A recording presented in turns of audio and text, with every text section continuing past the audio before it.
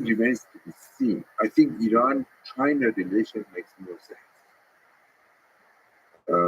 Although, if you ask ordinary Iranians, they don't like it. They would tell, why should we be tied up with uh, with China as the only uh, trade party with America because of the foolish isolations that you have created for us, because of all the sanctions that you have created for us, the Islamic Republic. So, in a sense, it's a very difficult question to ask. That probably Iranians also like to be more on the other camp. But what happens is that in real terms, what surprises me most is not this alliance with China, but it's kind of becoming a lackey or subservient to Putin's regime in Russia. Since if you look at it, Iran, ever since at least the 19th century, not going further back, the beginning of the 19th century, always viewed Russia as the greatest threat strategically, because it was sitting right at the top of Iran. It was infinitely more powerful than Iran has ever been. And Iran fought two rounds of war at the beginning of the century, lost the entire Caucasus to Russia, and learned its lesson that you have to be mindful of Russia and you have to keep it as an arm's length. And that's what was the Iran's policy throughout the course of the 20th century, 19th and 20th century, up to what we see now around us, which is a very strange situation. Um, whether the balance has changed in terms of if this, if Russia is purchasing weapons from Iran, which was unheard of, it means that there is a new balance is emerging, a new relationship is emerging. Perhaps remains to be seen. But uh, if you look at the historical precedents, it would have been enormously unwise to be an ally of Russia, given its long history of aggression in Iran. See, Russians, part of the reason why it's actually Iran allied itself with the British Empire was the fact that it was so much afraid of the Russian expansion. And as such, I don't know what's going to be the future of this relationship.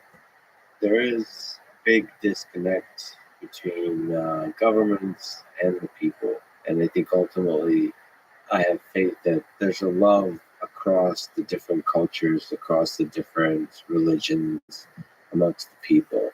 And the governments are the source of the division and the conflict and the wars and all the geopolitics that is in part grounded in the battle for resources and all that kind of stuff.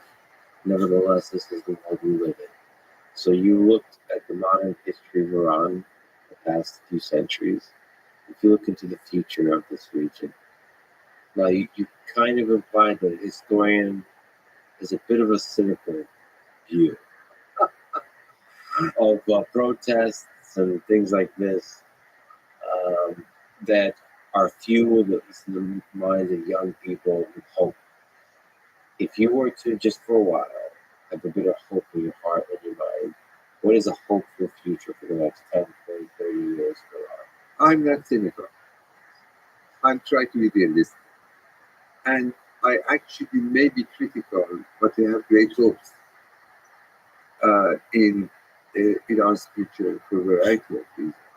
I actually did write an article, only the last version of it is going to go out today, in which the title of it is The Time of Fear and Women of Hope, which in a sense is this whole coverage about what this movement means that we see today.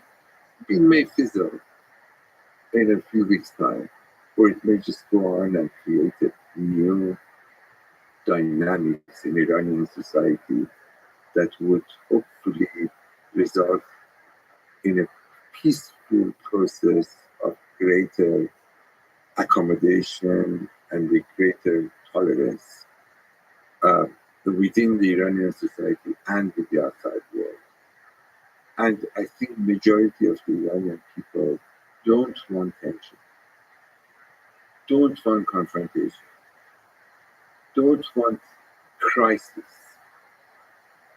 They, if 40 years they have suffered from a regime that has dictated an ideology that is regressive and impractical, they want to go back to a life in which they don't really create trouble for their neighbors or for the world. And therefore, I would see a better future for Iran. That's for one reason. Strategically or geopolitically, maybe Iran's advantage in a peaceful fashion to negotiate, as it's the fate of all the nations, rather than commit itself or sworn to a particular uh, course of policy. So there's a give and take, as the nature of politics is art of possible, as it been said. So probably Iran is going to be hopefully move in that direction. I think there is a generation of things. That's the third reason. No matter how much the Islamic Republic tried to Islamicize the Iranian society in its own image of kind of radical ideological indoctrination, it has failed. It has failed up to what we see today in the Iranian streets. And the Iranian population said no to it. And I think if there would have been, and I very much hope there will be, a possibility for a more open environment, more open space where they would be able to speak their views out, Iranians are not on the side of moving in the extreme direction. They are in the side of greater accommodation and a greater interest in the outside world. And if you look at every aspect of today's society government, every aspect of life in today's Iran, you can see it. From the way that people dress, to the way that they try to live their life, to the way that they're educating themselves or they educate.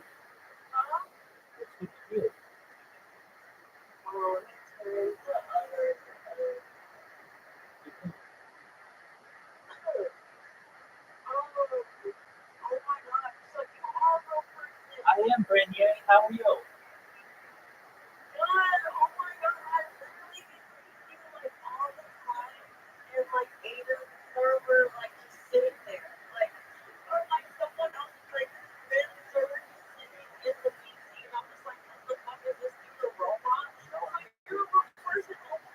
I'm so glad you're here. I'm just gonna do a friend request. Let me tell you a little bit about myself. I am over already friends, so that's amazing. I'm Rabbi Rothschild. Excellent. I stream out like 24 hours a day, 7 days a week, 365 days a year. As you know, I do so for world peace. I don't want war anymore. Essentially, people can watch my life on 10 different YouTube streams at any given time, and I'm sending a link for those so that you can watch me as well whenever you want. Why do I do this? I don't want war anymore. This gives me the ability to be able to discuss world peace with people. Essentially, I feel that we're not all that different, and if we can come together as a globe to understand that we all eat, we all sleep, we all do everything that humans do, perhaps that we're all not that different, that we can come together. Essentially, if you go back to the pandemic, I've been doing this for more than 3.5 years, so you can see the back to the pandemic, we see the death of the queen, the birth of AI, the coronation of the king, and everything in between. And we talk about the things on the stream that aren't normally discussed in society. So Bill Gates coined the phrase in the 1990s. in this game. I'm making it true today. In 2018, the Economist magazine stated that data was Earth's #1 resource provided in food, water, air, gold, petroleum, everything. I have more data online than any person ever, which may make me a very influential person someday. And if that happens, I'm going to make sure that you're a very influential person as well. Things that we talk about on the stream, I think, like anti-gravity, antimatter, alien disclosure. We talk about dark energy, dark matter. We talk about invisibility quirks. We talk about things like um, de-extinction, bringing animals back that were once extinct. People don't know that the first successful de-extinction took place in the year 2003. Fast forward to the year 2021, a company called Colossal Bioscientific is started in 2003. The first successful de-extinction was on the Pioneer ibex, which is like a drug. Fast forward to 2021, a company called Colossal Bioscientific was started. They have a goal on their website. They want to bring back the woolly mammoth by the year 2028. So within the next 3 years or so, with Renee, you will be able to see woolly mammoths. They want to essentially impregnate African elephants and reintroduce the woolly mammoth into the Arctic Circle. And following that, they want to reintroduce the Tasmanian tiger and the dodo bird. It's just fascinating things that we discuss. Other things that we discuss, ending world hunger using things, technology like floating greenhouses, saltwater greenhouses, hydroponics, agricultural drones, things like vertical farming and cloud seeding. All of these, if utilized in the correct way, could help to end world hunger. I want to help end world thirst through desalination plants, taking the salt water and making it potable and drinkable for people on land, smart straws, and additionally through the use of digging wells. Um, I think that these are simple solutions to some of the world's more complicated problems. Other things that we discuss are things like life extension technology. So when you were born, Renee, perhaps your life extension, life expectancy was probably about age 80. I want to get that to age of 100, 120 if possible, using things like human growth hormone, stem cells, using things like abortion therapy, using the platelets and other people for the benefit of other people, perhaps things like nootropics and cryonics, cryogenics. These can all be used to kind of extend your life, but eventually your body's going to break down. And you're going to say to your rabbi, what do we do now? I'm 120 years old, my body's breaking down.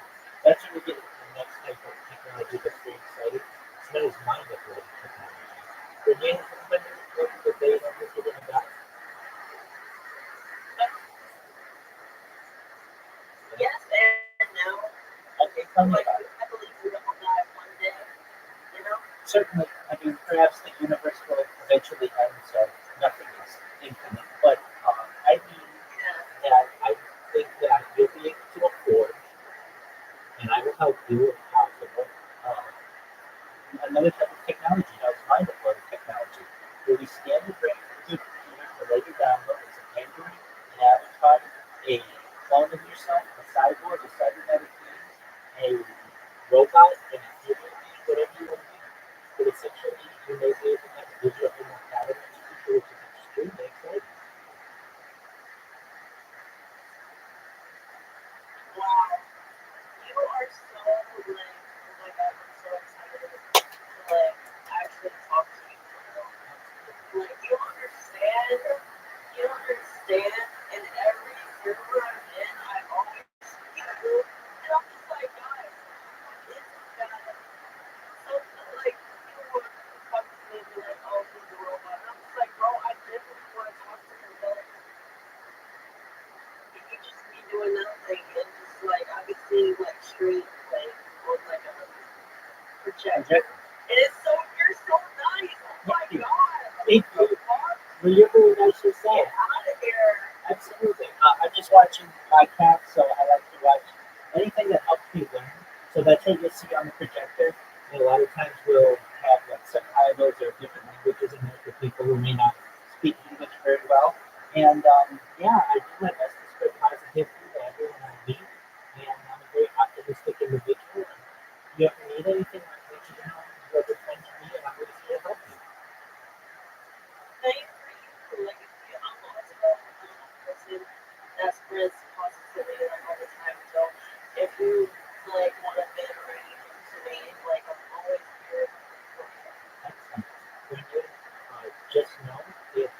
if you ever wanted to do anything for me, come in whenever you're bored. You know I'm always here, and we can hang out, chill, or watch whatever you want. I've done my best to create the world's largest compilation of media.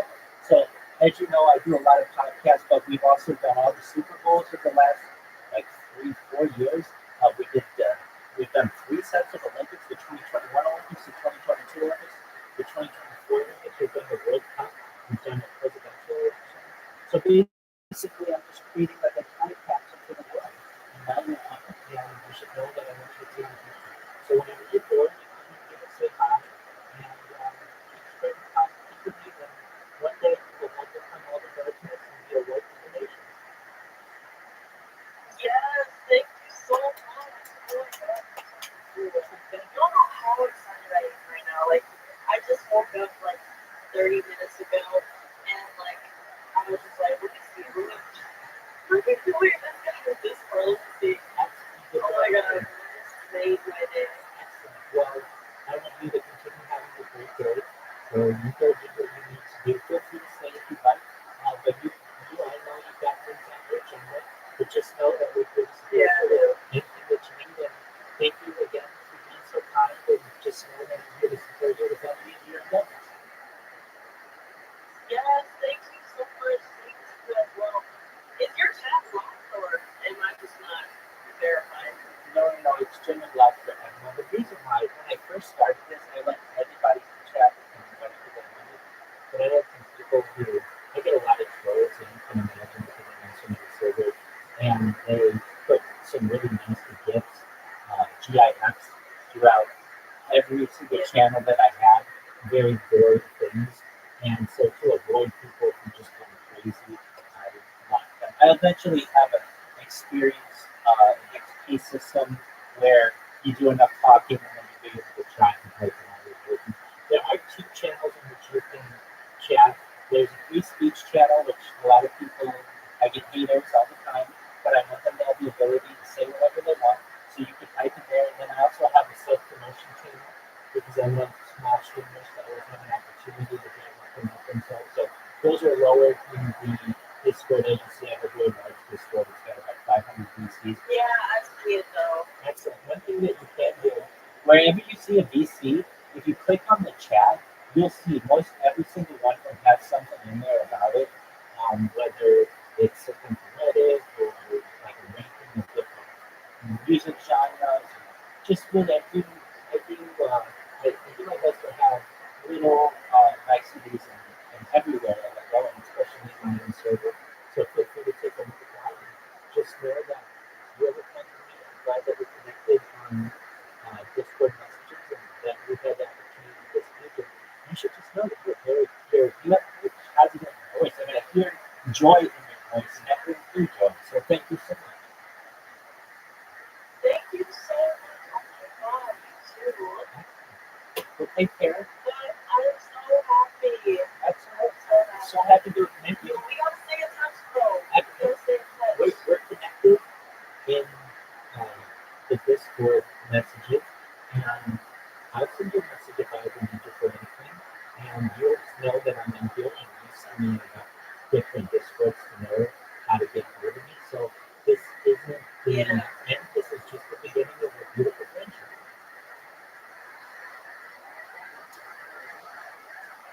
Yes, totally. I love it. Well, But I do have a question for you. on the I knew you do. You know something to do. How do you say that?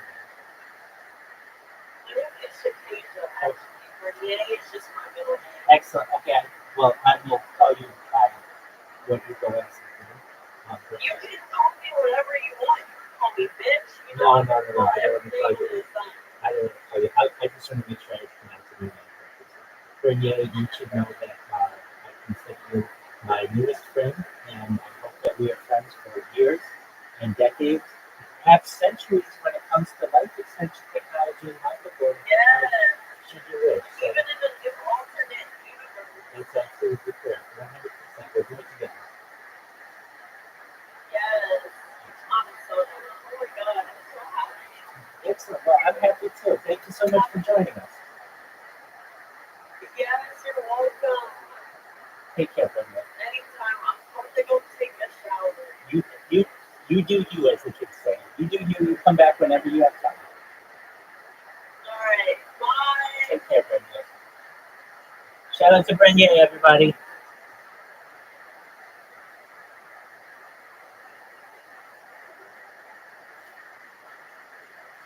Educated in the institutions, you see a desire, an intention to move forward. And I'm optimistic. Well, in that struggle for freedom, like I told you offline, one of my close childhood friends is Iranian. Just a beautiful person, his family is a wonderful family. On a personal level, is one of the deeper windows into the Iranian spirit and soul that I've gotten a chance to witness. So I really appreciate it. But in the recent times, I've got to hear from a lot of people that are currently living in Iran, that are currently have that burning hope for the future of the country. So my love goes out to them in the struggle for freedom right now. That's so nice of you to say so. And I very much hope that there are moments of despair, and there are moments that you would think that there is no hope. And but then again, something triggers them. You see 100,000 people in the streets of Berlin that are hoping for a better future for you. And I very much hope it eventually emerges, even I'm hoping at the same time there is not going to be a very strong leadership as it was the case in the past. We started with hope, we ended with hope. This was a real honest, incredible conversation. Thank you for giving such a deep and wide story of this great nation, one of the great nations in history. Well, that's very kind of you to say so. Thank you for Yes. sitting down today. Well, a history that, as I've said in the start of my book, I say it's the history of a nation which has learned a huge amount from the outside world by force of its geography. It was always located somewhere that people would invade, or come for trade, or something happened to it that this diffuse culture continued to, and they were not afraid of learning or adopting, as they do right now today. They, this is a very different society. Never a boring moment in its history, as you write about. Thank you so much. This is awesome. Thank you. Thanks for listening to this conversation with Alpha Santa. To support this podcast, please check out our sponsors in the description. And now, let me leave you with a few words from Martin Luther King Jr. From every mountainside, let freedom ring. Thank you for listening, and hope to see you next time.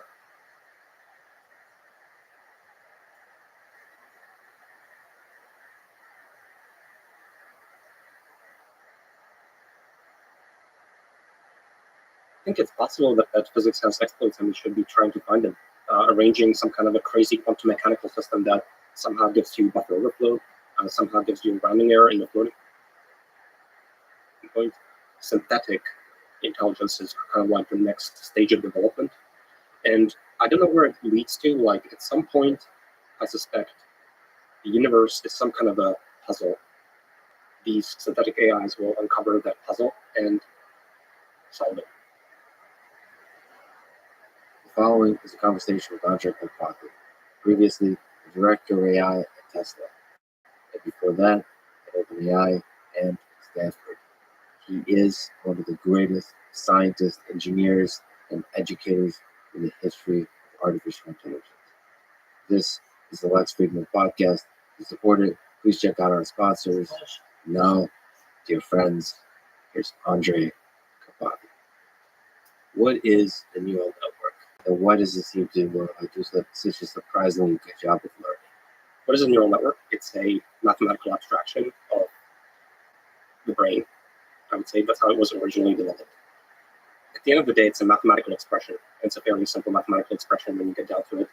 It's basically a sequence of matrix multiplies, which are really dot products mathematically, and some nonlinearities thrown in. And so it's a very simple mathematical expression, and it's got knobs.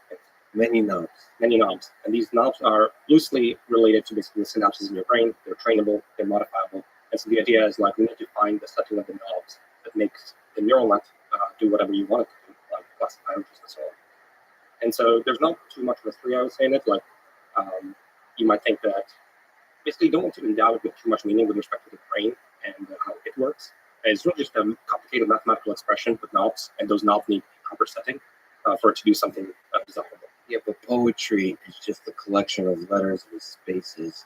You can make us feel a certain way. You know, that same way when you get a large number of knobs together, whether it's inside the brain or inside a computer, they seem to surprise us with their power. Yeah, I think that's fair. So basically, I'm underselling it by a lot because you definitely do get very surprising emergent behaviors out of these neural nets when they're large enough and trained on complicated enough problems. Like, say, for example, the next word prediction in a massive data set from the internet. And then these neural nets take on pretty surprising magic properties. Yeah, I think it's kind of interesting how much you can get out of even very simple mathematical formalism. When your brain right now is talking, is it doing next word prediction? Or is it doing something more interesting? Well, it's definitely some kind of a generated model that's like GPT-like and prompted by you. Yeah. So you're giving me a prompt, and I'm kind of like responding to it in a generated way. And by yourself, perhaps a little bit? Like, are you adding extra prompts from your own memory inside your head? Mm-hmm. Or no? Well, it definitely feels like you're referencing some kind of a declarative structure of like memory and so on. And then you're putting that together with your prompt and giving away some. Like, how much of what you just said has been said by you before? Nothing, basically, right? No, but if you actually look at all the words you've ever said in your life, and you do a search, you probably said a lot of the same words in the same order before. Yeah, could be. I mean, I'm using phrases that are common, etc., but I'm remixing it into a pretty sort of unique sentence at the end of the day. But you're right, definitely there's like a ton of remixing. Why you didn't? You think Magnus Carlsen said, "I'm rated 2900, whatever," which is pretty decent. I think you're talking very. You're not giving enough credit to your nets here. Why do they seem to? What's your best intuition about this emergent behavior? I mean, it's kind of interesting because I'm simultaneously underselling them, but I also feel like there's an element to which I'm it's actually kind of incredible that you can get so much emergent magical behavior out of them, despite them being so simple mathematically. So I think those are kind of like two surprising statements that kind of juxtapose together. And I think basically what it is we are actually fairly good at optimizing these neural nets. And when you give them a hard enough problem, we are forced to learn very interesting solutions in the optimization. And those solutions basically have these emergent properties that are very interesting. There's wisdom and knowledge in the knobs. Mhm. And so Yes. this representation that's in the knobs, does it make sense to you intuitively that a large number of knobs can hold a representation that captures some deep wisdom about the data it has looked at? It's a lot of knobs. It's a lot of knobs. And it's somehow, so speaking concretely, one of the neural nets that people are very excited about right now are GPTs, which are basically just next word prediction networks. So you consume a sequence of words from the internet, and you try to predict the next word. And once you train these on a large enough data set, you can basically prompt these neural nets in arbitrary ways, and you can ask them to solve problems, and they will. So you can just tell them, you can make it look like they're trying to solve some kind of mathematical problem, and they will continue with what they think in the solution based on what they've seen on the internet. And very often, those solutions look very remarkably consistent with correct potentially. Do you still think about the brain side of it? So as neural nets is an abstraction, mathematical abstraction of the brain, you still draw wisdom from the biological neural networks? Or even the bigger question, you're a big fan of biology and biological computation. What impressive thing is biology doing to you that computers are not yet? That gap. I would say I'm much more hesitant with the analogies to the brain than I think you would see potentially in the field. And I kind of feel like certainly the way neural networks started is everything stemmed from inspiration in the brain. But at the end of the day, the artifacts that you get after training they are arrived at by a very different optimization process than the optimization process that gave rise to the brain. And so I think I kind of think of it as a very complicated alien artifact. It's something different. Sorry, the neural nets that we're training. They are complicated alien artifacts. I do not make analogies to the brain because I think the optimization process that gave rise to it is very different from the brain. So there's no multi-agent self-play kind of setup and evolution. It was an optimization that is basically what amounts to a compression on a massive amount of data.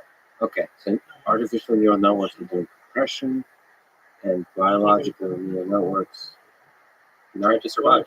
are not really doing anything. They're an agent in a multi-agent self-play system that's been running for a very, very long time. That said, evolution has found that it is very useful to predict and have a predictive model in the brain. And so I think our brain utilizes something that looks like that as a part of it, but it has a lot more, conscious of gizmos and value functions and ancient nuclei that are all trying to make it survive and reproduce.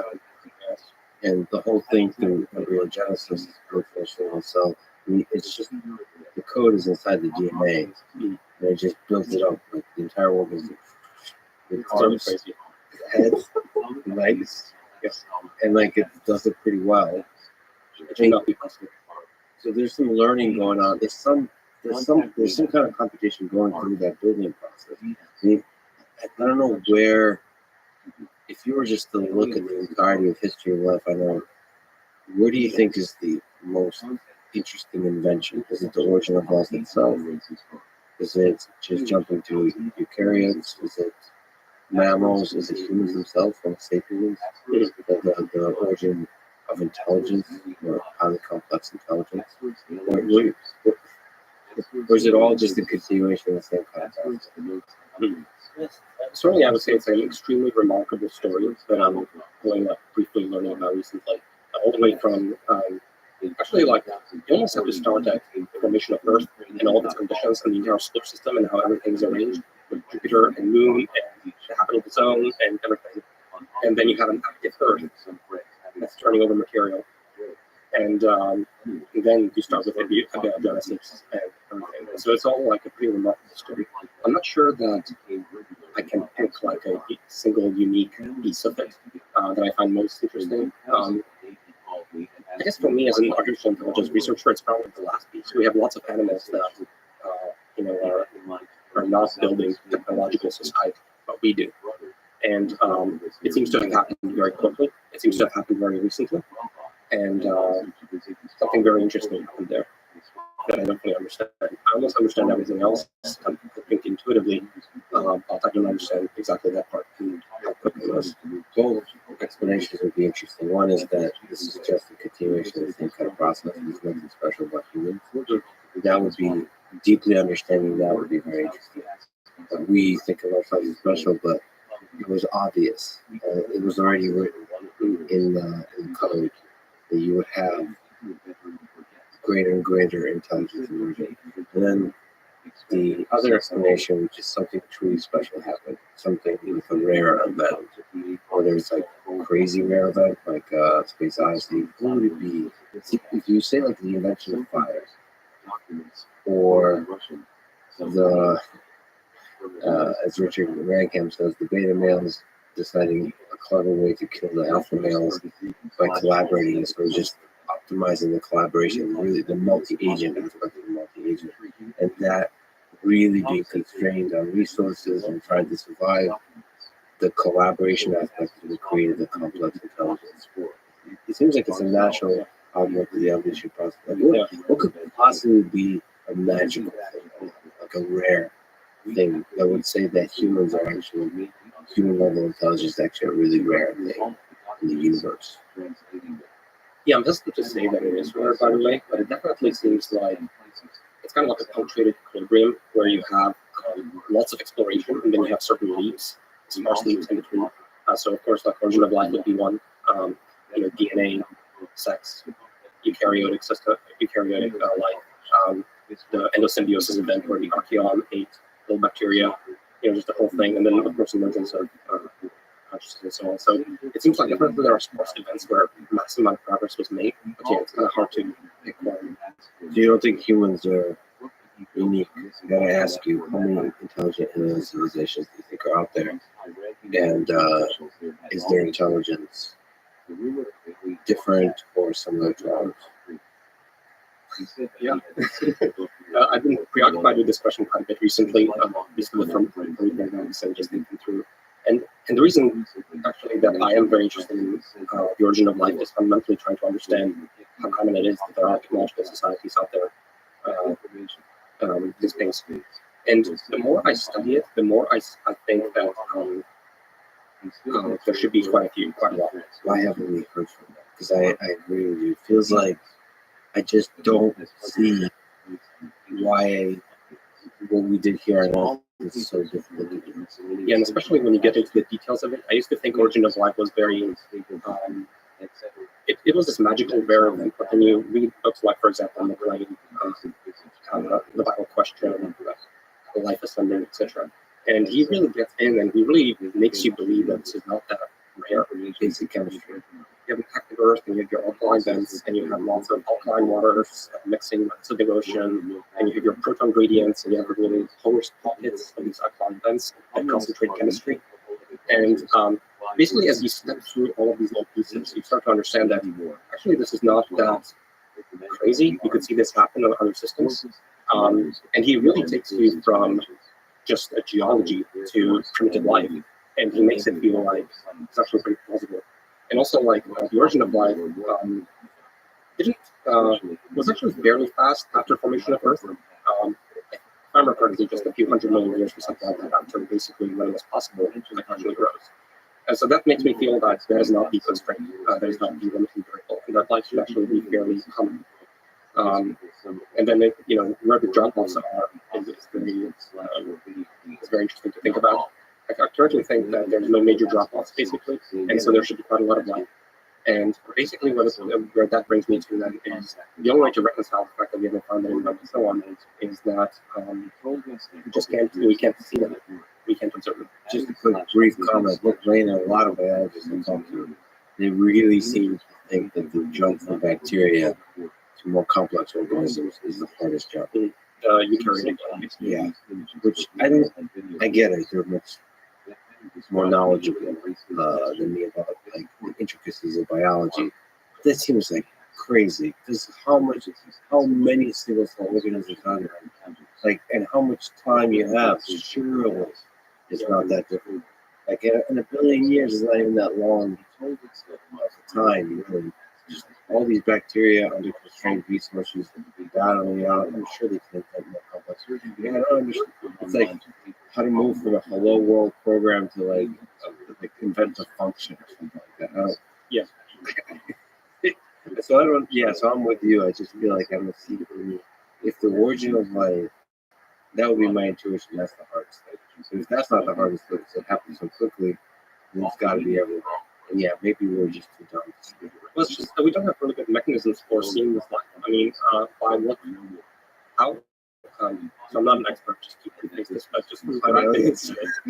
Who's more need an expert on alien intelligence and how to communicate? I'm very suspicious of our ability to find these intelligences out there. To find these first, like radio waves, for example, are terrible. Their power drops off as basically 1 over r squared. So I remember reading that our current radio waves would not be the ones that we are broadcasting would not be measurable by our devices today. Only like 1/10 of a light year away, like not even basically tiny distance, because like you really need like a targeted transmission of massive power directed somewhere for this to be picked up on long distances. And so I just think that our ability to measure is not amazing. I think there's probably other civilizations out there. And then the big question is, why don't they build 1 million probes and why don't they interstellar travel across the entire galaxy? And my current answer is it's probably interstellar travel is not really hard.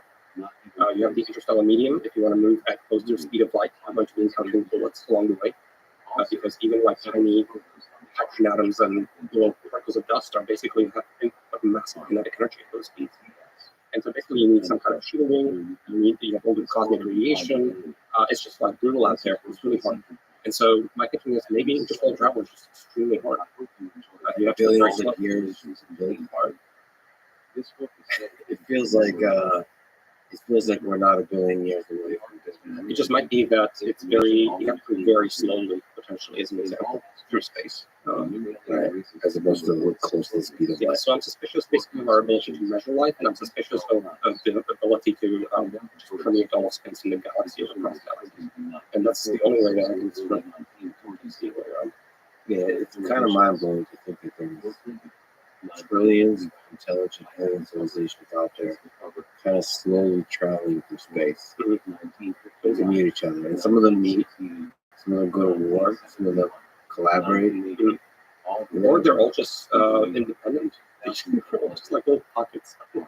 Well, statistically, if there's there's trillions of them, surely some of the pockets are close enough. Some of them have to And close enough to see each other, and then once you see something that is definitely complex life, like if we see something, we're probably going to be like intensely aggressively motivated to figure out what the hell that is and try to meet them. But what will be your first to try to like at a generational level? Meet them or defend against them, or what will be your instinct as a president of the United States and a scientist? I don't know which one you prefer in this question. Yeah, I think the question, it's really hard. I will say, like, for example, for us, we have lots of primitive life forms on Earth. Next to us, we have all kinds of ants and everything else, and we share space with them. And we are hesitant to impact on them, and we're trying to protect them by default because they are amazing, interesting, dynamical systems that took a long time to evolve, and they are interesting and special. And I don't know that you want to destroy that by default. And so I like complex dynamical systems that took a lot of time to evolve. I think I'd like to preserve it if I can afford to, and I'd like to think that the same would be true about galactic resources, and that they would think that we're kind of incredibly interesting story that took time, that took a few billion years to unravel, and you don't want to destroy it. I can see two aliens talking about Earth right now and saying, I'm a big fan of complex dynamical systems, so I think it's a value to preserve these. And we basically are a video game they watch or show, TV show that they watch. Yeah, I think you would need like a very good reason, I think, to destroy it. Like, why don't we destroy these endpoints and so on? It's because we're not actually like really in direct competition with them right now. We do it accidentally and so on, but there's plenty of resources. And so why would you destroy something that is so interesting and precious? Well, from a scientific perspective, you might probe it. Yeah. You might interact with it. Exactly. You might want to learn something from it, right?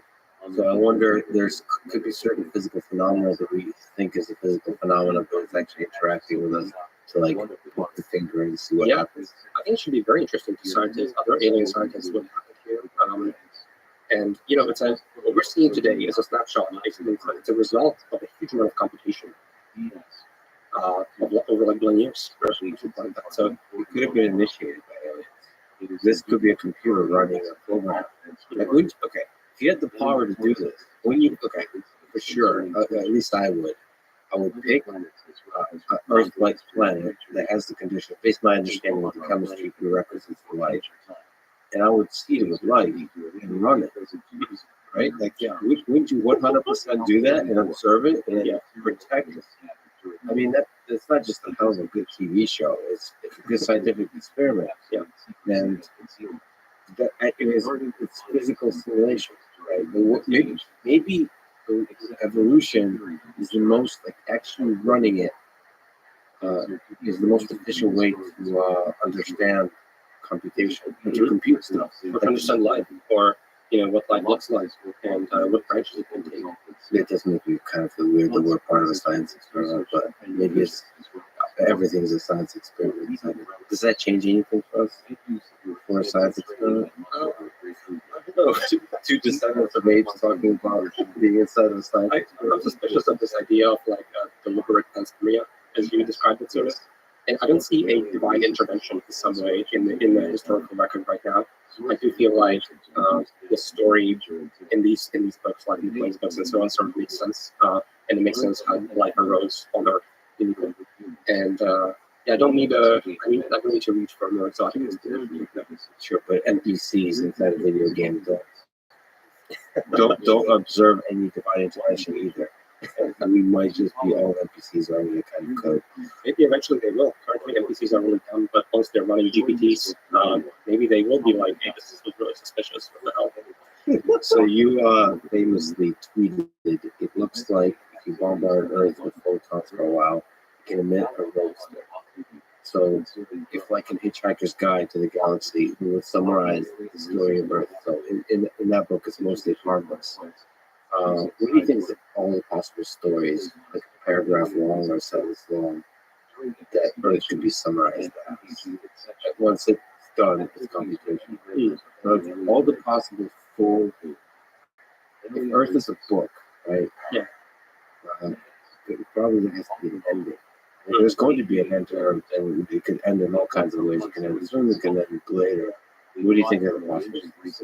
Well, definitely there seems to be, yeah, you're sort of, it's pretty incredible that these self-replicating systems will basically arise from the dynamics, and then they perpetuate themselves and become more complex, and eventually become conscious and build a society. I kind of feel like, in some sense, it's kind of like a deterministic wave that kind of just like happens on any sufficiently well-arranged system like Earth. And so I kind of feel like there's a certain sense of inevitability in it, and it's really beautiful. And it ends somehow, right? So it's a chemically a diverse environment where complex dynamical systems can evolve and become more further complex. But then there's a certain what is it? There's certain terminating conditions. Yeah, I don't know what the terminating conditions are, but definitely there's a trend line of something, and we're part of that story. And like, where does it go? So, we're famously described often as a biological bootloader for AIs. And that's because humans, we're an incredible biological system, capable of computation and love and so on. But we're extremely inefficient as well. Like, we're talking to each other through audio. It's just kind of embarrassing, honestly. And we're manipulating 7 symbols serially. And we're using vocal cords. It's all happening over like multiple seconds. It's just like kind of embarrassing when you step down to the frequencies at which computers operate. And so basically, it does seem like synthetic intelligence is kind of like the next stage of development. And I don't know where it leads to. Like, at some point, I suspect the universe is some kind of a puzzle. And these synthetic AIs will uncover that puzzle and solve it. And then what happens after, right? If you just like fast forward Earth many billions of years, quiet, and then it's like tornadoes, like city lights and stuff like that. And then what happens at the end? Like, is it like is it like a bombing? Is it an explosion? Is it like Earth like opens like a giant? Is it emit roasters? Like, will it start emitting like a giant number of like satellites? Yes, it's some kind of a crazy explosion, and we're stepping through a explosion, and we're like living day to day, and it doesn't look like it. But it's actually, I saw a very cool animation of Earth and life on Earth, and basically nothing happens for a long time, and in the last like 2 seconds, like basically cities and everything, and just and the lower orbit just gets flooded, and just the whole thing happens in the last 2 seconds, and just explode. So if you play, if you play at a normal speed, it'll just look like an explosion. It's a firecracker. We're living in a firecracker. Where it's going to start emitting all kinds of interesting things. Yeah. And then so explosion doesn't. It might actually look like a little explosion with lights and fire and energy emitted, all that kind of stuff. But when you look inside the details of the explosion, there's actual complexity happening where there's like human life or some kind of life. I hope it's not a destructive firecracker. It's kind of like a constructive firecracker. All right, so given that, I think hilarious. it is really interesting to think about like what the puzzle of the universe is. Did the creator of the universe give us a message? Like, for example, in the book Contact, Carl Sagan, there's a message for humanity, for any civilization in digits, and the expansion of pi in base 11 eventually. It's kind of interesting thought. maybe we're supposed to be giving a message to our creator. Maybe we're supposed to somehow create some kind of a quantum mechanical system that alerts them to intelligent presence here. Because if you think about it from their perspective, it's just say like quantum field theory, massive like cellular automaton-like thing, and like how do you even notice that we exist? You might not even be able to pick us up in that simulation. And so how do you prove that you exist, that you're intelligent and that you're part of the universe? So this is like a Turing test for intelligence. Yeah, Like the creator is maybe this is like trying to complete the next word in the sentence. This is a complicated way of that. Yeah. It's just basically sending a message back. Yeah, the puzzle is basically like alerting the creator that we exist. Or maybe the puzzle is just to just break out of the system and just stick it to the creator in some way. Basically, like if you're playing a video game, you can somehow find an exploit and find a way to execute on the host machine any arbitrary code. There's some, for example, I believe someone got a game of Mario to play Pong just by exploiting it and then creating basically writing code and being able to execute arbitrary code in the game. And so maybe that's the puzzle, is that we should be finding a way to exploit it. So I think like some of these synthetic AIs will eventually find the universe to be some kind of a puzzle and then solve it in some way. And that's kind of like the end game somehow. Do you often think about it as a simulation, as the universe being kind of computation that might have bugs? Yes, yeah, I think so. Is that what physics is? I think it's possible that physics has exploits and we should be trying to find them. Arranging some kind of a crazy quantum mechanical system that somehow gives you buffer overflow, somehow gives you a rounding error in the floating point.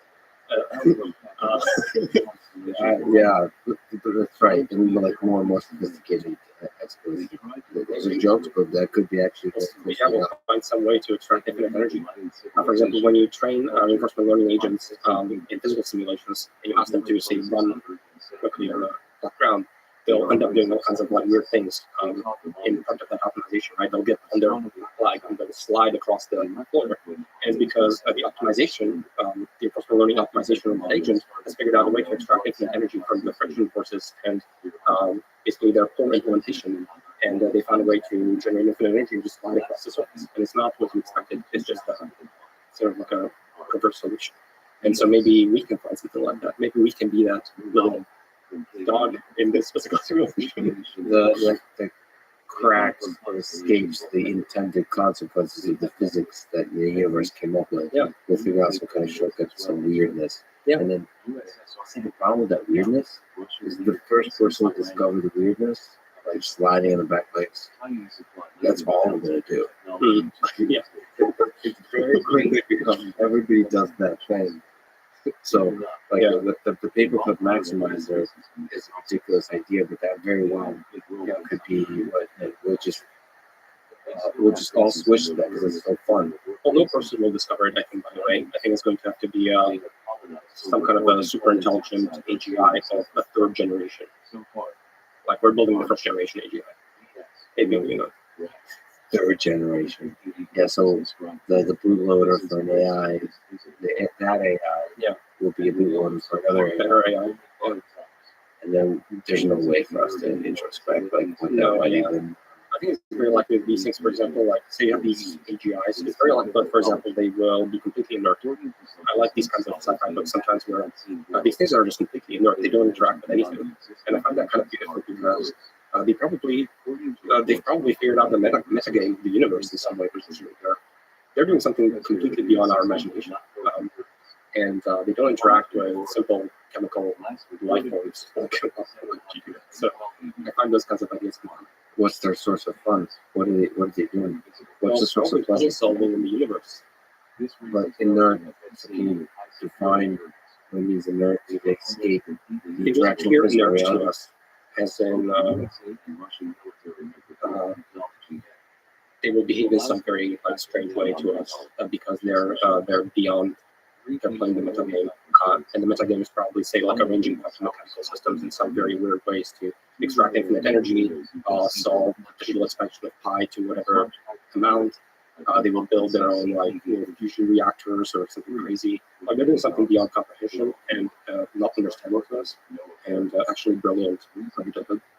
What if quantum mechanics itself is the system, and we're just thinking it's physics, but we're really parasites not parasites, we're not really hurting physics. We're just living on this organism, and we're like trying to understand it, but really it is an organism and with a deep, deep intelligence. Maybe physics itself is the organism is doing this super interesting thing, and we're just like one little thing, ant sitting on top of it trying to get energy.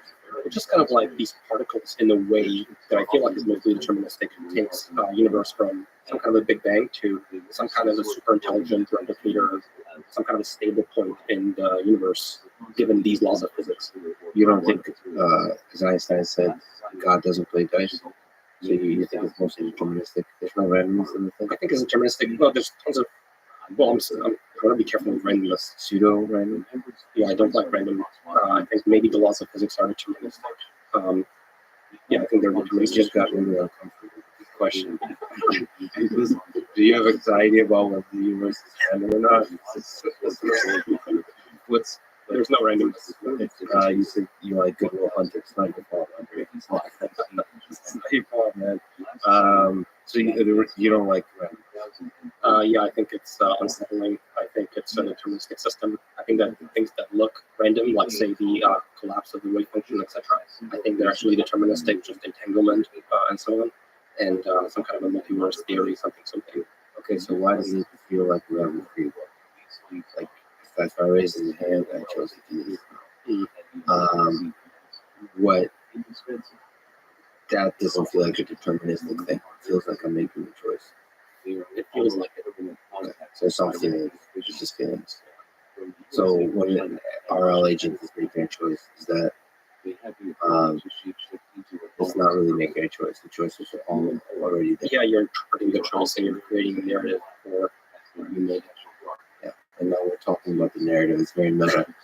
Looking back, what is the most beautiful or surprising idea in deep learning or AI in general that you've come across?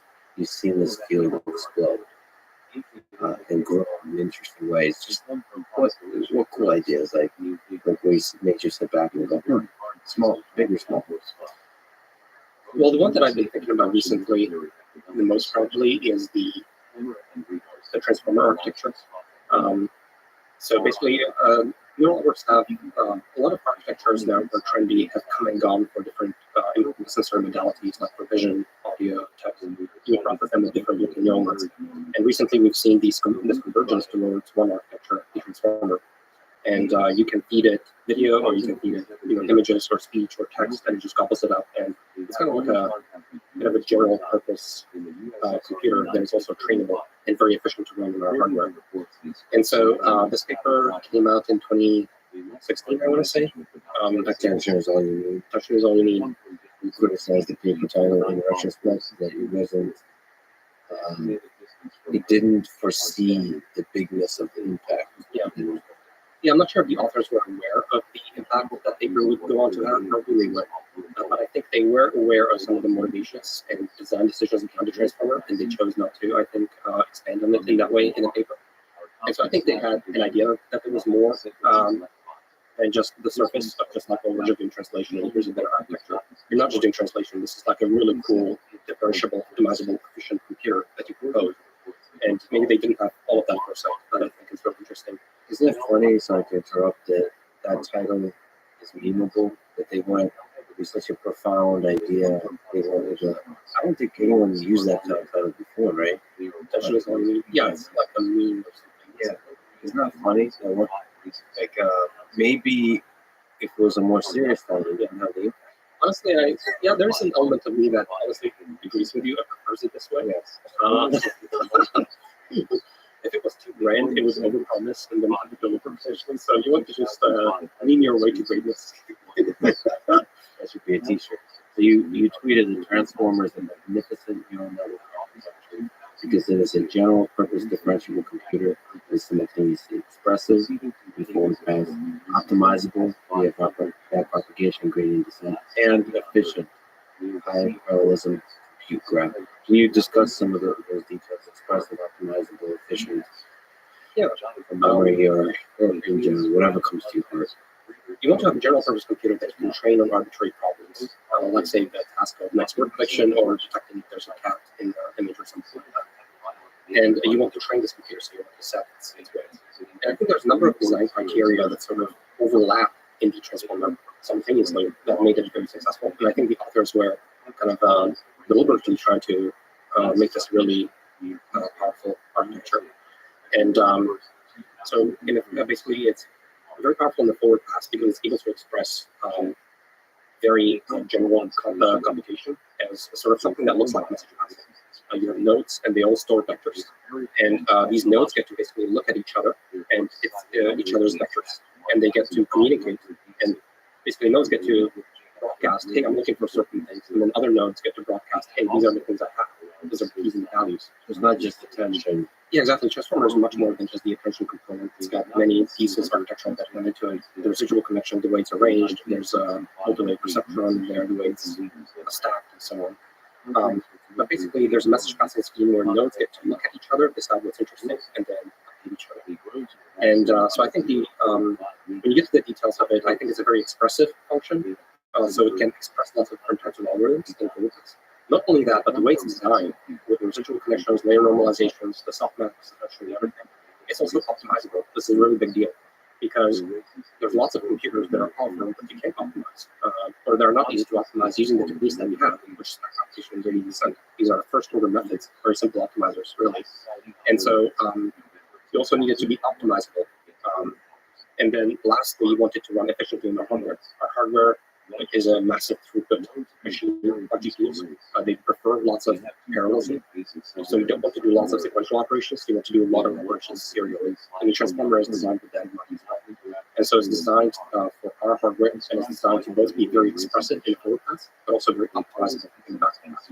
And you said that the residual connections support a kind of ability to run short algorithms fast at first, and then gradually extend them longer during training. Yeah. What's the idea of learning short algorithms? Right. Think of it as so basically a transformer is a series of blocks, right? And these blocks have attention and then the perception. And so you go off into a block and you come back to this residual pathway. And then you go off and you come back. And then you have a number of layers arranged sequentially. And so the way to look at it, I think, is because of the residual pathway in the backward pass, the gradients sort of flow along it uninterrupted because addition distributes the gradient equally to all its ranges. So the gradient from the supervision at the top just floats directly to the first layer. And all the residual connections are arranged so that in the beginning of their initialization, they contribute nothing to the residual pathway. So what it kind of looks like is, imagine the transformer is kind of like a Python function that it does. And you get to do various kinds of like lines of code. Say you have 100 layers deep transformer. Typically, they would be much lower. So you have 20 lines of code, and you can do something in them.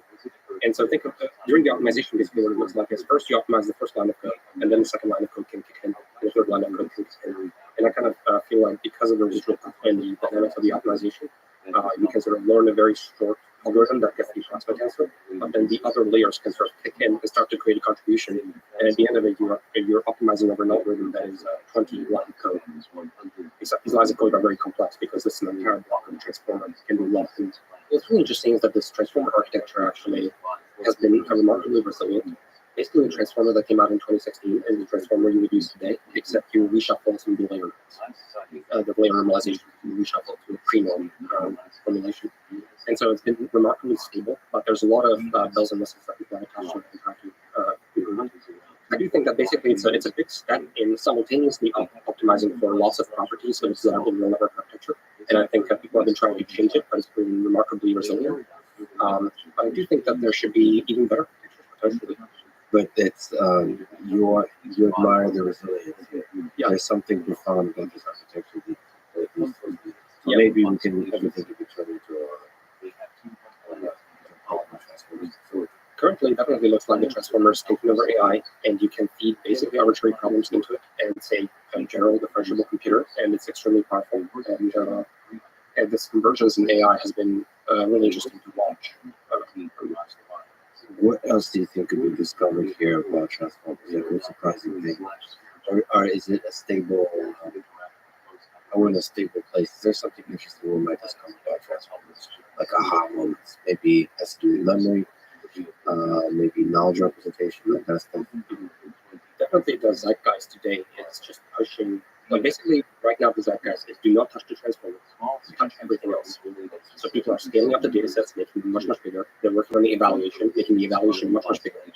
And they're basically keeping the architecture unchanged. And that's how that's the last 5 years or so progress in kind of. What do you think about one flavor of it, which is language models? Have you been surprised? Has your sort of imagination been captivated by you mentioned GPT and all the bigger and bigger and bigger language models? And what are the limits of those models, do you think? So just the task of natural language. Basically, the way GPT is trained, right, is you just download a massive amount of text data from the internet, and then you try to predict the next word in the sequence, roughly speaking. You're predicting word chunks, but roughly speaking, that's it. And what's been really interesting to watch is basically it's a language model. Language models have actually existed for a very long time. There's papers on language modeling from 2003, even earlier. Can you explain that case what a language model is? Yeah, so language model just basically the rough idea is just predicting the next word in the sequence, roughly speaking. So there's a paper from, for example, NGO and the team from 2003, where for the first time they were using a neural network to take, say, like 3 or 5 words and predict the next word. And they're doing this on much smaller data sets. And the neural net is not a transformer, it's a perceptron. But that was the first time that neural network has been applied in that setting. But even before neural networks, there were language models, except they were using n-gram models. So n-gram models are just count-based models. So if you start to take 2 words and predict the third one, you just count up how many times you've seen any 2-word combinations and what came next. And what you predict that's coming next is just what you've seen the most of in the training set. And so language modeling has been around for a long time. Neural networks have done language modeling for a long time. So really what's new or interesting or exciting is just realizing that when you scale it up with powerful enough neural network transformer, you have all these emerging properties where basically what happens is if you have a large enough data set of text, you are in the task of predicting the next word, you are multitasking a huge amount of different kinds of problems. You are multitasking understanding of chemistry, physics, human nature. Lots of things are sort of clustered in that objective. It's a very simple objective, but actually you have to understand a lot about the world to make that reach. You just said the U word, understanding. Are you, in terms of chemistry, physics, and so on, what do you feel like it's doing? Is it searching for the right context? What is it? What is the actual process? Yeah, so basically it gets 1,000 words and trying to predict 1,000 verbs. And in order to do that very, very well over the entire data set available on the internet, you actually have to basically kind of understand the context of what's going on in there. It's a sufficiently hard problem that you, if you have a powerful enough computer, you end up with interesting solutions.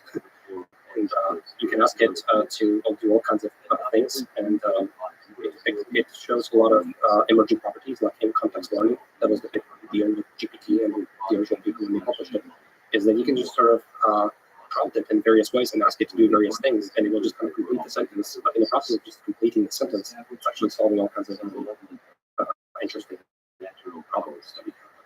Do you think it's doing something like understanding? Like when we use the word understanding, for us to do I think it's doing some understanding in its ways. It understands, I think, a lot about the world, and it has to in order to predict the next word in the sequence. So it's trained on the data from the internet. What do you think about this approach in terms of data sets, using data from the internet? Do you think the internet has enough structured data to teach AI about human sensation? Yeah, so I think the internet has a huge amount of data. I'm not sure if it's complete enough set. I don't know that text is enough for having a sufficiently powerful AGI as an outcome. Of course, there is audio and video and images and all that kind of stuff. Yeah, so text by itself, I'm a little bit suspicious about. There's a ton of things we don't put in text in writing, just because they're obvious to us about how the world works and the physics of it and things fall. We don't put that stuff in text because why would you? We share that understanding. And so text is a communication medium between humans, and it's not a all-encompassing medium of knowledge about the world. But as you pointed out, we do have video, and images, and audio, and so I think that that definitely helps a lot. We haven't trained models sufficiently across all of those modalities yet. So I think that's what a lot of people are interested in. But I wonder what that shared understanding of like what we might call common sense has to be learned, inferred in order to complete the sentence correctly. So maybe the fact that it's implied on the internet, the model's gonna have to learn that, not by reading about it, by inferring it in the representation. Like common sense, just like I don't think we learn common sense. Like nobody tells us explicitly, we just figure it all out by interacting with the world. Right. And so here's a model of reading about the way people interact with the world. You might have to infer that. I wonder. Yeah. You briefly worked on a project called The World of Bits, training an RL system to take actions in the internet versus just consuming the internet. Do you think there's a future for that kind of system, interacting with the internet to help the learning? Yes, I think that's probably the final frontier for a lot of these models, because so as you mentioned, I was at OpenAI. I was working on this project called The Bits, and basically it was the idea of giving neural networks access to a keyboard and a mouse. And the idea What could possibly go wrong? so basically you perceive the input of the screen pixels, and basically the state of the computer is sort of visualized for human consumption in images of the web browser and stuff like that. And then you give the neural network the ability to press keyboards and use mouse. And we're trying to get it to, for example, complete bookings and interact with user interfaces. And What did you learn from that experience? Like, what was some fun stuff? This is a super cool idea. Yeah. I mean, it's like, the step between observer to actor. Yeah. This is super fascinating stuff. Yeah. Well, the universal interface in the digital realm, I would say. And there's a universal interface in like the physical realm, which in my mind is a humanoid form factor kind of thing. We later talk about Optimus and so on. But I feel like there's they're kind of like similar philosophy in some way, where the physical world is designed for the human form, and the digital world is designed for the human form of seeing the screen and using keyboard and mouse. And so it's the universal interface that can basically command the digital infrastructure we've built up for ourselves. And so it feels like a very powerful interface to command and to build on top of. Now, to your question as to like what I learned from that, it's interesting because the World of Bits was basically too early, I think, at OpenAI at the time. This is around 2015 or so, and the zeitgeist at that time was very different in AI from the zeitgeist today. At the time, everyone was super excited about reinforcement learning from scratch. This is the time of the Atari paper, where neural networks were playing Atari games and beating humans in some cases, AlphaGo and so on. So everyone was very excited about training neural networks from scratch using reinforcement learning. It turns out that reinforcement learning is an extremely inefficient way of training neural networks, because you're taking all these actions and all these observations and you get some sparse rewards once in a while.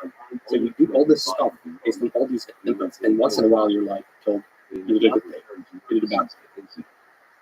It's just an extremely hard problem. You can't learn from that. You can burn a forest and you can sort of brute force through it, and we saw that I think with Go and so on, and it does work. But it's extremely inefficient and not how you want to approach problems, practically speaking. And so that's the approach that at the time we also took to roll it. We would have a region initialize randomly, so keyboard mash and mouse mash and try to make it looking. And it's just like revealed the insanity of that approach very quickly, where you have to stumble by the correct booking in order to get a reward if you did it correctly. And you're never going to stumble by it or chance at random. So even with a simple web interface, there's too many options. There's just too many options, and it's too sparse of a reward signal. And you're starting from scratch at the time, and so you don't know how to read, you don't understand pictures, images, buttons, you don't understand what it means to like make a booking. But now what's happened is it is time to revisit that, and OpenAI is interested in this, companies like Adept are interested in this, and so on. And the idea is coming back because the interface is very powerful. But now you're not training an agent from scratch. you are taking the GPT as an initialization. So GPT is pre-trained on all of text, and it understands what's a cookie. It understands what's a submit. It understands quite a bit more, and so it already has those representations. They are very powerful, and that makes all the training significantly more efficient, and makes the problem tractable. Should the interaction be with like the way humans see it, with the buttons and the language, or should it be with the HTML, JavaScript, and the CSS? Yes. What do you think is the better? So today, all this interaction is mostly on the level of HTML, CSS, and so on. That's done because of computational constraints. But I think ultimately, everything is designed for human visual resolution. And so at the end of the day, there's all the additional information is in the layout, the web page, and what's next to it, and what's a red background, and this kind of stuff, and what it looks like visually. So I think that's the final frontier, as we are taking in pixels and we're giving out keyboard mouse commands. I think it's impractical still today. Do you worry about bots on the internet? Given these ideas, given how exciting they are, do you worry about bots on Twitter being not the stupid bots that you see now with the crypto bots, but the bots that might be out there actually that we don't see? They're interacting in interesting ways. So this kind of system feels like it should be able to pass the "I'm not a robot" click button, whatever. But do you actually understand how that test works? I don't quite like. There's a checkbox or whatever that you click. It's presumably tracking like mouse movements and the timing and so on. Yeah. So it's exactly this kind of system we're talking about. Should use it to pass that. So yeah, what do you feel about bots that are language models plus have some interactability and are able to tweet and reply and so on? Do you worry about that? Yeah, I think it's always been a bit of an arms race between sort of the attack and the defense. So the attack will get stronger, but the defense will get stronger as well. Our ability to detect that. How do you defend it? How do you detect? How do you know that your Carpate account on Twitter is human? How would you approach that? Like if people were playing, how would you defend yourself in the court of law that I'm a human? This account. Yeah, at some point I think it might be. I think the society will evolve a little bit. Like we might start digitally signing some of our correspondence or things that we create. Right now, it's not necessary, but maybe in the future it might be. I do think that we are going towards a world where we share the digital space with AIs, Synthetic beings. Yeah, and they will get much better, and they will share our digital world, and they'll eventually share our physical world as well, much harder. But that's kind of like the world we're going towards, and most of them will be benign and harmful, and some of them will be malicious, and it's going to be an arms race. So, I mean, the worst isn't the AIs. The worst is the AIs pretending to be human. So I don't know if it's always malicious. There's obviously a lot of malicious applications, but yeah, it could also be, if I was an AI, I would try very hard to pretend to be human because we're in a human world. Yeah, I wouldn't get any respect as an AI. Yeah, I wouldn't get some love and respect. I don't think algorithm is intractable. People are thinking about the proof of personhood. Yes. And we might start digitally signing our stuff, and we might all end up having basically some solution for proof of personhood. It doesn't seem to me intractable. It's just something that we haven't had to do until now. But I think once the need really starts to emerge, which is soon, I think we will think about it much more. So, but that too will be a race because obviously you could probably spoof or fake the proof of personhood. So you have to try to figure out how to. It's weird that we have like social security numbers and like passports and stuff. It seems like it's harder to fake stuff in the physical space. But in the digital space, it just feels like it's going to be very tricky to out. Because it seems to be pretty low cost to fake stuff. What are you going to put an AI in jail for like trying to use a fake personhood proof? I mean, okay, fine, you put a lot of AIs in jail, but there's more AIs, arbitrarily, exponentially more. The cost of creating a bot is very low. Unless there's some kind of way to track accurately, like you're not allowed to create any program without showing tying yourself to that program. Like any program that runs on the internet, you'll be able to trace every single human program that was involved in that program. Right. Yeah, maybe you have to start declaring when we have to start drawing those boundaries and keeping track of what are digital entities versus human entities, and what is the ownership of human entities and digital entities, and something like that. I don't know, but I think I'm optimistic that this is possible. And in some sense, we're currently in like the worst kind of it because all these bots suddenly have become very capable, but we don't have the fences yet built up in the society. But I think that doesn't seem to me intractable. It's just something that it seems weird that Twitter bot, like really crappy Twitter bots, are so numerous. Like, is it? So I presume that the engineers of Twitter are very good. So it seems like what I would infer from that it seems like a hard problem. They're probably catching. If I were to sort of steal them the case, it's a hard problem, and there's a huge cost to false positive, to removing a post by somebody that's not a bot. That creates a very bad user experience, and they're very cautious about removing it.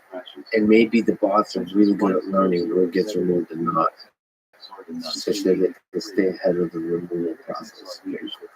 my impression of it, honestly, is there's a lot of improvement. I mean, That's what I. it's not subtle.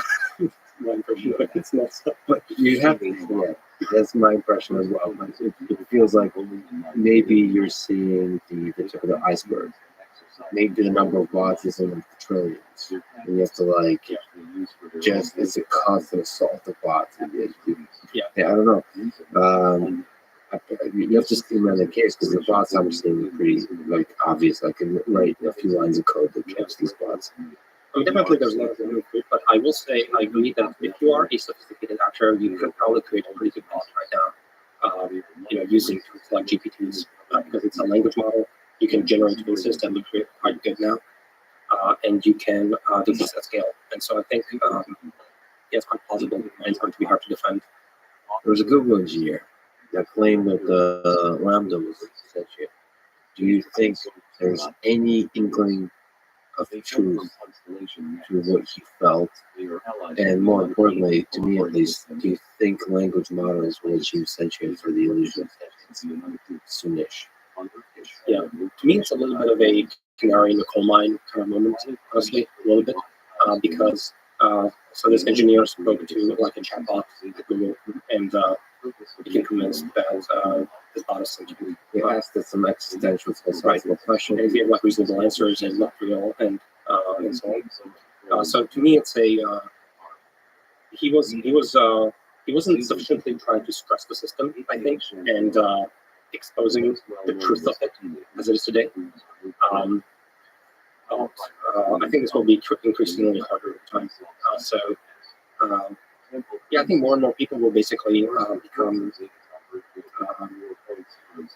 I think more and more there will be more people like that over time as this gets better. Like form an emotional connection to an AI. It's perfectly plausible in my mind. I think these AIs are actually quite good at human connection, human emotion. A ton of text on the internet is about humans and connection and logbook and so on.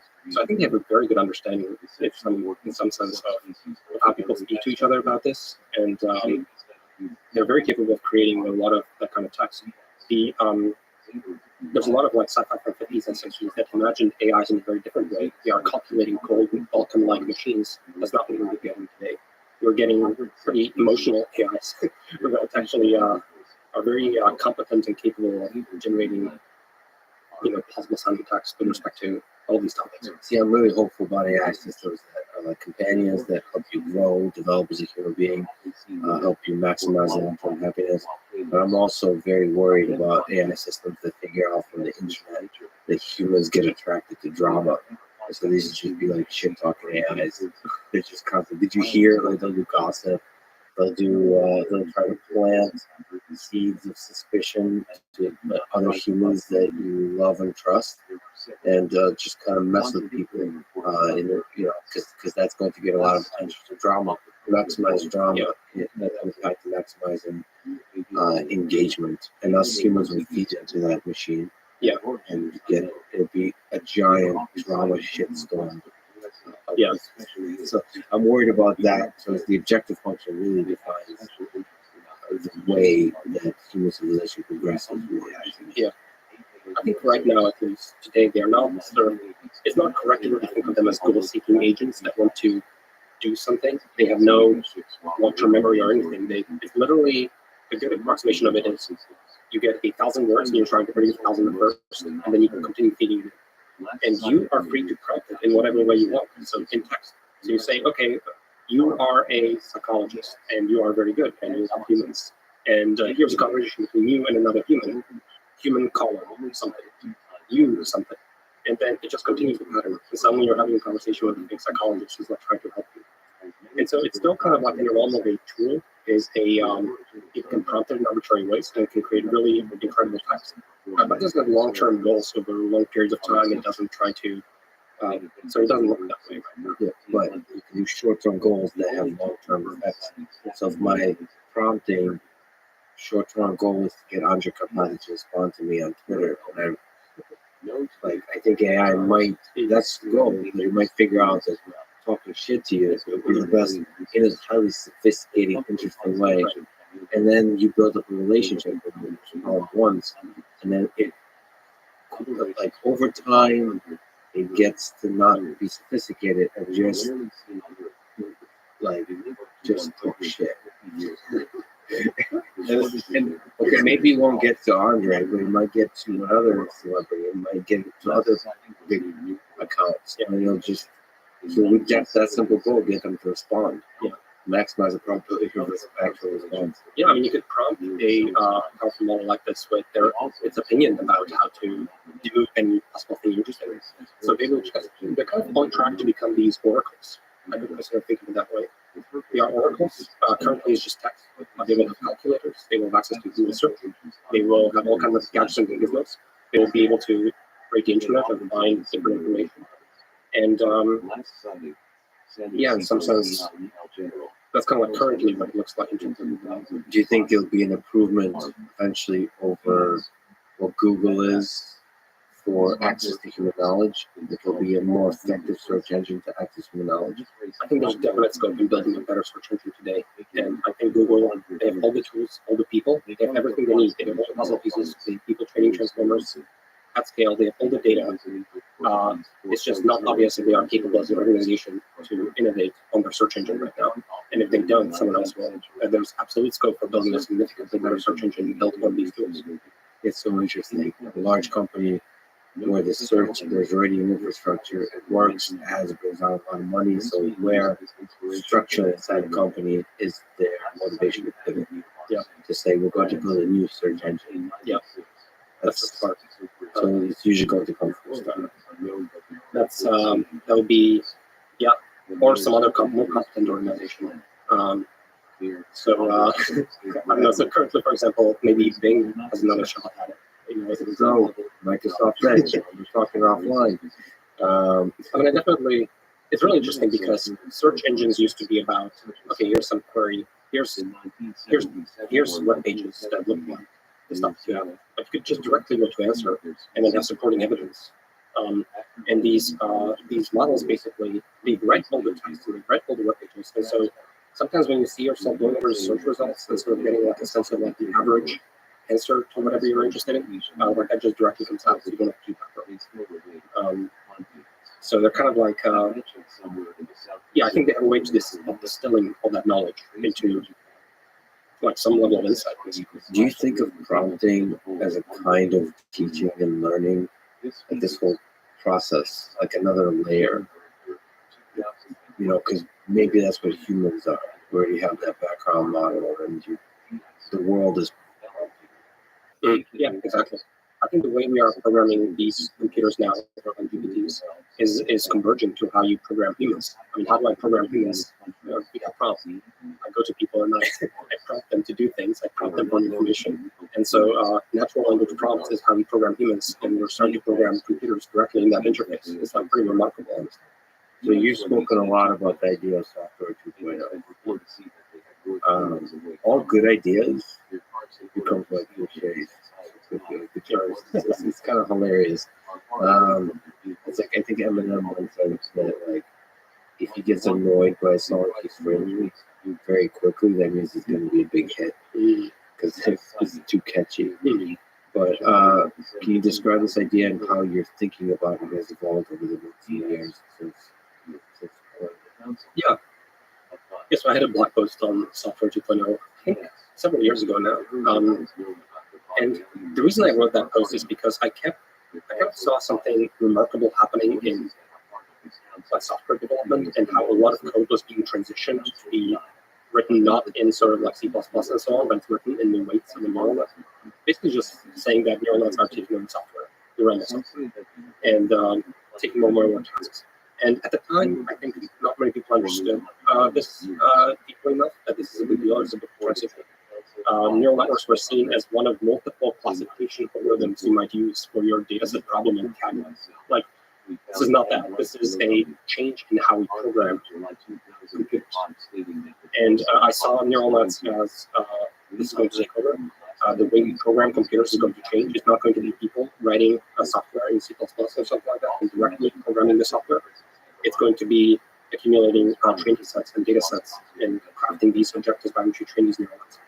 And at some point, there's going to be a compilation process from the data sets and the objective and the architecture specification into the binary, which is really just the neural net, weights and the whole pass of the neural net.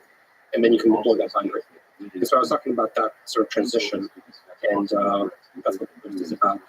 And I saw this sort of play out in a lot of fields, autopilot being one of them, but also just simple image classification. People thought originally, in the 80s and so on, that they would write the algorithm for detecting a dog in an image. And they had all these ideas about how the brain does it, and first we detect corners, and then we detect lines, and then we stitch them up. And they were like really going at it. They were like thinking about how they're going to write the algorithm.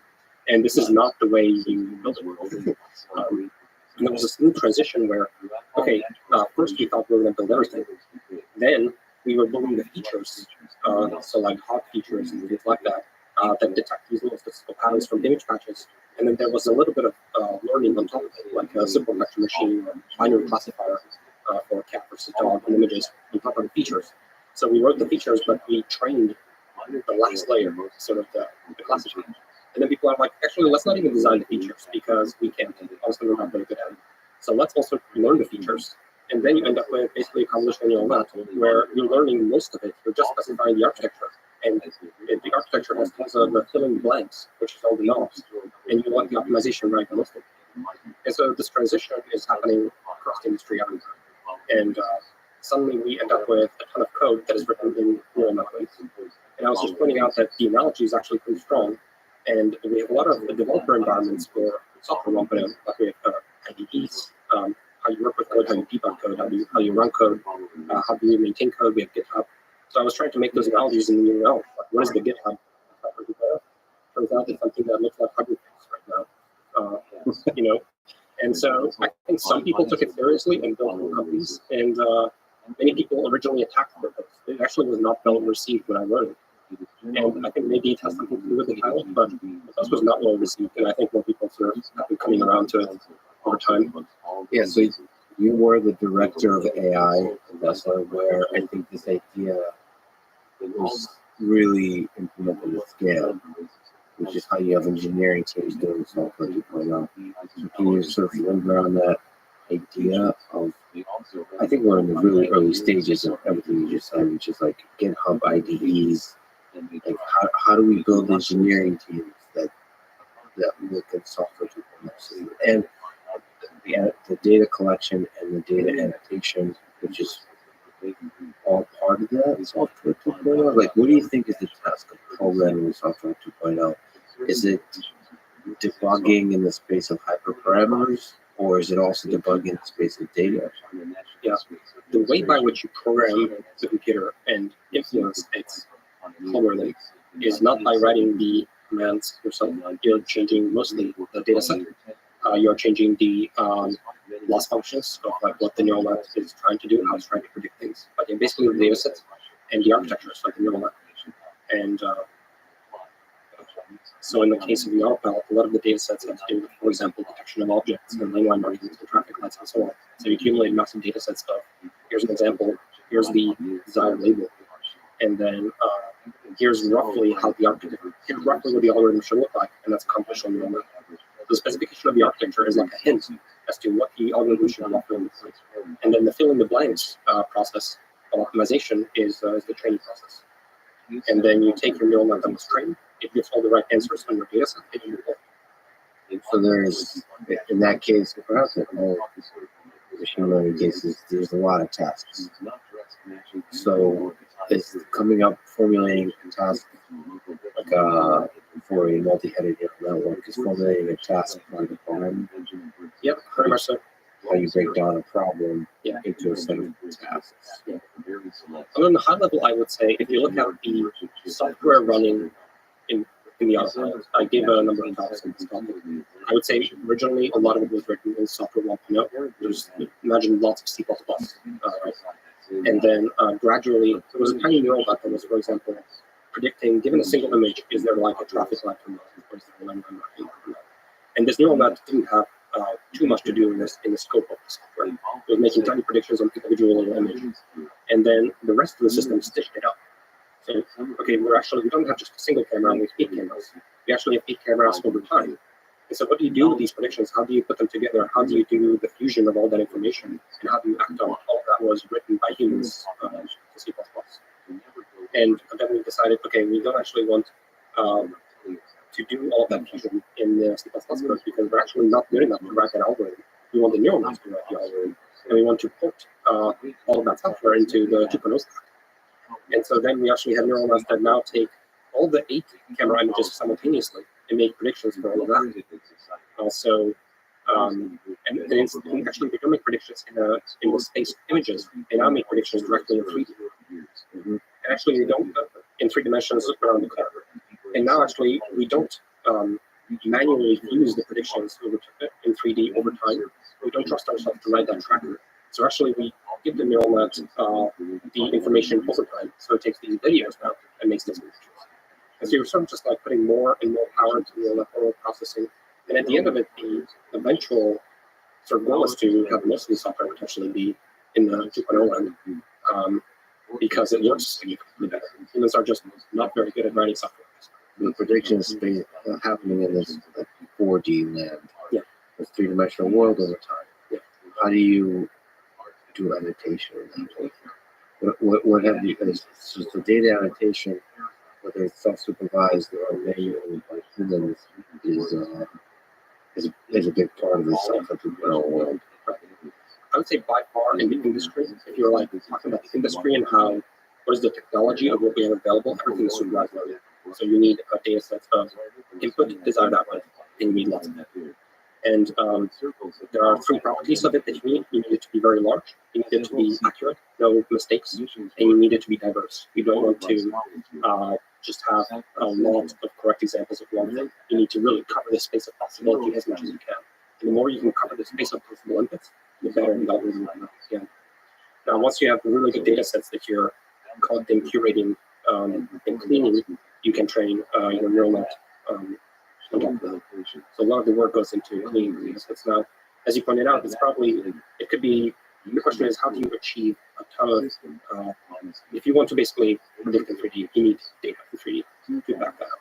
So in this video, we have 8 videos coming from all the cameras of the system. And this is what we saw. And this is the truth of what actually was around. There was this car, there was this car, there was this car. These are the lane line markings. This is the geometry of the road. There was traffic light in this 3-dimensional position. You need the ground truth. And so the big question that the team was solving, of course, is how do you arrive at that ground truth? Because once you have a million of it, and it's large, clean, and diverse, then training a neural net on it versus training it on you can ship it to the car.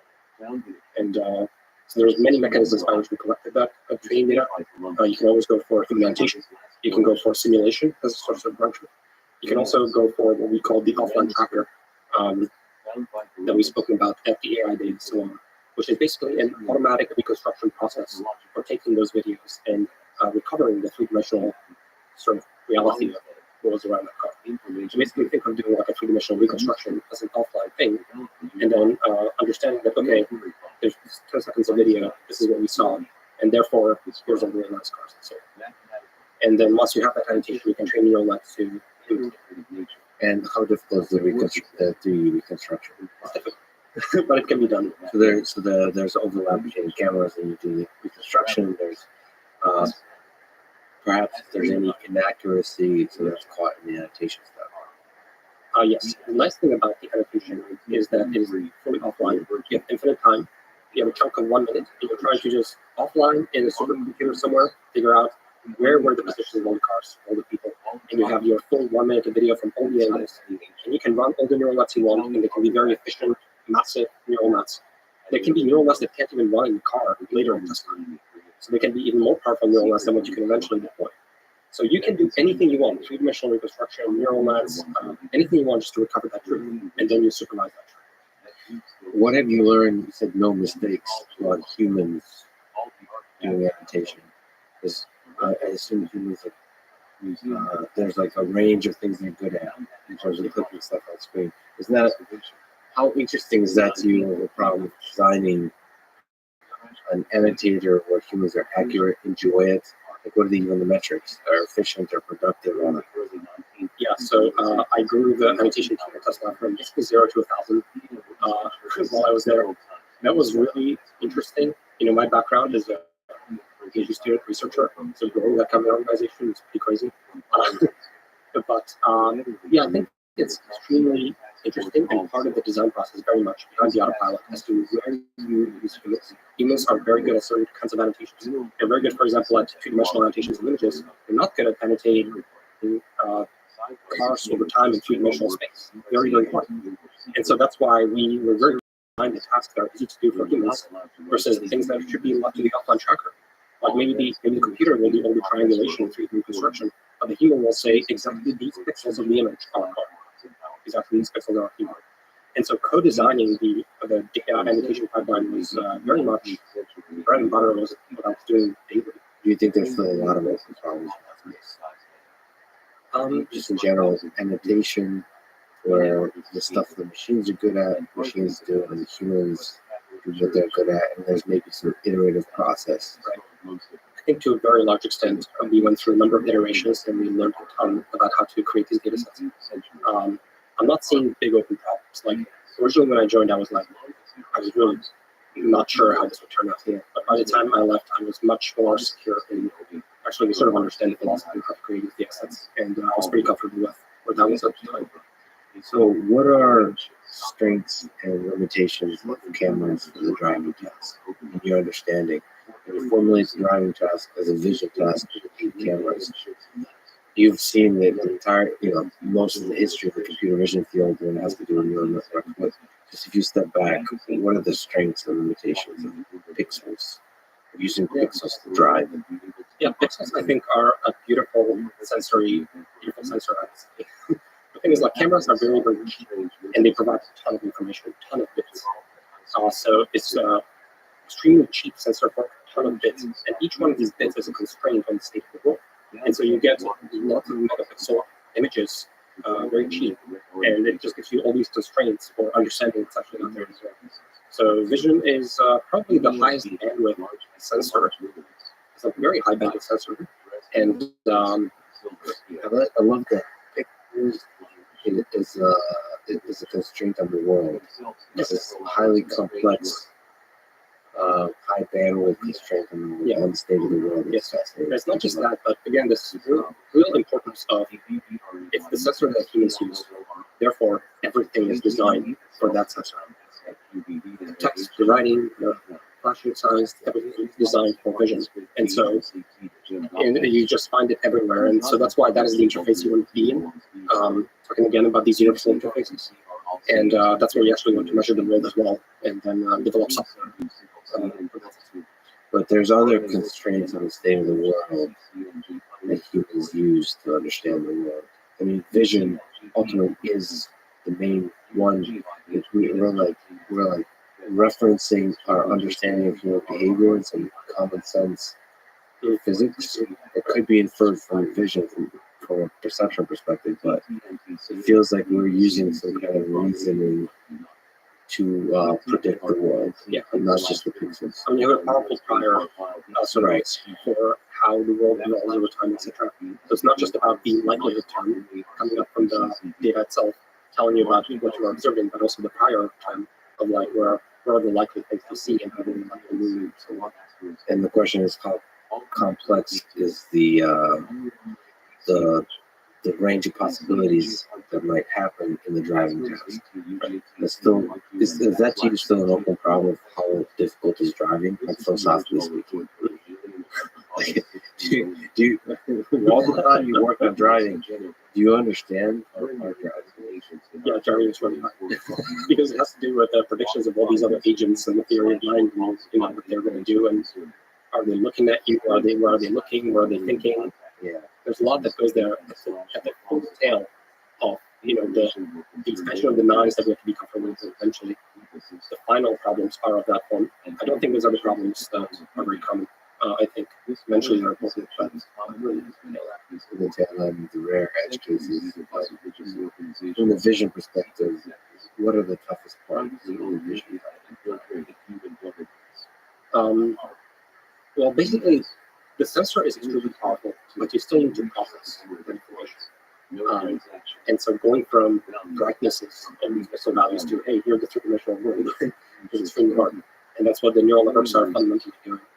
And so the difficulty really is in just doing an extremely good job of engineering the entire pipeline, the entire data engine, having the capacity to train these neural nets, having the ability to evaluate the system and iterate on it. So I would say just doing this in production at scale is like the hard part. It's an execution problem. So the data engine, but also the sort of deployment of the system such that it has low latency performance. Yes. So it has to do all the steps. Yeah, for the neural net specifically, just making sure everything fits into the chip on the car, and you have a finite budget of flops that you can perform, and a memory bandwidth and other constraints, and you have to make sure it flies, and you can squeeze in as much compute as you can into it. What have you learned from that process? Because maybe that's one of the bigger, new things coming from a research background, where there's a system that has to run under heavily constrained resources, to run really fast. What kind of insights have you learned? Yeah, I'm not sure if there's too many insights. You're trying to create a neural net that will fit in what you have available, and you're always trying to optimize it. And we talked a lot about it on AI Day, and basically the triple backflips that the team is doing to make sure it all fits and utilizes the engine. So I think it's extremely good engineering. And then there's all kinds of little insights that have been on how to do it properly. Let's actually zoom out, because I don't think we talked about the data engine, the entirety of the layouts. This idea that I think is just beautiful. With humans in the loop, can you describe the data engine? Yeah, the data engine is what I call the almost biological feeling, like process by which you perfect the training sets for these neural networks. So because most of the programming now is in the level of these data sets and make sure they're large, diverse, and clean, basically you have the data set that you think is good. You train your neural networks, you deploy it, and then you observe how it's performing. And you're trying to always increase the quality of your data set. You're trying to catch scenarios basically that are exploit rare. And it is in these scenarios that you know that's typically struggling, because they weren't told what to do in those rare cases in the data set. But now you can close the loop, because if you can now collect all those at scale, you can then feed them back into the reconstruction process I described, and reconstruct the truth in those cases and add it to the data set. Because the whole thing ends up being like a staircase of improvement of perfecting your training set. And you have to go through the deployments so that you can mine the parts that are not yet represented well in the data set. So your data set is basically imperfect. It needs to be diverse. It has pockets that are missing, and you need to pad out the pockets. You can sort of think of that in the data. What role do humans play in this? So what's the this biological system, like human body's made up of cells? What role, like how do you optimize the human system, the multiple engineers collaborating, figuring out what to focus on, what to contribute, which tasks to optimize in this neural network? Who's in charge of figuring out which task needs more data? Can you speak to the hyperparameters the human systems? It really just comes down to extremely good execution from an engineering team who knows what they're doing. They understand intuitively the philosophical insights underlying data engine and the process by which the system improves, and how to again like delegate the strategy of the data collection, how that works, and then just making sure it's all extremely well executed. And that's where most of the work is not even the philosophizing or the research or the ideas of it. It's just extremely good execution. It's so hard when you're dealing with data at that scale. But your role in the data engine executing well on it is difficult to do. Is there a priority of like a vision board of saying we really need to get better at stoplights? Yeah. Like the prioritization of tasks. Is that essentially, and that comes from the data. That comes to a relative sense to what we are trying to achieve in the product roadmap. We're trying to the release we're trying to get out, the feedback from the QA team where the system is struggling or not, and the things we're trying to improve. And the QA team gives some signal, some information in aggregate about the performance of the system in various conditions. Right. And then of course all of us drive it and we feel some speed. It's really nice to work with a system that you can also experience yourself.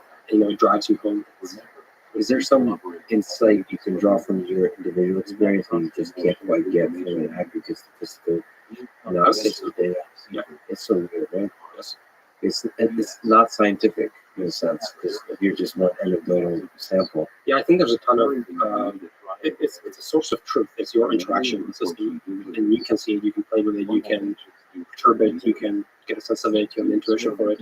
I think numbers, just like have a way of numbers and plots and graphs are much harder. It hides a lot of.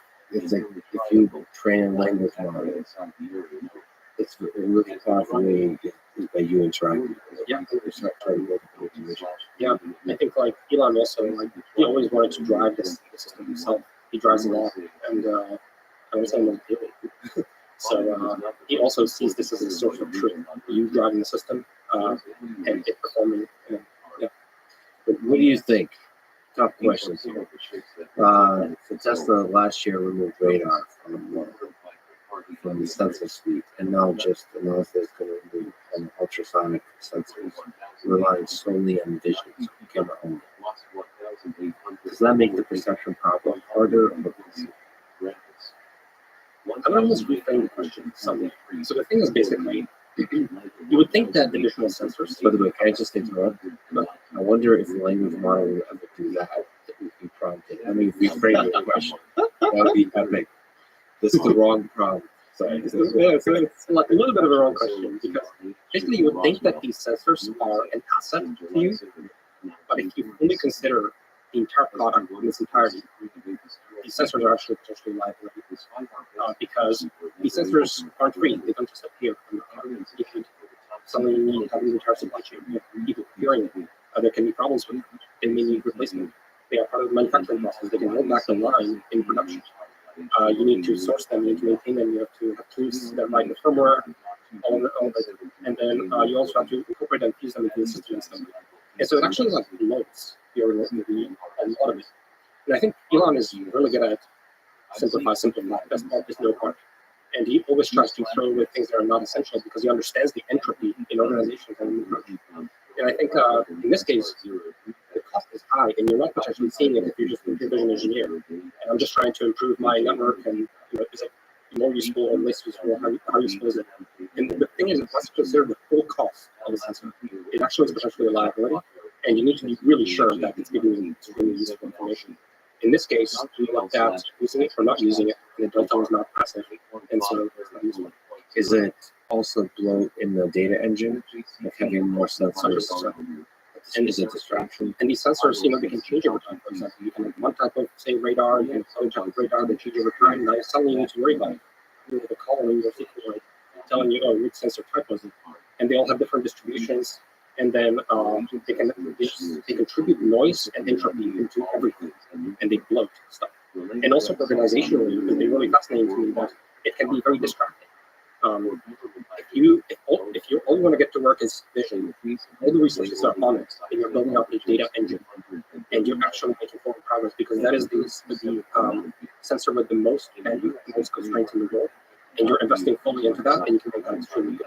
If you're only a finite amount of sort of spend of focus across different facets of the system, And this kind of reminds me of Rich Sutton's a better lesson. It just seems like simplifying the system. In the long run, of course, you don't know what the long run. This seems to be always the right solution. Yes. In that case, it was far out, but it seems to apply generally across all systems of computation. So, what do you think about the LiDAR as a crutch debate? The battle between one cloud. Yeah, I think this debate is always like slightly confusing to me because it seems like the actual debate should be about like, do you have the fleet or not? That's like the really important thing about whether you can achieve a really good functioning of an AI system at this scale. So data collection systems. Yeah, do you have a fleet or not? This is significantly more important than whether we have LiDAR or not. It's just another sensor. Yeah, I think similar to the radar discussion, basically, I don't think this thing doesn't offer extra information. It's extremely costly. There's all kinds of problems. You have to worry about it. You have to calibrate it, etc. It creates bloat and entropy. You have to be really sure that you need this sensor. In this case, I basically don't think you need it. And I think, honestly, I will make a stronger statement. I think the others, some of the other companies that are using it are probably going to drop. Yeah, so you have to consider the sensor and the forms. In considering, can you build a big fleet that collects a lot of data, and can you integrate that sensor with that data and that sensor into a data engine that's able to quickly find different parts of the data that then continuously improves whatever the model that you're using? Yeah, another way to look at it is like vision is necessary in the sense that the world is designed for human visual consumption, so you need vision. It's necessary. And then also it is sufficient because it has all the information that you need for driving, and humans obviously need vision to drive.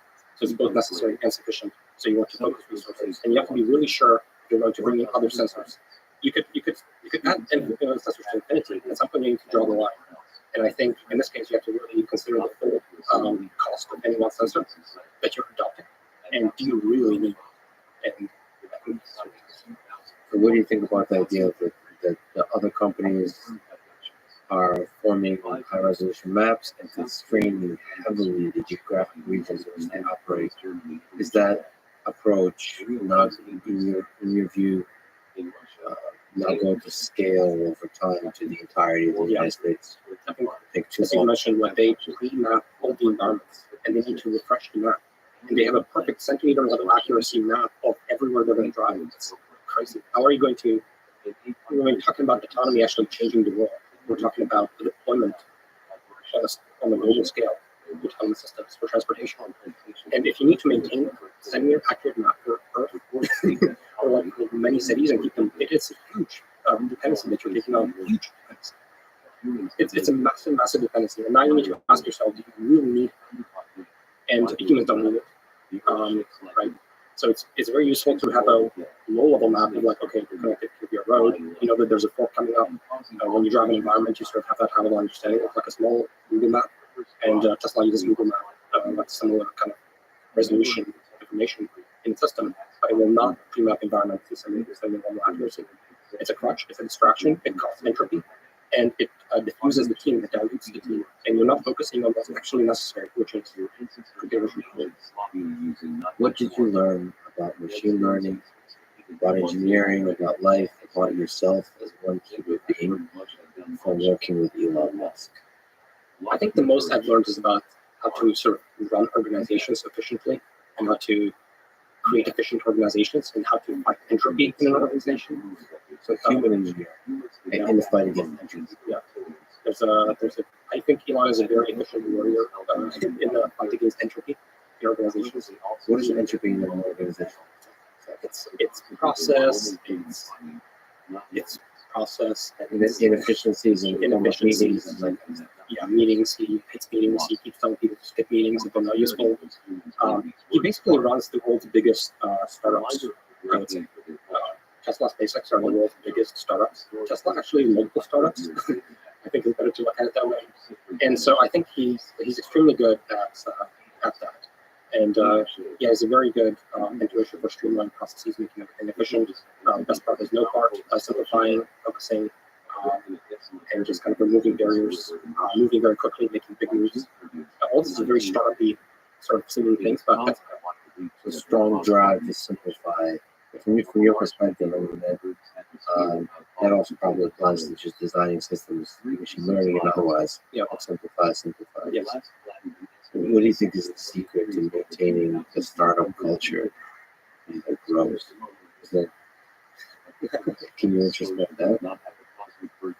I do think you need someone in a powerful position with a big hammer, like Elon, who's like the cheerleader for that idea and ruthlessly pursues it. If no one has a big enough hammer, everything turns into committees, democracy within the company, process, talking to stakeholders, decision making, just everything just crumbles. If you have a big person who's also really smart and has a big hammer, things move quickly. So you said your favorite scene in Interstellar is the intense docking scene with the AI and Cooper talking, saying, Cooper, what are you doing? Docking, it's not possible. No, it's necessary. Such a good line. By the way, just so many questions there. Why an AI in that scene presumably is supposed to be able to compute a lot more than the human? It's saying it's not optimal. Why the human? I mean, that's a movie, but shouldn't the AI know it's better than the human? Anyway, what do you think is the value of citing seemingly impossible goals? So, like, our initial intuition seems like something that you have taken on, and Elon espouses that where the initial intuition of the community might say this is very difficult, and then you take it on anyway with a crazy deadline. You just, from a human engineering perspective, have you seen the value of that? I wouldn't say that setting impossible goals exactly is a good idea, but I think setting very ambitious goals is a good idea. I think there's a what I call a sublinear scaling of difficulty, which means that 10x problems are not 10x hard. Usually 10x harder problem is like 2 or 3x harder to execute. Because if you want to actually if you want to improve the system by 10%, it costs some amount of work. And if you want to 10x improve the system, it doesn't cost 100x money. And it's because you fundamentally change the approach. If you start with a constraint, then some approaches are obviously dumb and not going to work. And it forces you to reevaluate. But I think it's a very interesting way of approaching problem solving. It requires a weird kind of thinking. Going back to your PhD days, it's like, how do you think which ideas in the machine learning community are solvable? Yes.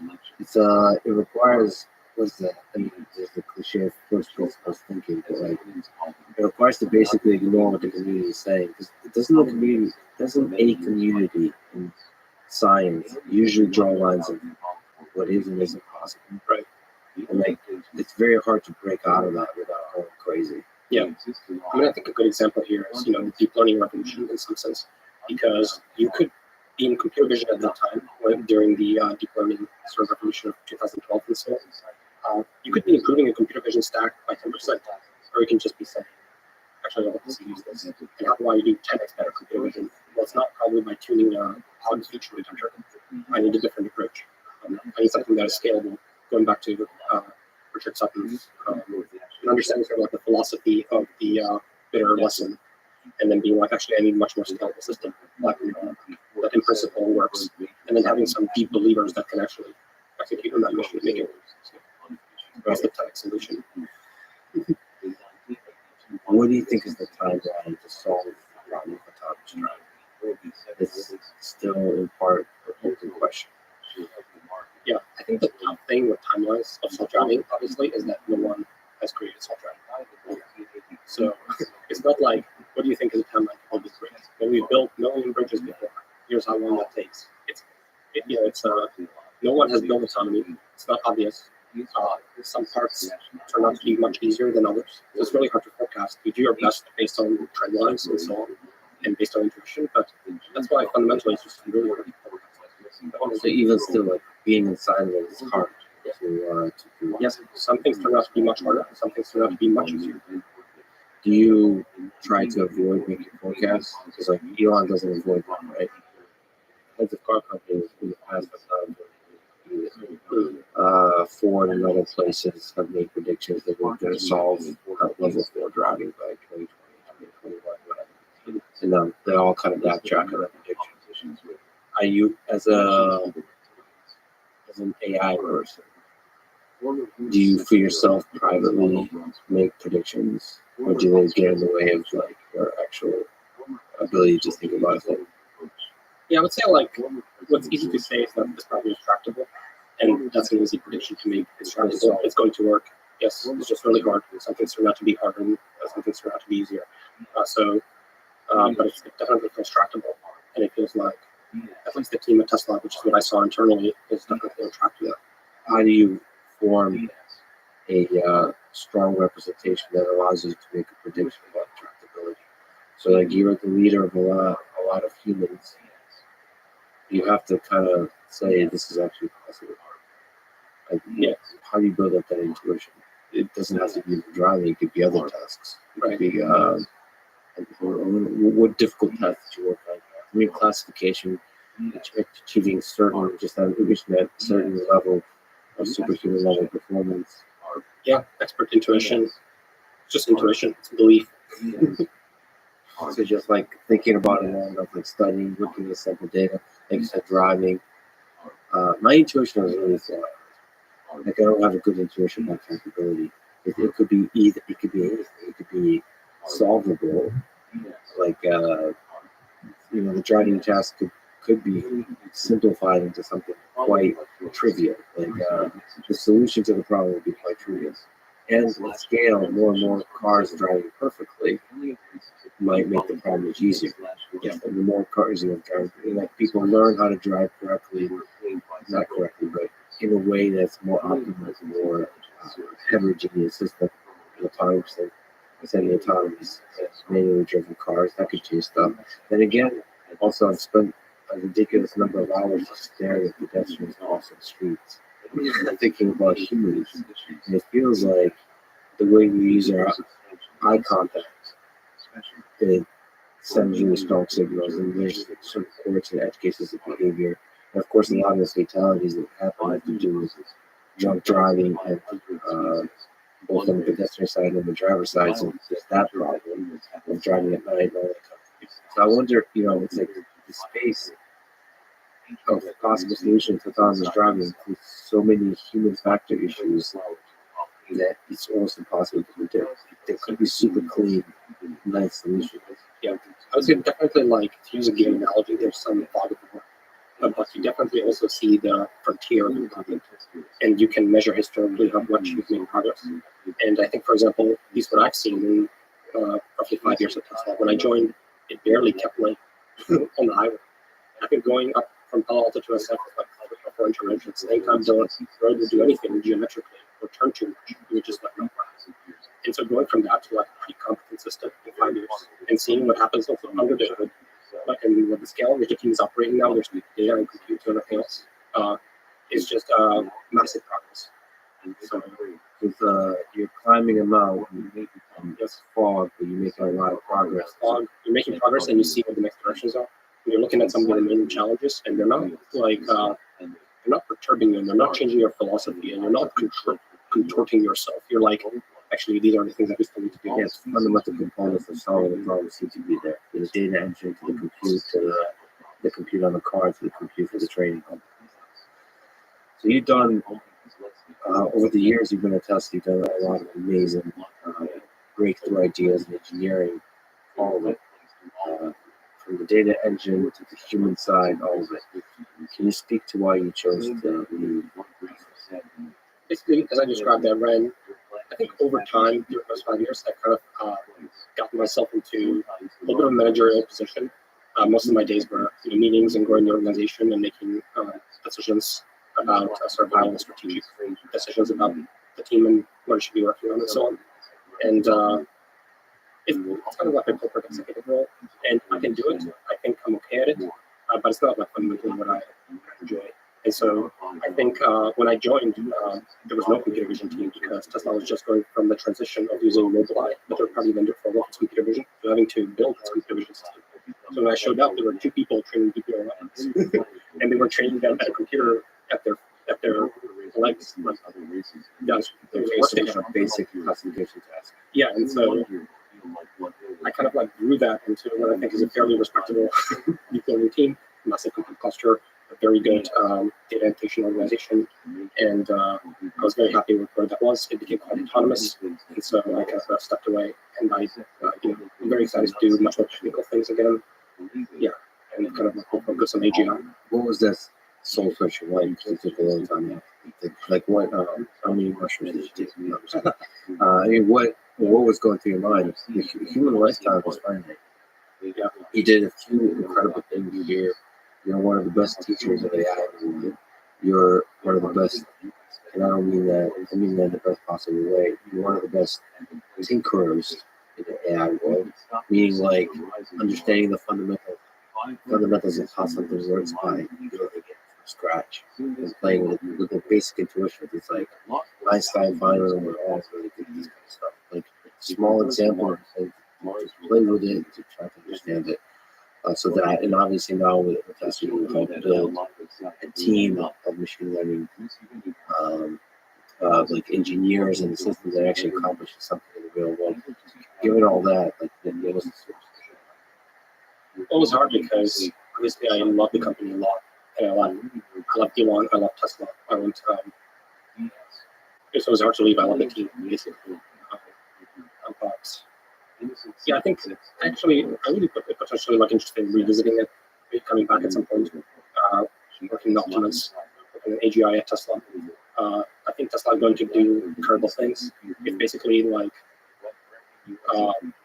it's a massive, large-scale robotics kind of company with a ton of in-house talent for doing really incredible things. And I think human robots are going to be amazing. I think autonomous transportation is going to be amazing. All this stuff in Tesla. So I think it's just a really amazing organization. So being part of it and helping it along, I think was very, basically I enjoyed that a lot. Yeah, it was basically difficult for those reasons because I love the company. But you know, I'm happy to potentially at some point come back for Act 2. But I felt like at this stage, I built the team, I felt autonomous, and I became a manager. And I wanted to do a lot more technical stuff. I wanted to learn stuff. I wanted to teach stuff. And I just kind of felt like it was a good time for a change of pace a little bit. What do you think is the best movie sequel of all time? Speaking of part two, because most of them suck. Movie sequels. Movie sequels, yeah. And you tweeted about movies, so just a tiny tangent. Is there what's like a favorite movie sequel? Godfather Part 2. Are you a fan of Godfather? Because you didn't even tweet or mention that. Yeah, I don't love that movie. I know it has We're gonna edit that out. We're gonna edit out the 8 towards the Godfather. How dare you I think I will make a strong statement. I don't know why. I don't know why, but I basically don't like any movie before 1995. Something like that. Okay. That's like Terminator 2 was a little bit later, 1990. No, I think Terminator 2 was in the 80s. I like Terminator 1 as well. So like few exceptions, but by and large, for some reason, I don't like movies before 1995 or something. They feel very slow. The camera is like zoomed out. It's boring. It's kind of naive. It's kind of weird. And also, Terminator was very much Yes. And The Godfather was like no AGI.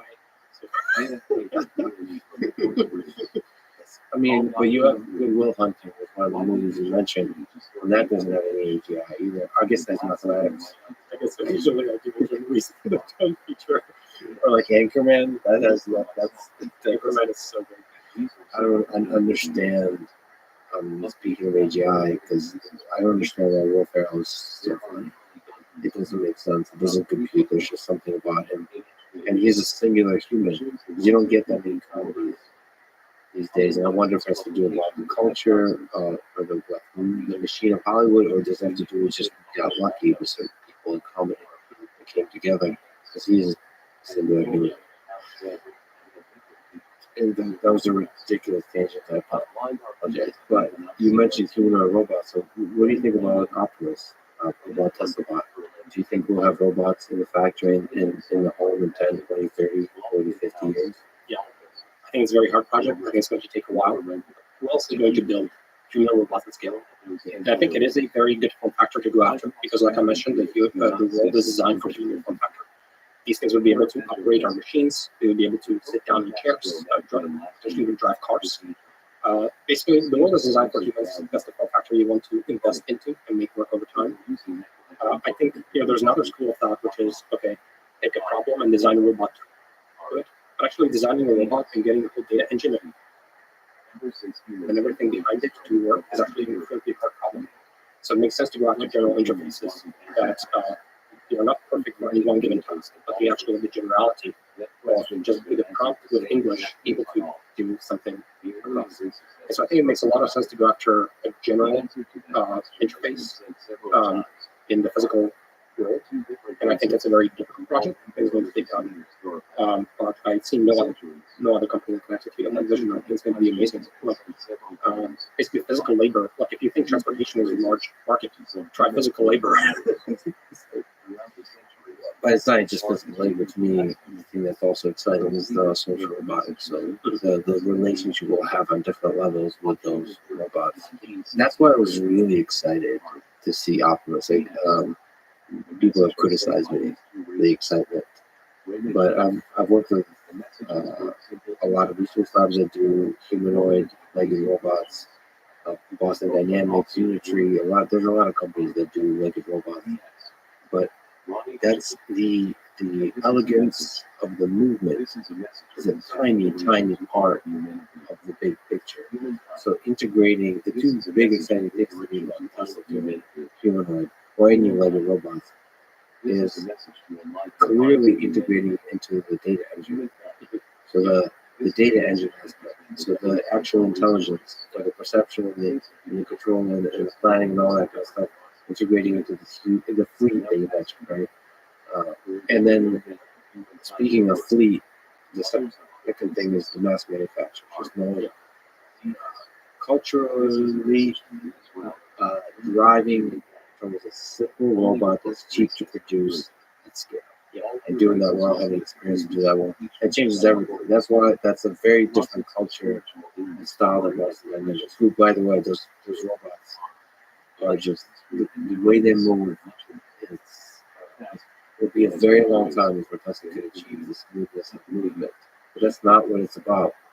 It's about the entirety of the system, like we talked about, the data engine and everything. And that's super exciting. Even the initial sort of models. But that too was really surprising. That in a few months you can get a prototype.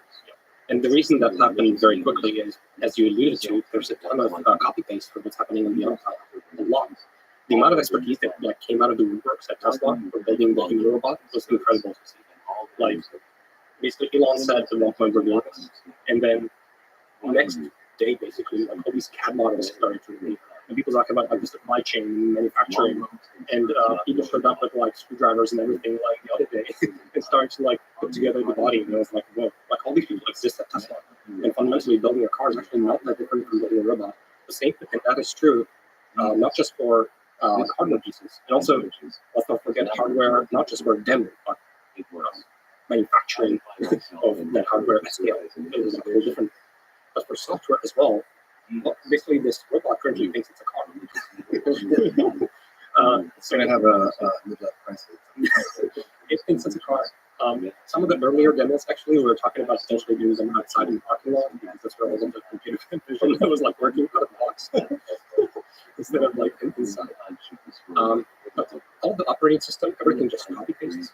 Computer vision mostly copy pastes. I mean, you have to retrain the neural nets, but the approach and everything in data engine and offline trackers and the way we go about the occupancy tracker and so on, everything copy pastes. You just need to retrain the neural nets. And then the planning control of the Tesla. But there's a ton of copy paste from what's happening with Tesla. And so if you were to go with goal like, okay, let's build 1 million human robots, and you're not Tesla, that's a lot to ask. If you're Tesla, it's actually it's not that crazy. And then the follow-up question is then how difficult, just like the driving, how difficult is the manipulation task, such that it can have an impact at scale. I think, depending on the context, a really nice thing about robotics is that, unless you do manufacturing, that kind of stuff, is there is more room for error. Driving is so safety critical, so that and also time, because the robot is allowed to move slow, which is nice. Yes. I think it's going to take a long time, but the way you want to structure the development is you need to say, okay, it's going to take a long time. How can I set up the product development roadmap so that I'm making revenue along the way? I'm not setting myself up for a 0-1 loss function where it doesn't work until it works. You don't want to be in that position. You want to make it useful almost immediately, and then you want to slowly deploy it and scale it at scale. and you want to set up your data engine, your improvement loops, the telemetry, the evaluation, the harness, and everything. And you want to improve the product over time incrementally, and you're making revenue along the way. That's extremely important, because otherwise you cannot build these large undertakings just like those make sense economically. And also from the point of view of the team working on it, they need to move along the way. They're not just going to make a promise about this being useful. This is going to change the world in 10 years when it works. This is not where you want to be. You want to be in a place like how to call this today, where it's offering increased safety and convenience of driving today. People pay for it, people like it, people purchase it. And then you also have the greater mission that you're working towards. You see that, so the dopamine for the team, that was the whole. Yes, 100%. You're deploying this, people like it, people drive it, people pay for it, they care about it. There's all these YouTube videos. Your grandma drives it, she gives you feedback, people like it, people engage with it. Do people that drive Teslas like recognize or give you love? Like, hey, thanks for the for the this nice feature that. Yeah, I think the tricky thing is like some people really love you, some people unfortunately like you're working on something that you think is extremely valuable, useful, etc. Some people do hate you. There's a lot of people who like hate me and the team and everything, the whole project. And I think Tesla drivers. In many cases they're not actually. Yeah, that's actually makes me sad. Or current ways that humans interact. I think that's actually fixable. I think humans want to be good to each other. I mean, Twitter and social media is part of the mechanism that actually somehow makes the negativity more viral that it doesn't deserve, like disproportionately add like a viral boost to negativity. But I wish people would just get excited about just suppress some of the jealousy, some of the ego, and just get excited for others. And then there's a karma aspect to it. You get excited for others, they'll get excited for you. Same thing in academia. If you're not careful, there's a dynamical system there. If you think of in silos and get jealous of somebody else being successful, that actually perhaps counterintuitively leads to less productivity of you as a community and you individually.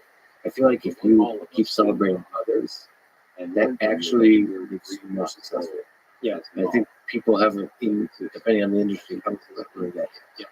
Some people are also very negative and very vocal, so they're very prominently featured. But actually, there's a ton of people who are cheerleaders, but they're silent cheerleaders. And when you talk to people just in the world, they will all tell you, oh, it's amazing, it's great. Especially like people who understand how difficult it is to get this stuff working. Like people who have built products, makers, entrepreneurs, like making this work and changing something is incredibly hard.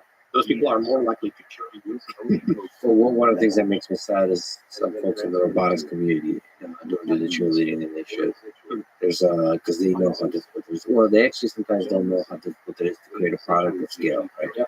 They actually deploy the real world.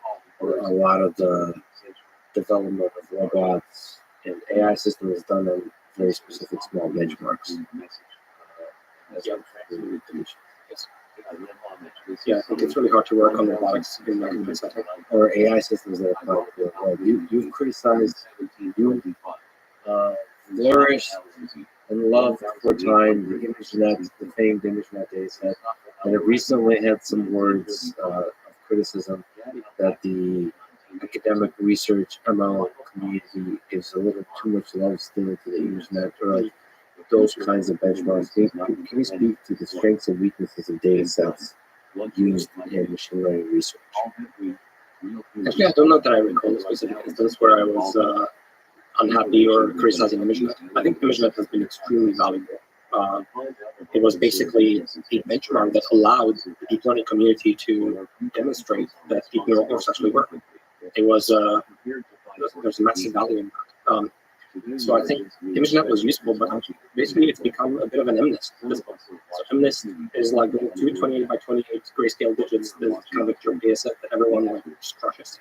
There's still papers written on MNIST though, right? Maybe like strong papers, yeah. Like papers that focus on like how do we learn with a small amount of data. Like stuff. Yeah, I can see that, but not in sort of like mainline computer research. I think the way I've heard you say that, maybe I'm just imagining. But I think you said like ImageNet was a huge contribution to the community for a long time, and now it's time to move past those kinds of things. Well, ImageNet has been crushed. I mean, the error rates are, we're getting like 90% accuracy in 1,000 plus PQ rate predictions. simulation, and I've seen those images, and it's like really high. It's really good. If I remember correctly, the top 5 error rate is now like 4%. Given your experience with a gigantic real-world data set, would you like to see benchmarks move in a certain direction that the research community uses?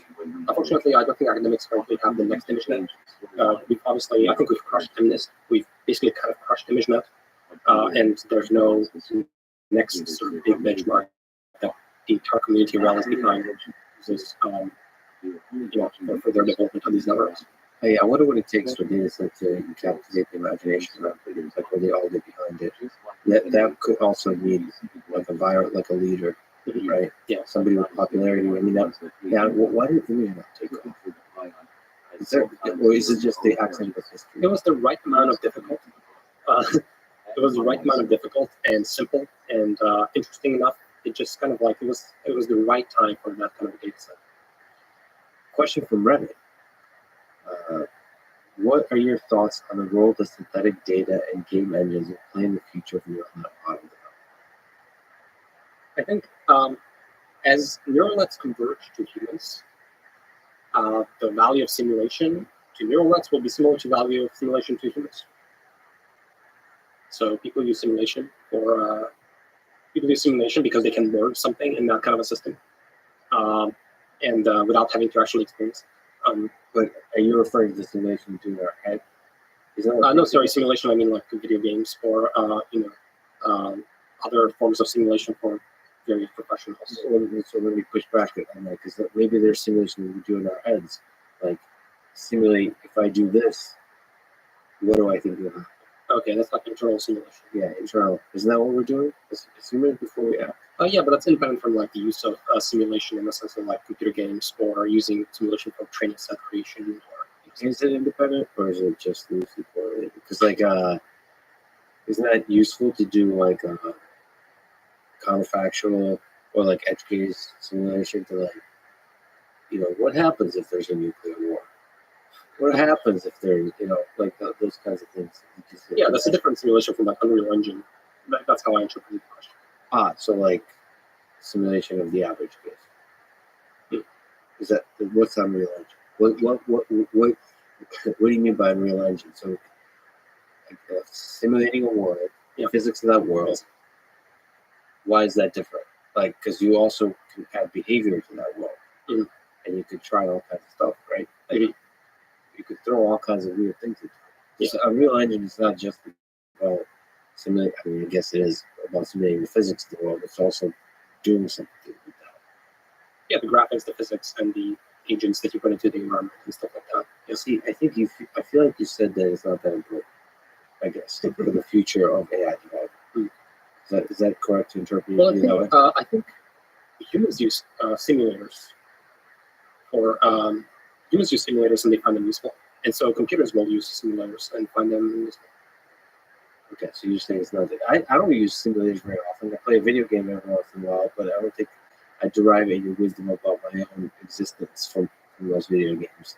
It's a momentary escape from reality versus a source of wisdom about reality. So I think that's a very polite way of saying simulation is not that useful. Yeah, maybe not. I don't see it as like a fundamental, really important part of like training neural nets currently. But I think as neural nets become more and more powerful, I think you will need fewer examples to train additional behaviors. And simulation is, of course, there's a domain gap in the simulation. There's not the real world. It's slightly something different. But with a powerful enough neural net, you need the domain gap can be bigger, I think, because neural net will sort of understand that even though it's not the real world, it like has all this high-level structure that I'm supposed to be learn from. So the neural net will actually, will be able to leverage the synthetic data better. Yes. By closing the gap, by understanding in which ways this is not real data. I'm ready to do better questions next time. That was a question. I was just kidding. All right. So, is it possible, do you think, speaking about this, to construct neural nets and training processes that require very little data? So, we've been talking about huge data sets like the internet for training. I mean, one way to say that is, like you said, like the querying itself is another level of training, I guess, and that requires little data. Yeah. But do you see any value in doing research and going down the direction of can we use very little data to train to construct a knowledge base? 100%. I just think like at some point you need a massive data set. And then when you pre-train your massive neural net and get something that, is like a GPT or something, then you're able to be very efficient at training any arbitrary new task. So a lot of these GPTs, you can do tasks like sentiment analysis or translation or so on just by being prompted with very few examples. Here's the kind of thing I want you to do. Like, here's an input sentence, here's the translation into German. Input sentence, translation to German. Input sentence, blank, and the neural net will complete the translation to German just by looking at sort of the example you provided. And so that's an example of a very few shot learning in the activations of the neural net instead of the widths of the neural net. And so I think basically, just like humans, neural nets will become very data efficient at learning any other new task. But at some point, you need a massive data set to pre-train. To get that, probably we humans have something like that. Do we have something like that? Do we have a passive in the background model constructing thing that just runs all the time in a self-supervised way? We're not conscious of it. I think humans definitely. I mean, obviously, we learn a lot during our life. But also, we have a ton of hardware that helps us initialization coming from sort of evolution. And so I think that's also a really big component. A lot of people in the field, I think they just talk about the amounts of seconds and that the person has lived pretending that this is a tabula rasa, sort of like a zero initialization of the neural net. And it's not. Like, you can look at a lot of animals, like for example, zebras. Zebras get born and they see and they can run. There's zero training data in their lifespan. You can just do that. So somehow, I have no idea how, evolution has found a way to encode these algorithms and these neural net initializations are extremely good into ATCGs. I have no idea how this works, but apparently it's possible because here's proof by existence. There's something magical about going from a single cell to an organism that is born in the first few years of life. I kind of like the idea that the reason we don't remember anything about the first few years of our life is that it's a really painful process. Like, it's a very difficult, challenging training process. Yeah. Like, intellectually. Like, and maybe, why don't we remember any of that? There might be some crazy training going on. And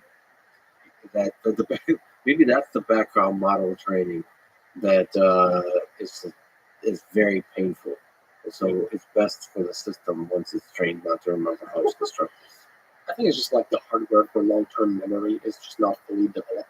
So I kind of feel like the first few years of infants is not actually like learning; it's brain maturing. Yeah. We're born premature. And there's a theory along those lines because of the birth canal and the swelling of the brain.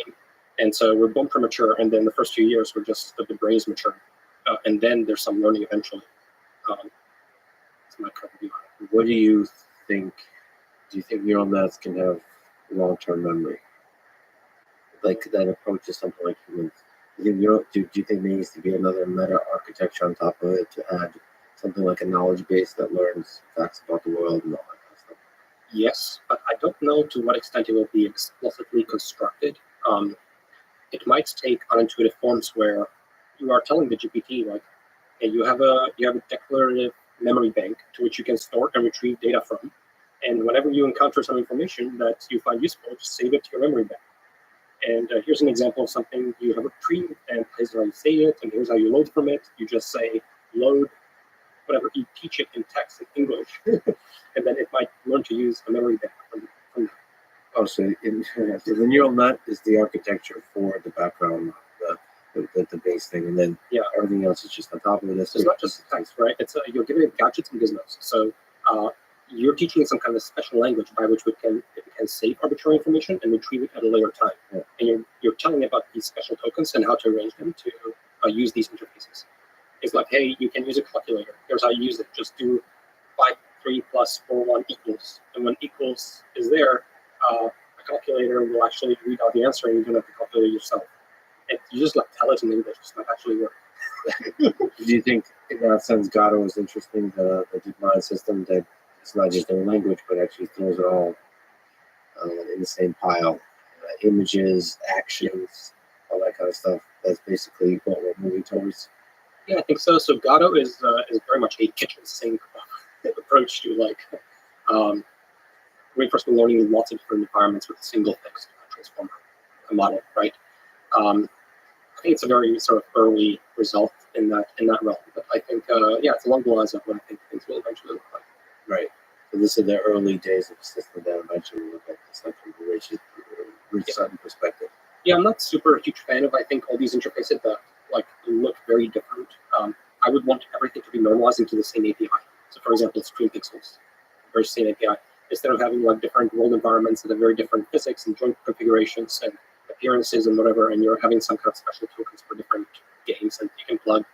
I'd rather just normalize everything to a single interface, so it looks the same to the neural net. If that makes sense. So it's all going to be pixel-based pollen. I think so. Okay. Let me ask you about your own personal life. A lot of people want to know you're one of the most productive and brilliant people in the history of AI. What is a productive day in the life of 100 people? What time do you wake up? Because imagine some kind of dance between the average productive day and a perfect productive day. So the perfect productive day is the thing you strive towards, and the average is kind of what it kind of converges to, given all the mistakes and the human eventualities and so on. Yeah. So what time do you wake up? Are you a morning person? I'm not a morning person. I'm a night owl for sure. Is it stable or not? It's semi-stable, like 8 or 9 or something like that. During my PhD, it was even later. I used to go to sleep usually at 3 a.m. I think AM hours are precious and very interesting time to work because everyone is asleep. At 8 a.m. or 7 a.m., the East Coast is awake. So there's already activity, there's already some text messages, whatever, there's stuff happening. You can go on like some news website and there's stuff happening, distracting. At 3 a.m., everything is totally quiet. And so you're not going to be bothered and you have solid chunks of time to do work. So I like those periods, night owl by default. And then I think like productive time, basically, what I like to do is you need to like build some momentum on the problem without too much distraction. And you need to load your RAM, your working memory with that problem. And then you need to be obsessed with it when you're taking a shower, when you're falling asleep. You need to be obsessed with the problem. It's fully in your memory and you're ready to wake up and work on it right there. So does the scale, is this on a scale, temporal scale of a single day or a couple of days, a week, a month? So I can't talk about one day based on the isolation because it's a whole process. When I want to get productive in the problem, I feel like I need a span of a few days where I can really get in on that problem. And I don't want to be interrupted, and I'm going to just be completely obsessed with that problem. And that's where I do most of my good work out. You've done a bunch of cool like little projects in a very short amount of time, very quickly. So that requires you just focusing on it. Yeah, basically I need to load my working memory with the problem, and I need to be productive because there's always like a huge fixed cost to approaching any problem. I was struggling with this, for example, at Tesla because I want to work on a small side project. But okay, you first need to figure out, I need to SSH into my cluster. I need to bring up the VS Code editor so I can work on this. I run into some stupid error because of some reason. Like you're not at a point where you can be just productive right away. You are facing barriers. And so it's about really removing all that barrier and you're able to go into the problem and you have the full problem loaded in your memory. And somehow avoiding distractions of all different forms, like news stories, emails, but also distractions from other interesting projects that you previously worked on or currently working on and so on. Yeah. You just want to really focus your mind. And I mean, I can take some time off for distractions and in between, but I think it can't be too much. Most of your day is sort of like spent on that problem. And then, I drink coffee, I have my morning routine, I look at some news, Twitter, Hacker News, Wall Street Journal, etc. So So basically, you wake up, you have some coffee. Are you trying to get to work as quickly as possible? Or do you take this diet of like what the hell happening in the world first? I do find it interesting to know about the world. I don't know that it's useful or good, but it is part of my routine right now. So I do read through a bunch of news articles, and I want to be informed. And I'm suspicious of it. I'm suspicious of the practice, but currently that's what I am. Oh, you mean suspicious about the positive effect of that practice on your productivity and your well-being? My well-being psychologically, and also on your ability to deeply understand the world, because there's a bunch of sources of information. You're not really focused on deeply integrating. Yeah, it's a little distracting. In terms of a perfectly productive day for how long of a stretch of time in one session do you try to work and focus on it? A couple hours? Is it 1 hour? Is it 30 minutes? Is it 10 minutes? I can probably go like a small few hours, and then I need some breaks in between for like food and stuff. And yeah, but I think like it's still really hard to accumulate hours. I was using a tracker that told me exactly how much time I spent coding any one day, and even on a very productive day, I still spent only like 6 or 8 hours. And it's just because there's so much padding, commute, talking to people, food, etc. There's like the cost of life, just living and sustaining and homeostasis, and just maintaining yourself as a human is very high. And there seems to be a desire within the human mind to participate in society that creates that pattern. Because the most productive days I've ever had is just completely from start to finish, just tuning out everything. Yeah. And just sitting there. And then you could do more than 6 and 8 hours. Yeah. Is there some wisdom about what gives you strength to do like tough days of long focus? Yeah, just like whenever I get obsessed about a problem, something just needs to work, something just needs to exist. It needs to exist, and so you're able to deal with bugs and programming issues and technical issues and design decisions that turn out to be the wrong ones. You're able to think through all of that, given that you want things to exist. Yeah, it needs to exist. And then I think, to me, also a big factor is, are other humans going to appreciate it? Are they going to like it? That's a big part of my motivation. If I'm helping humans and they seem happy, they say nice things, they tweet about it or whatever, that gives me pleasure because I'm doing something useful. So, like, you do see yourself sharing it with the world, like with something help with your blog posts, like your videos. Yeah, I was thinking about it. Like, suppose I did all these things but did not share them. I don't think I would see my motivation that I can build up. You enjoy the feeling of other people gaining value and happiness from the stuff you've created. Yeah. What about diet? Is there? I saw you play with in fast. Do you fast? Does that help? With the things you play, what's been most beneficial to your ability to mentally focus on things and just mental productivity and happiness? You still fast? Yeah, I still fast, but I do intermittent fasting. But really, what it means at the end of the day is I skip breakfast. Yeah. So I do 18-6 roughly by default when I'm in my steady state. If I'm traveling or doing something else, I will break the rules. But in my steady state, I do 18-6. So I eat only from 12 to 6. Not a hard rule, I break it often, but that's my default. And then, I've done a bunch of random experiments. For the most part right now, where I've been for the last year and a half, I want to say, is plant-based or plant-forward. I heard plant-forward. It sounds better. Yeah, exactly. I didn't actually know the differences, but it sounds better in my mind. But it just means I prefer plant-based food.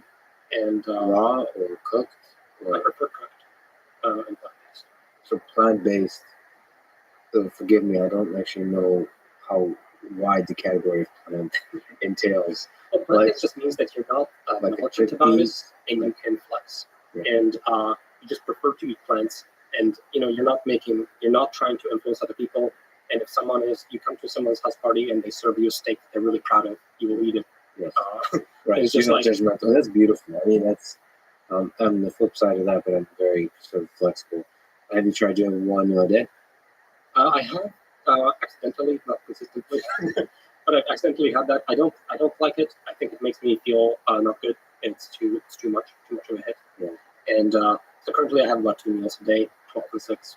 I do that nonstop. I'm doing it now. I do it 1 meal a day. It's interesting. It's interesting feeling. Have you ever fasted longer than a day? Yeah, I've done a bunch of water fasts because I was curious what happens. Anything interesting? Yeah, I would say so. I mean, what's interesting is that you're hungry for 2 days, and then starting day 3 or so, you're not hungry. It's like such a weird feeling because you haven't eaten in a few days and you're not hungry. Is that weird? It's really weird. One of the many weird things about human biology. Yeah. It figures something out. It finds another source of energy or something like that, or relaxes the system. I don't know. Yeah, the body is like, you're hungry, and then it just gets up. It's like, okay, I guess we're fasting now. There's nothing. And then it's just kind of like focuses on trying to make you not hungry, and not feel the damage of that, and trying to give you some space to figure out the food situation. So are you still to this day most productive at night? I would say I am, but it is really hard to maintain my PhD schedule, especially when I was, say, working at Tesla and so on. It's no startup. But even now, people want to meet for various events. Society lives in a certain period of time, and you sort of have to so it's hard to do a social thing, and then after that, we try to do more. Yeah, it's just really hard. That's why I try when I do social things. I try not to do too much drinking, so I can return and continue doing work. But at Tesla, is there convergence? In Tesla, but any company, is there convergence towards a schedule, or is there more? Is that how humans behave when they collaborate? I need to learn about this. Yeah. Do they try to keep us this is a schedule where you're all awake at the same time? I mean, I do try to create a routine, and I try to create a steady state in which I'm comfortable with. So I have a morning routine, I have a day routine. I try to keep things to a steady state, and things are predictable. And then you can sort of just like your body just sort of like sticks to that. And if you try to stress that a little too much, it will create, when you're traveling and you're dealing with jet lag, you're not able to really ascend to, where you need to go. Yeah, that's what you do as humans with the habits and stuff. What are your thoughts on work-life balance throughout a human lifetime? So Tesla in part was known for some pushing people to their limits in terms of what they're able to do, in terms of what they're trying to do, in terms of how much they work, all that kind of stuff. Yeah, I mean, I will say Tesla gets a little too much bad rep for this, because what's happening is Tesla is it's a bursty environment. So I would say the baseline, my only point of reference is Google, where I've interned 3 times and I saw what it's like inside Google and DeepMind. I would say the baseline is higher than that, but then there's a fluctuating equilibrium where once in a while there's a fire and people work really hard. And so it's spiky and bursty. And then all the stories get collected About the bursts. Yeah. And then it gives the appearance of like total insanity, but actually it's just a bit more intense environment. And there are fires and sprints. And so I think, definitely though, I would say it's a more intense environment than some people get. Well, in your personal, forget all of that. Just in your own personal life, what do you think about the happiness of a human being, a brilliant person like yourself, about finding a balance between work and life, or is it such a thing that not a good thought experiment? Yeah, I think balance is good, but I also love to have sprints that are out of distribution, and that's when I think I've been pretty creative and as well. Sprints out of distribution means that most of the time you have a quote unquote balance. I have balance with it. I like being obsessed with something once in a while. Once in a while is what, once a week, once a month, once a year? Yeah, that's when you like really care about a problem. It must exist. This will be awesome. You're obsessed with it. And now you can't just do it on that day. You need to pay the fixed cost of getting into the groove, and then you need to stay there for a while. And then society will come and they will try to mess with you and they will try to distract you. Yeah, the worst thing is like a person who's like, I just need 5 minutes of your time. Yeah. This is the cost of that is not 5 minutes. And society needs to change how it thinks about just 5 minutes of your time. Right. It's never just 1 minute. Just 30. Just a quick. What's the big deal? Why are you being so? Yeah. No. What's your computer setup? What's like the perfect? Are you somebody that's flexible no matter what? Laptop, 4 screens. Yeah. Or do you prefer a certain setup that you're most productive? I guess the one that I'm familiar with is one large screen, 27-inch, and my laptop on the side. What operating system? I do Macs as my primary. For all tasks. I would say OS X, but when you're working on deep learning, everything is Linux. Your SSH to your cluster working remotely. But what about the actual development, like using IDE? Yeah, you would use, I think a good way is you just run VS Code, my favorite editor right now, on your Mac, but you have a remote folder through SSH. So the actual files that you're manipulating are on cluster somewhere else. So what's the best IDE? VS Code, what else do people? So I use Emacs. It's cool. So it may be cool. I don't know if it's maximum productivity. So what do you recommend in terms of editors? You worked with a lot of software engineers. Editors for Python, C++, machine learning applications. I think the current answer is VS Code. Currently, I believe that's the best IDE. It's got a huge amount of extensions. It has GitHub Copilot integration, which I think is very valuable. What do you think about the Copilot integration? I was actually, I got to talk a bunch with Guido Marasa, who's the creator of Python, and he loves Copilot. He programs a lot with it. Yep. Do you? Yeah, I use Copilot. I love it, and it's free for me, but I would pay for it. Yeah, I think it's very good, and the utility that I found with it isn't. I would say there's a learning curve, and you need to figure out when it's helpful and when to pay attention to its outputs, and when it's not going to be helpful, when you should not pay attention to it. Because if you're just reading its suggestions all the time, it's not a good way of interacting with it. But I think I was able to sort of like mold myself to it. I find it's very helpful. Number one, in copy paste and replace some parts. So I don't when the pattern is clear, it's really good at completing the pattern. And number two, sometimes it suggests APIs that I'm not aware of. So it tells you about something that you didn't know. So And that's an opportunity to discover. And it's an opportunity to. So I would never take Copilot code as given. I almost always copy paste into a search, and you see what this function is doing, and then you're like, oh, it's actually exactly what I need. Thank you, Copilot. So you learned something. So it's the part of search engine, part maybe getting the exact syntax correctly. That once you see it, it's that NP hard thing. It's like, once you see it, you know. Yes, exactly. It's correct. Exactly. You yourself, you can verify. You can verify efficiently, but you can't generate efficiently. And Copilot really, I mean, it's autopilot for programming, right? And currently is doing the link following, which is like the simple copy paste and sometimes suggest. But over time, it's going to become more and more autonomous. And so the same thing will play out in not just coding, but actually across many different things. Probably. The coding is an important one, right? Or writing programs. Yeah. How do you see the future of that developing? The program synthesis, like being able to write programs that are more and more complicated. Because right now, it's human supervised in interesting ways. Yes. It feels like the transition will be very painful. My mental model for it is the same thing will happen as with the autopilot. So currently he's doing link following, he's doing some simple stuff. And eventually we'll be doing autonomy, and people will have to intervene less and less. And then it could be like testing mechanisms. Like if it writes a function and that function looks pretty damn correct, but how do you know it's correct? Because you're like getting lazier and lazier as a programmer. Like your ability to, because like the little bugs, I guess it won't make it. No, it will.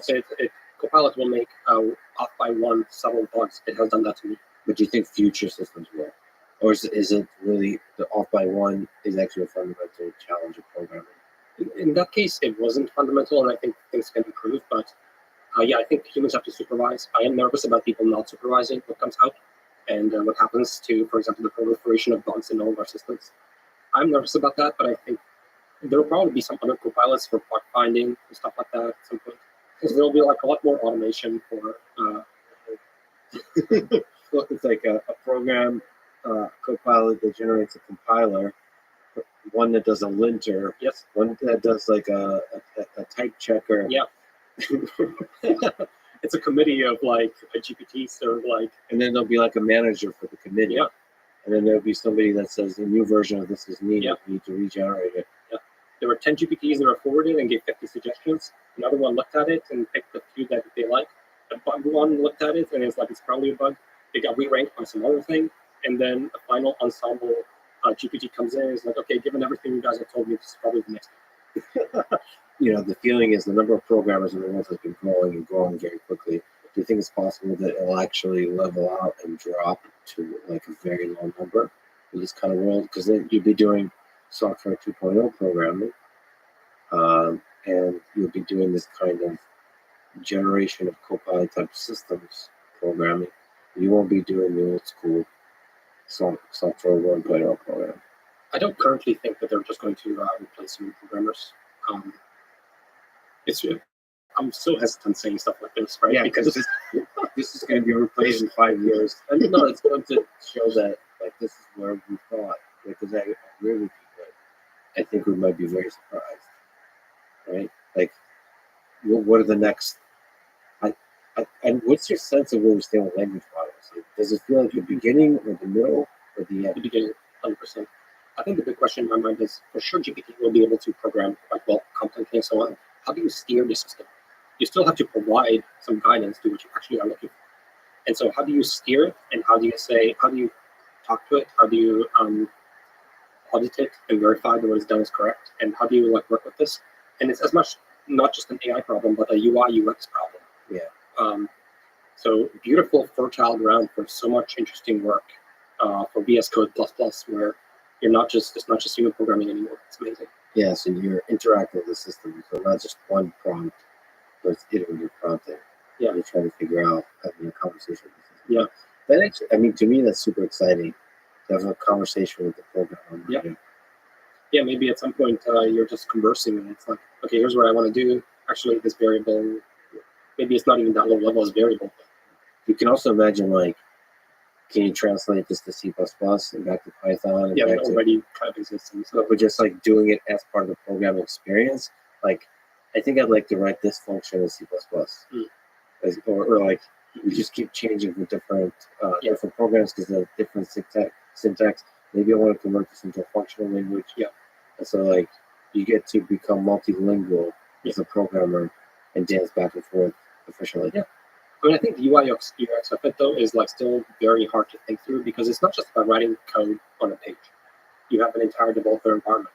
You have a bunch of hardware on it. You have some environmental variables. You have some scripts that are running in the cron job. Like there's a lot going on to like working with computers and how do these systems set up environment flags and work across multiple machines and set up screen sessions and automate different processes. Like how all that works and is auditable by humans and so on is like a massive question. You've built Archive Sanity. What is Archive, and what is the future of academic research publishing that you would like to see? So Archive is this preprint server. So if you have a paper, you can submit it for publication to journals or conferences and then wait 6 months and then maybe get a decision, pass or fail. Or you can just upload it to Archive. And then people can tweet about it 3 minutes later. And then everyone sees it, everyone reads it, and everyone can profit from it in their own little ways. You can cite it, and it has an official look to it. It feels like a publication process. Yeah. It feels different than if you just put it in a blog post. Oh yeah, yeah. I mean, it's a paper, and usually the bar is higher for something that you would expect on Archive as opposed to something you would see in the blog post. Well, the culture created the bar. You could probably post a pretty crappy paper on Archive. So what's that make you feel? What's that make you feel about peer review? So rigorous peer review by 2-3 experts versus the peer review of the community, right as it's written. Yeah, basically, I think the community is very well able to peer review things very quickly on Twitter. And I think maybe it just has to do something with AI machine learning field specifically, though. I feel like things are more easily auditable, but the verification is easier potentially than the verification somewhere else. So it's kind of like you can think of these scientific publications as like little blockchains where everyone is building on each other's work and citing each other, and you sort of have AI, which is kind of like this much faster and loose blockchain. But then you have, and any one individual entry is like very cheap to make. And then you have other fields where maybe that model doesn't make as much sense. And so I think in AI, at least, things are pretty easily verifiable. And so that's why when people upload papers that are a really good idea and so on, people can try it out like the next day. And they can be the final arbiter of whether it works or not, no problem. And the whole thing just moves significantly faster. So I kind of feel like academia still has a place, sort of this like conference journal process still has a place, but it's sort of like it lags behind, I think, and it's a bit more maybe higher quality process, but it's not sort of the place where you will discover cutting edge work anymore. Yeah. It used to be the case when I was starting my PhD that you go to conferences and journals and you discuss all the latest research. Now when you go to a conference or a journal, like no one discusses anything that's there because it's already like 3 generations ago irrelevant. Yeah, which makes me sad about like DeepMind, for example, where they still publish in Nature and these big prestigious. I mean, there's still value, I suppose, in prestige that comes with these big venues, but the result is that they'll announce some breakthrough performance.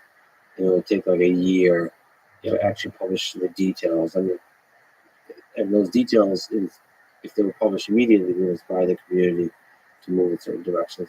Yeah, let's speak out the rest of the community, but I don't know to what extent that's part of their objective function also. That's true. It's not just the prestige, a little bit of the delay is part. Yeah, they certainly, DeepMind specifically has been working in the regime of having slightly higher quality, basically process and latency, and publishing those papers that way. Another question from Reddit. Do you or have you suffered from imposter syndrome? The director of AI Tesla, being this person when you're at Stanford, where like the world looks at you as the expert in AI to teach the world about machine learning.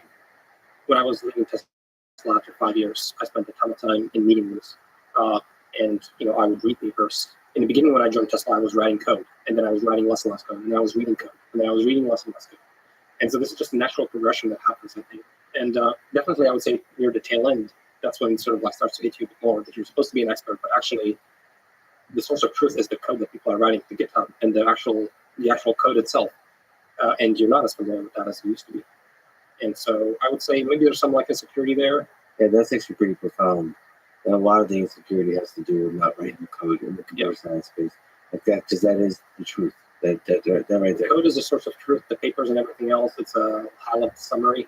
I don't, just a high-level summary. But at the end of the day, you have to read code. It's impossible to translate all that code into actual, paper form. So when things come out, especially when they have a source code available, that's my favorite place to go. So like I said, you're one of the greatest teachers of machine learning, AI, ever. From CS 231M to today, what advice would you give to beginners interested in getting into machine learning? Beginners are often focused on like what to do, and I think the focus should be more like how much you do. So I'm kind of like a believer on a high level in this 10,000 hours kind of concept where you just kind of have to just pick the things where you can spend time and you care about and you're interested in. You literally have to put in 10,000 hours in work. It doesn't even like matter as much like where you put it, and you'll iterate and you'll improve and you'll waste some time. I don't know if there's a better way. You need to put in 10,000 hours. But I think it's actually really nice because I feel like there's some sense of determinism about being an expert at a thing if you spend 10,000 hours. You can literally pick an arbitrary thing, and I think if you spend 10,000 hours with deliberate effort and work, you actually will become an expert at it. And so I think that's kind of like a nice thought. And so basically I would focus more on like, are you spending 10,000 hours? That's what I focus on. So, and then thinking about what kind of mechanisms maximize your likelihood of getting to 10,000 hours. Exactly. Which for us silly humans means probably forming a daily habit of like every single day actually doing the thing. Whatever helps you. So I just think to a large extent it's a psychological problem for yourself. One other thing that I think is helpful for the psychology of it is many times people compare themselves to others in the area. I think this is very harmful. Only compare yourself to you from some time ago, let's say a year ago. Are you better than you a year ago? It's the only way to think. And I think then you can see your progress, and it's very motivating. That's so interesting that focused on the quantity of hours. I think a lot of people in the beginner stage, but actually throughout, get paralyzed by the choice, like which one. They'll pick this path or this path. Yeah. Like they'll literally get paralyzed by like which ID to use. Well, they're worried. Yeah, they're worried about all these things. But the thing is, you will waste time doing something wrong. Yes. You will eventually figure out it's not right. You will accumulate scar tissue, and next time you will grow stronger because next time you'll hit the scar tissue, and next time you'll learn from it. And now next time you come to a similar situation, you'll be like, oh, I messed up. I've spent a lot of time working on things that never materialized into anything. And I have all that scar tissue, and I have some intuitions about what was useful, what wasn't useful, how things turned out. So all those mistakes were not dead work, So I just think they should just focus on working. What have you done? That's a good question actually to ask for a lot of things, not just machine learning. It's a good way to cut I forgot the term we used, but the fluff, the blubber, whatever the inefficiencies in life. What do you love about teaching? You seem to find yourself often like drawn to teaching. You're very good at it, but you're also drawn to it. I mean, I don't think I love teaching. I love happy humans. And happy humans like when I teach. I wouldn't say I hate teaching. I tolerate teaching, but it's not like the act of teaching that I like. It's that I have something I'm actually okay at it. Yes. I'm okay at teaching, and people appreciate it a lot. Yeah. And so I'm just happy to try to be helpful. And teaching itself is not like the most. I mean, it can be really annoying, frustrating. I was working on a bunch of lectures just now. I was reminded back to my days of 231N just how much work it is to create some of these materials and make them good. The amount of iteration and thought, and you go down blind alleys, and just how much you change it. So creating something good, in terms of like educational value, is really hard, and it's not fun. It's difficult. So for people should definitely go watch your new stuff you put out. There are lectures where you're actually building this thing, like from, like you said, the code is truth. So discussing backpropagation by building it, by looking through just the whole thing. So how difficult is that to prepare for? I think it's a really powerful way to teach. Did you have to prepare for that, or are you just live thinking through it? I will typically do, like, say, 3 takes, and then I take like the better take. So I do multiple takes, and then I take some of the better takes, and then I just build out a lecture that way. Sometimes I have to delete 30 minutes of content because it just went down an alley that I didn't like too much.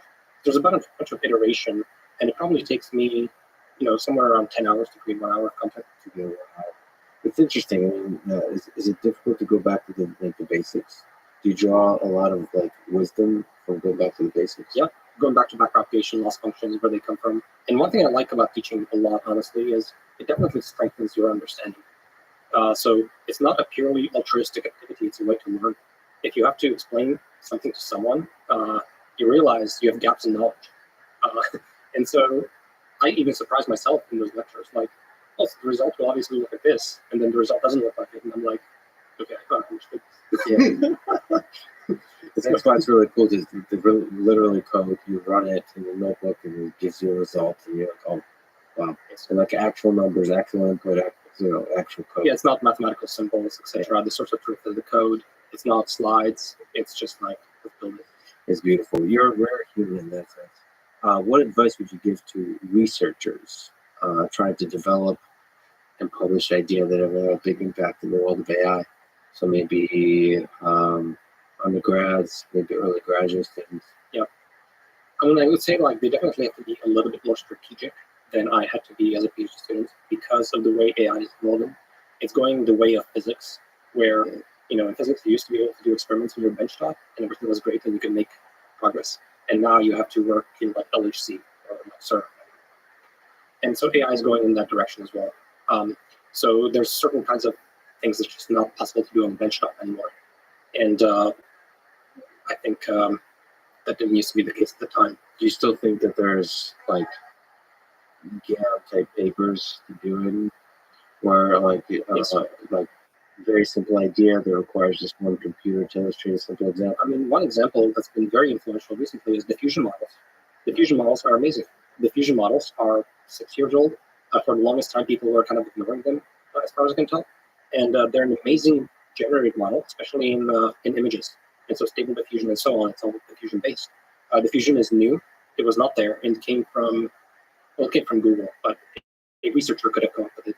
In fact, some of the first, actually, no, those came from Google as well. But a researcher could come up with that in an academic institution. Yeah, what do you find most fascinating about diffusion models?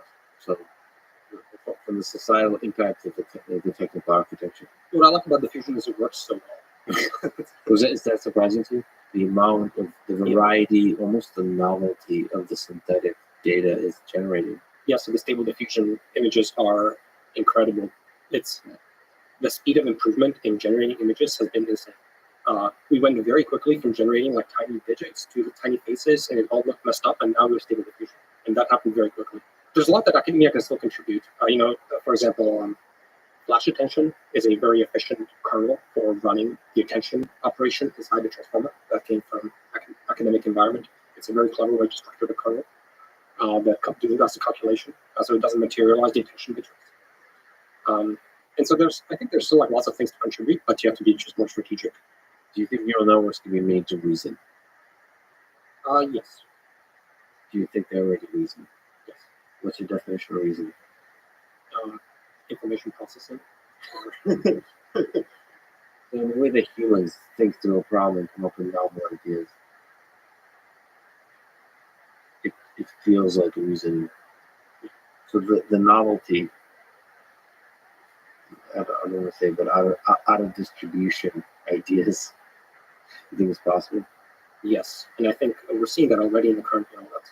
You're able to remix the training set information into true generalization in some sense. That doesn't appear. It doesn't appear in way the training set. Like you're doing something interesting algorithmically. You're manipulating, some symbols, and you're coming up with some correct, unique answer, and then you set it. What would illustrate to you, holy shit, this thing is definitely thinking? To me, thinking or reasoning is just information processing and generalization, and I think the neural nets already do that today. To be able to perceive the world, or perceive whatever the inputs are, and to make predictions based on that or actions based on that, that's reasonable. Yeah, you're giving correct answers in novel settings by manipulating information. You've learned the correct algorithm. You're not doing just kind of a lookup table in your search. Let me ask you about AGI. What are some moonshot ideas that might make significant progress towards AGI? And maybe in other ways, what are big blockers within this? So basically, I'm fairly bullish on our ability to build AGIs.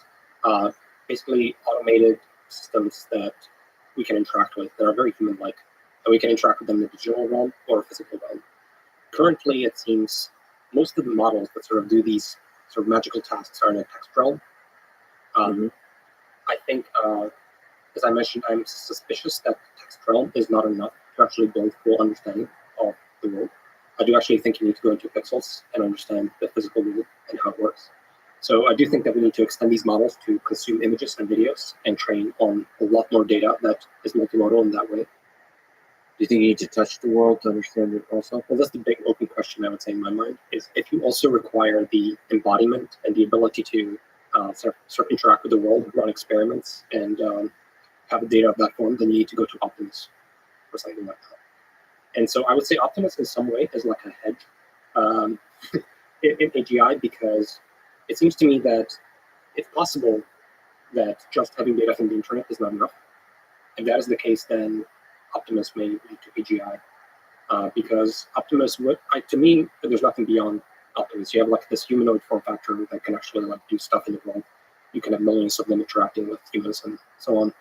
And if that doesn't give rise to AGI at some point, but I'm not sure what will. So from a completeness perspective, I think that's a really good platform, but it's a much more harder platform because you are dealing with atoms and you need to actually like build these things and integrate them into society. So I think that path takes longer, but it's much more certain. And then there's a path of the internet and just like training these compression models effectively on trying to compress all the internet. And that might also give these agents as well. Compress the internet, but also interact with the internet.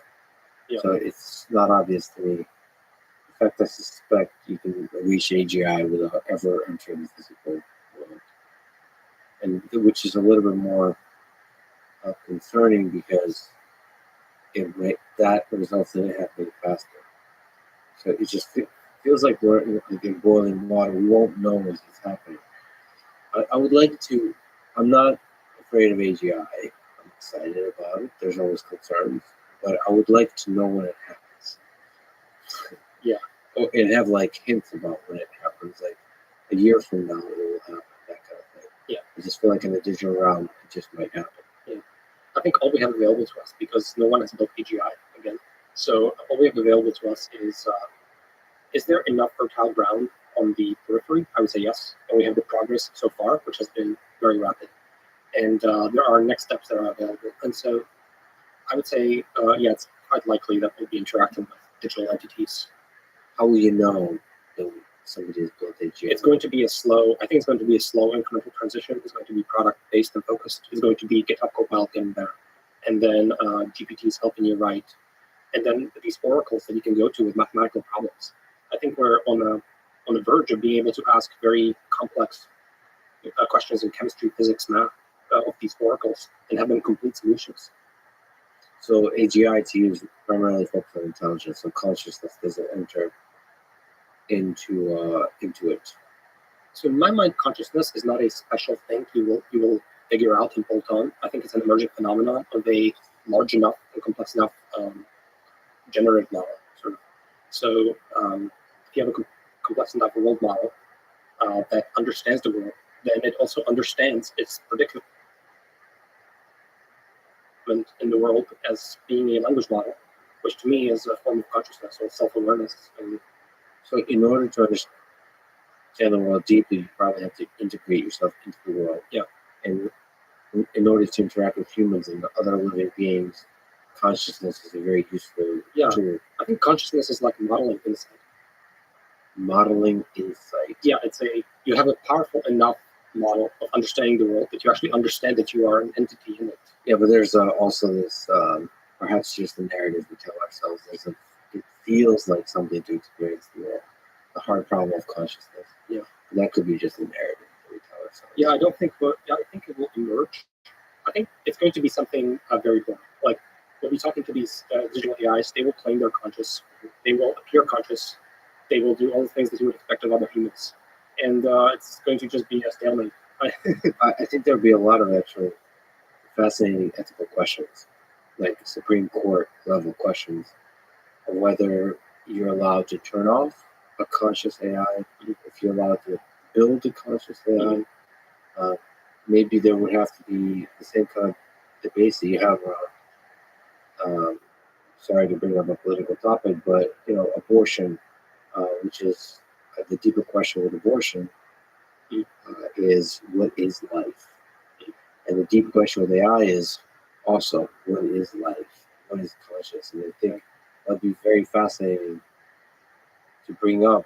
It might become illegal to build systems that are capable, like, of such level of intelligence that consciousness would emerge, and therefore the capacity to suffer would emerge. And a system that says, "No, please don't kill me." That's what the Lambda chatbot already told this Google engineer, right? Like it was talking about not wanting to die or so on. So that might become illegal to do that, right? Because otherwise, you might have a lot of creatures that don't want to die, and then You can just spawn and kill you some other cluster. and then that might lead to like horrible consequences. Then there might be a lot of people that secretly love murder and they'll start practicing murder in those systems. I mean, there's just, to me, all of this stuff just brings a beautiful mirror to the human condition, the human nature, and we get to explore it. And that's what, like, the best of the Supreme Court, of all the different debates we have about ideas, what it means to be human. We get to ask those deep questions. And we've been asking throughout human history. There's always been the other in human history. We're the good guys, and that's the bad guys, and we're going to, throughout human history, let's murder the bad guys. And the same will probably happen with robots. It'll be the other at first, and then we'll get to ask questions of what does it mean to be alive? What does it mean to be conscious? Yeah. And I think there's some canary in the coal mines, even with what we have today. For example, there's these like waifus, when some people are trying to, like, this company is going to shut down, but this person really loved their waifu and just tries to port it somewhere else, and it's not possible. And I think definitely people will have feelings towards these systems, because in some sense they are like a mirror of humanity, because they are like sort of like a big average of humanity in a way that it's trained. But that average, we can actually watch. It's nice to be able to interact with the big average of humanity and do like a search query on it. Yep. Yeah, it's very fascinating. And we can also, of course, like shape it. It's not just a pure average. We can mess with the training data. We can mess with the objective. We can fine tune them in various ways. So we have some, impact on what those systems look like. If you want to achieve AGI, and you could have a conversation with her and ask her, talk about anything, maybe ask her a question. What kind of stuff would you ask? I would have some practical questions in my mind, like, do I or my loved ones really have to die? What can we do about that? Do you think it will answer clearly, or will it answer politely? I would expect it to give solutions. I would expect it to be like, well, I've read all of these textbooks, and I know all these things that you've produced, and it seems to me like here are the experiments that I think it would be useful to run next. And here's some gene therapies that I think would be helpful. And here are the kinds of experiments that you should run. Okay, let's go with this thought experiment. Okay, imagine that mortality is actually like a prerequisite for happiness. So if we become immortal, we'll actually become deeply unhappy. And the model is able to know that. So what is this supposed to tell you, stupid human, about it? Yes, you can become immortal, but you will become deeply unhappy. If the model is, if the AGI system is trying to empathize with you, human, what is this supposed to tell you? That yes, you don't have to die, but you're really not going to like it. Is it going to be deeply honest? If there's a Interstellar, what is it? The AI says like humans want 90% honesty. So like you have to pick how honest I want to answer these practical questions. I love the AI Interstellar, by the way. I think it's like such a sidekick to the entire story, but at the same time, it's like really interesting. It's kind of limited Yeah, it's limited, and I think that's totally fine. By the way, I don't think I think it's fine and plausible to have limited and imperfect AGIs. Is that a feature almost? As an example, like it has a fixed amount of compute on its physical body, and it might just be that even though you can have a super amazing mega brain, super intelligent AI, you also can have like less intelligent AIs that you can deploy in a power efficient way, and then they're not perfect, they might make mistakes. Well, I meant more like, say you have infinite compute, and it's still good to make mistakes sometimes. Like in order to integrate yourself, like what is it? Go back to Good Will Hunting. Robin Williams' character says like the human imperfection. That's the good stuff, right? Isn't that this? Like we don't want perfect. We want flaws in part to form connections with each other because it feels like something you can attach your feelings to the flaws. In that same way, you want an AI. I don't know. I feel like perfection is. But then you're saying, okay, But it's not AGI. But see, AGI, you need to be intelligent enough to give answers to humans that humans don't understand. And I think perfect is something humans can't understand. Because even science doesn't give perfect answers. There's always gaps and mysteries. I don't know. I don't know if humans want perfect.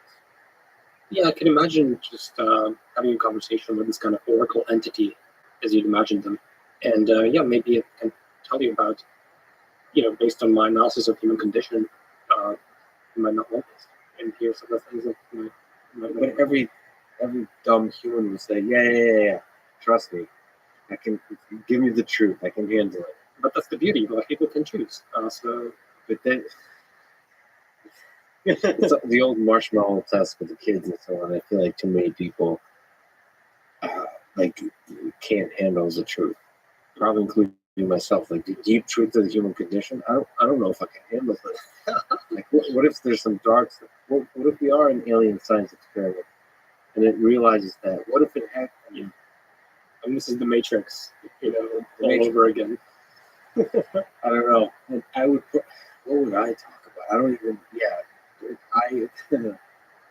probably I'll go with the safer scientific questions first that have nothing to do with my own personal life. Yeah. Immortality, just like about physics and so on.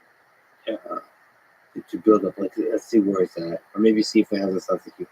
That's another question. Would it be able to, presumably, in order to, if it understands humans deeply, it would be able to generate humor. Yeah, I think that's actually a wonderful benchmark almost. Like, is it able, I think that's a really good point, basically.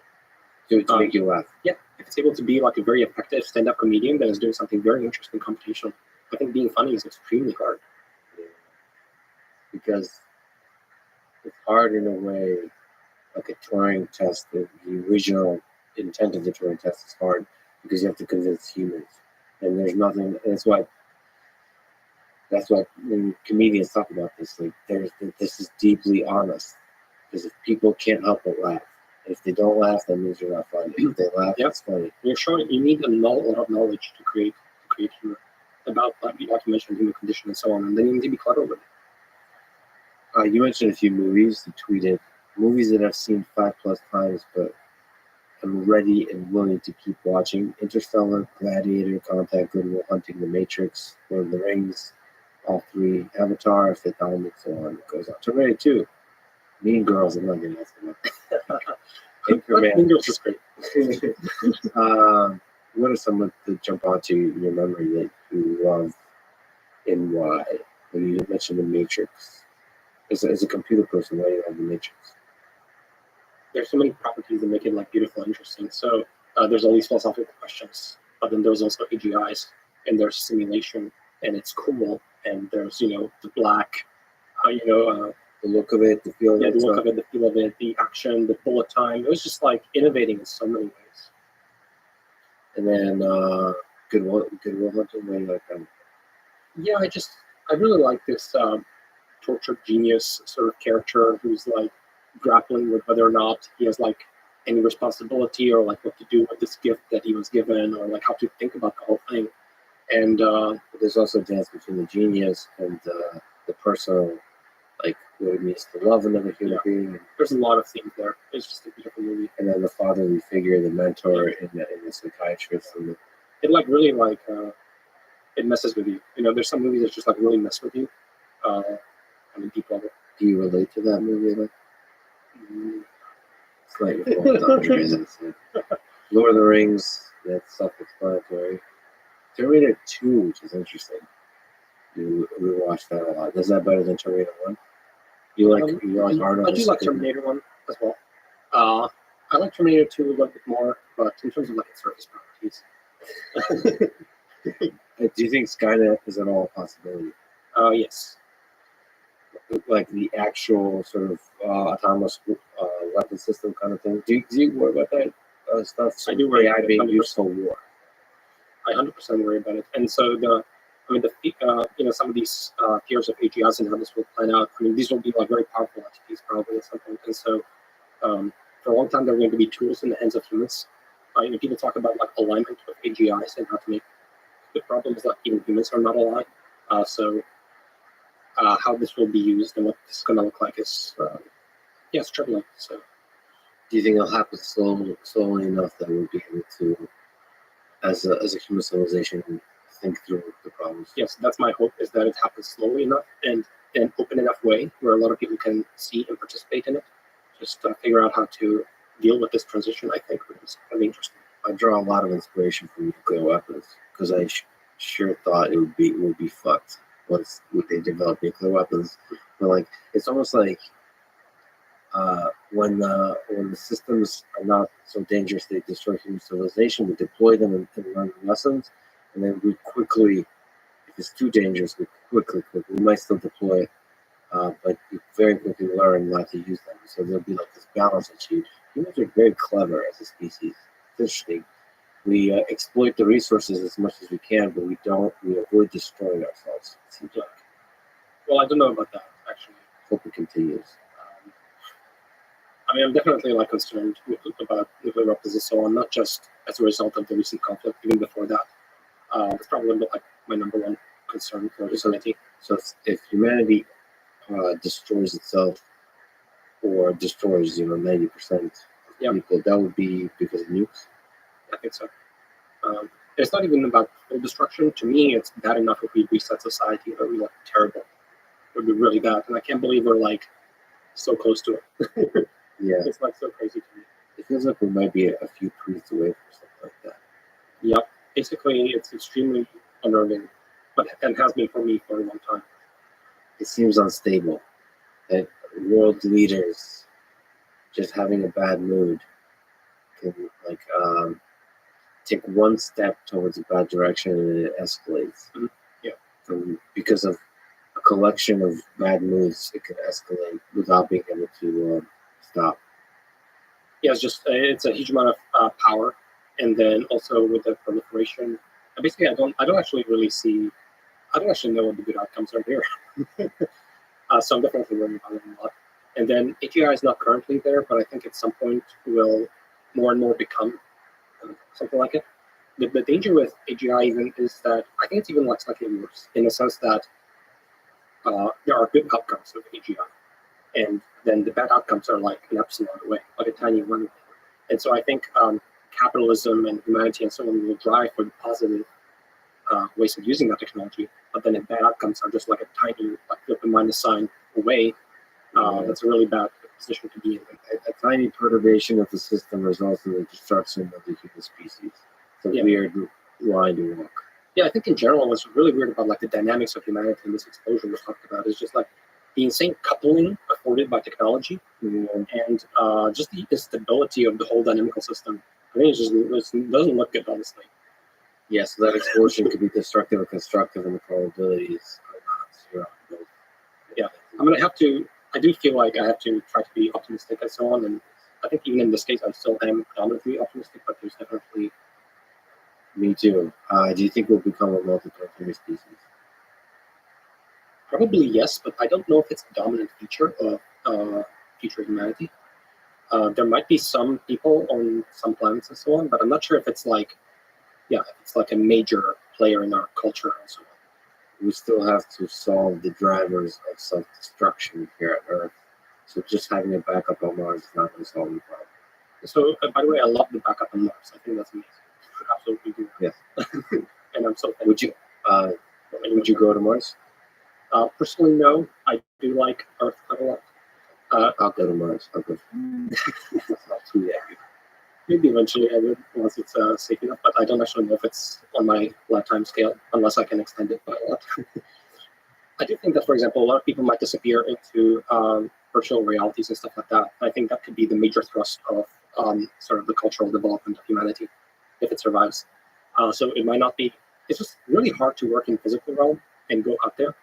And I think ultimately all your experiences are in your brain.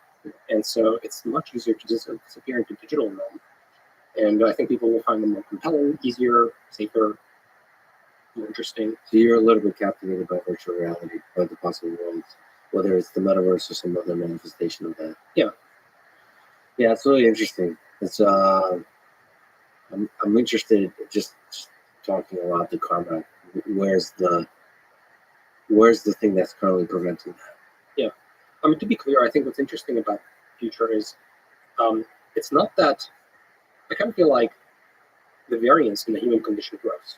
That's the primary thing that's changing. It's not as much the mean of the distribution, it's like the variance of it. So there will probably be people on Mars, and there will be people in VR, and there will be people here on Earth. It's just like there will be so many more ways of being. And so I kind of feel like I see it as like a spreading out of the human experience.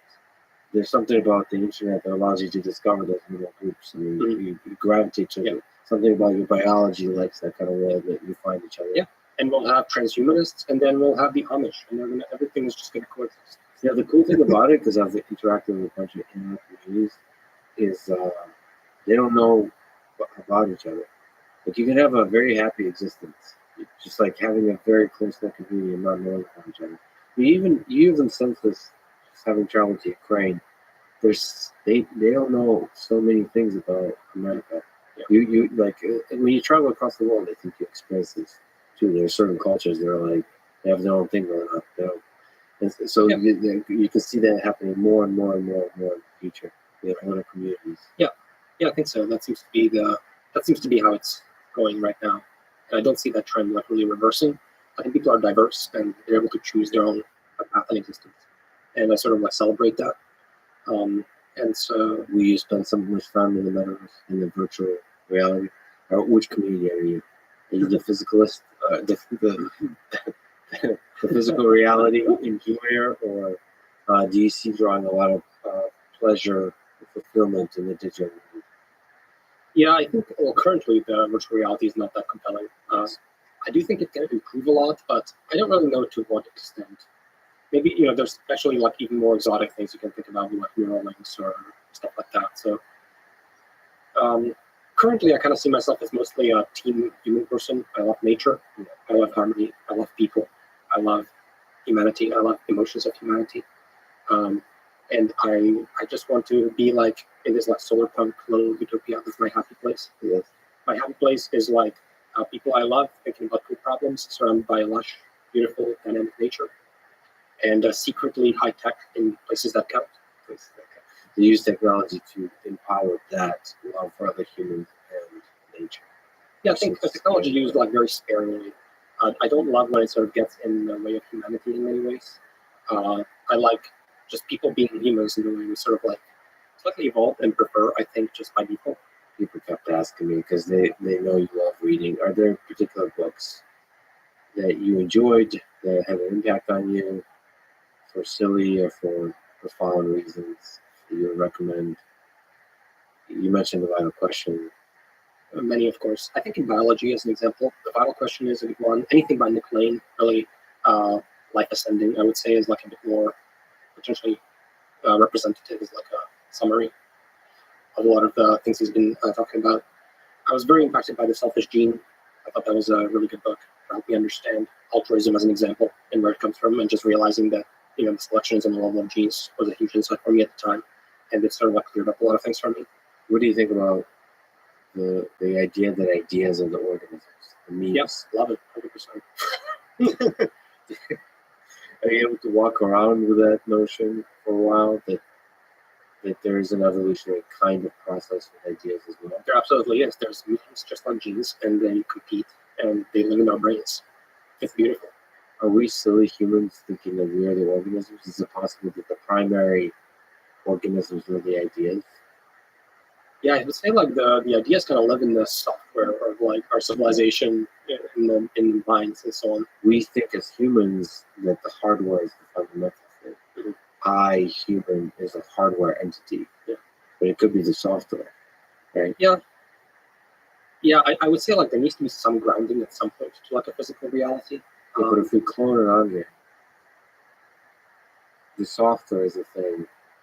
Like, is this thing that makes that thing special, right? Yeah, I guess you're right. But then cloning might be exceptionally difficult. Like, there might be a deep integration between the software and the hardware in ways we don't quite understand. Well, from the evolution point of view, like what makes me special is more like the gang of genes that are riding in my chromosomes, I suppose, right? Like they're the replicating unit, I suppose. And no, but that's just the compute. The thing that makes you special, sure. Well, the reality is what makes you special is your ability to survive based on the software that runs on the hardware that was built by the genes. So the software is the thing that makes you survive, not the hardware. All right? it's a little bit both. It's just like a second layer. It's a new second layer that hasn't been there before the brain. They both coexist. But there's also layers of the software. I mean, it's not. It's a abstraction of type of abstractions. But okay, so selfish gene and nickname. I would say sometimes books are like not sufficient. I like to reach for textbooks sometimes. I kind of feel like books are for too much of a general consumption sometimes, and they just kind of like they're too high up in the level of abstraction, and it's not good enough. So I like textbooks. I like The Cell. I think The Cell is pretty cool. That's why also I like the writing of Nick Lane, is because he's pretty willing to step one level down, and he doesn't. He's willing to go there. But he's also willing to sort of be throughout the stack. So he'll go down to a lot of detail, but then he will come back up. And I think he has basically I really appreciate that. That's why I love college, early college, even high school. Just textbooks on the basics. Yeah. Computer science and mathematics and biology and chemistry. Yes. They condense down like it's sufficiently general that you can understand both the philosophy and the details, but also like you get homework problems and you get to play with it as much as you would if you run programming stuff. Yeah. And then I'm also suspicious of textbooks, honestly, because as an example in deep learning, there's no like amazing textbooks, and the field is changing very quickly. I imagine the same is true in, say, synthetic biology and so on. These books like The Cell are kind of outdated. They're still high level. Like, what is the actual real source of truth? It's people in wet labs working with cells, sequencing genomes and actually working with it. And I don't have that much exposure to that or what that looks like. So I still don't fully. I'm reading through The Cell, and it's kind of interesting, and I'm learning, but it's still not sufficient, I would say, in terms of understanding. Well, it's a clean summarization of the mainstream narrative. Yeah, but you have to learn that before you break out. Yeah, towards the cutting edge. Yeah.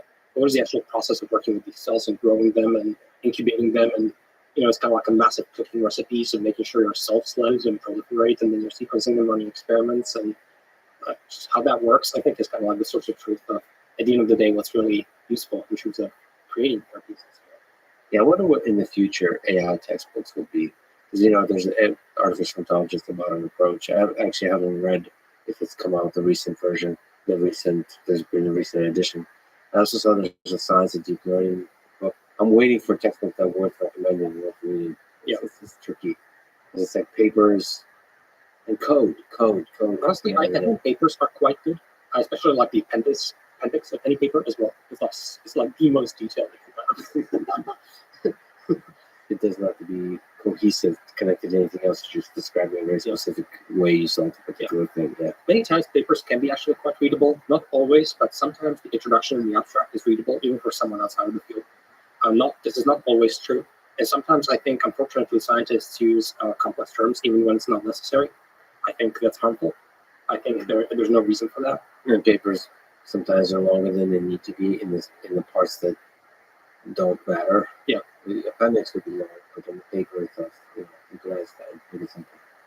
Yeah, but certainly I've come across papers, I would say, in, say, like synthetic biology or something that I thought were quite readable for the abstract and the introduction. And then you're reading the rest of it, and you don't fully understand, but you kind of are getting a gist. And I think it's cool. What advice you give advice to folks interested in machine learning and research, but in general, life advice to a young person, high school, early college, about how to have a career they can be proud of or a life they can be proud of? Yeah, I think I'm very hesitant to give general advice. I think it's really hard.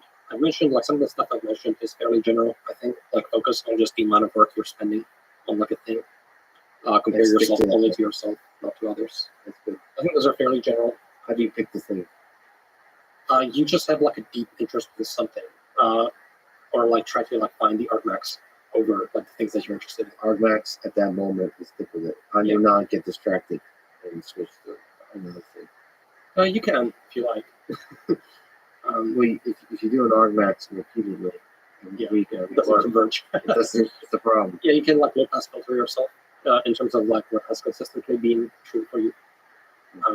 But yeah, I definitely see how it can be hard. But I would say like you're going to work the hardest on the thing that you care about the most. So low pass filter yourself and really introspect in your past. What are the things that gave you energy? And what are the things that took energy away from you? Concrete examples.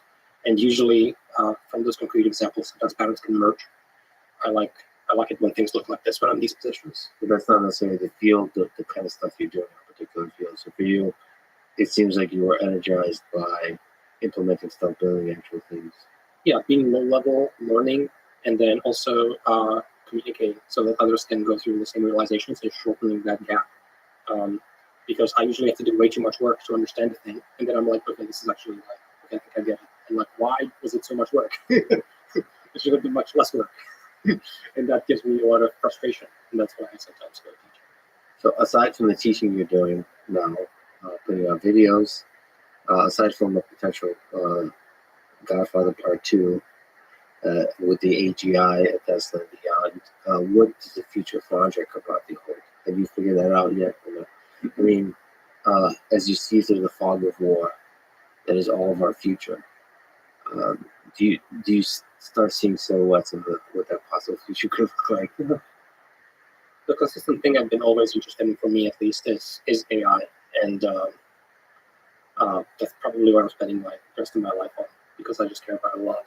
And I actually care about like many other problems as well, like say aging, which I basically view as disease, and I care about that as well. But I don't think it's a good idea to go after it specifically. I don't actually think that humans will be able to come up with the answer. I think the correct thing to do is to ignore those problems and use solve AI and then use that to solve everything else. And I think there's a chance that this will work. I think it's a very high chance. And that's kind of like the way I'm betting at least. So when you think about AI, are you interested in all kinds of applications, all Yes. kinds of domains, and any domain you focus on will allow you to get insights to the big problem of AGI? Yeah, for me, it's the ultimate meta problem. I don't want to work on any one specific problem. There's too many problems. So how can you work on all problems simultaneously? You solve the meta problem, which to me is just intelligence. And how do you automate? Is there cool small projects like Archive Sanity and so on that you're thinking about that the world, the ML world can anticipate? There's always like some fun side projects. Archive Sanity is one. Basically, like there's way too many archive papers. How can I organize it and recommend papers and so on? I transcribed all of your podcasts. What did you learn from that experience? From transcribing the process of, like, you like consuming audiobooks and podcasts and so on. And here's a process that achieves closer to human level performance on annotation. Yeah, well, I definitely was like surprised that transcription with OpenAI's Whisper was working so well compared to what I'm familiar with from Siri and like a few other systems. I guess it worked so well, and that's what gave me some energy to try it out. And I thought it could be fun to run on podcasts. It's kind of not obvious to me why Whisper is so much better compared to anything else, because I feel like there should be a lot of incentive for a lot of companies to produce transcription systems, and that they've done so over a long time. Whisper is not a super exotic model. It's a transformer. It takes ML spectrograms and just outputs tokens of text. It's not crazy. The model and everything's been around for a long time. I'm not actually 100% sure why. Yeah, it's not obvious to me either. It makes me feel like I'm missing something. I'm missing something. Yeah, because there's huge, even Google and so on, YouTube transcription. Yeah. It's unclear, but some of it is also integrating into a bigger system. Yeah. that sort of user interface, how it's deployed, and all that kind of stuff. Maybe running it as an independent thing is much easier, like an order of magnitude easier than deploying to a large integrated system like YouTube transcription or anything like meetings. Like Zoom has transcription. That's kind of crappy. But creating an interface that detects the different individual speakers, it's able to display it in compelling ways, run in real time, all that kind of stuff. Maybe that's different.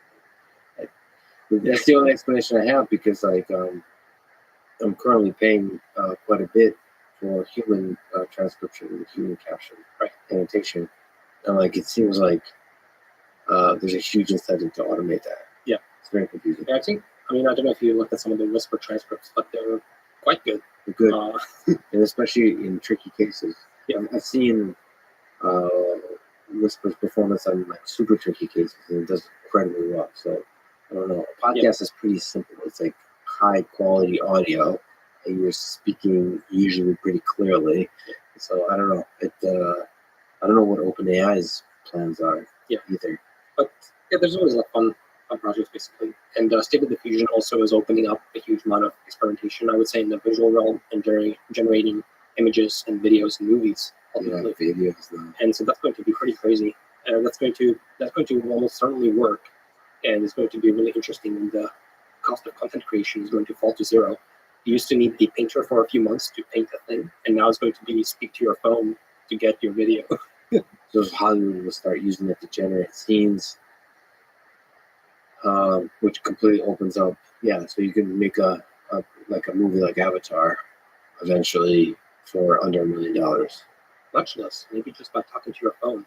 I mean, I know it sounds kind of crazy. And then there'd be some voting mechanism. Like, how do you have it? Like, would there be a show on Netflix that's generated completely automated? So yeah.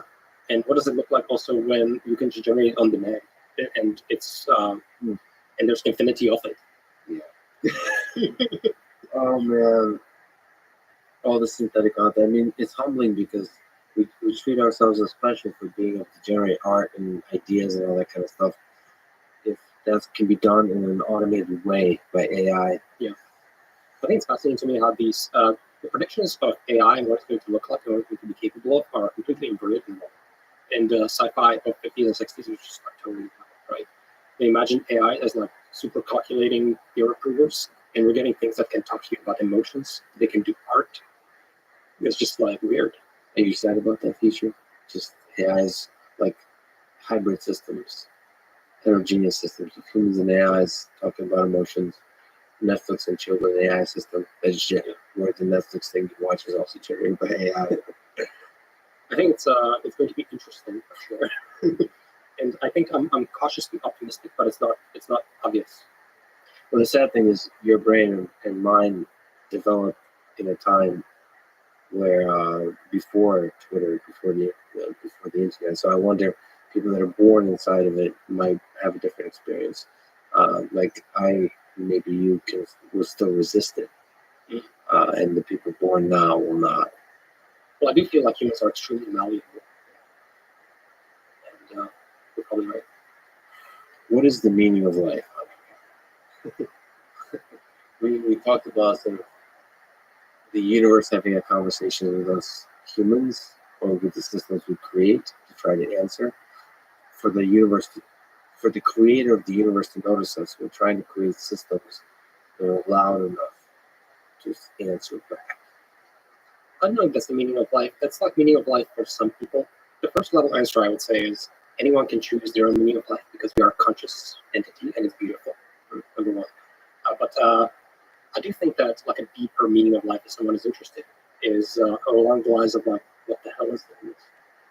And like why? And if you look at into fundamental physics and quantum field theory and the standard model, they're like very complicated.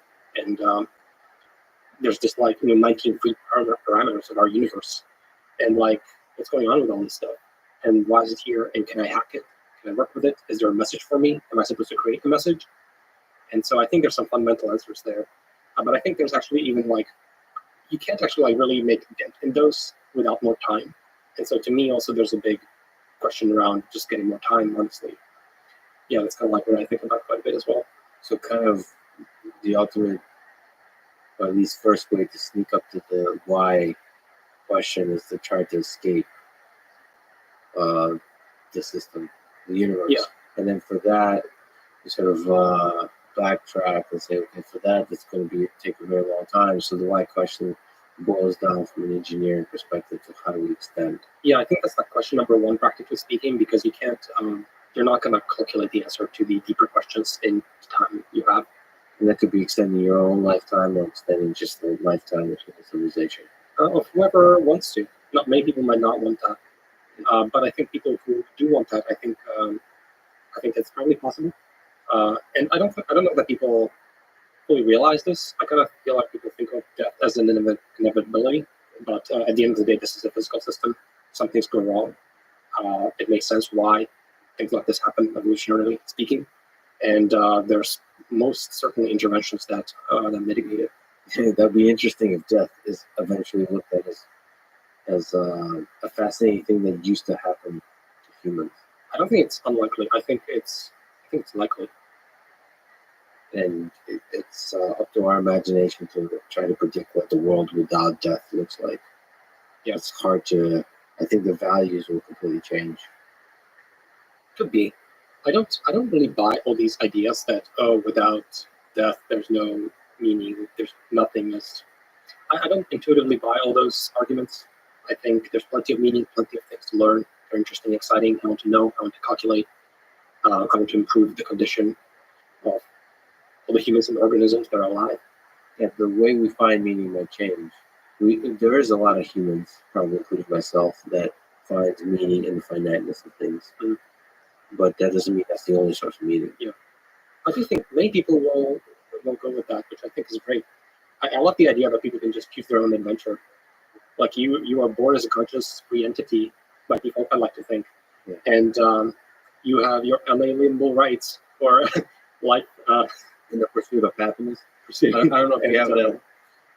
In the nature, the landscape of happiness. You can choose your own adventure mostly, and that's not, not fully true. But I still am pretty sure I'm an NPC.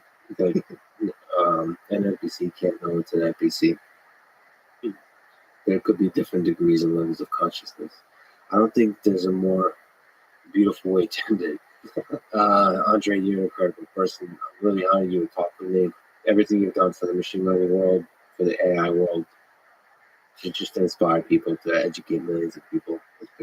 It's been great, and I can't wait to see what you do next. It's been an honor, man. Thank you so much for talking to me. awesome. Thanks for listening to this conversation with Andre Karpathy. To support this podcast, please check out our sponsors in the description. And now, let me leave you with some words from Samuel Carlin. The purpose of models is not to fit the data, but to sharpen the questions. Thanks for listening, and hope to see you next time.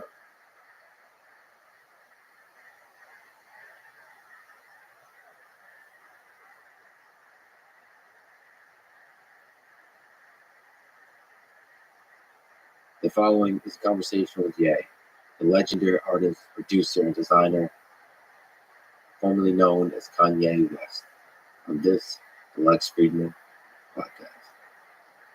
Based off of our connection and just you being a friend, I need to show you my two tech companies and get your perspective on it. Because now I have friends that can give perspective. Like when I would work on albums, I had other friends that worked on albums and they would give me their perspectives on it. You want to do this? We are doing it. This is part of it. This is part of it? Absolutely. All right, beautiful. Oh, well, I wanted to finish. The thing is, okay, you're going to ask me different questions, but I'm about growing and building and bringing the idea to life. So when I see you, I say, oh, this guy understands how to hire engineers.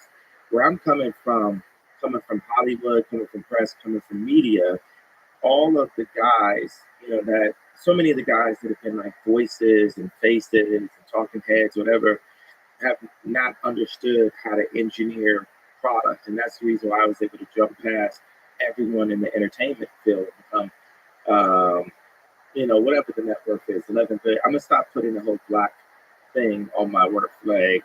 Let's just see where I am on the scale of life, because that's a cop out for me to say rich is black guy, of all time, because that's feeding into the same, trauma economy that Black Lives Matter feeds into.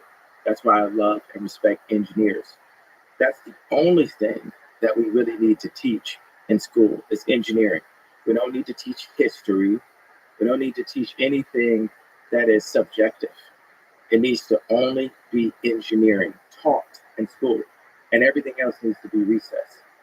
Nothing that at all, any forced subjective information is just to weaken and indoctrinate our species. And that's what schools do now. As an engineer, I love hearing you say that, but to push back, history is not, the interpretation of history might be subjective, but history has some facts, and they're useful to give a grounding to the way you do engineering. I don't 100% believe in anything, any concept of the future or any concept of history, because history was just written by the victors. Yeah. So if I see stuff happen on the day that later that day is reported wrong. So how wrong is something reported 1,000 years ago? And why would we argue about something that's not in the now? Because that's the only thing that everyone can agree upon is that it is now, right now. You try not to make the mistakes of the past. That's the usefulness of history, the limited usefulness of The history. biggest mistake from the past that we keep making is looking at the past. Too much. Giving too much value to the past. Too much value to the past. We are now. We are now. We are here. We are one species. We are one race. We're here. And it's time. And the leadership is changing because you have Elon as a leader, Ye as a leader, and we're the top leaders. We're more influential than the presidents. So you're a human being with engineering challenges before you. With STEM player, with parlor. What's the hardest thing in front of you on the engineering front? That's the first sentence that any of our species needs to hear when they're born. You are a human being with engineering challenges, and I consider challenges to be opportunities in front of you. Literally, like let me see if he's here. I need to write that down. That's the beginning of our new species constitution. I'm gonna do the paper like this wide, put it in widescreen. This for Ridley. You are. No, I mean like you are a being with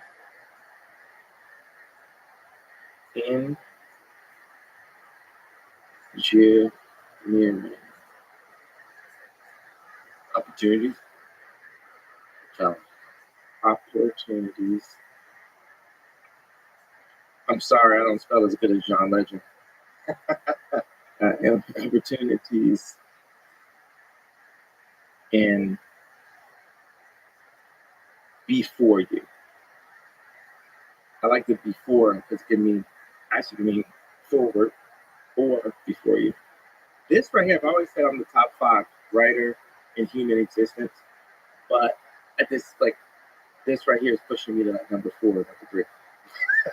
It's a good one. Because who would you say is the top? It's top writer in human existence. That's subjective. Who's that? It's factual though. It's like, okay, so who's the top person in tech history? It's not subjective. Wow. There's a non-subjective answer to both of those. Both of those people have influenced 30% of our existence. So the influence is the main metric of greatness. Okay, one person, 30% of our language the English language was written by them. The other person, 30% of the products we use was led by them. So it was talking about language written by Shakespeare, and it was and then the product. But Steve Jobs. Yeah. You put Steve above like neurons of the world?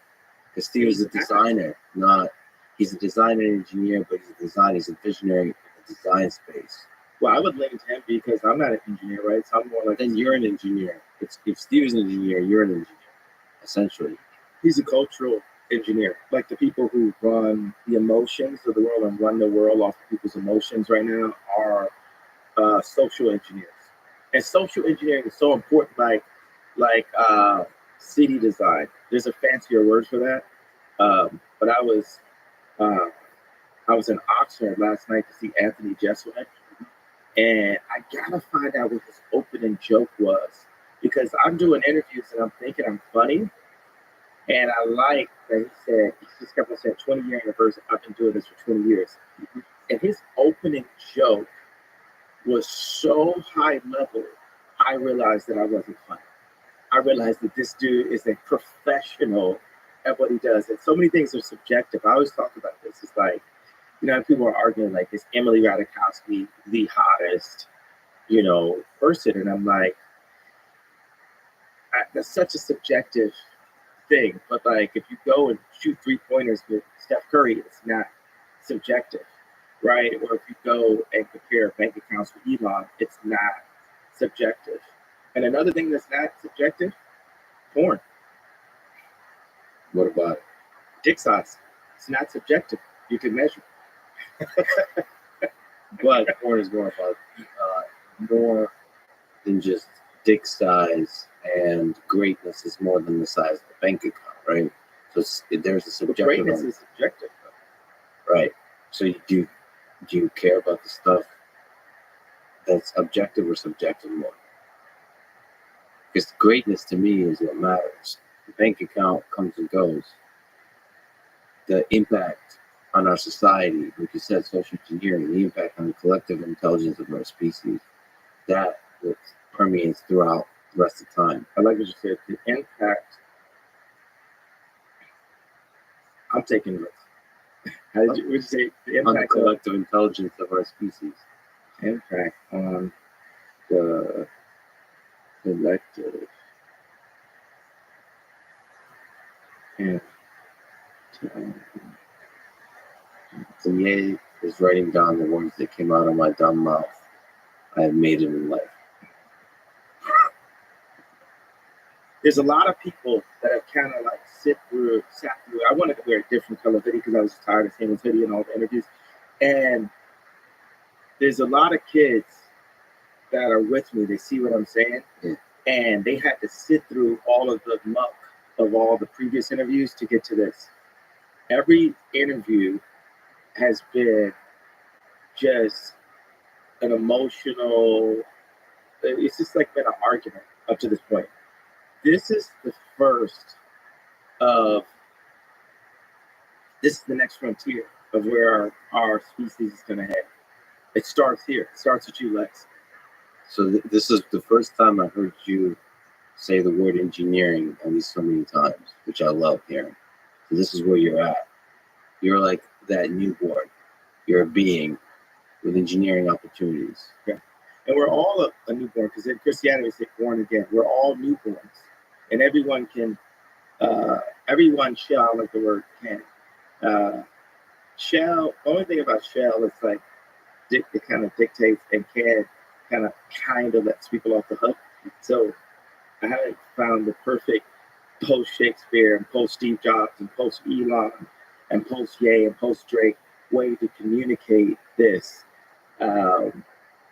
But we update, and we do. And what the current media structure, no, it's not actually nothing that's holding us. There's nothing actually holding us back because I'm still alive. I'm still alive. Like, they could have killed me at, George Bush don't care about black people. They could have killed me at Beyonce had the best video, but we're here now. So we just keep on leaning and leaning and leaning. And there's these things where I just think about, there'll be times when I'm at war, and every now and then when the bombs stop going off and all the headlines and the smearing and all that stuff going off, I think about my family, and I'll think about Kim, and I'll think about how, King Koopa has her in the castle right now, and this on Mario Brothers, you know how it is you go for the princess and you get to this level, and it's like, I'm like, I sung the song wrong, right? And then they take the princess again.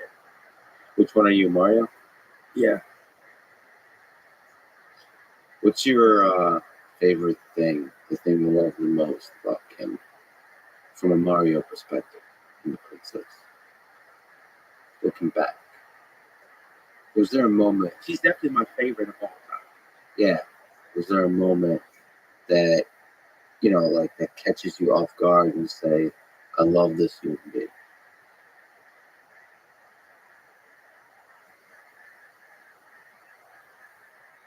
Yeah, I mean, it's just the DNA is like she's a mix of Rob and Chris. Can you explain?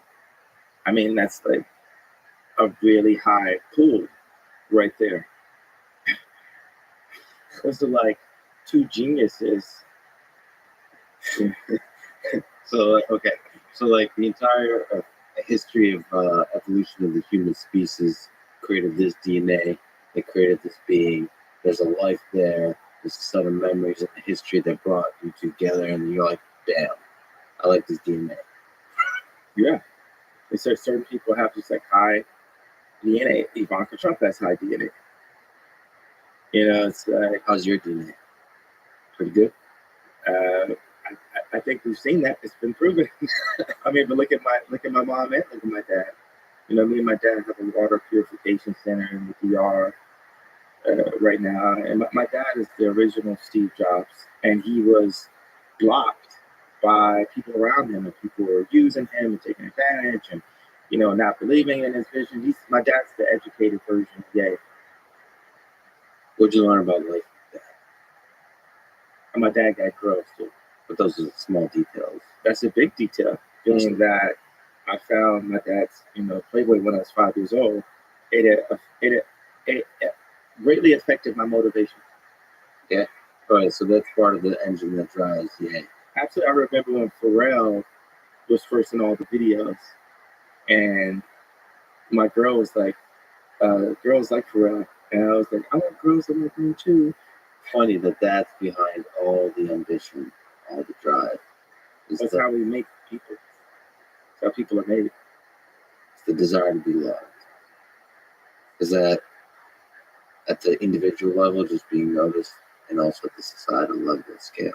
Well, now I've gone past. I'm like at that place where Nikolai Tesla was later into his career, where it wasn't about being loved. It wasn't about sitting at the dinner parties next to Anna Wintour and stuff.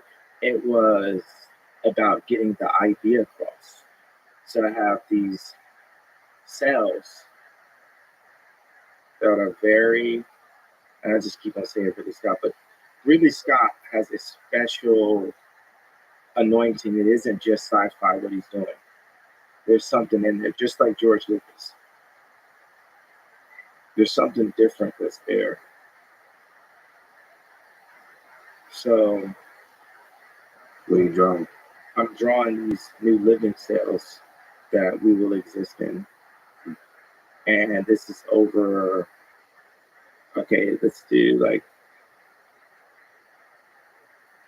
I don't like talking about money because like man-made money anyway is like 4 quadrillion respected dollars, and then you have other forms of currency. Of course, sort of social currency is super important now, but this is a drawing, and it's at a pretty good place now. This be 40,000 square feet. I want to start just talking in meters. I just think we should go to anything to restore the Tower of Basel. Like I said, when the I'm just draw a person here for scale. Yeah, that would help. Okay. What do you think of that? Look at my person, see the scale. This one. All right. So, wait, the dot is the person? Yeah. I'm saying it's 40,000 square feet, but that would be like, what are the other parts of the cell? Okay, so it's a screen. It doesn't go all the way to the top, and it's one hole for light, but the water and the light and air all come in from the top. So that's like the mouth, and then this is the belly button. We're God's iPhone. We're His greatest creation. So this is all connected. These are all connected. Yes, I'm drawing how these other cells go next to each other. What's the vision here? Happiness. Then we talk about like what's the motivation? Like, yeah, there's the motivation somewhere in the back of my mind of my family, and if it's like where Moses smite the rock and God didn't allow him to get to the promised land, because the promised land is family. That is the problem. So that is earth. I mean, that's heaven on earth is family. Family is heaven. That's the promised land. And for your family to be together. So say I smite the rock and God doesn't let me have my family back. My mission in life is still to promote families at all costs and make families' existence easier. So we take this thing, put a localized farm system community that we do localized growing, and then we partner with big pharma and say, hey, you're actually going to make more money by making better food. Because at the end of the day, you want money right now. It's like everyone knows that between the pesticides and between the medical industry, and especially in America, that we're keeping people sick. And we know that McDonald's makes food that kills people, and Coca-Cola selling sugar water and all this. Like, just in case I haven't pissed off enough people in power. Okay, so You got to piss off the sugar. Anybody that's power on sugar. Sugar, What's the Help was actually documented on sugar. It wasn't about how bad meat was. It was like a reverse documentary on sugar. I don't know if you call it a reverse, like a sub, but if you watch it again, when they show sugar in it, it's just the sugar looks super clean. Yeah. So as I state these things, I know I have protection. If I have God's protection, that's why I'm here to this day, right? So it's for me to have this platform and express exactly what I feel, because it's kids out there, right, that it's kids that are going to save the world through engineering and through facts. And I've got to download as much of the information and as much of the don't be afraid to state your facts is the biggest thing, because the world is being ran by fear. And that is, actually God runs the world, but there's this like little cloud, this patina of our ego that deals with the money and the car and girl dating and all this in the clothes you wear and spending too much on clothes and a lot of stuff that I've been involved with promoting. So now what I'm promoting is you have the idea, you say it out loud, like if you had Tourette's. Say your truth out loud. You hate gay, you hate me, say that out loud. Say whatever you feel out loud. Like you say it non-violent, non-violent. I have to say that, like, as as a shout out to Alex Jones, and Trump, where they try to say that when they say their truths out loud, that it's inciting violence. So let's be like really clear. I'm saying that they have criminalized free thought. I hate when people use they, like they gets the blame for everything, right? It's always they. Oh, who the fuck is they exactly? Problem is they is us. Yeah. Well, I love that. What we need to do is turn I to we. So we take the responsibility and turn they to us. So we take accountability to us. I to we, and they to us. And that relates, it's a language at the same time. You're seeing the language of our surroundings. You're seeing the language of, but one of the things, okay, let's go back to the sale explanation, because I'm also doing what's that thing when Elon just put all the information open and people can figure out, they can figure it out.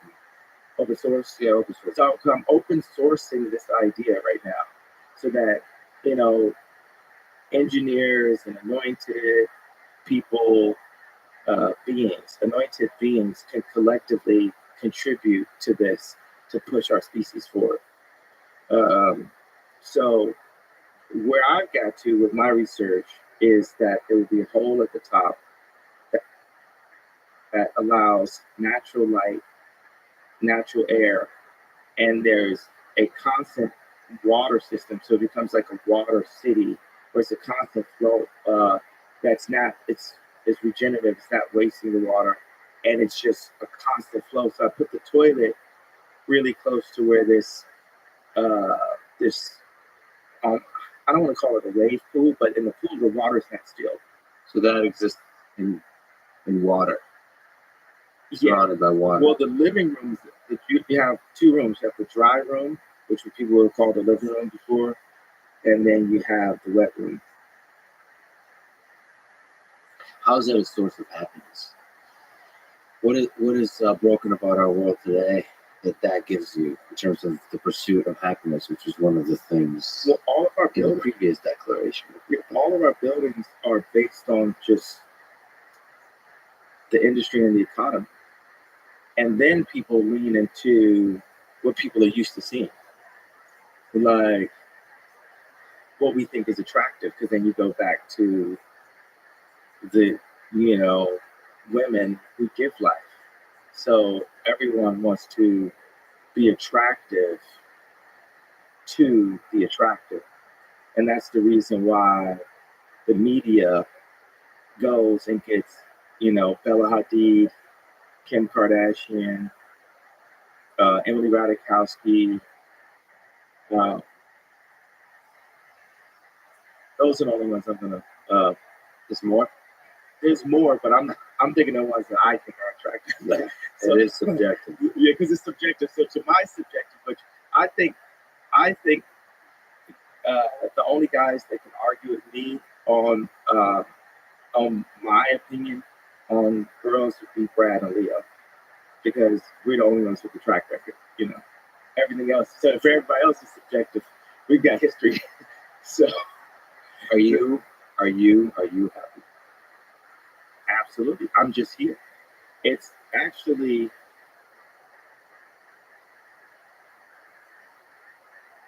difficult to make me unhappy. Now I can deal with frustrations, but when those frustrations are, it's like when you've allowed people to be in your life that shouldn't be there, and then they do the thing you knew they were going to do, and you're screaming at them, but you really need to scream at yourself. Yeah, so you realize anything that's like anger or frustration, that's something that's wrong with you that needs to be dealt with. Yes. Like right now, okay, say I got this pattern cutter that I wanted to remove because I felt like she was copying our patterns into the computer. And I didn't know why she wanted to do that. And I just wanted to do the patterns by hand. And then, You mean like automating the patterns? Is that yeah. what you mean? And my head of it, because that's the whole thing. It's like, it's a war of human beings and robots. It's Yeah, like, but that makes it more efficient, right? You don't like the efficiency. You like the creativity of the singular nature of the pattern. I believe that the human beings, and I'm saying this to you as a person who makes robots and a person who's friends with I'm you, deeply that make offended right robots. now. Yeah. But I'll let it go. Okay. So yeah, I believe that Yay hates robots. I'm not gonna put that out there. It's a joke. Robots have feelings too. Yeah. That's right. That was also a joke. We need to clarify that. Future robots. But the pattern cutter, you don't like that. That had to be that. You can't have that part of your life. That's not what everything that I'm doing is for the sake of the human race. There's things in capitalism, there's things in technology. Well, technology and original human species can exist in a peaceful way, as long as the people that know how to make robots aren't using their robots to control the humans. Lex? It definitely is something you have to be concerned about as we become more technologically savvy. That, my friend, is why engineering isn't everything.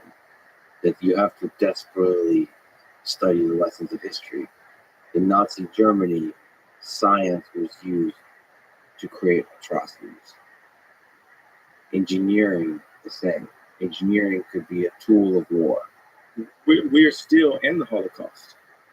A Jewish friend of mine said, go visit the Holocaust Museum. And my response was, let's visit our Holocaust Museum, Planned Parenthood. With all due respect, I grew up in the Soviet Union. I'm Jewish. parts of my family perished in the Holocaust of Nazi Germany, I have to push back that there is a difference of the atrocities at that scale, at that time, on an entire people. I was going to say the number, that's the difference. It's not the number. Because 6 million, well, also, African Americans are actually Jew also. The lost tribe of Israel. Back in that too. Okay, so well, everyone came from Africa. I'm African. I'm basically African American. We're brothers. And we're both Jew. And we're brothers. So we're human. 6 million people died in the Holocaust. Over 20 million died by the hands of abortion. And the media promotes the My Body, My Choice, which is actually still a promotion for Planned Parenthood. 50% of Black deaths a year is actually abortion. It's not the cop with the knee. It's not Black on Black violence and gang violence. It's not heart attacks. It's actually abortion. The most dangerous place for a Black person in America is in their mother's stomach. It's 900 to 1 million abortions in the United States a year. I hear you. But there's something about the rape, the torture, the murder of children, women, men, the complete humiliation, and just the suffering that was endured during World War II. That's what we deal with on our TVs right now with Black people. But the Soros would use Black trauma economy to win an election. And what I love is having a healthy conversation. And as opposed to there's certain things, boom, this drops, people are gonna have pussy hats on. Boom, this drops, it's gonna be, Black people and white people with signs. Boom, this drops. So hey, China, hey, left agenda, hey, what we're gonna do is say that our species can have a healthy conversation. Can I just linger on this? Because when you say Jewish media, there's a echo of a pain that people feel that reminds you're saying it's redundant, right? No, I'm not saying it's redundant. I'm saying it's redundant. You're saying it's redundant. It's a redundant. I'm saying it's something that I'm saying that it's something that Joseph Goebbels, the propaganda minister of Nazi Germany, said. I'm saying it's been said so many times in order to murder and torture Jewish people that it just rings wrong. And that's just like the N word when spoken by people that have the same skin color as me. It reminds people of a very dark time. I know. If Jewish people would accept that I'm Jew, then they would see what I'm saying in a different way. They would hear it in a different way. You see, the people, you saying you're Jewish, no, I'm Jew, not Jewish. Jewish means like that of a Jew. I'm saying I'm Jew. You're Jew. Blood of Christ. That comes from, right. But are you a follower of the philosophy of the Black Hebrew Israelites? Because that's where the idea comes from. Not all of those folks are extremists, but some are extremists. I'm a follower of the idea. I have a vague idea that all people came from Africa. But what I wanted to do, now I can Andy Kaufman this about 7 more minutes and then tell you what it is. Should I count? Let's count 7 minutes. No, I did this to do a spoiler alert. Sure, spoiler. What's the first thing I said at the beginning? We're talking about engineering and humans. And I said, and then what did I say we shouldn't focus on? Race. Not just that. I said they shouldn't teach this in school. History. The history, because what they do, what schools are doing is exactly what the CIA does with Pixar films and Disney films. They make Bambi's mom die in the beginning, right? And off that pain comes a purchase of ice cream. Off that pain comes, I need some more toys. Off that pain comes, I need a bigger house. Off that pain comes, I need more girls than my wife. Off that pain comes, so they put that pain in to make us, now we're the orphans of capitalism, to make us be consumers. And we need to be a community, not just consumers. So I could have went another 7 minutes by being a person who presents himself in a way that says, well, I don't have to feel your pain because I also have pain too. That's not being recognized.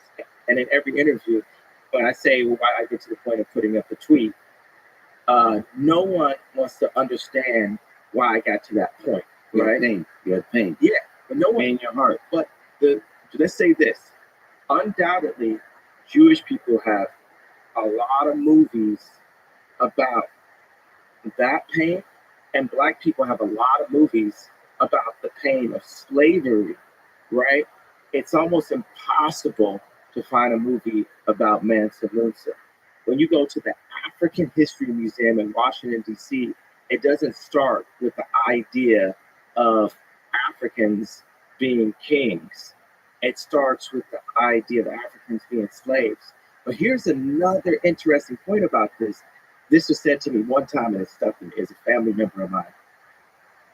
With Africans, how many times have you heard like a rapper, talk about we were kings? That's incorrect. If we're Jew, and since we weren't the kings. We were the slaves that Moses freed. Africans have always said, you've listened to rap music and hear Black people say, we kings, we blood of the pharaohs. And if we are Jew, then we weren't. We were the people that Moses freed. And when we talk about, have you heard Black people talk about 400 years of slavery? All right. That is and we're having this history lesson, right? And But history doesn't matter. You're exploring ancient history and drawing deep wisdom from it. And at the same time saying we need to forget all of it. We need to put that behind us. Absolutely. We need to forget it and we need to move forward. There's so much wisdom to draw from history. Even the 20th century. Look at this. Communism. Without the lessons of history of the 20th century, communism sounds like a great idea. Except that some of the worst atrocities conducted by Stalin and Mao that killed 50, 100 plus million people. Not just killed, tortured, starvation. But people, cannibalism. They ate each other. They ate their children. There's just dark. People should read some books on this, on the Holodomor. See, 1930s. I disagree. With that lesson, we would, and now it's becoming more popular. I'm not disagreeing that happened. I'm disagreeing that we need to harp on the things that happened, because the truth is, I'm giving a fact. 50% today of, let's say, you don't call Black people Jew, right? Black people's deaths today is abortion. Today, right now, like that, it's not racism. That's too wide of a term.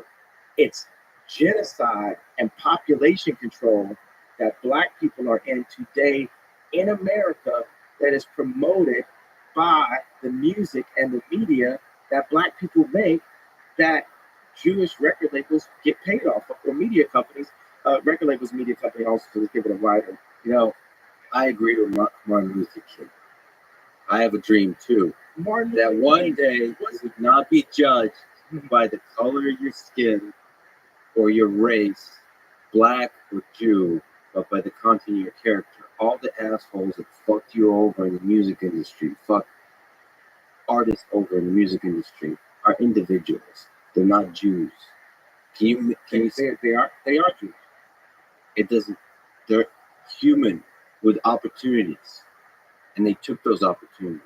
I don't care if they're Jewish. Do you feel like I should release that pain and separate it? Yes. Okay, so if you're saying I should release that pain and separate it, then I'm telling you, you should release your pain and separate it, and we can get to this, the list of how you are being with engineering opportunities. That's 100%. I see what you're doing and exactly what you're doing. The pain, let it go. Engineering challenges, I get it. One of the problems you highlight is people get fucked over in the music industry and get fucked over in the media. They're fucked over all over the place. They created, there was a Jewish trainer that brought me to the hospital and put in press that I went to the hospital. I know friends that off of exhaustion, a Jewish doctor, they Why do you keep diagnosed saying Jewish? because they were, right? Diagnosed me with bipolar disorder and shot me with medication and put me on medication, then put it in the press. And every time, even if I wore the wrong color hat that a nigger is not supposed to wear, right? Then they immediately say he's off his shit, he's off his meds, he's off his rocker, and it's literally used as a scarlet letter control mechanism for the people understand. The kids, the colleges, the high schools, what do you think they put me right now? They put me as the prophet, not the leader. It doesn't have to be the leader, right? Because we need a more intelligent person to be the leader. But at least, right? They put me as the prophet. They put me as the only person that would say this. And I'm just saying that was 4 Jewish members that controlled my voice because for the fact that 90% of Black people in entertainment, from sports to music to acting, are in some way tied into Jewish business people. Meaning that in some way, just like if Ron is sitting next to Obama or Jared sitting next to Trump, there's a Jewish person right there controlling the country, the Jewish people controlling that who gets the best video or not, controlling what the media says about It's me. a person, not Jewish. Let me just say what But they are though. That's the only thing. It just so happens that they are. It just You happens say they are. That that's doesn't mean that I hate them. Yes. That just means that they are. But it's a dog whistle. Two, let me just say, as I would love to add more love to the world, I would love you to do that as a person with a big voice, with a big, powerful voice that a lot of people look up to. And when you say Jewish media, it's funny how this world works that way. When you say Jewish media, or Jews are controlling the voice of Black artists, Black people, Black artists, when you say that, Am I not allowed to say it out loud? you can say there's a large number of people that are hurting and have anger and even have hate in their heart when they hear Jewish media. That hate starts being directed towards the Jewish people. Do you acknowledge that? Do you understand? Can you feel the hate in the world? That comes to the surface when you say stuff like that. Okay. I feel that when we go into therapy, my dad was a therapist, and obviously I've got some therapy skills myself. A lot of people, my music is healing. These type of spa-like existences are healing. The color palettes I use are healing, and we can use healing words, right? What I really feel I feel that there is no accountability and no responsibility on Jewish people in media to at least start with owning up with the facts of what's dealt with and tell me if I say the facts out loud, to the point of Ari Emanuel writing a letter in the Financial Times trying to take food out of my children's mouth, telling people that they're not allowed to work with me. Even Chris Como or Pierce Morgan getting me to apologize and separate Jewish business people from the families of the Jewish business people, which I did. Update. I did that. That already happened. And That was a shitty apology. That wasn't really an apology. But shout out to that conversation. I need to get on my knees and kiss the dick of Howard Stern and You don't need to kiss anyone's dick. but that's what you guys are acting like. You guys, look at that. Because you're talking about it's a shitty opinion, apology. But where's our fucking apology? Watch this. Sorry. We don't get. Thank you. What? Let's move on. Sorry. Oh, do I need to get on my knees? No. And kiss my dick. So This escalated quickly. so that's escalated quickly. So what I'm saying, where's our apology? Well, right, we can't get to apology because you're telling me there's no right way for me to word it. So tell me, for me, a person who's been fucked on my deals and a person that has friends that never figured out how to make shoes with a German company that couldn't tell me to wear a BLM shirt and take off my red hat, like what would have happened if I was at Nike, right? Tell me exactly how to engineer the situation. I'll tell you exactly how. You got a big voice, have the balls as a man to call out the individuals. Don't call them Jews, call them by their name and start a war against those individuals. They're not Jewish. But if that's the case, will you help me with that? Sure. Okay. 100%. Assholes are assholes. Well, let me flip that too. I don't understand the industry well. I see that people are fucking people over for sure. But how do you solve that? If you right now run the world's, you're doing a million things, but say you ran also a record. I have ran a record label. Well, I've been ran by a record label where I was the face of a record label and had Big Sean and different people complaining to me, and I knew fuck about running a record label. I was simply just a talented producer and an influencer that then started good music, but I wasn't the one running good music. How would you do it different? This is something I propose. I would look at the top 10 execs in 3 fields, in sports, film, and music. And I would look at the top 10 clients, participants, talent. I would look at the top talent in each of those fields, the top 10 of them. And some of them are going to be Tom Brady. Some of them are going to be Taylor Swift. Some of them, they're not all going to be black, right? Some of them will be Adele, right? And we'll look at all their contracts transparently, and we'll compare the notes and re-engineer like it's a new constitution. Because when I told my dad when I was 19 that I was going to get into the music industry, he begged me not to. He said, I heard it's treacherous. Now I'm in a position where I've been through it. I saw it. I went out, made some money somewhere else. I saw my name get smeared. I saw my family get destroyed. I saw my reputation get destroyed. And now I'm back here to have this I'm back here as a being with engineering opportunities. So, I would say, if you say it's a shitty apology, what is the version of the apology short of kissing Howard Stern's dick? I don't think anyone wants to kiss Howard Stern's dick. That's the whole point, Howard Stern. Nobody wants to kiss your dick, so shut the fuck up. I said, by the way, I'll antagonize you, Howard Stern. I used to be a fan of you. Yeah, me too. Yeah. Now still a fan. Now you're just doing clickbait like everybody else. Now you're just a sad old man. Now, Howard Stern, this is the first time anyone's said your name in years. Your own family doesn't say your name unless they call in to get their bills paid. You're going hard. See, that's beautiful right there. That's much better than calling Jewish media. Go after individuals. Okay, go after individuals. And you talk shit about me. Talk shit about me. This is great. And you know what that is? Yeah.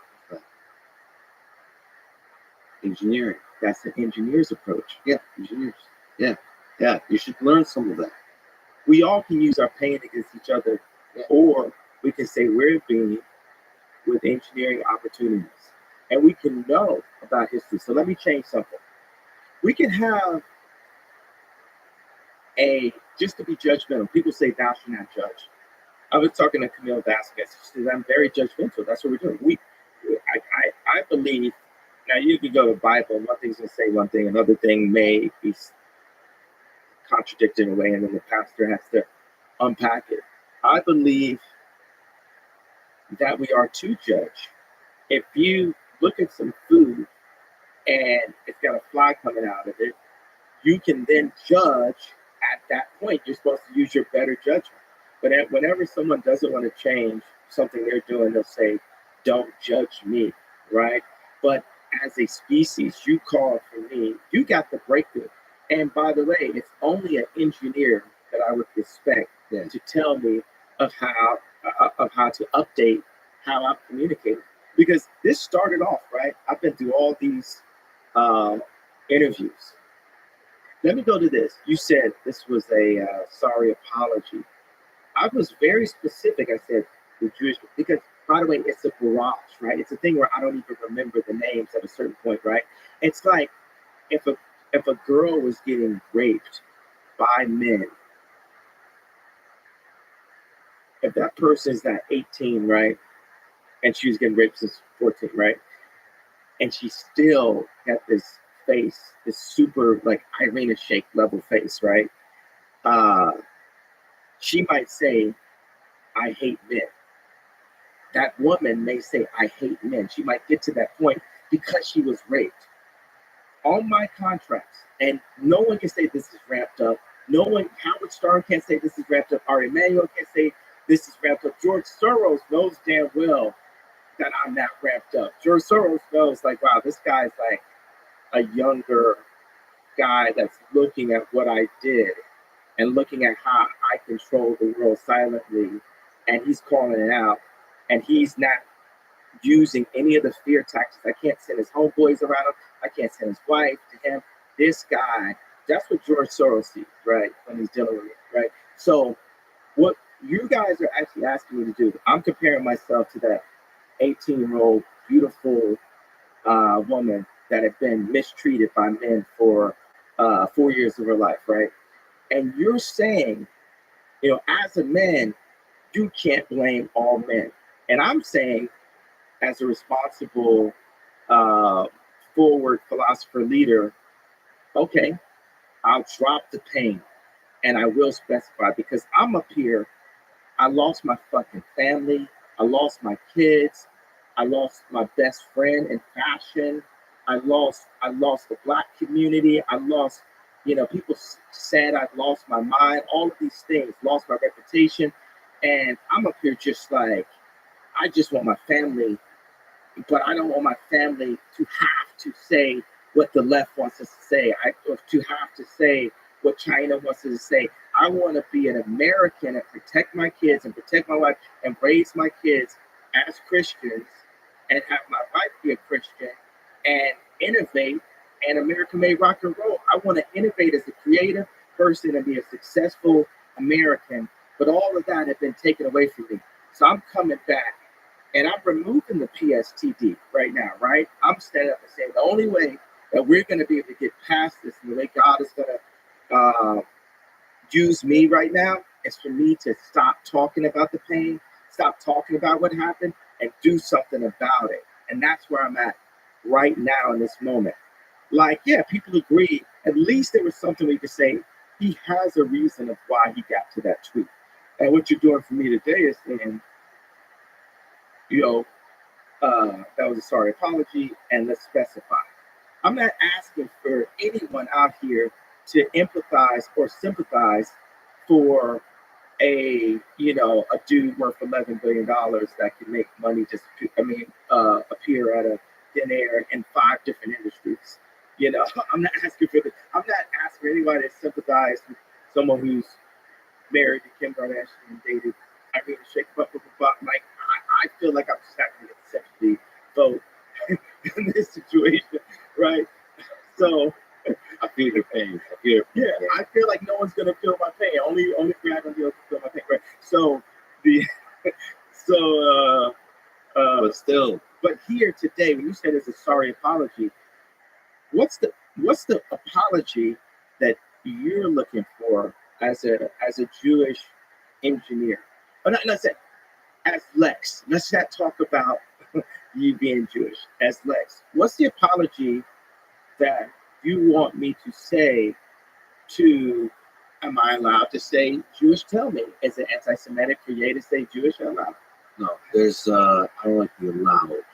That presumes censorship. I think Jewish Jews do have a powerful voice. Did I prove that there was censorship over the past 2 weeks? I Who proved censored you? Oh, Drink Champs. Oh my Lord. Oh, like Twitter and so on. Twitter. That has less to do. Drink Champs. That hurt you. That Drink Champs. That no one took it down. Took down your conversation. No. It didn't hurt you. Now you gotta be honest about that. We're still the kids we used to be. I put my hand on the stove to see if I still bleed. And nothing hurts anymore. I feel free. No, Do you think,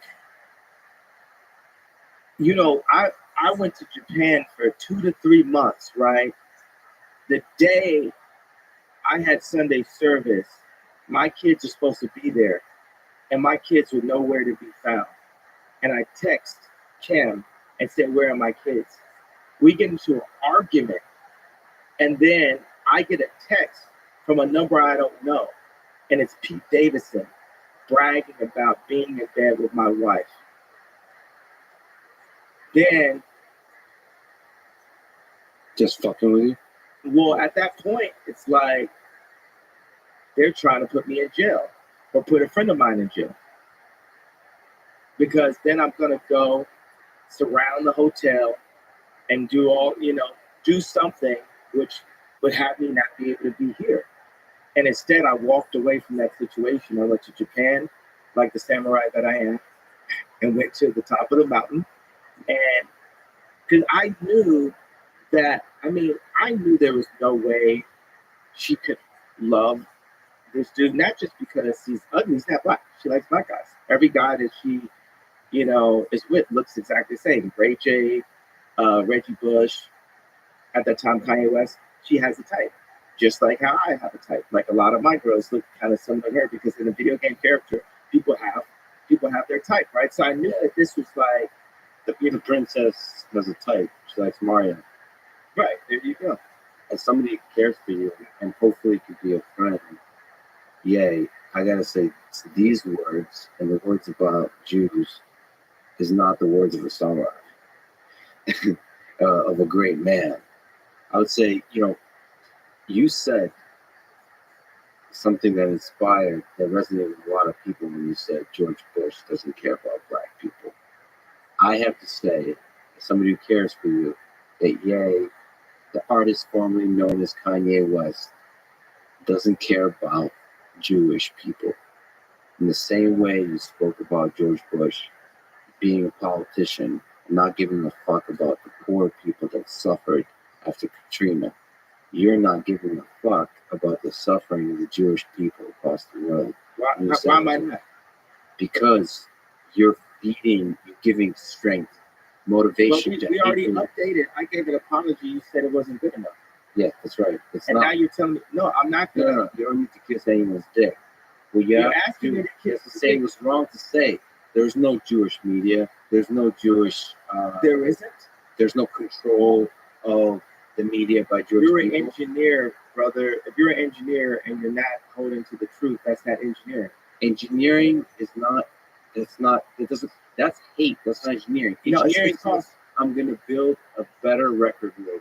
It's called stereotypes. stereotypes. And I'm going to respect. Stereotypes exist for a reason. Engineers don't do stereotypes. I do. Stereotypes are dumb. They allow you to channel hate towards the other. You know what the biggest thing is?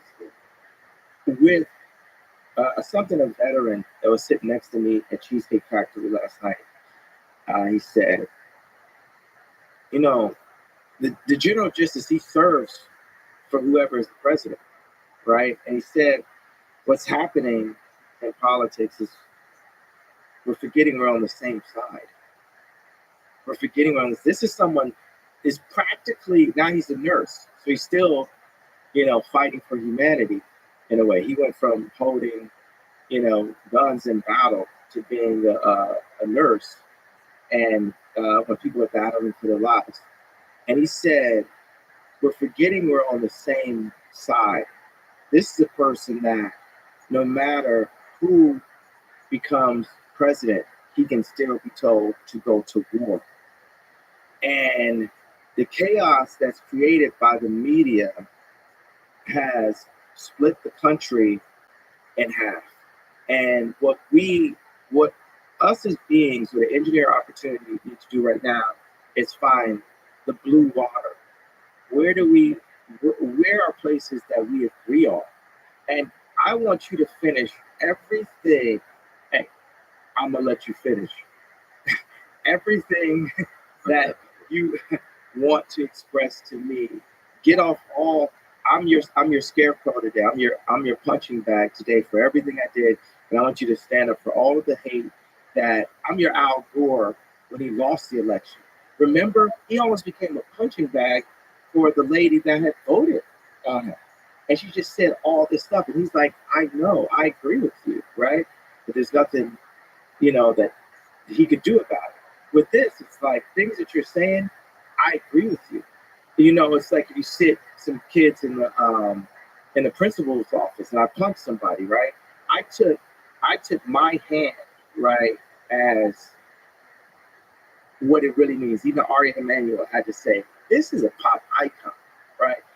And I went and just punched an entire people at one time, or said that I was about to. I went like this, right? And I got blacked out, black mirror, done, right? And it's like, what were you even gonna do? And why did you go like this?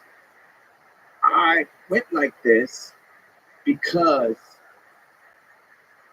I can't even. I would look insane to physically show you a metaphor, a physical representation of my last 20 years of what I've been through as a musician, as a father, and as a black person with a political opinion. A great man still through the pain does the right thing. And I think the right thing is to not say that there's Jewish control of the media. And that's incorrect, though. That's a fucking lie. There is.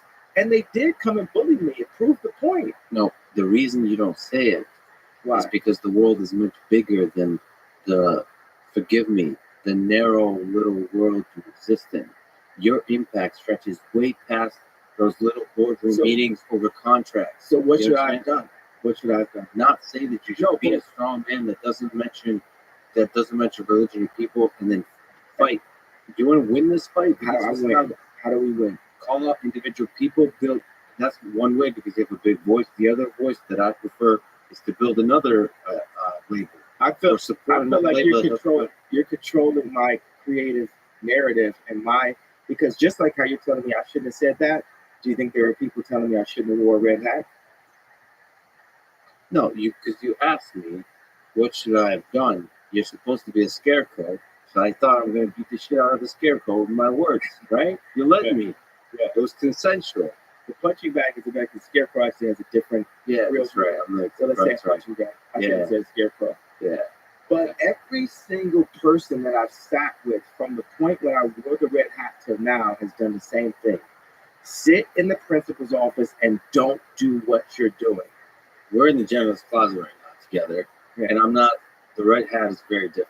The red hat is you have a set of beliefs. You represent half the country that has a hope, a vision for the future of America. That's very different than without any purpose whatsoever saying Jewish media, Jewish control of the media. You said there's no purpose, so you're taking away my history and my reason of what my purpose was. I'm saying also, I'm speaking my voice, vocalized. Also, it's God's plan. There's a lot of things that open up. Let me tell you something that opened up. There's a guy, like I told you, that was running STEM Player, who I've had issues with. We hadn't got paid on time, certain things, right? And he took his IQ, his know-how, his engineering know-how to. He basically was trying to Adidas me with, even though I was the bigger money in the situation. That was funded. We funded together, and he hired these engineers. And he said, well, because of your comments, we're not going to be able to hire anybody else. And I was like, well, how many Jewish people do we have in our company? He said, I don't know. He didn't say exactly, right?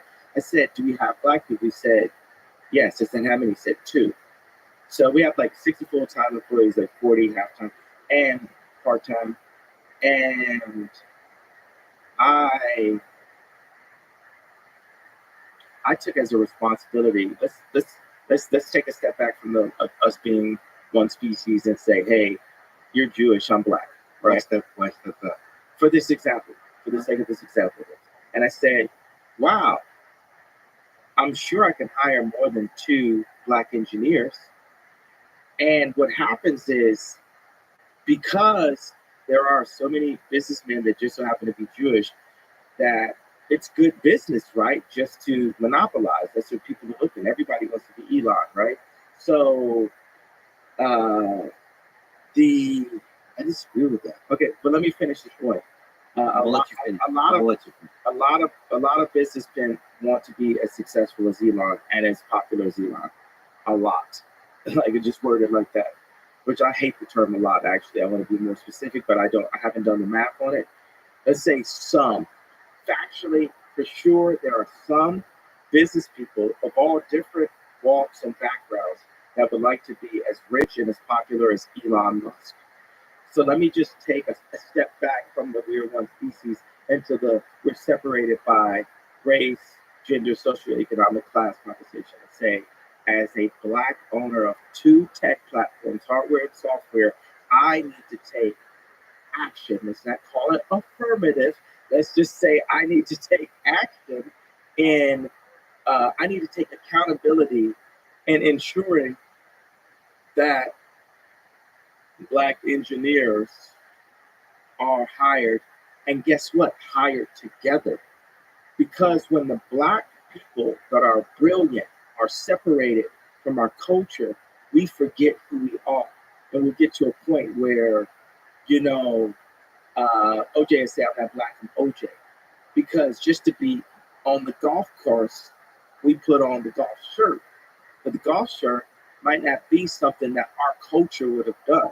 And now our culture in poor communities is, oh, everybody's got a Draco on. Everybody's got a gun on. Oh, if you run up on me on the gas station, I'm gonna kill you. Hey, you ain't got to talk to me like a man if I haven't killed at least 5 people. But you know what happens is we can kill 5 people, we can kill 10 people and still be in the media as long as we play by the rules, right? Because what happen is any of these guys that have talked about killing people and different things, unless Trump had pardoned them, right? But let's say even if Trump had pardoned them, they could still go to someone like a Lil Boosie or Meek Mills or Puff Daddy, anybody, and say, hey, we need you to talk shit about Ye right now. And also, you're not allowed, if you do want to vote for Trump or vote outside of what this arrangement is, then we're going to put you in jail. But we're not going to bring you down. We have this on you.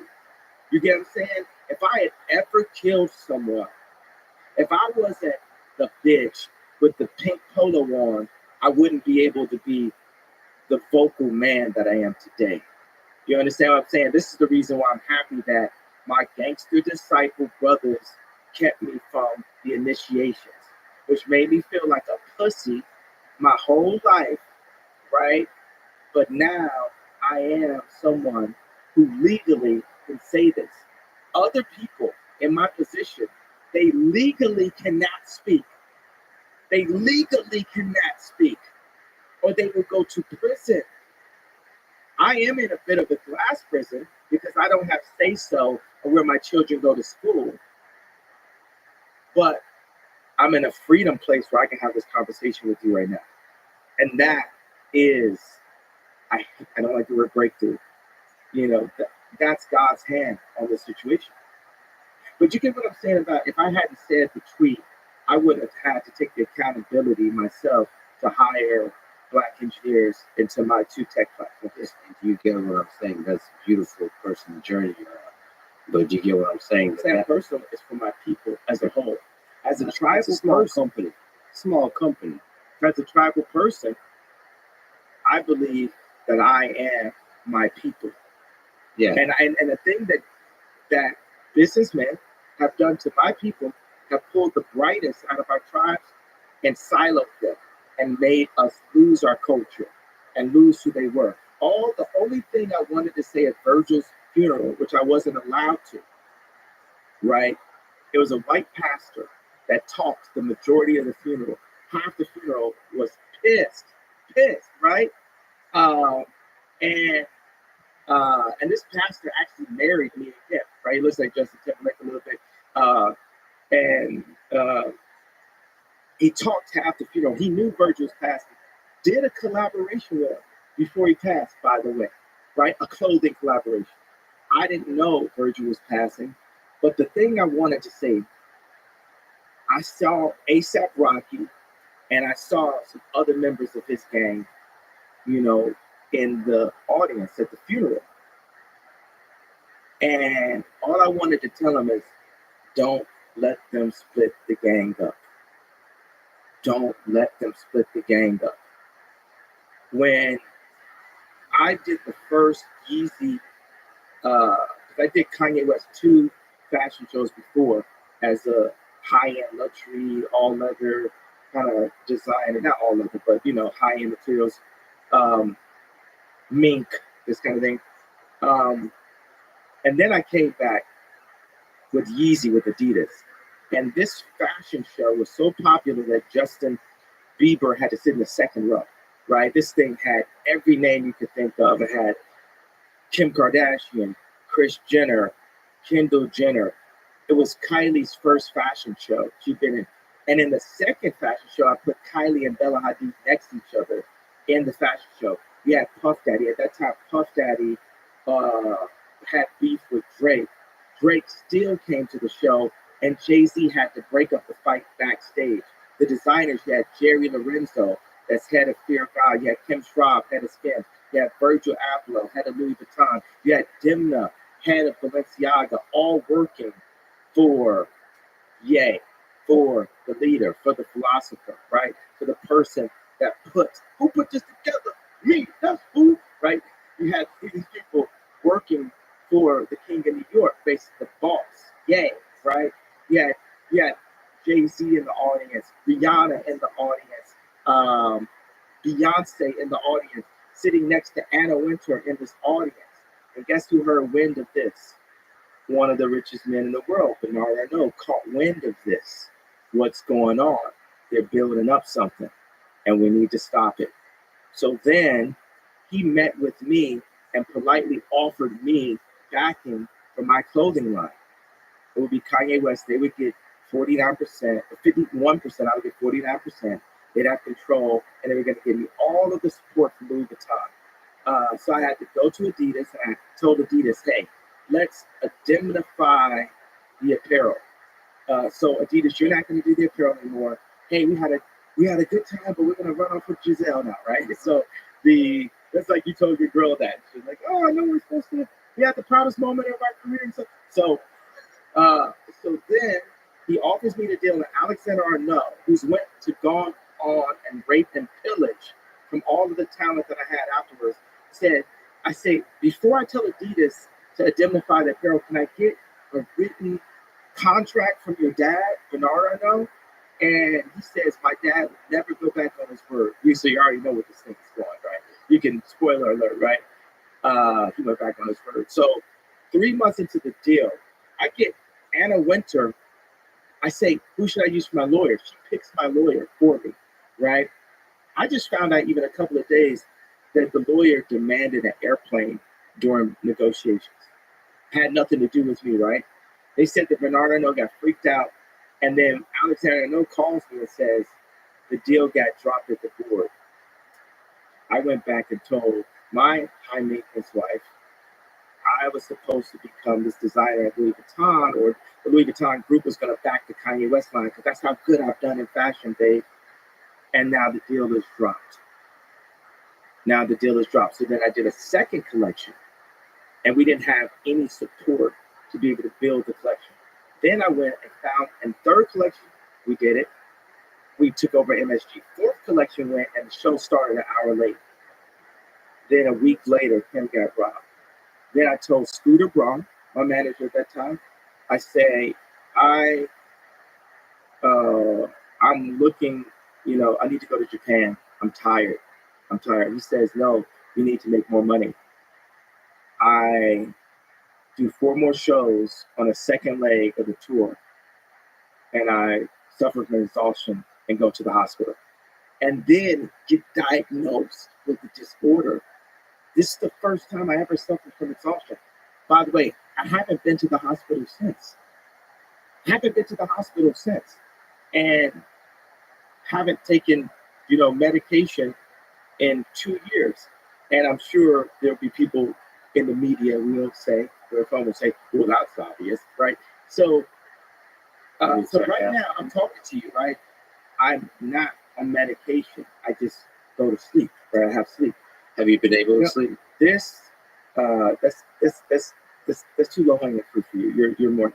I expect more. I agree. I expect more. Yeah. I regret it. Okay. That's like Pierce Morgan trying to grab ratings. You got a whole life ahead of you. You got a whole life ahead of you. These guys are at the end of your life. Oh, good. So this Pull me story, out of my shit. I love it. but then amidst that, the same guy that dropped my deal, Bernard Arnault, goes and hires my best friend. Mm. Goes and hires my main engineer, right? It would have been like them hiring, Elon from Peter before they figured out Paul, before they figured out PayPal. But Paul sounds like, Kyle sounds like Paul. I just say it because I'm a Christian. I thought it was cool. But it would have been like, what if someone could have went in and took Elon away from Peter before they paid Paul? Because they paid Paul. Yeah, Before they paid Paul. It's just too close. Yeah, it just sounds so fresh. The fact that it's so close, right? And that's what happened, right? They broke the gang up. And I'm telling you right now, that hadn't happened. Virgil's alive. I'm still married. You know what I'm saying? The power structure was broken then, right? Because we were building something. Harry wasn't a billionaire. You know what I mean? We were building something together that a French colonizer came in and caught it early and tried to destroy it. But the only thing is, God is alive and I'm anointed. And even with those drawbacks, losing my wife, losing my friend, exhaustion, all of these late night tweets that piss off an entire group, like this, the frustration still there. I work for God and God runs the world, and we'll see what happens. But in those words, don't you feel that being split up, don't you feel you're doing the thing that you stand against, which is playing victim? Aren't you playing victim to the forces in the world? I didn't play victim. I didn't even get a chance to play. I just said I was about to. I said like this, like. No, you played pretty damn well. What do you mean? What do you mean about to? You're like one of the greatest designers in history, fashion designers. You were playing. You are playing. What does that even mean? I thought you were referring to the tweet. Yeah, all of them. But there's a full set of things that you're under attack for. The tweet and everything beyond that. But like you're not blaming, but you're saying that the Jewish media, the Jewish record, the Jewish people, forget Jewish or not, it doesn't matter, is playing victim, right? Ultimately, I am fighting a battle in the spiritual form. And anyone that believes in God and is looking at this interview would agree with that. And I just so happen to be a bright part of God's army. I'm fighting for us to live. The greatest gift is life itself. I am pro-life. I am pro-God. I believe that Jesus Christ is our Lord and Savior and died for our sins. What do you feel about another attack, another painful thing? I imagine super painful. Is Balenciaga pulling.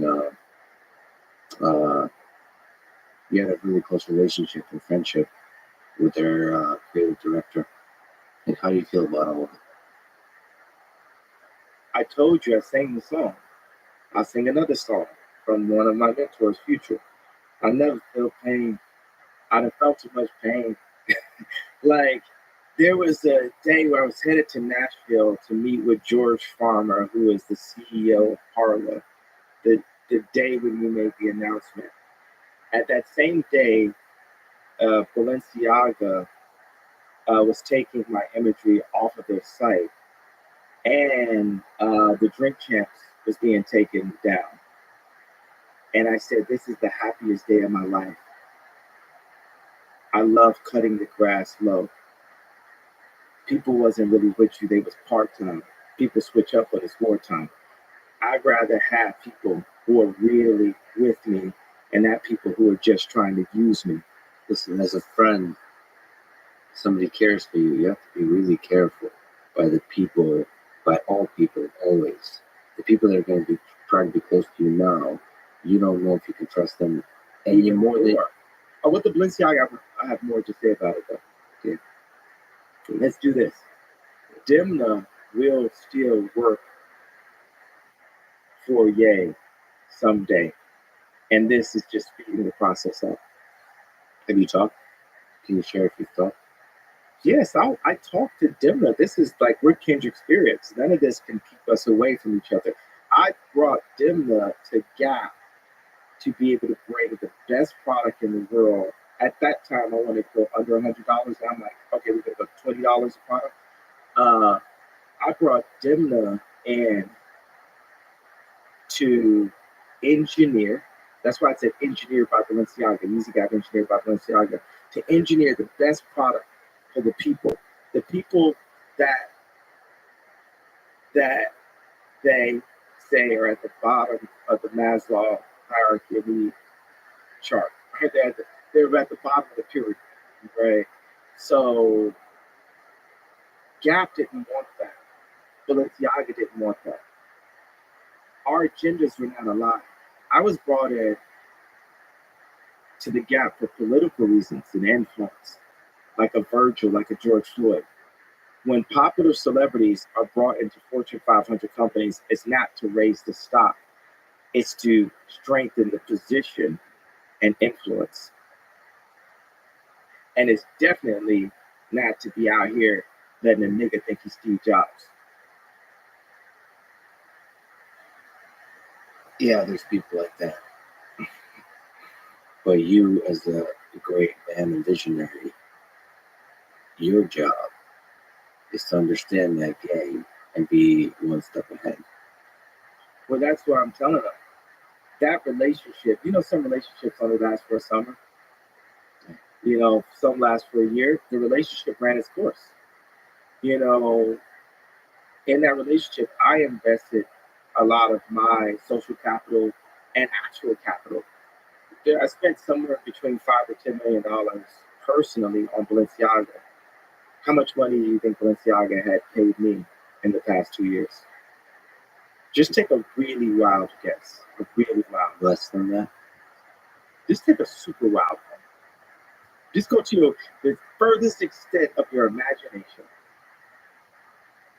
1.2 million. Lower. 500,000. Lower. Zero.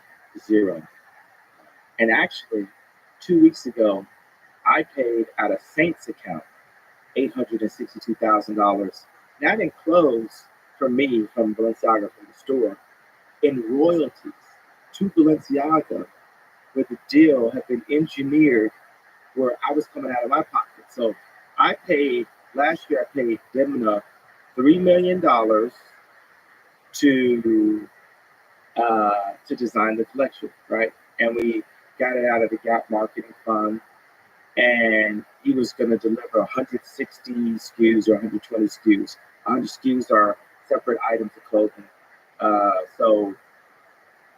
styles of clothing. So he ended up delivering about 60. And I feel like we're on the people's court because we actually are, right? In the court of public opinion. So he delivered about 60. There were all kinds of people that were working. Part of the reason why I had to get Demna, I didn't want to have to. I wanted to compete with him. I didn't want to have to get him. When I made Stronger, I did it to compete with Timberlake and Justin Timberlake, because my fiance at that time liked Justin Timberlake just a little bit too much. So I made it to compete. And then we have the song out. It's #1 on Apple. It's going up. I play it in a club and it sounds muddy. It doesn't sound the way Sexy Back sounded in the club. So I go to Pharrell Williams to do the drums, and it sounds like a different record. And so it can't be a different record, because I'm going to swap it out on radio, right? Then I go to Swiss Beats. It sounds like a different record. I go to Timberland, the person who did Sexy Back, and he did it in 5 minutes, and then spent the rest of the hour talking about how nobody could have done it except for him, running around the studio. I'm the best. No one could have. That's why he had to go to me. I had to go to the king. Well, he had a point, right? He had a point, right? So what makes us sound money? Is it the beat? it was in the drums. It was something that Timberland had in those drums. Like, now watch this. I said I'm going DEFCON 3, right? And the actual, I spelled it wrong. I have a tendency to do that. I'm not quite John Legend, tight sweater level, spelling bee level. So I feel a parallel to me going to Timberland to when I said, hey, you as an engineer, I need to work with you as an engineer that is Jewish to look at these contracts and what my people, not just black people, let's say artists, are dealing with in our contracts. These contracts need to be fixed. Everyone could be so mad at the messenger, right? Yay, you said it the wrong way. You're offensive. You're like Hitler now because you said it. You said this out loud. But it does not, you weren't getting enough sleep. All this shit does not negate the fact that we do have Houston, we have a problem. Yeah, but it's just the music industry.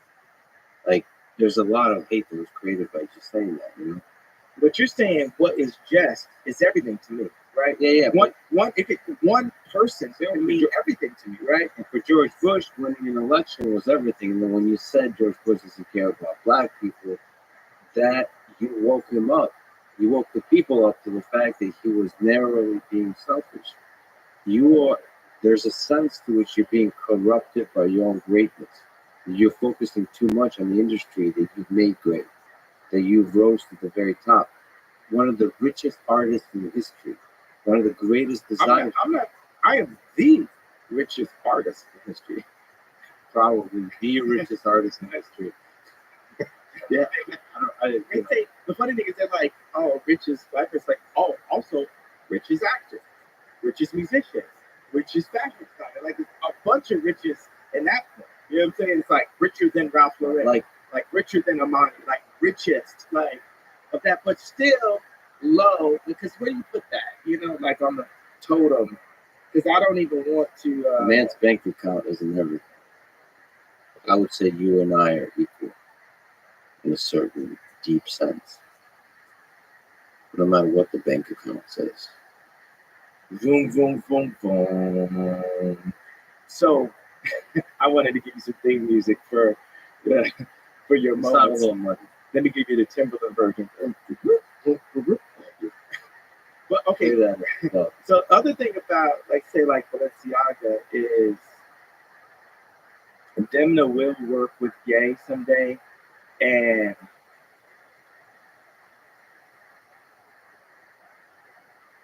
for Cedric and for Francois Pinot, and Salma is a beautiful human being.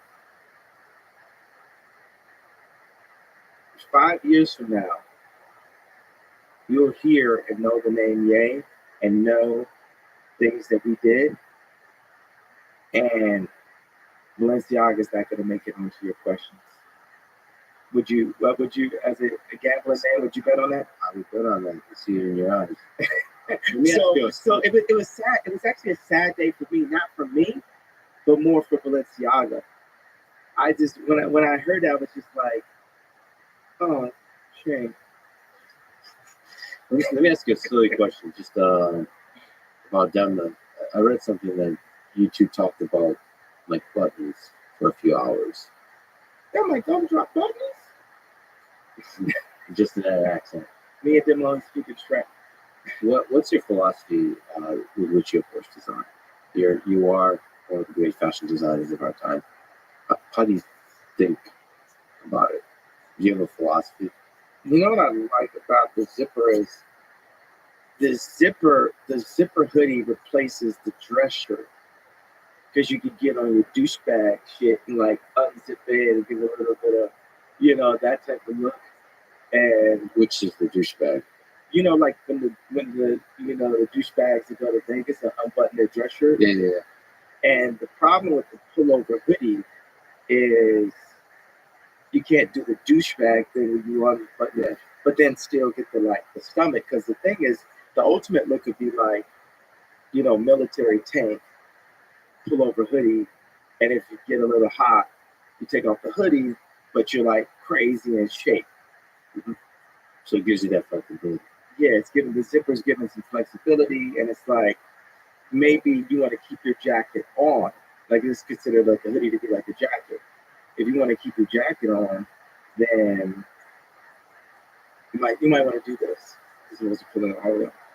You know, so and it's just comfort, but then you get, okay, can I do a jogging pant on this with elasticity? Now people argue about climate, where we are with the climate. I take responsibility as being the most influential designer, yeah, of all time, to um, say we're going to use biodegradable clothing. Now the issue there is uh, the elastic is not biodegradable, so that means it's actually better to use jeans and a belt than to have an elastic waistband, because the elastic waistband is not biodegradable.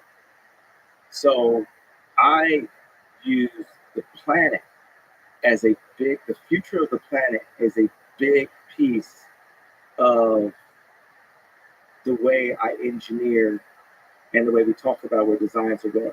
The constraints at your design and engineering is given by the planet, by the future of the planet. Yes.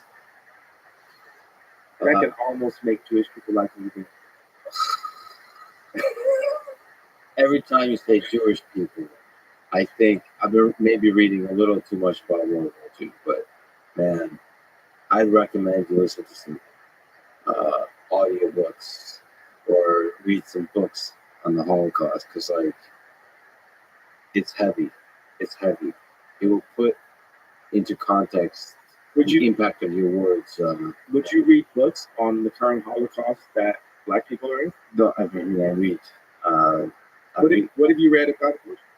I've read a lot of writing. I listened to a lot of debates, because it's really humbling that the question of when does life begin is a really difficult question. For me, as an engineering scientist, it's a philosophical question. I mean, we can just go on population control, not like if abortion is right or wrong. We could say factually the clinics were made by eugenics for population control, and it is controlling the population, as is the never being given a 40 acres in a mule, so you don't have the opportunity. And when the people that do have the opportunity are separated from our people, our tribe, and placed in suburban communities next to, as Chris Rock would put it, the dentist, and, you know, whitewashed and made to shut the fuck up and, you know, vote left or whatever, you know, niggers are supposed to do when we make it. As opposed to saying, okay, we're building schools, we're building up choirs, we're building up our own leagues, basketball teams, our own factories. We started the first sportswear factory in America since World War II. Was actually this factory I put in Cody. So when I'm 45 years old, we're on this journey right now. It's the other thing about this. It's like people, just in general, they love me so much. I'm like actually a hard guy to really hate for a long period of time, just because of like my huge cock. And that's what I noticed. I didn't understand why you showed it to me when we first met, but now I understand. Yeah, very nice. Congratulations. I know you don't talk about it, but your hat does say 24. Yeah. If you run for president, what kind of ideas would you represent? That we're beings with engineering opportunities. I would represent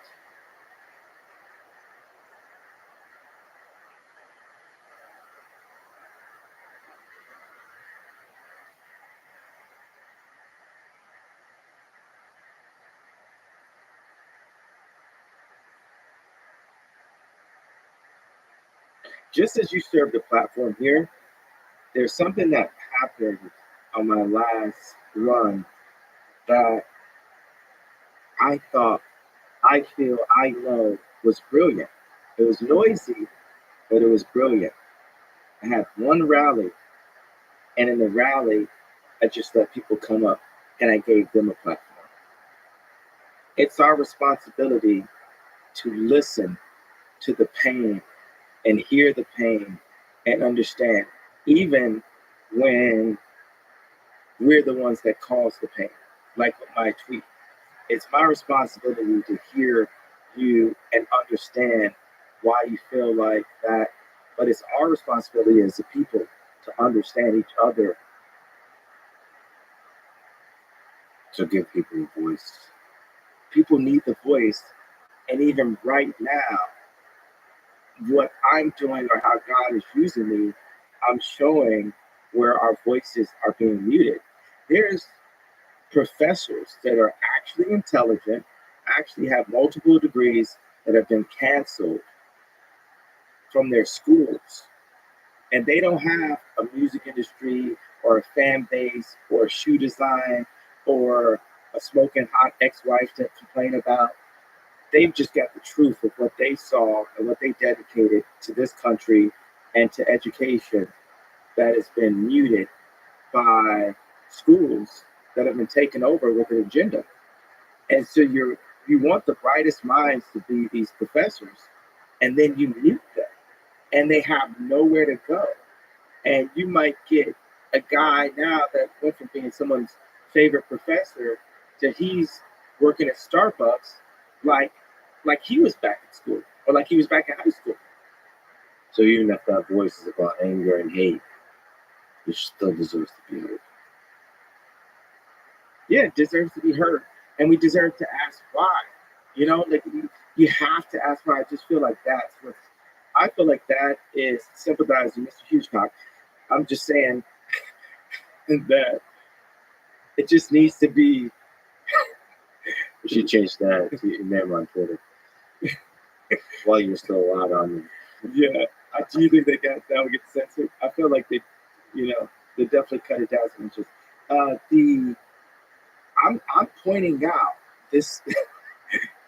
I'm pointing out this truth. Now I'm saying this is not a Christian thing, right? And I wonder right there when I say these jokes, is it something that because I do feel like laughter is the key, engineering and laughter, right, is the key to peace. Like when I go get my teeth cleaned and I have the nitrous, there's something that I want to go and hug Chris Jenner. I want to go and hug Corey Camp. I want to go and hug, Howard Stern. No one wants to hug Howard Stern, but just if one. No. I think I would love to see you two hug it out and make up, even though all the shit talking back and forth. What about talking it out, or is he going to be screaming at me? Yeah, judgmental and that kind of stuff. No, I hope there's love there. The thing is, I think Howard's just jealous.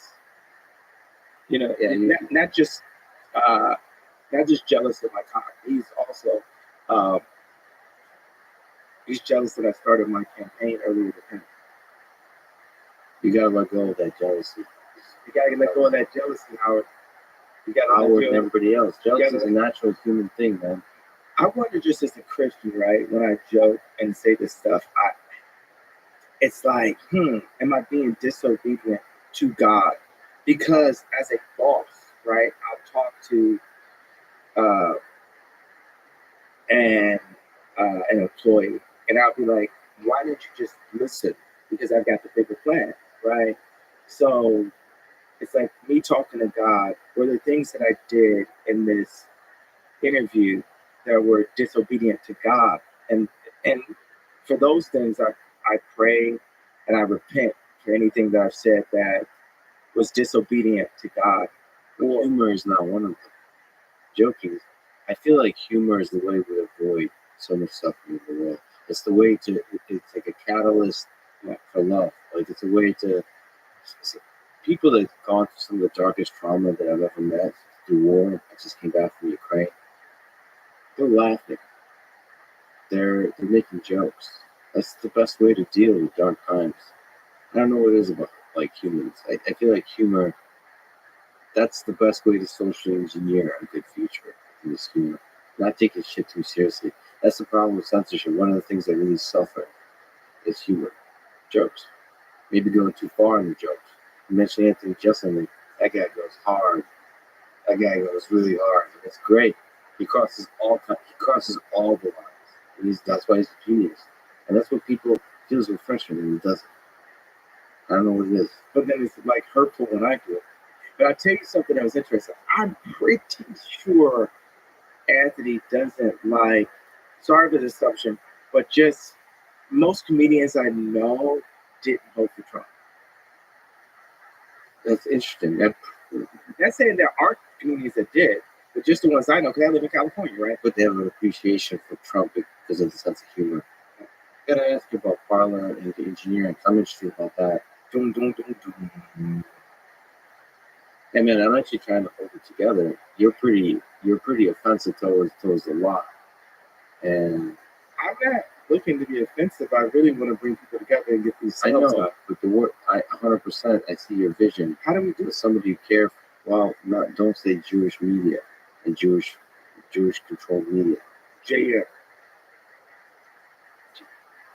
Like, yeah, you sound like it sounds too much like 1930s Nazi Germany that was leading up to the atrocities. Oh, he would say JF? Yeah, he was branded JF. That's right. No, it's just the implied, like this memeified prejudice towards a group in a way that's going to lead to hate. And I know you don't mean that. I know you have love in your heart. That's You know what I'm trying what's a prejudice towards a group that led to hate? BLM. BLM took a black person, showed his death on camera, because, okay, there are examples of us being killed on camera, but if it was spread on camera, it was done on purpose by the media, because 14, 20 kids get killed in Chicago every week, and it's not spread that much. They, like you said, singled out a person, directed everything on that person, right, as the martyr, and raised the people that hadn't had any. We didn't have a 40 acres in the mule. We didn't have, like a lot of things, right? Like that black people have not ever been given. So once we're given just a little bit, like your life matters, right? Then we literally like, oh, okay, now you're being heard, right? But actually, the death toll is up. The city where this happened is completely been turned to a war zone. It's actually something like Candace Owens can actually specify this better, but it's like its own city or something. Like they made it not be a part of the actual state or something. It's like DC and stuff. It's like Washington DC now and stuff. Like, and that has to be from a government. That's got higher level agenda written all over it. Yeah, they're using the death of an individual. Yeah, sure. The media are. Not the Jewish media, the media. And that's the media is fucked up. That machine just takes whatever tragedy and pushes it towards whatever narrative that gets more clicks and views and so on. Sure, and then politicians do the same. They use the media, they influence the media to tell a story. And this is a simple thing I put. I believe that the idea of anti-Semitism and the closeness of the Holocaust is used by certain individuals in media to not take accountability for the bad things that are happening. And what's happening is there's a new frontier, right? Meaning, like, it used to be okay for somebody to be a billionaire. We thought about a billionaire, right? a lot of times you think I'm actually kind of being out of shape, and 20 years ago, 30 years ago, like Onassis or something. Like you thought about it differently. Now you think about it, you think about Elon, you think Kim, you think Ye, you think it's a new kind of billionaire. It's not just Soros is a billionaire. It's a new form of billionaire. Well, right now, what I'm calling for the industry is I'm calling the industry out and saying like, hey, it just so happens that there's been times where I had my lawyer was Jewish, my regulator was Jewish, but like 8 people that basically would collude and talk without me were in groups saying, okay, this is what the tour is going to be. This is his next house. And they're making all these decisions and they're making all this money. And at the end, I was like, I ended my tour. I don't have the money. And it just so happens that that's the case, that what they were. But what I'm saying is, if everyone could say, hey, you can't point out this fact, or we're going to say you're anti-Semitic, and we're going to call you Hitler, I feel that there has to be at least 1% of safeguarding the ability to screw the artist based on saying it's anti-Semitic by pointing out that they just so happen to all be Jewish. And I don't think that's anti-Semitism. I just think that's, hey, this is another thing. Like, okay, the Kardashians, when you hear that, do you think male or do you think female? You think female. You get what I'm saying? You think this is the realities. This is why rap works, right?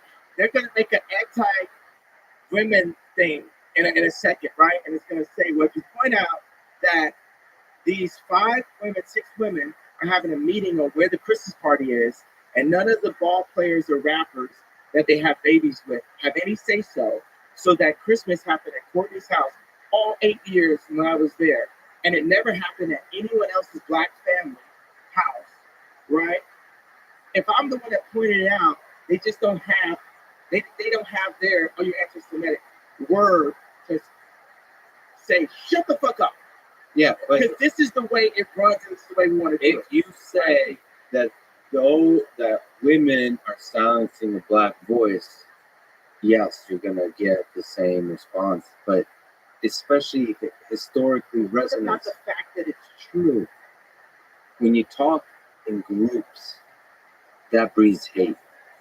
When you talk about individuals, it solves problems. And this- You're in engineering. okay, but this is something I pointed out on Pierce. I said, if a black person is pulled over with a car and it's 3 other people in the car, they're also going to jail. They're not going to single them out. They're going to say, you guys are all in collusion. I just described collusion 5 times in this interview. And you keep on going back to this is like 1930. This is like this. This is like that. What I'm saying is, look, I want to work with you as an engineer to free my people. Can we start as a beam with engineer opportunities right here? I am sorry to the people who had to be hurt and affected by that. Now we are here, and I'm looking to solve it. But what happens is every time I talk to any of these business people one by one, because mind you, I didn't get to the tweet by not having a conversation. I had the conversations beforehand, before I got to the tweet. Now we're going to take it to the stage. Now we're on the world stage, right? And you saw Ari Emanuel do exactly the kind of thing that I was saying had been done behind closed doors. Now he's doing it in open doors. They told Candace Owens I couldn't be on the Daily Wire. Like, you can't even explain yourself. And we don't care how you got to that point either. And that's fucked up. They told Candace you can't be on They said Daily it about, yes, you did. That's what they said. And you know what? And you can have my voice raised or lower. I'm going to do it lower, right? Because what's happening to me by I put in your words, the media is saying, not only can you not explain yourself, we don't care how you got to that point. You need to apologize, and you can't explain, and that's the end of the story. You just apologize so we can have Mel Gibson do some more films. It's exactly what Ari Emanuel was saying. No one is looking to change the problem that led so many people to that same level of frustration. And I just so happen to be the one that's not going to back up on it. until this changes. Because you know what? I'm sorry I had a sleepy test. I'm sorry I wrote. I'm sorry. I'm sorry that I put that I was 5'12" or 5'11" on Tinder. Okay, my cock is not 14 inches. I lied. Okay, it's only 13. So I'm sorry, right? So the Why he's dropping so many facts today. so what I'm saying is, but where do we get to this? Because even you, as engineering, as intelligent as you are, you, just like everyone else that I say was polluting, won't let us get to the point of fixing it. Yeah. But I'm not, I think you're more powerful than the media. I'm not saying you need to apologize because of the media. I'm saying everything we've been talking about just because I care for you and I want you to be the best possible man you can be. To me, a definition of a great man, I'm with Martin Luther King on this. You don't talk about Jews or black people. You talk about engineering. You talk about humanity. You solve problems. You identify the problems in the world, and you don't come from a place of resentment. This group did this. Fuck all that. That is in the past. You just build solutions. I'm going to create a new record label. I'm going to create a new design firm. I'm going to create a new social network. I'm going to do it better. I'm going to do it right. I'm going to do it right by the people that I know don't have a voice. I'm going to give them a voice. And talk about that. Is it okay to call out collusion? Do people collude in your business under you? Like the engineers that come together and like say they collude against the bosses, right? You know why Bernardo Noah offered the deal and took it away from me? Collusion. Because I was too powerful with the collective that I had right here. He had to stop that at all costs. They said for whatever reason, this kid, Ye, it has the ability to have all of the Kardashians, Jay-Z and Beyonce, Justin Bieber, Demna, Virgil, all these people in the same room working towards the same goal. I've been that person since preschool. That's called a leader, right? And right now, what I'm saying is, hey, for the people in business, whatever their background is, whether they turn their cell phones off on Friday or not, there's been some bad business done, there's some bad business practices, and we have to change that because this game is like boxing. More people end up retarded than rich. And I'm saying like beat to a pulp, driven crazy, beat by the media to a pulp. Right now, the media has done everything they could to make me apologize and to make me look crazy. And not one person has done anything to find out why I was frustrated enough to do that tweet. And that's facts, and that's fucked up. Well, I was hoping to. I am finding out. We found out. I mean, but like, I want solutions. Like, see, there's something about human nature where if you focus too much on resentment, we're not focusing on it anymore. Fuck the resentment. Right. We're moving forward. Right. So there's two things I think that are required for. I mean, this is how I've lived my life for great engineering. You surround yourself in your personal life by people you trust, and then in your professional life, from the engineering perspective, with a team, with an incredible team.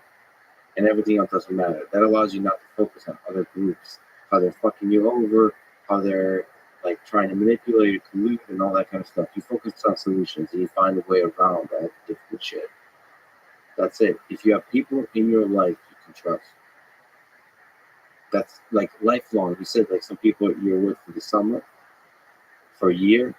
Find people you can be with for your whole life. Do you have people in your life that you trust, like really trust? No, I trust God. At any point, a human being can, like, I could, like, if I, like, go and, like, really, you know, treat this guy like a piece of shit or do this, that, am I supposed to, you know, trust him to be loyal and stay in the situation? No, I trust people to be people, and people are flawed. And people can have the right intentions, but it only makes sense for us to work together when our agendas align. When Kim was pulled really far to the left, our agenda is no longer, you know, aligned. So that made the marriage impossible.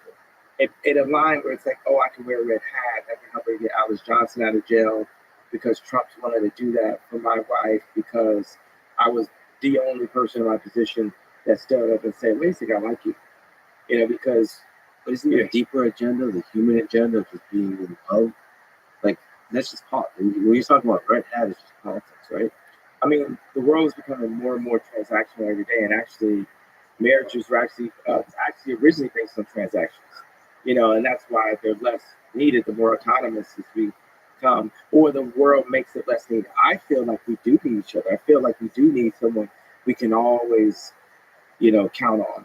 It's like I'm pulled away by King Koopa, which is the media, the politics, the promise, oh, we're going to keep you safe. So the reason why I get, really frustrated with Kris Jenner is she says losing Rob Kardashian was the greatest mistake of her life, but she never gave Kim's hand over in marriage. Because this is the bottom line. When me and Kim met, we were millionaires or whatever, right? You're telling me you just hand her hand over in marriage that your daughter's not successful, handing your hand over in marriage too. But no, she had to still be the husband to all of her daughters. And we see what the results are consistently. So that's where I get, frustrated. It's like, let that go. Let this person do what you made mistakes on. Don't make this person relive those same mistakes and then put that agenda into my daughters too.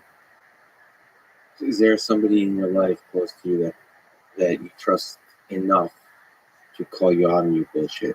We're all full of shit sometimes. What's my bullshit? Well, some of it I pointed out today, but I don't know you deeply enough. What was the bullshit? Jewish media, Jewish. That's not bullshit. The bullshit is that the Jewish media won't admit. Your dad was right. Your dad was right. The words he used, you weren't. And I said it. You're not gonna make me say it 800 more times. I don't know if it resonated because you keep saying like the words. Did it resonate to y'all that y'all ain't do nothing about it, and that all y'all want to do is have somebody apologize and sweep under the rug your bullshit that you've been doing the whole time? You on the same bullshit as the other people.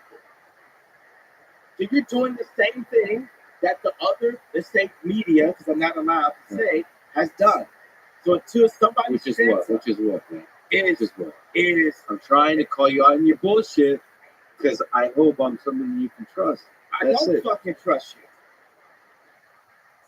you. Well, you should find people in your life you can trust. Don't tell me what I should do. I'm not one of your BLM marchers. Listen, I'm with you on the BLM. A lot of organizations use tragedy, and I watched the Candace Owens documentary. And what was your take on it? I think it's important to question the mainstream narratives, but I don't agree with it. I still believe that George Floyd died from the knee of the cop, not from fentanyl. And even if that was the case, there's still 50% of black deaths is actually abortion. So let's get into engineering.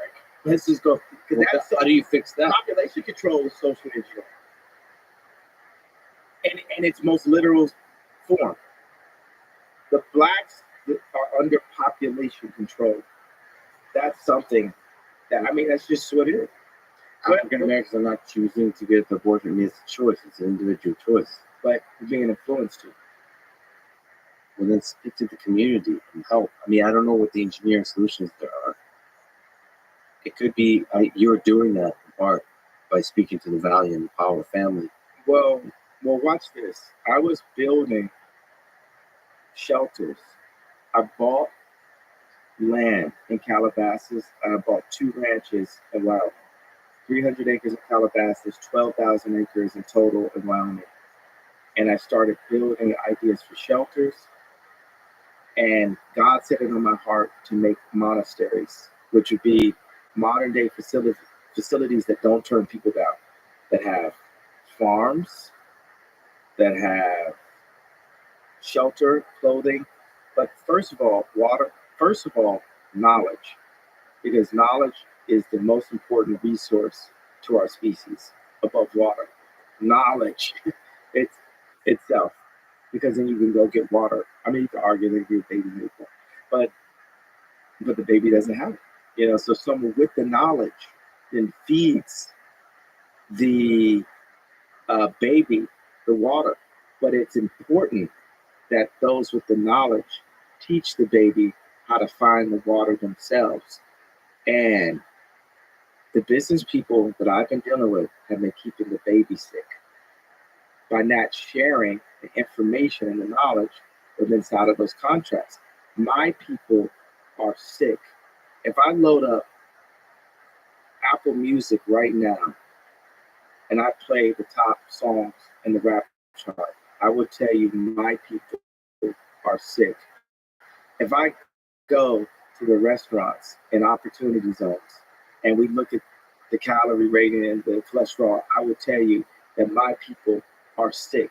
If we look at the obesity rate, if you go to just a restaurant somewhere in Middle America, Denny's or something, I went to Denny's the other day, you will see that my people are sick. And my people being all people, right? But Black people are very influential to all people.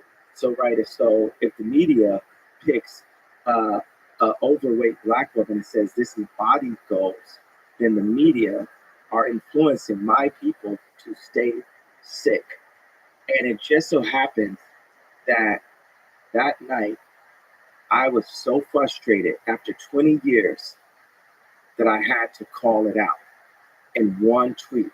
That now, even if I say, hey, okay, I was frustrated for these reasons, now it's not good enough.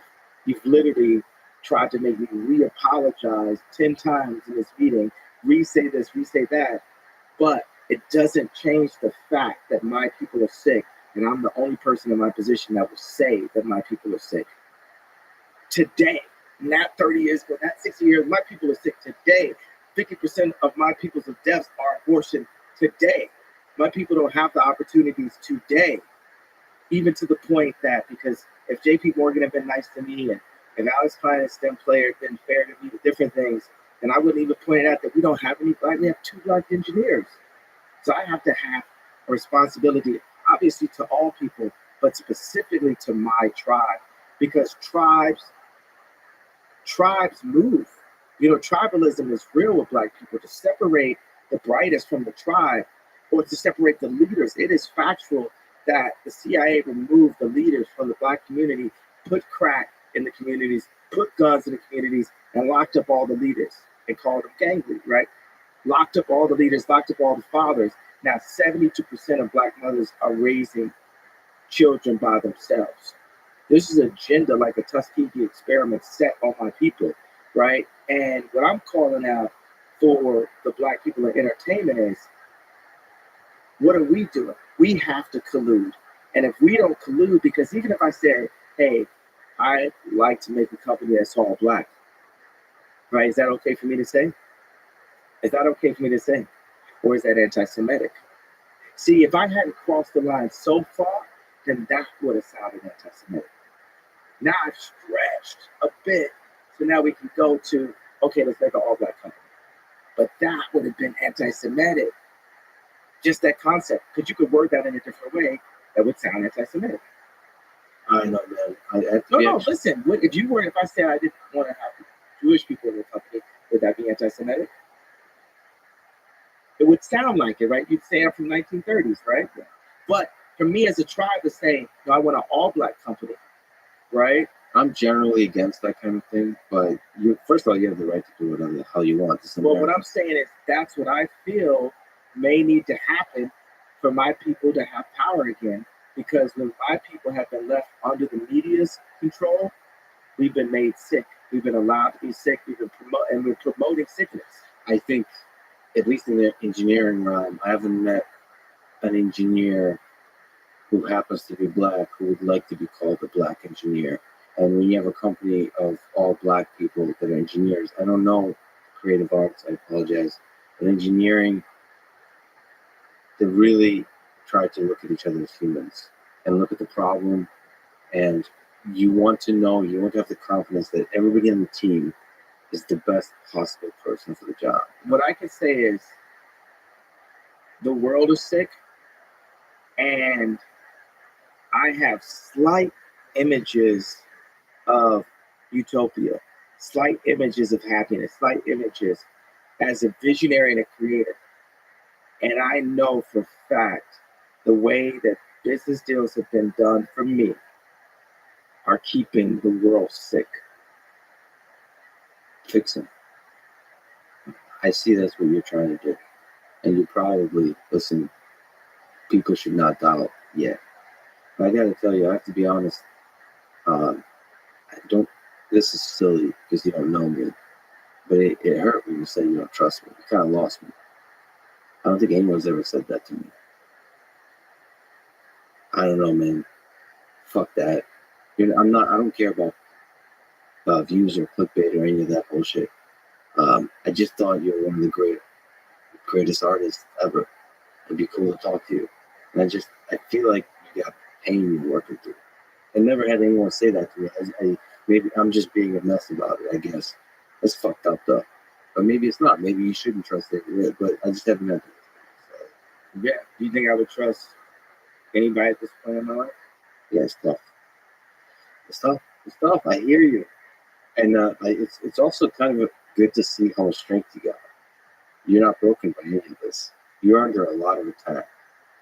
A lot of attack by a lot of people. You have a vision, and you're trying to feel your way through it. And you might get destroyed for it.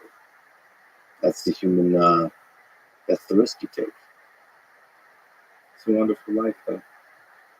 What do you hope your legacy is? To be forgotten. Do you think you'll be forgotten? Because the memory, there's ego and memory in the memories. Who designed the sidewalk? Who designed the water fountain? Who designed the stop sign? Who designed the stoplight? These things are so ubiquitous that the person that designed them is forgotten.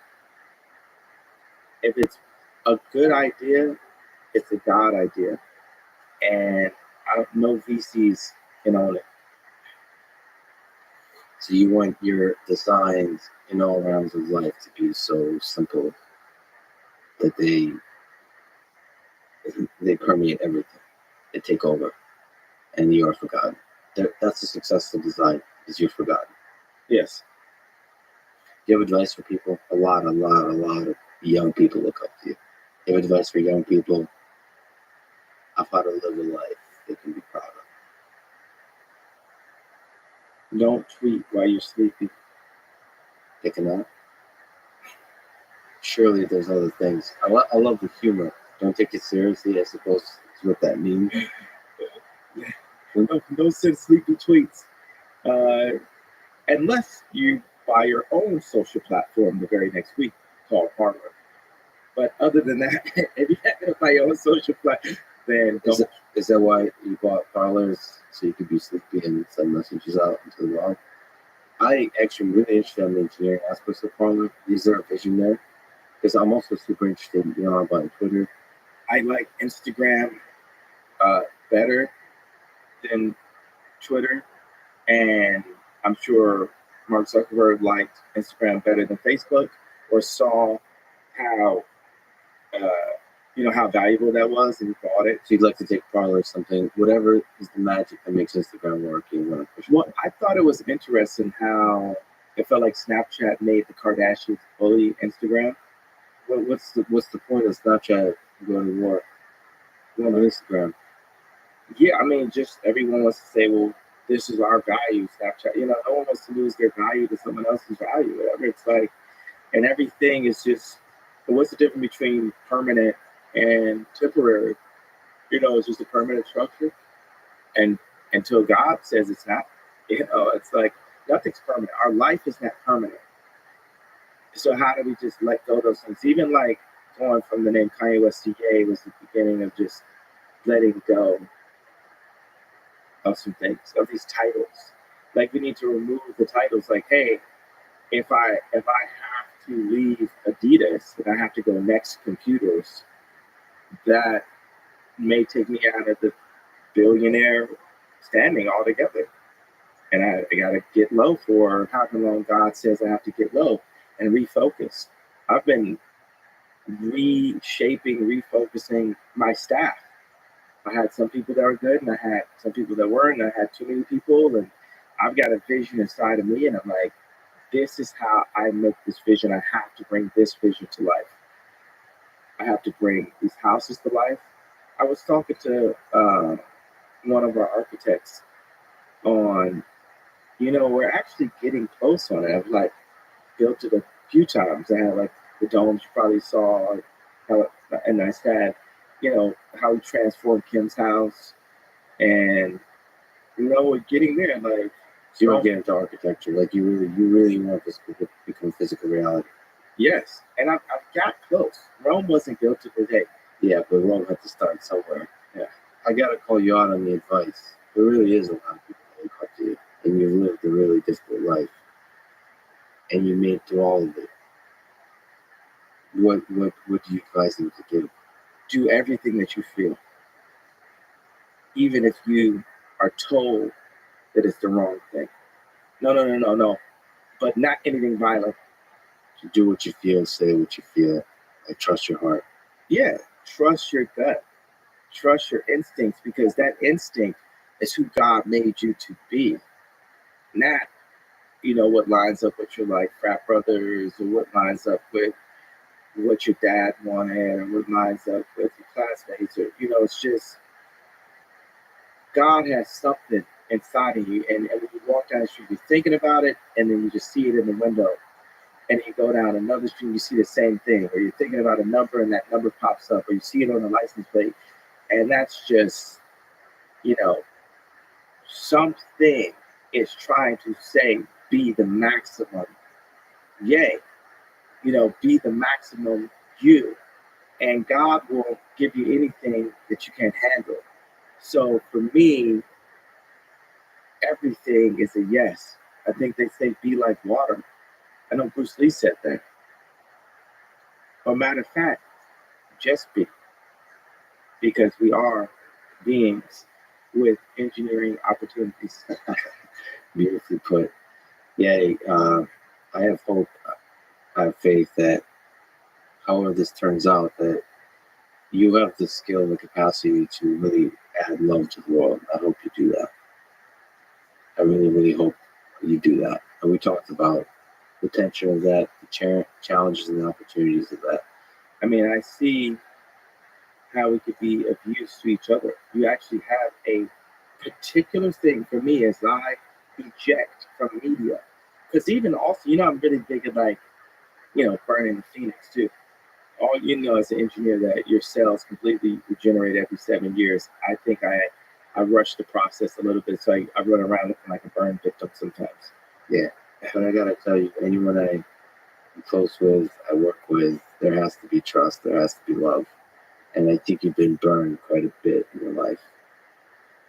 Sometimes I did it myself. I put my hand on stone. So how do we get to engineering? There's a deal to be done here. Not saying you're making this money off of that, I'm making that money off, but I don't care about money, by the way. Same, twins. So there's dealings here.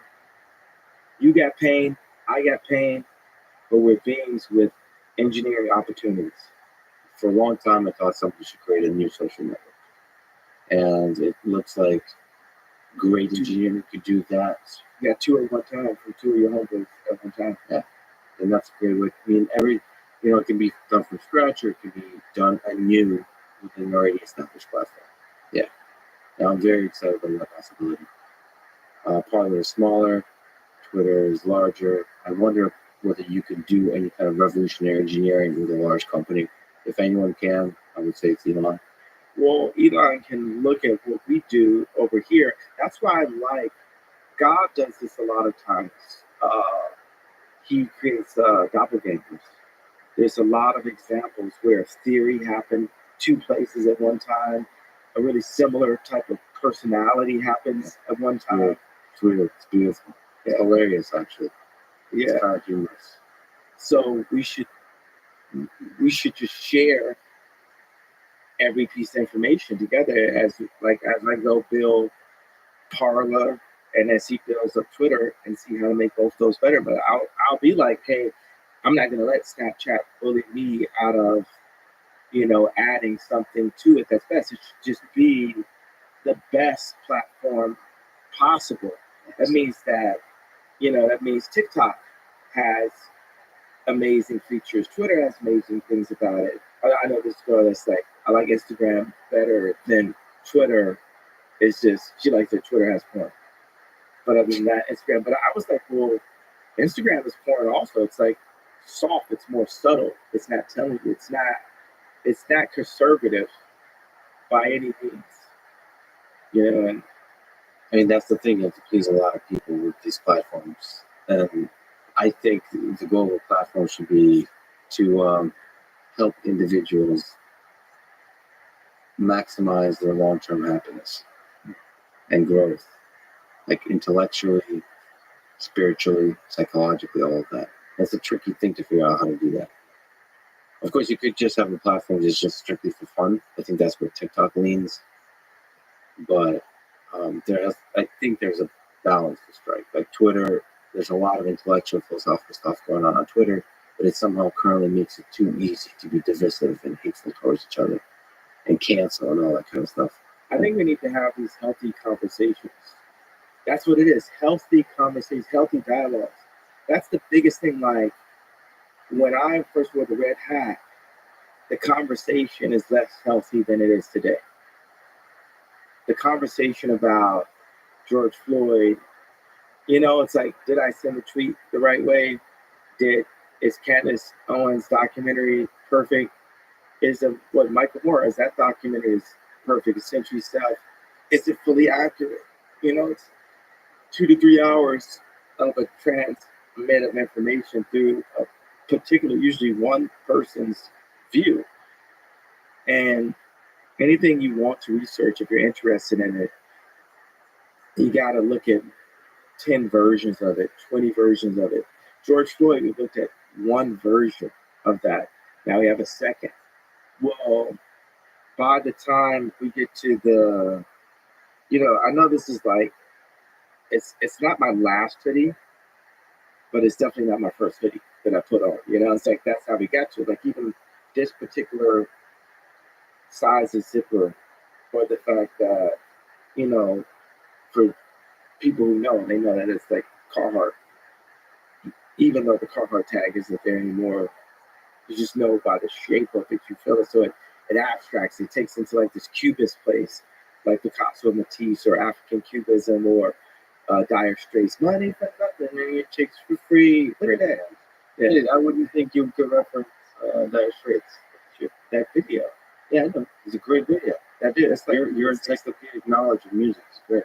I think that, you know, porn is not just sexual. That term actually relates to torture. Like, you know what I'm saying? Like watching people beat each other up on World Star or something. You know, it's like, that's called torture porn. There's also food porn. How do you explain that? What's food porn? Food porn is like looking at really delicious cakes and cookies and steak and so on, and you're like, holy shit. Exactly. Architecture. Like, there's people who love architecture. They see architecture. I know I got friends that are like, oh, that's porn. Yeah. Architecture. Yeah.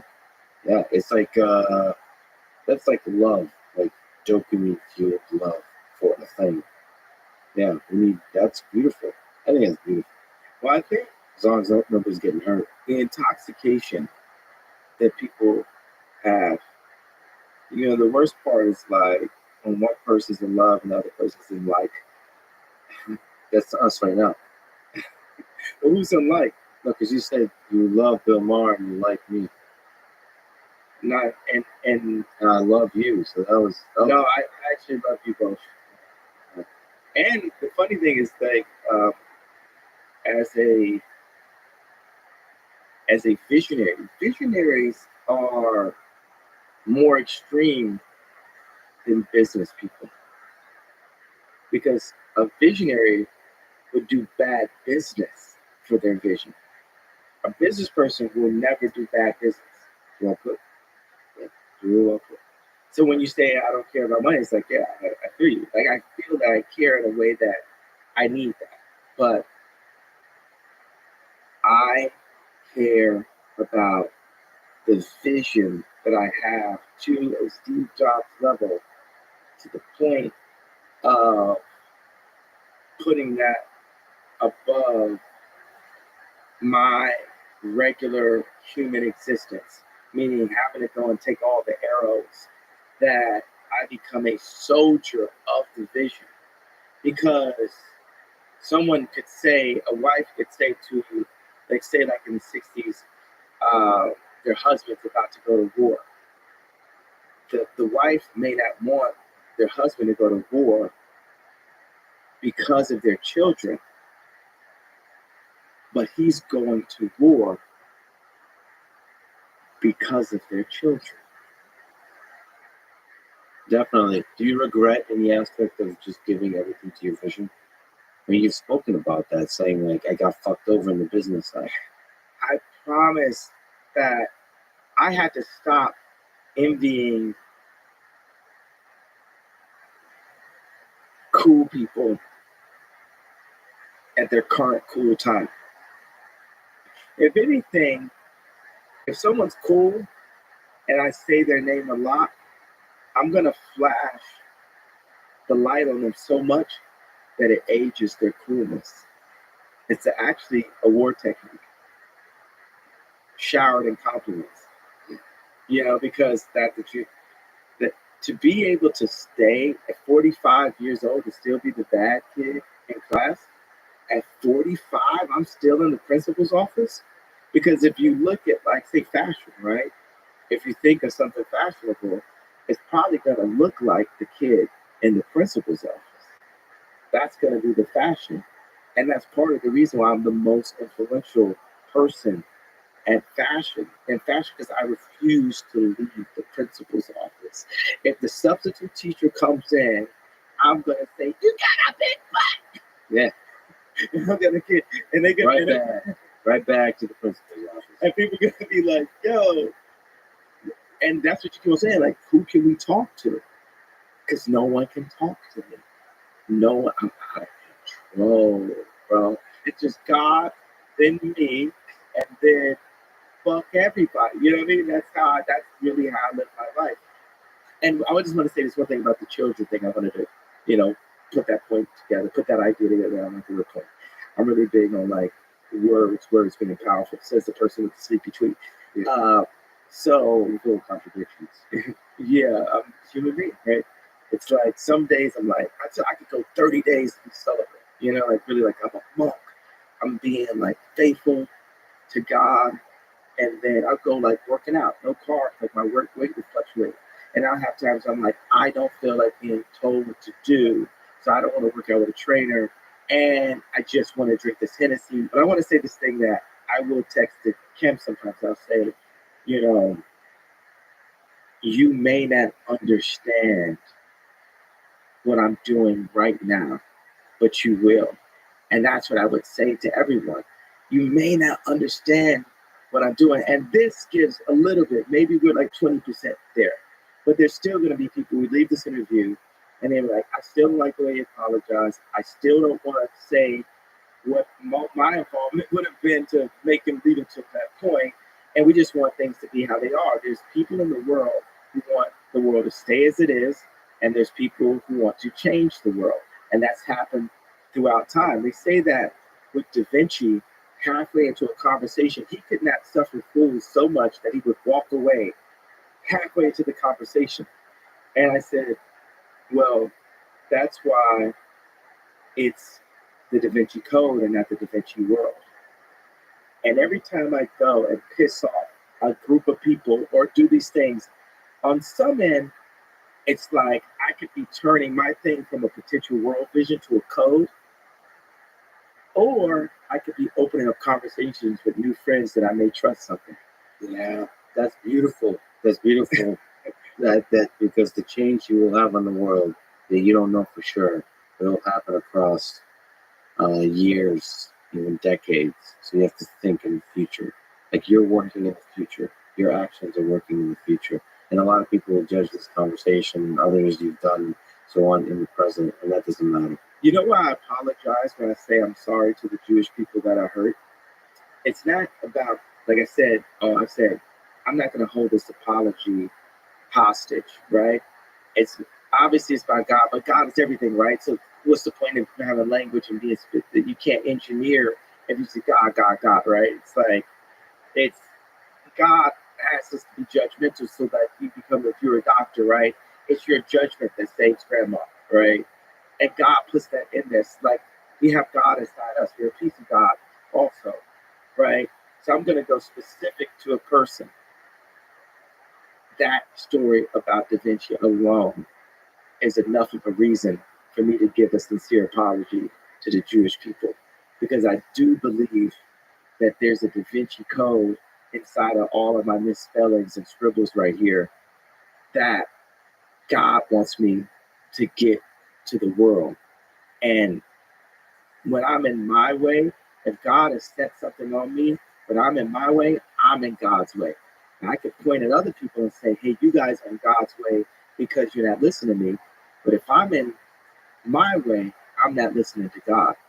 And for me to be a philosopher and a leader, or whatever other language, I have to listen to God. So before God, what I would do is start off as a samurai and say, I'm sorry for hurting you as a Jewish person. I'm sorry for the way that made you feel. And I'm sorry for the entire population and other race that I feel is actually my brothers, because I classify and feel that I'm also connected with Christ in that way, that my people came from Africa in that way. And I can't say it's this exact teaching or that exact teaching, but I feel that there's an important, the sons of Abraham, however we want to word it, right? For us to come together and bring our different talents together to serve God collectively. And he, as much of an alien as I am, he did not call for me to alienate. And that's what the problem has been, especially in politics and in America. He placed America as the TV, as the radio to the world. We invent rock and roll, right? We are the influencers of the rest of the planet. We're the youngest startup in history, right? We're the youngest country.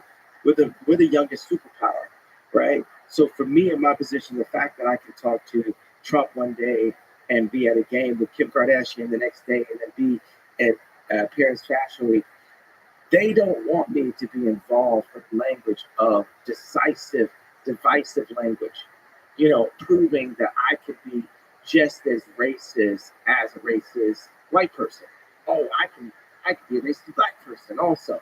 That's not what God has called me to do. So how do I simplify and say, hey, to you as a visionary, as an engineer, as a person that's giving me a platform, that as my brother, I want to apologize to you for how that made you feel, and to the rest of the people that carry specifically that pain, not the pain that I talk about.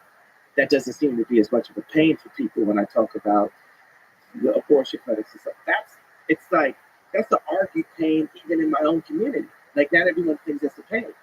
But for the Jewish community, it's collectively, this was a pain. And I've gone so far just psychologically on this journey since that statement had happened, where I didn't want to give up the candy in my pocket. I didn't want to say, hey, I stuck my hand in the candy jar. I wanted to defend my freedom of speech. I wanted this. But even with freedom of speech, pain is pain. Causing people to hurt is not helping. Causing people to hurt is not helping. So that means I have to take a more sophisticated approach to engineering this problem. This problem is an opportunity. And yes, that what could some people may deem as a mistake. Would it be more genuine if I called it a mistake? I think I would be hypocritical by calling it a mistake with the ending of that, the idea I'm going to say out loud. So I don't try to be a hypocrite on purpose. But I will call it a mistake to add a genuine, to be genuine about the feeling. With that mistake, with me as a human being, not to justify, but I have to state that God makes no mistakes, because if I hadn't made that mistake, I wouldn't be in front of you today. And that's not to justify this sleepy text. But I can tell you're a man that has love in his heart, and I hear that. I hear it through the words, explicitly and implicitly. And I think if we're to engineer a better future, the way to do that is with love. So as one human to another, I love you, brother. Thank you for talking to me. This is great. I like you too. Son of a bitch. Thanks for listening to this conversation with Ye. formerly known as Kanye West. To support this podcast, please check out our sponsors in the description. And now, let me leave you with some words from Ye himself. Nothing in life is promised except death. Thank you for listening. I hope to see you next time.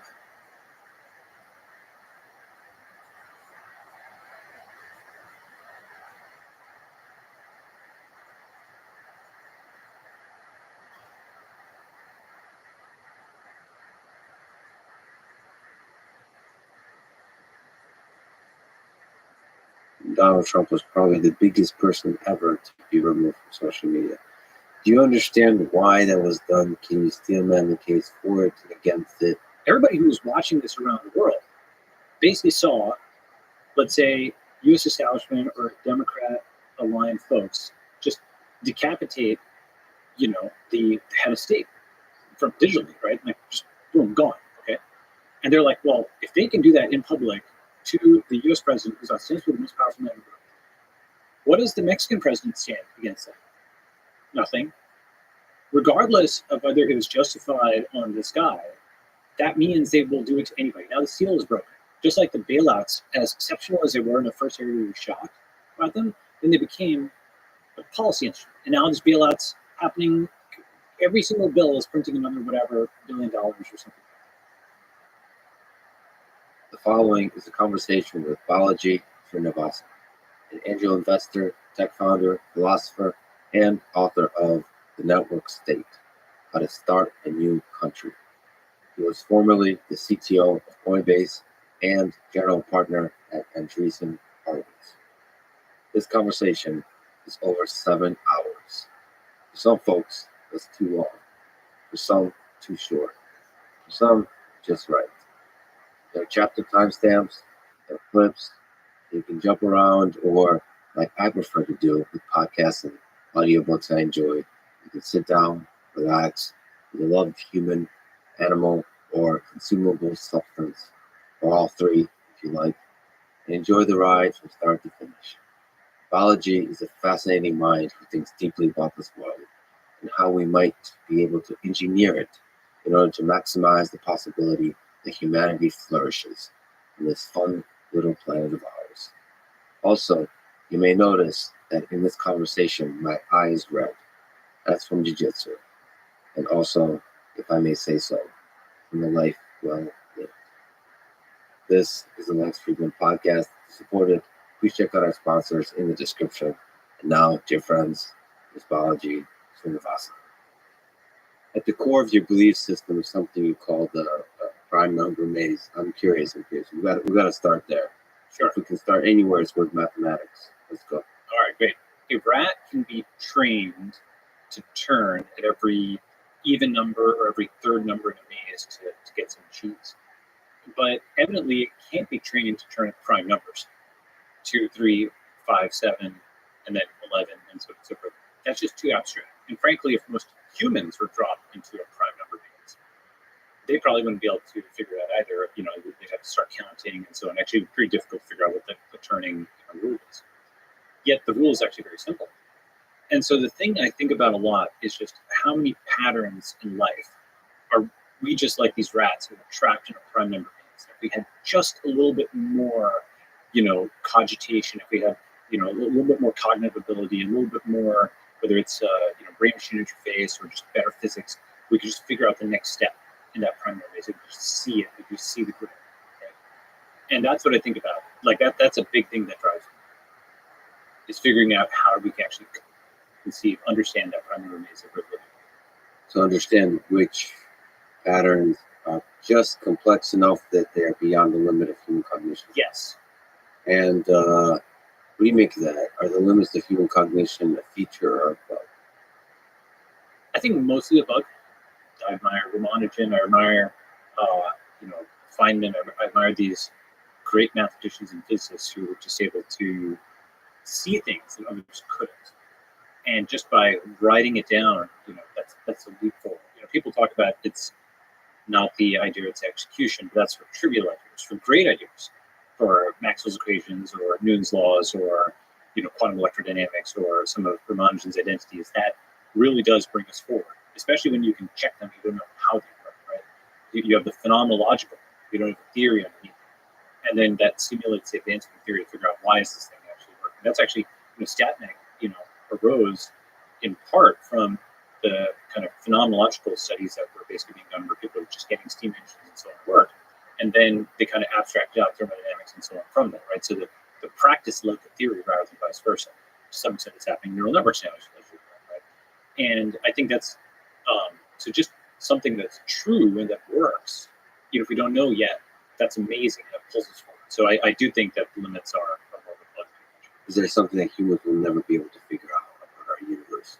About the theory, about the practice of our universe? Yeah, people will typically quote Gödel's Incompleteness for such a question.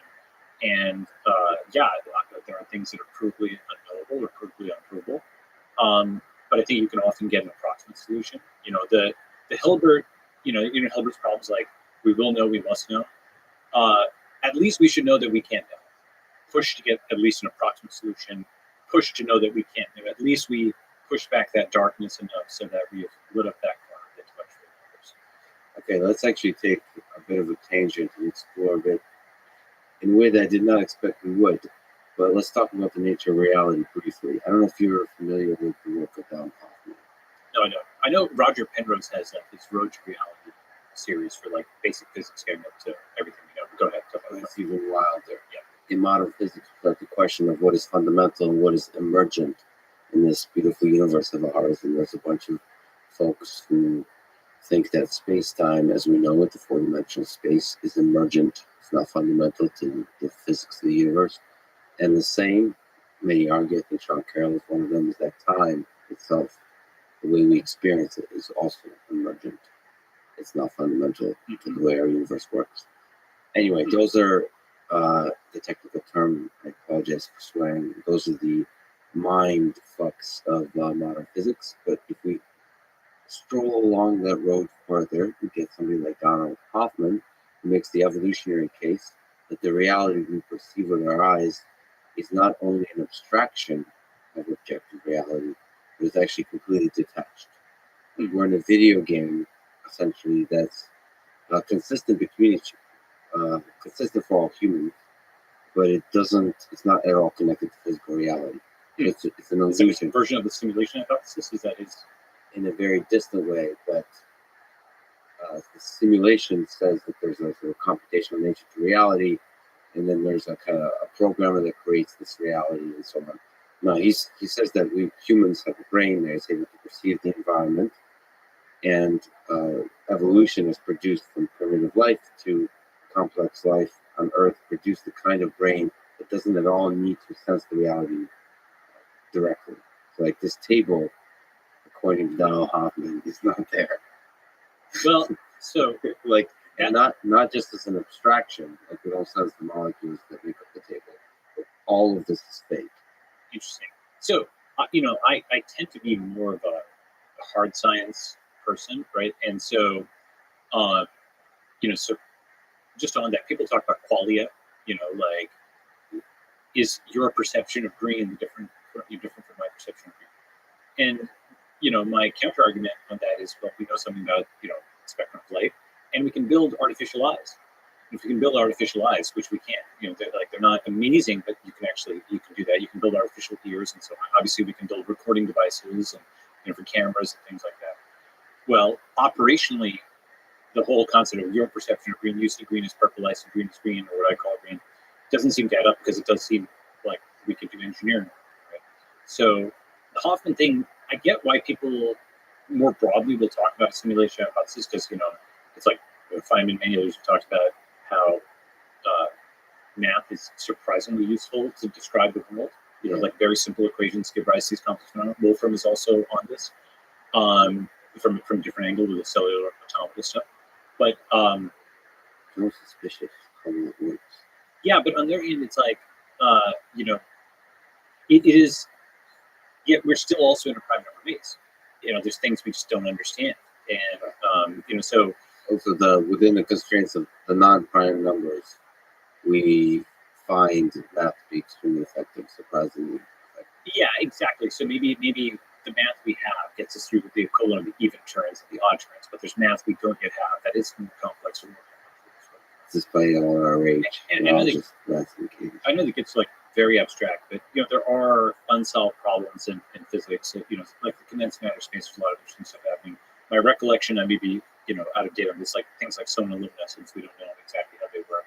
And sometimes those things that are like at the edges of physics, in the late 1800s, I think Rutherford, somebody, I think it was Rutherford, said, basically all the physics is being discovered, etc. That was obviously before quantum mechanics. That sort of edge case, people looking at the Balmer and the Paschen series and seeing, this weird thing, with the hydrogen spectrum was quantized, and that led to like the sort of phenomenological set of observations that led to quantum mechanics and everything. And sometimes I think the UAP stuff might be like that, right? People immediately go to aliens for UAP, like the unidentified aerial phenomena, right? People are being there's surprising amount of stuff out there. The UK has declassified a bunch of material.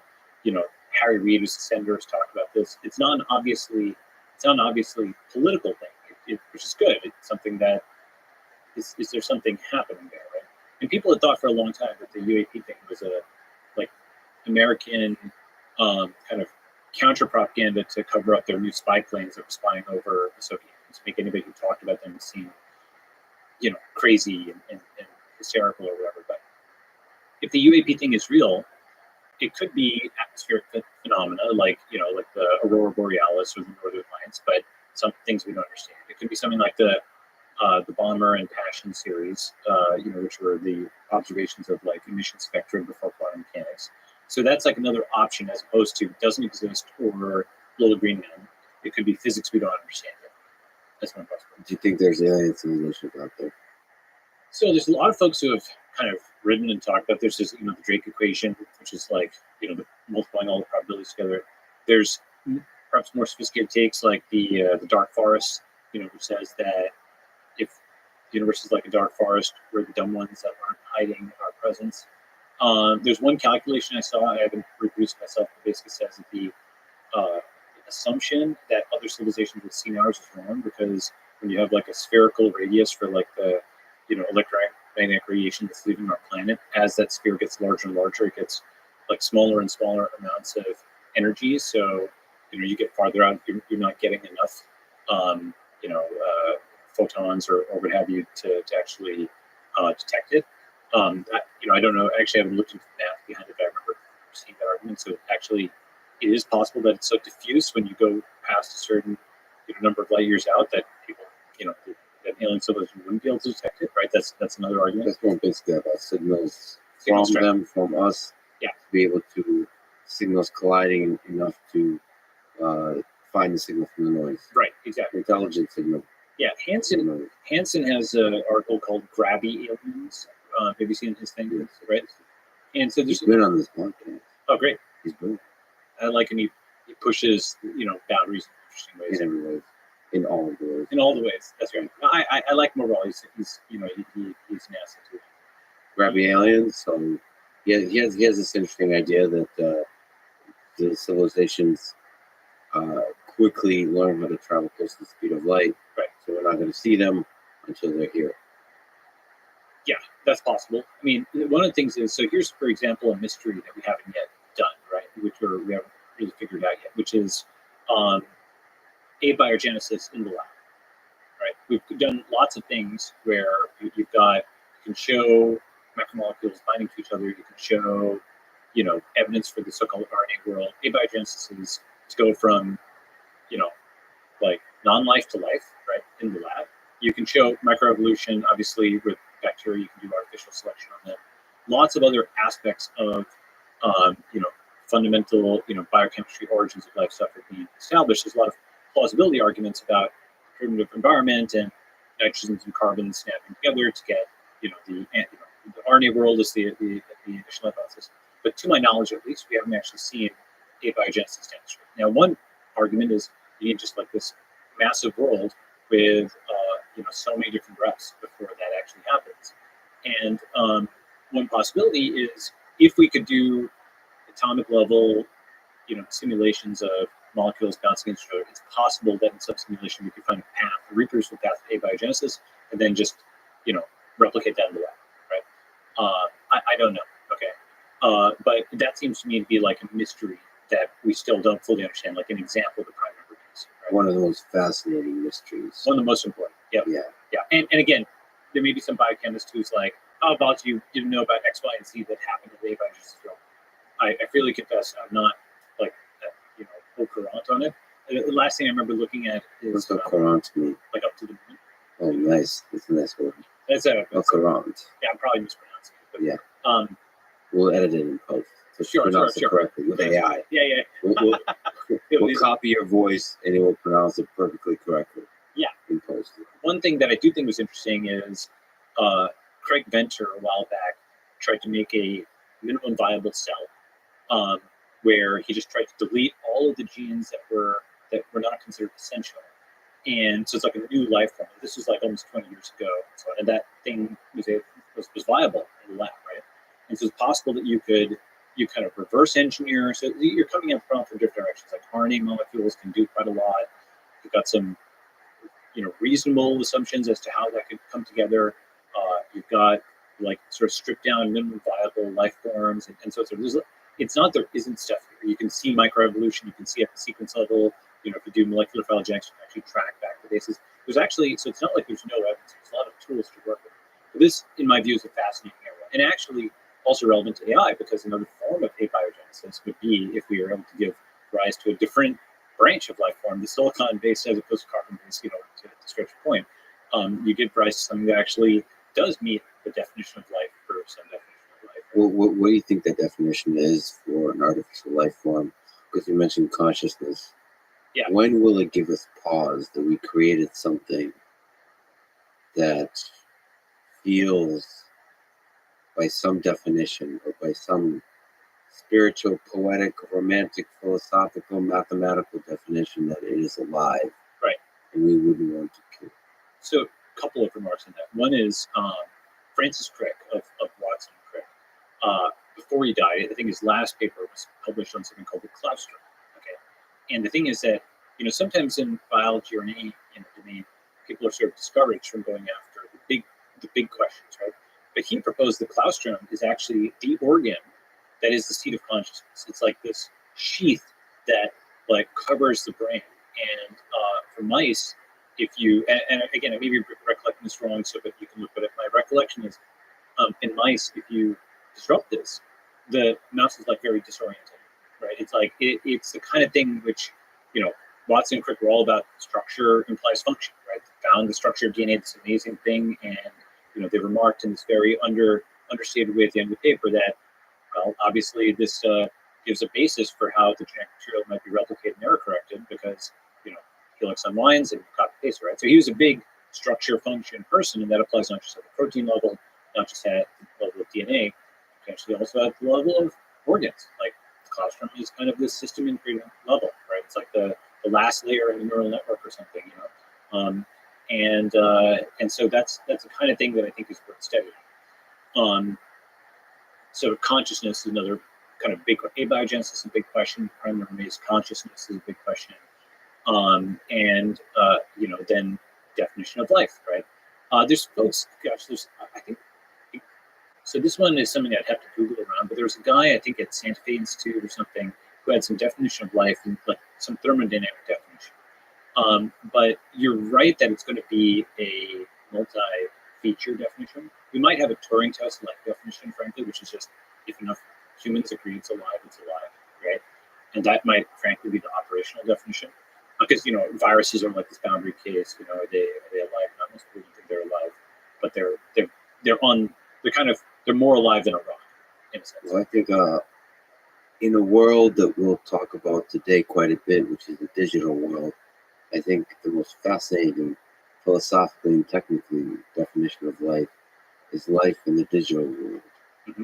So chatbots, essentially creatures, whether they're replicas of humans or totally independent creations, perhaps in an automatic way. I think there's going to be chatbots that we would ethically be troubled by if we wanted to kill them. They would have the capacity to suffer. They would be very unhappy with you trying to turn them off. And then there would be large groups of activists that would protest, and they would go to the Supreme Court, whatever the Supreme Court looks like in 10, 20, 30, 40 years, and they will demand that these chatbots would have the same rights as humans. I saw that Google engineer who was basically saying this had already happened, and I was surprised by it because when I looked at the chat logs of it, it seemed particularly interesting. On the other hand, I can definitely see it. I mean, GPT-3, for people who haven't paid attention, shows that serious step-ups are possible, and obviously, you talk about AI in the podcast a ton. Is it possible that GPT-9 or something is kind of like that, or GPT-15 or GPT-4 maybe? But yeah, for people just listening, there's a deep skepticism in your face. Yeah, the reason being because, it's possible. It's possible that you have like a partition of society on literally this basis. That's one model where there's some people, just like there's vegetarians and non-vegetarians, right? There may be machines have life and machines are machines, or something like that, right? You could definitely imagine some kind of partition like that in the future where your fundamental political social system, that's a foundational assumption. And, is AI, does it deserve the same rights as like a human? Or, for example, a corporation is an intermediate. Do you see the thing which is how human are different corporations? Have you seen that infographic? It's actually funny. Yeah, so it's like, spectrum. There's a spectrum. So, for example, Disney is considered about as human as like a dog. But like Exxon, I may remember this wrong. They had like a level with like human at one end and rock at the other. Does that have to do with corporate structure? What I think it's about people's empathy for that corporation, their brand identity. But it's interesting to see that, first of all, people sort of do think of corporations as being more or less, like the branding is really what they're responding to. Well, that's what I mean. They're also responding. I have a brand of human that I'm trying to sell. Mm-hmm. And it seems to be effective for the most part. Sure.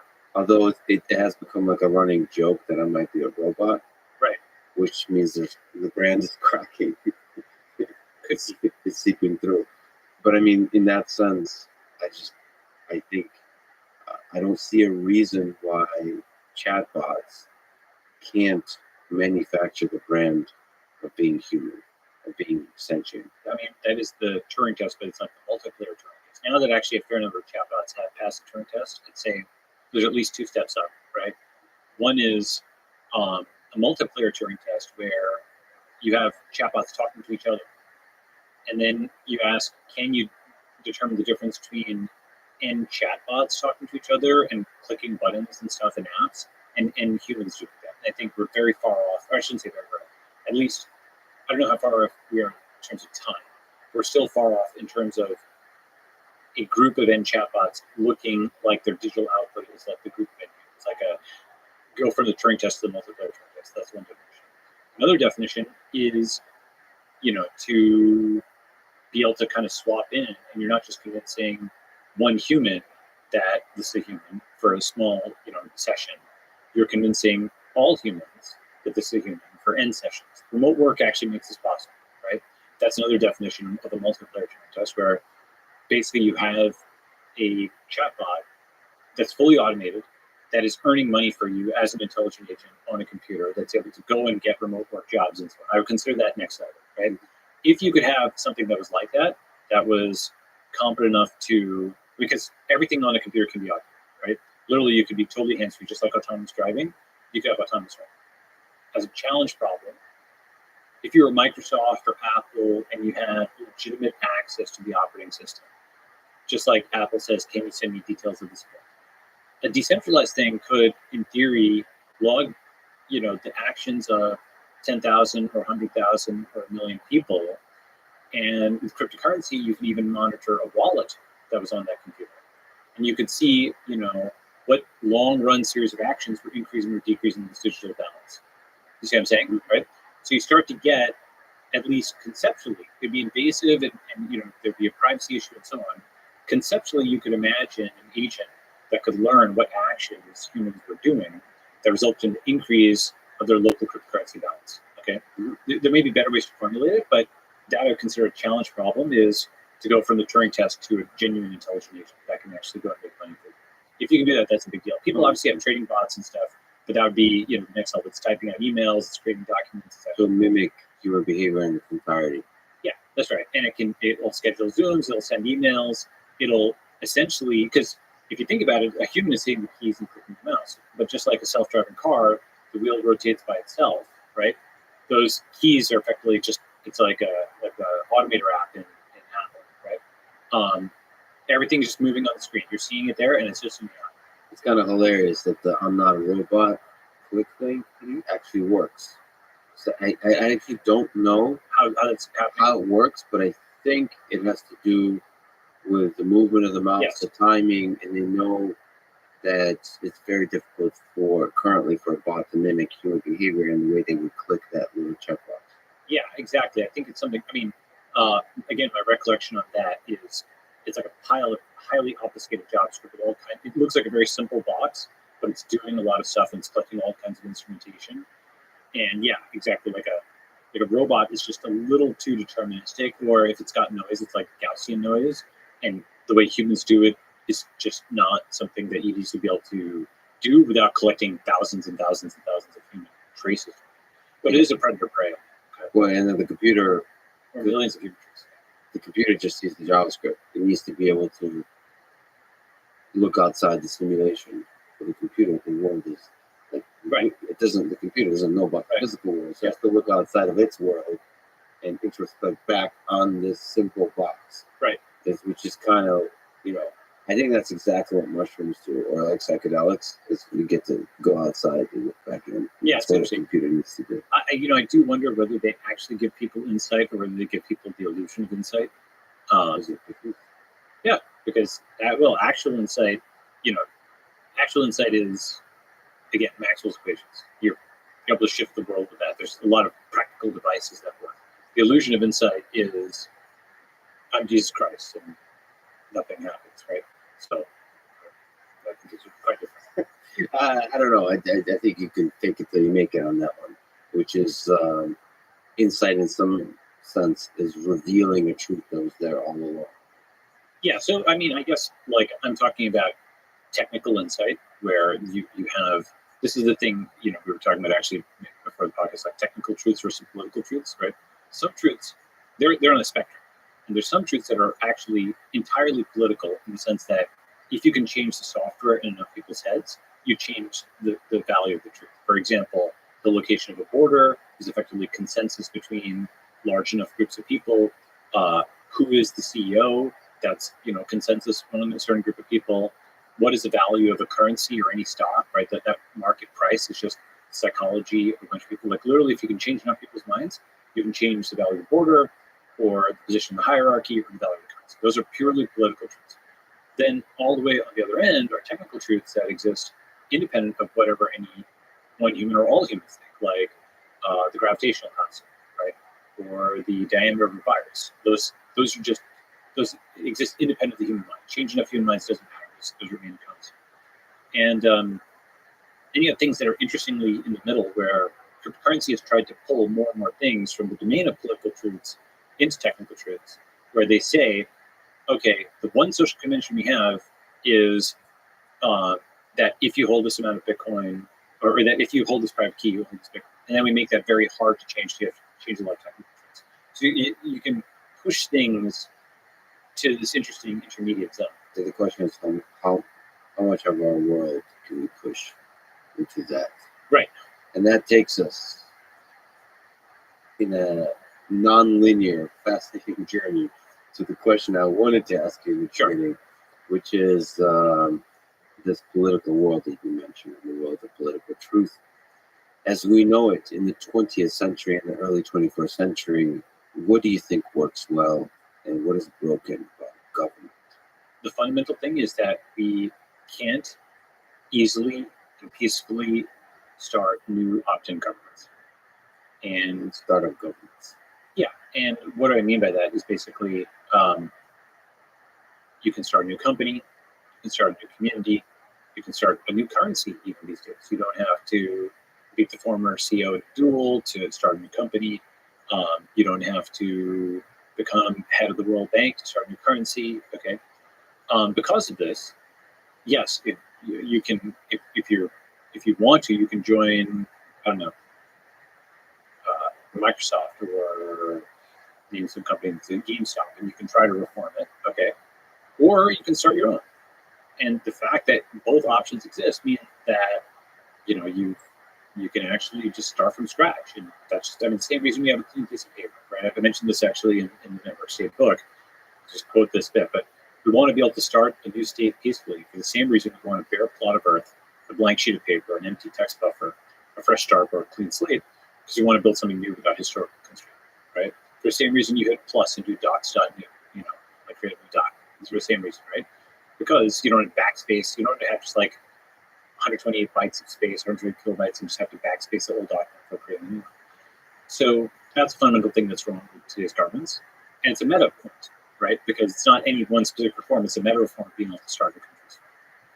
Okay, so that's one problem, but there, you could push back and say that's a feature. Because, a lot of people argue that tradition is power. The generation, if you try a thing long enough, which is the way I see marriage, there's value to the struggle and the journey you take through the struggle, and you grow and you develop ideas together, you grow intellectually, philosophically together. And that's the idea of a nation that spans generations, that you have a tradition that becomes more,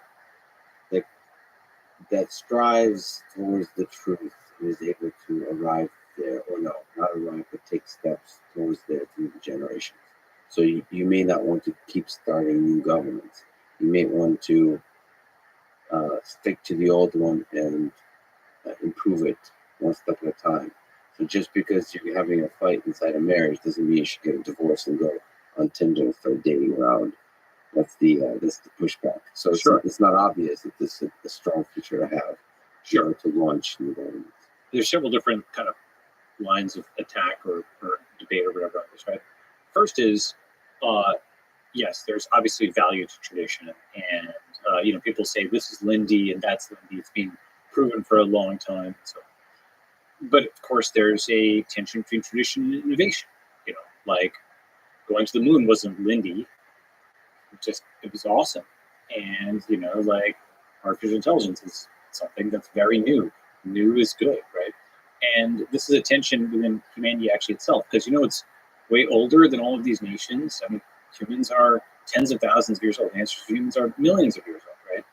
And you go back far enough, and the time that we know today of the sessile farmer and soldier is, if you go back far enough, you want to be truly traditional, or actually stem from hunter-gatherers who were mobile and wandered the world, and there weren't borders and so on. They kind of went where they want, right?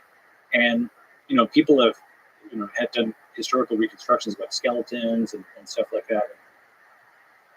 Many folks report that the transition to agriculture and being sessile resulted in diminution of height.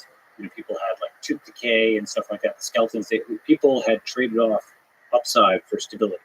Right? That's what the state was. That was what these sessile kinds of things were. Now, of course, they had more likelihood of living consistently. You could support larger population sizes, but it had more quality of life, right?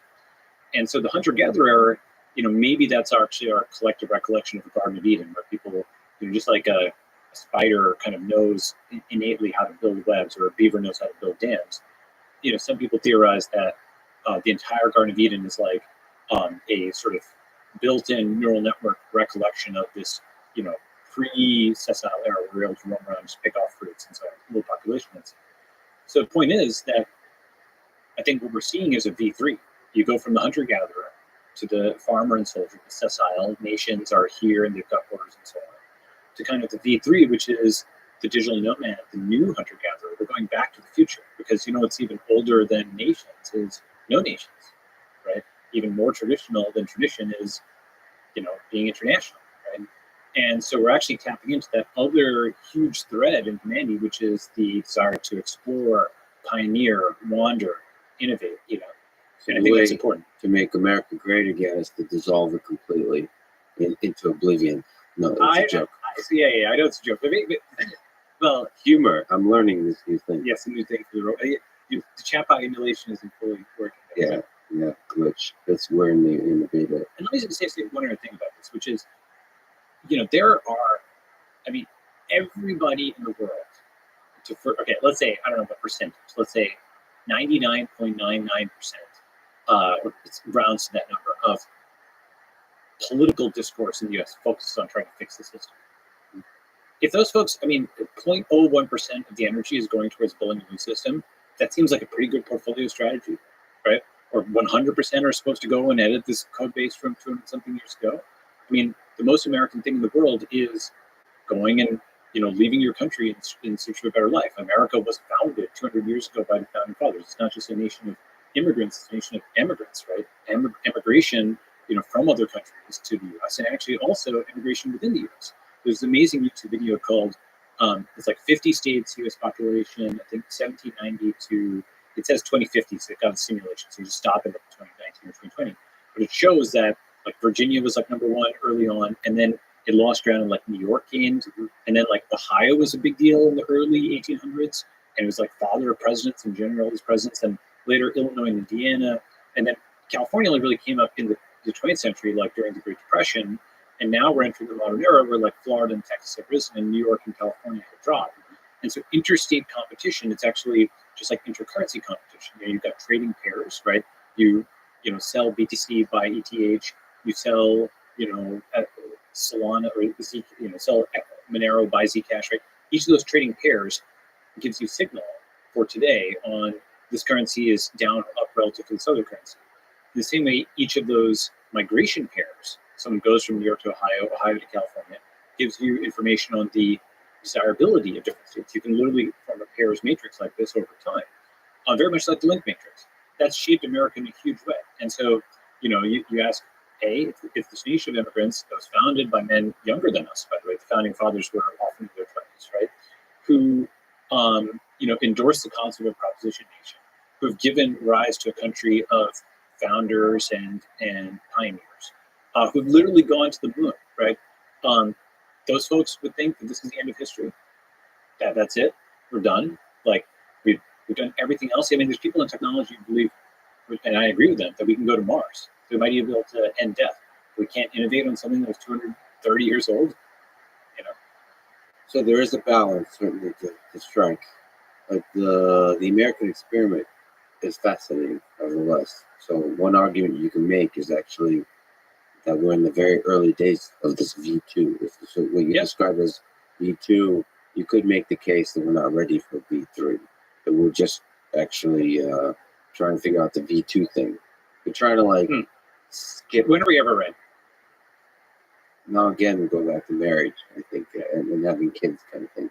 I think everyone who has kids is not really ready to be kids. That's the whole point. We dive in. Okay. But you mentioned that you can't watch it. Is there other criticisms of government that you can provide, as we know today, before we kind of outline the ideas of V3? Let's stick to V2. I'll give a few, right? And so a lot of this stuff will go into the version. So I've got this book, The Network State, which covers some of these topics. Does Network State have a subtitle? It is The Network State: How to Start a New Country. How to Start a New Country. But I just have it at thenetworkstate.com. I should say it's an excellent book that you should get. I read it on Kindle, but there's also a website. And Balaji said that he's constantly working on improving it, changing it. By the time the whole project is over, it'll be a different book than it was in the beginning. I think so. Always shedding its old skin. Well, I wanted to get something out there and get feedback and just like an app, right? You have these two poles of an app is highly dynamic and you're accustomed to having updates all the time, and a book is supposed to be static. And there's a value in something static, some unchanging and so on. But in this case, I'm glad I kind of shipped a version 1 of my own. And the next version, I'm going to split into tentatively motivation, theory, and practice. Like motivation, like what is the sort of political philosophy and so on that motivates me at least to this, which you can take or leave, right? And then theory as to why network state is now possible, and I can define them in a second. And then the practice is zillions of practical details and everything from roads, diplomatic recognition, and so on, funding, founding, all that stuff.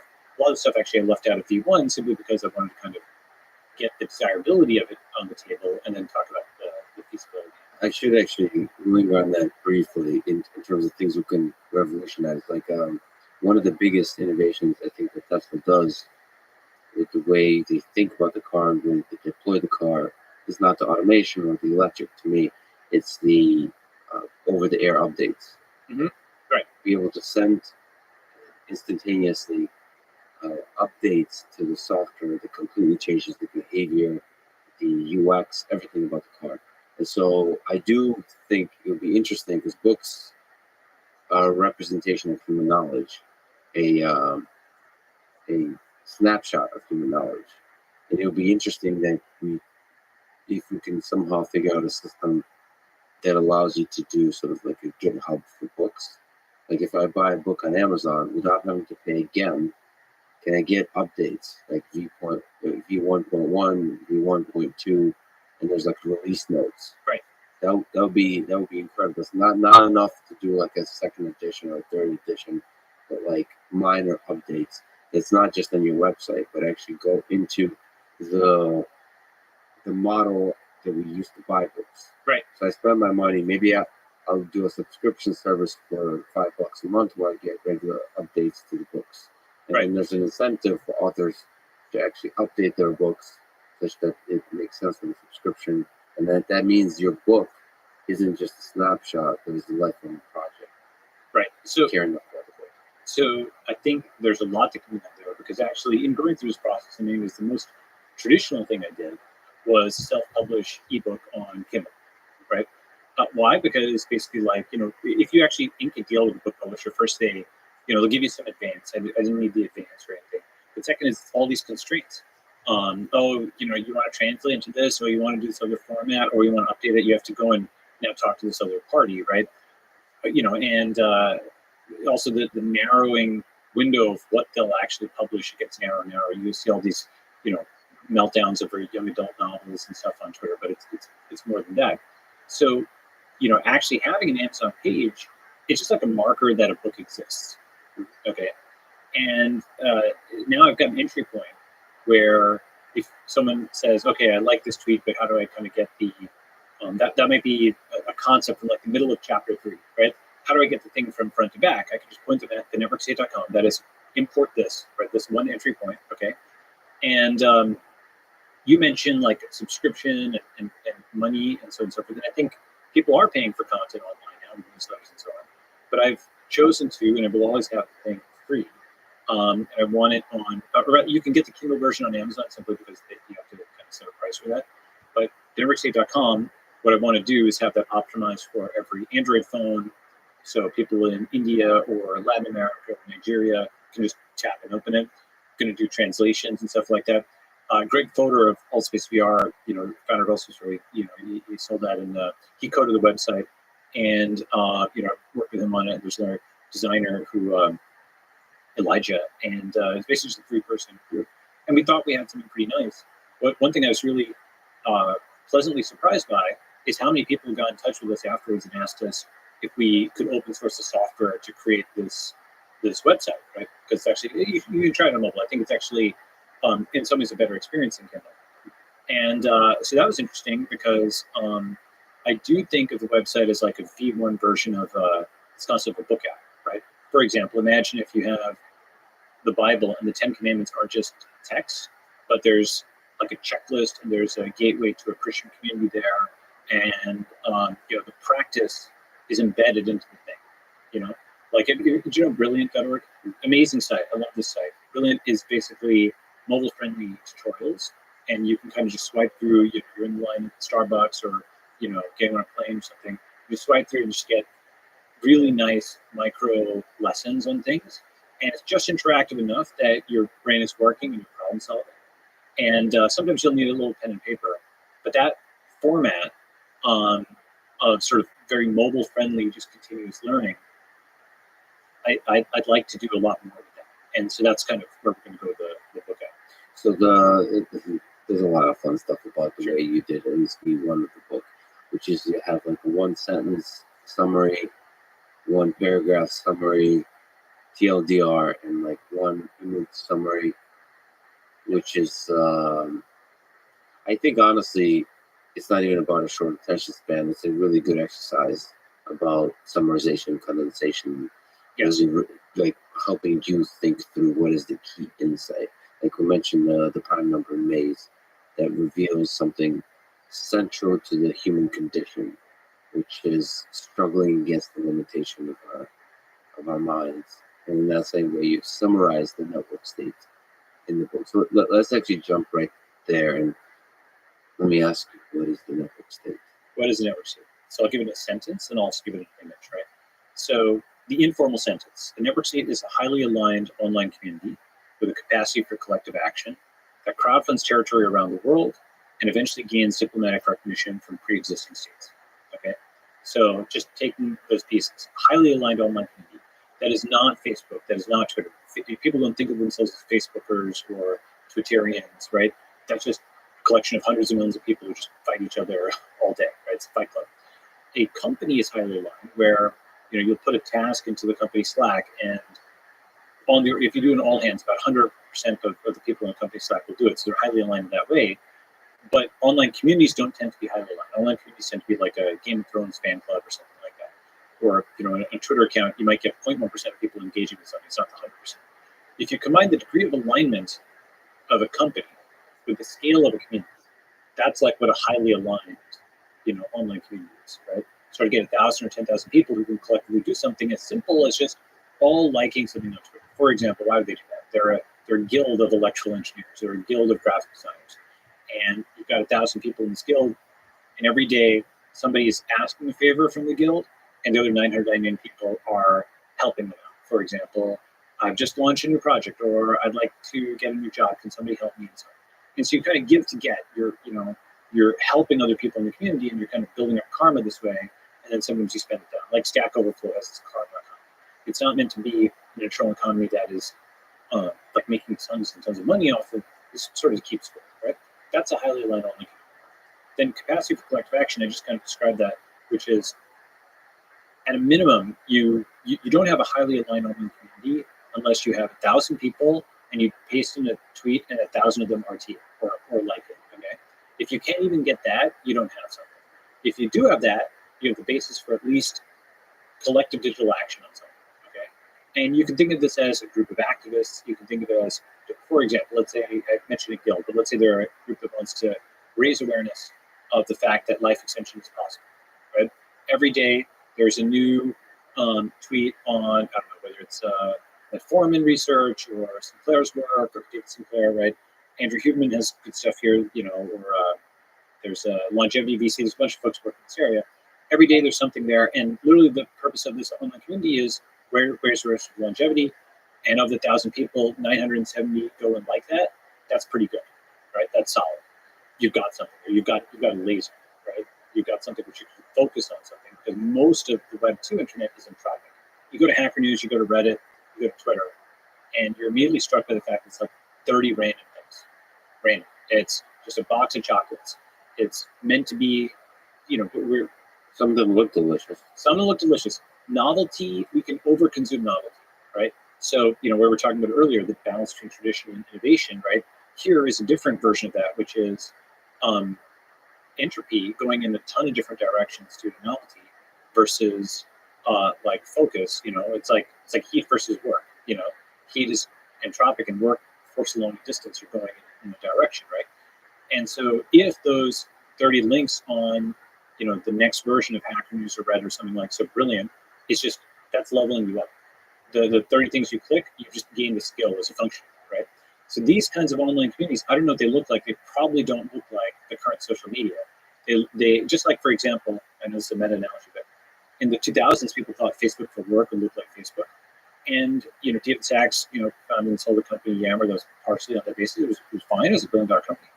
But Facebook for work was actually Slack, right? It looked different. It was more chat focused. It was less image focused. What does the platform for a highly aligned online community look like? I think Discord is the transitional state, but it's not the end state. Discord is sort of chatty. The work isn't done in Discord itself, right? The cryptocurrency for tracking, or the crypto karma for sort of tracking people's contributions, is not really done in Discord itself. Discord was not built for that. And I don't know what that UX looks like. Maybe it looks like tasks. Maybe it looks like something different. Okay. So let me linger on this, because you're actually, some people might not be even familiar with Discord or Slack and so on. Mhm. Even these platforms have like communities associated with them. Yes. Meaning the meta community of people who are aware of the feature set, and that you can do a thing. That this is a thing, and then you can do a thing with it. Discord, like when I first realized it, I think it was born out of the gaming world. Yes. It's like, holy shit, this is like a thing. There's a lot of people that use this. Right. There's also a culture that's very difficult to escape that's associated with Discord that spans all the different communities within Discord. Reddit is the same.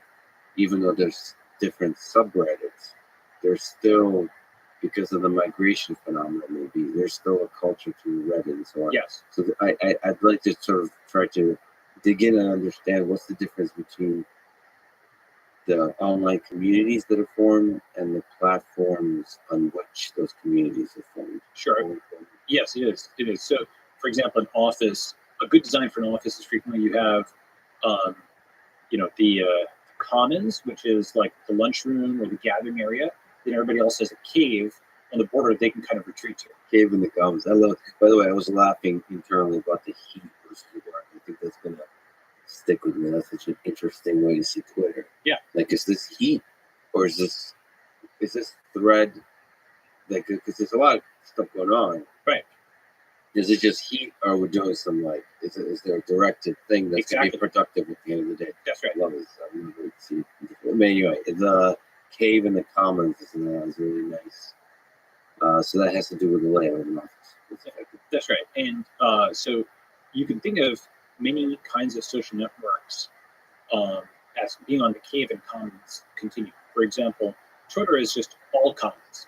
The caves are just like individual DMs or DM threads or whatever, but it's really basically just one gigantic global public fight club for the most part, right? Then you have somewhat love, but mostly fun. Or actually, I love aggressively. Yes.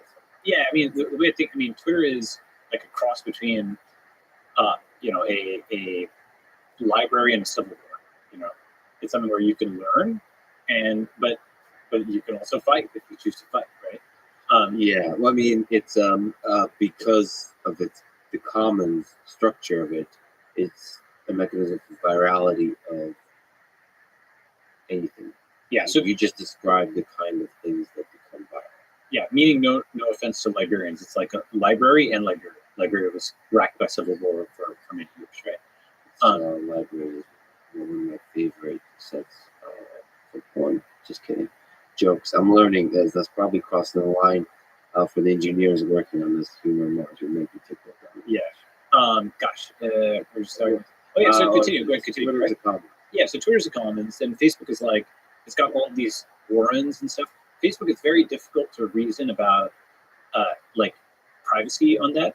And the reason is, I think it's easy to understand when something is completely public, like Twitter, or completely private, like Signal. And those are the only two modes, I think, in which one can really operate. When something is quasi-private, like Facebook, you have to just kind of assume it's public. Because if it's interesting enough, it'll go outside your friend network, and it'll get screenshotted or whatever and posted.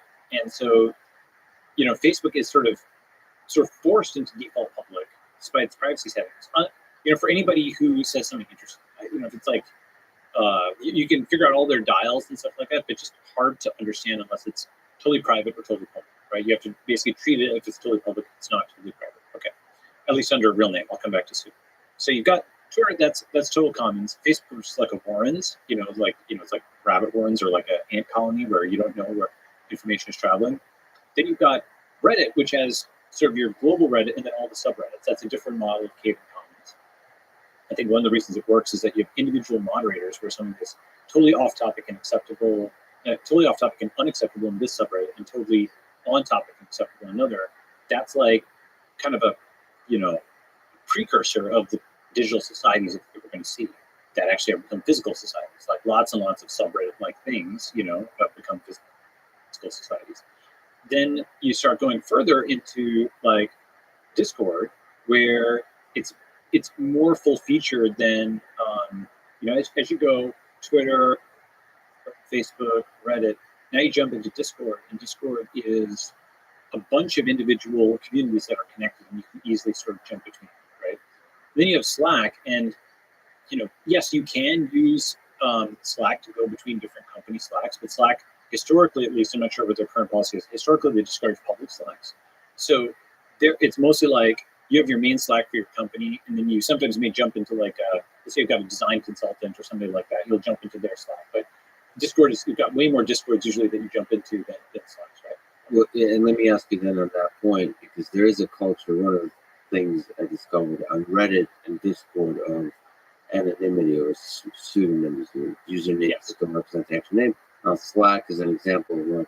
So I think I used to have a Slack for like deep learning course that I was teaching, and that was like very large, like 20,000 people, whatever. But so you could grow quite large, but there was a culture of like, I'm going to represent my actual identity, my actual name. And then the same stuff on Discord. I think I was the only asshole using my actual name on there.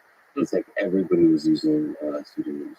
So what's the role of that in the online community? Well, so I actually gave a talk on this a few years ago called the Pseudonymous Economy. Okay. And it's come about faster than I expected, but I did think it was going to come about fairly fast. And essentially the concept is obviously we've had, so first, anonym, pseudonym, real name, right? Can you describe the difference between that? Anonymous is like 4chan, where there's no tracking of a name, there's zero reputation associated with name bricks, right? Pseudonymous is like much of Reddit, where there's a persistent username, and it has karma over time, but it's not linked to the global identifier that is your state name, right? So your real name, even the term real name, by the way, is a misnomer, because it's like your social security name, like social security number. It's your official government name. It's your state name. It is the tracking device. It's an air tag that's put on it, right? Why do I say that, right? Another word for a name is a handle. And so just visualize like a giant file cabinet. There's a handle with Lex Friedman on it that anybody, the billions of people around the world, can go up to, and they can pull this file on you out. Images of you, things you said, like billions of people can stalk billions of other people. That's a very new thing, and I actually think this will be a transitional era in like human history. We're actually going to go back into a much more encrypted world. And okay, let me look on that, because sure. Another way to see real names is the label on a thing that can be canceled. Yes, that's right. In fact, there's a book called Seen Like a State, which actually talks about the origins of surnames and whatnot. Like, if you have a guy who is that guy with brown hair, that's like an analog identifier. It could mean 10 different people in the village. But if you have a first name, last name, okay, that guy can now be conscripted. You can go down with a list of digital identifiers, pull that guy out, pull him, into the military for conscription, right? So that was like one of the purposes of names, was to make masses of humans legible to a state, right? And seeing like a state, you can see them, right? See, digital identifiers, like one thing that people don't usually think about is pseudonymity is itself a form of decentralization. So, people know Satoshi Nakamoto was pseudonymous. They also knew decentralization. But one way of thinking about it is, let's say his real name, okay, or his state name is a node, okay?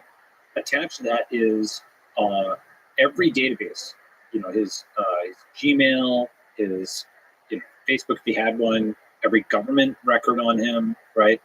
All of these databases have that state name as the foreign key, right? And so it can go and look things up in all of those databases, right? Mm-hmm. And so think of it as being the center of a giant network of all of these things. When you go and create a pseudonym, you're butting off a totally new node that's far away from all the rest. And now he's choosing to attach Bitcoin Talk and Bitcoin.org and the GPT signatures of the code, if you should choose to do that. All those things, the digital signatures, are all attached to this new decentralized name because he's instantiating it, not the government, right? One way of thinking about it is the root administrator of the real name system is the state, because you cannot simply edit your name, right? You can't just go, you can't log into USA.gov and backspace your name and change it. Moreover, your birth certificate, all these stuff that's fixed and immutable, right? Whereas we take for granted that on every site you go to, you can backspace, you can be like, call me Ishmael, walk into a site, you use whatever name you want. You just have to use the same name across multiple sites, you can do that. And if not, you don't have to. One thing that we're seeing now actually is at the level of kids, the younger generation. Eric Schmidt several years ago mentioned that, people would like change their names when they became adults so that they could do that. This is kind of already happening. People are using, I've remarked on this many years ago, search-resistant identities. Okay, why? They have their Finsta, which is their fake name Instagram, and Rinsta, which is their real name Instagram. Okay, and what's interesting is on their Rinsta, they're their fake self because they're in their Sunday best and smiling, and this is the one that's meant to be search indexed, right? On the Finsta, their fake name, this is just shared with their closest friends. They're their real self, and they're hanging out at parties or whatever, And so this way, they've got something which is a public persona and a private persona, right? The public persona that's search indexed, and the private persona that is private for friends, right? And so organically, people are, like Gene Jacobs talks about like cities and how they're organic and like some of the mid 20th century guys, the architecture they had removed shade from like awnings and stuff like that got removed. So this is like the restoration of like awnings and shade and structure, so that you're not always exposed to the all-seeing web crawler that I have Sauron, which is like Googlebot just indexing everything. These are search-resistant identities, and that like I just sort of passes over you, like the Terminator, like in the Terminator, I just kind of passes over you, right? So search-resistant identity is not pulled up, it's not indexed, right? And now you can be your real self. And so we've had this kind of thing for a while with communication. The new thing is that cryptocurrency has allowed us to do it for transaction, hence the pseudonymous economy, right?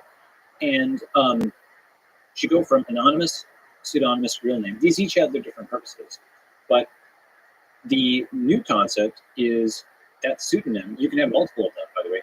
Your ENS name, you can have it under your real name or state name, like Lex Friedman by ETH, but you can also be punk6529. Okay. And now you can earn, you can sign documents, you can boot up stuff, you can have a persistent identity here, okay, which has a level of indirection to your real name. Why is that very helpful? Because now it's harder to both discriminate against you and cancel you. Concerns of various factions are actually obviated or at least partially addressed by going pseudonymous as default, right? It is the opposite of bring your whole self to work. It's bring only your necessary self to work, right? Only show those credentials that you need, right? Now, of course, anybody who's in cryptocurrency understands Satoshi Nakamoto and so on and so forth. But actually, many progressives are for this as well. Why? Ban the boxes. It's like you're not supposed to ask about like felony convictions when somebody is being hired because they've served their time, right? Or you're not supposed to ask about immigration status or marital status in an interview. People have this concept of blind auditions where if a woman is auditioning for like a violin seat, they put it behind a curtain so they can't downgrade her for playing. So her performance is judged on the merits of its audible quality, not in terms of who this person is. So this way they don't discriminate versus male or female for who's getting a violin position. So you combine those concepts like ban the box, not asking these various questions, blind auditions, and then also the concept of implicit bias. Like if you believe this research, people are unconsciously biased towards other folks, right? Okay, so you take all that, you take Satoshi and you put it together and you say, okay, let's use pseudonyms. That actually takes unconscious bias even off the table, right? Because now you have genuine global equality of opportunity. Moreover, you have all these people, billions of people around the world that might speak with accents, but they type without them. And now if they're pseudonymous, you are discriminating against them, right? Moreover, with AI, very soon, the AI version of Zoom, you'll be able to be whoever you want to be and speak in whatever voice you want to speak in, right? And it'll happen in real time. This is really interesting. But for Finsta and Rinsta, there's some sense in which the fake Instagram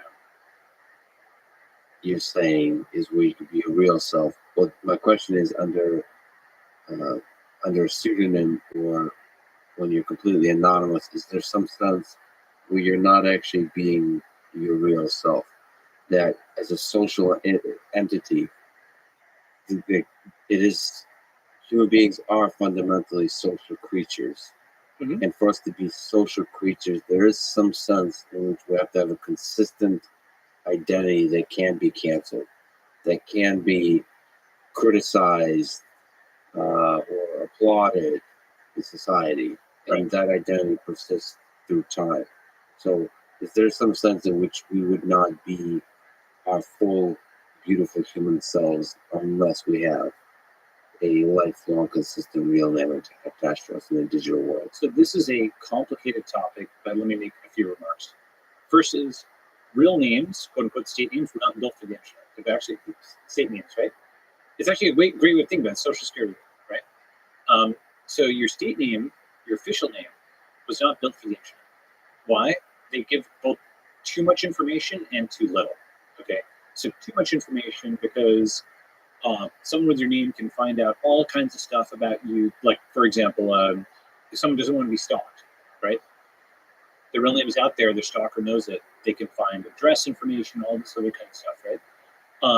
And with all these hacks that are happening, just every day we see another hack, massive hack, etc. That real name can be indexed into data that was supposed to be private, right? Like, for example, the Office of Personnel Management, like the government, the U.S. government, many governments actually are like a combination of the surveillance state and the Keystone Cops, right? Why? They slope up all the information and then they can't secure it, so it leaks out the back door.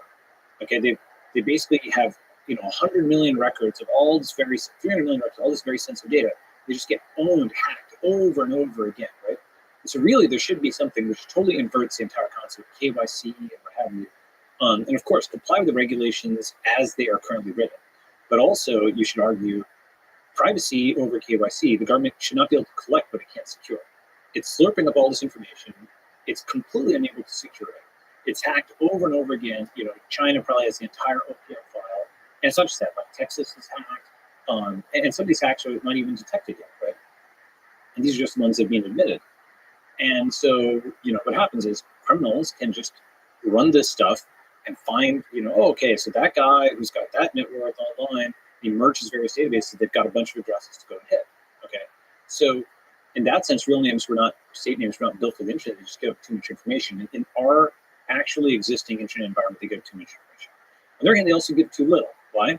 If instead you give out lexfriedman.eth, okay, or a similar crypto domain name or Urbit name or something like that, now that's actually more like a DNS. Okay. First, if you've got a lexfriedman.eth, what can you do there? Some you can do today, some you will soon be able to do. You can pay lexstream.eth, you can message lexstream.eth, you can look it up like a social profile, you can send files to it, you can upload and download. Basically, it combines aspects of an email address, a website, a username, etc., etc. But eventually, I think you'll go from email to phone number to ENS address or something like that as the primary online identifier, because this is actually a programmable name, right? Whereas a state name is not. Think about it, like a state name will have apostrophes perhaps in it, or is that your middle name? Isn't that? That was a format that was developed for the paper world, right? Whereas the ENS name is developed for the online. Now, the reason to say ENS or something like it, somebody in a village, their name might be Smith because they were a blacksmith, or a potter because they were a potter, right? The same, I think, your surname, right now, for many people, it's .eth, and that reflects the Ethereum. Your surname online will carry information about you. Like .sol says something different about you. .btc says something different. I think we're going to have a massive fractionation of this over time. We're still in the very earliest days of our internet civilization, right? 100, 200 years from now, those surnames may be as informative as, say, Chen or Friedman or Srinivasan in terms of what information they carry. Because the protocol, it's a civilization fundamentally that you're associated with. Right. So there's some improvements to the real name you could do in the digital world. But do you think there's value of having a name that's persists throughout your whole life, that is shared between all the different digital I think you should physical communities? I think you should be able to opt into it, right? At which level, in terms of the society that you're joining. Wait a minute. So can I murder a bunch of people in society one, and then go to society 2 and be like, I'm murder free. My name is. I don't mean it like that. No, yeah. Which, So, but which is why that's the application I'm interested in. Okay, well, So I'm what not saying what murder resistance? application, but Well, I would like you to take that prevent thought. me, Sure, a person who's clearly bad for society, Sure. from doing that. sure. Murder is going to be against the rules in almost every society, and basically, I mean, people will argue, yeah, most likely, right? And there's that thing. Except animals. Well, I'm thinking like the Aztecs or the Mayas, or something like that. It's very, Soviet Union. There's weird edge cases. Yeah, there's societies, unfortunately, that have actually. That's why I asked Kristen. But let's say murder is something that society 1 probably has effectively a social smart contract or a social contract that says that's illegal, therefore you're in jail, therefore you're deprived of the right to exit. But upon entry into that society, in theory, you would have said, okay, I accept this quote social contract, right? Obviously, if I kill somebody, I can't leave. Okay, so you've accepted upon crossing the border into that, right? Now, as I mentioned, like what is murder? Like people will, there's an obvious answer, but as I said, there's been human sacrifice in societies. Communism, they kill lots of people. Nazism, they kill lots of people. Unfortunately, there's quite a lot of societies. I wanted to say it's an edge case, but maybe many of the 20th century societies around the world have institutionalized some kind of murder, whether it's the Red Terror, the Soviet Union, or obviously the Holocaust, or the Cultural Revolution, or Year Zero, and so on and so forth. Right. So my point there is that who's committing all those murders was the state, was the organization that one is implicitly trusting them to track you, right? And how did they commit these murders? Well, how did Lenin, the hanging order? I'm talking about the hanging order for the kulaks. Yes. Okay, the famous hanging order, which actually showed they were actually bloodthirsty. The key thing was he said, here's a list of all the rich men, the kulaks, going to kill them. The real names, the state names were what facilitated the murder. They didn't prevent the murderers, right? So my point is, just in the ethical weighting of it, it's a two-sided thing, right? You're right that the tracking can, prevent disorganized murders, but the tracking facilitates, unfortunately, organized murders. Lists of undesirables were the primary tool of all of these oppressive states in the 20th century. You see my point? I see your point, and it's a very strong point. In part, it's a cynical point, which is that the rule of a centralized state is more negative than positive. I think it's like nuclear energy. Okay, it's like fire. It is something which you're going to keep having it reform because there's good reasons where you have centralization, decentralization. But power corrupts, absolute power corrupts absolutely, and you just have to be very suspicious of this kind of centralized power. The more trust you give it, often the less trust it deserves. It's like a weird feedback, right? The more trust, the more it can do. The more it can do, the more bad things it will do. So, okay. There is a lot of downside to the state being able to track you. Right.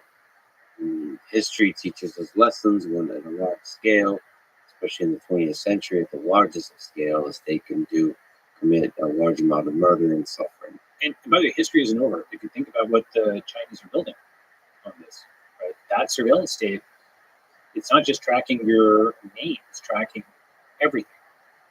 Like WeChat is essentially like it is all the convenience and none of the freedom.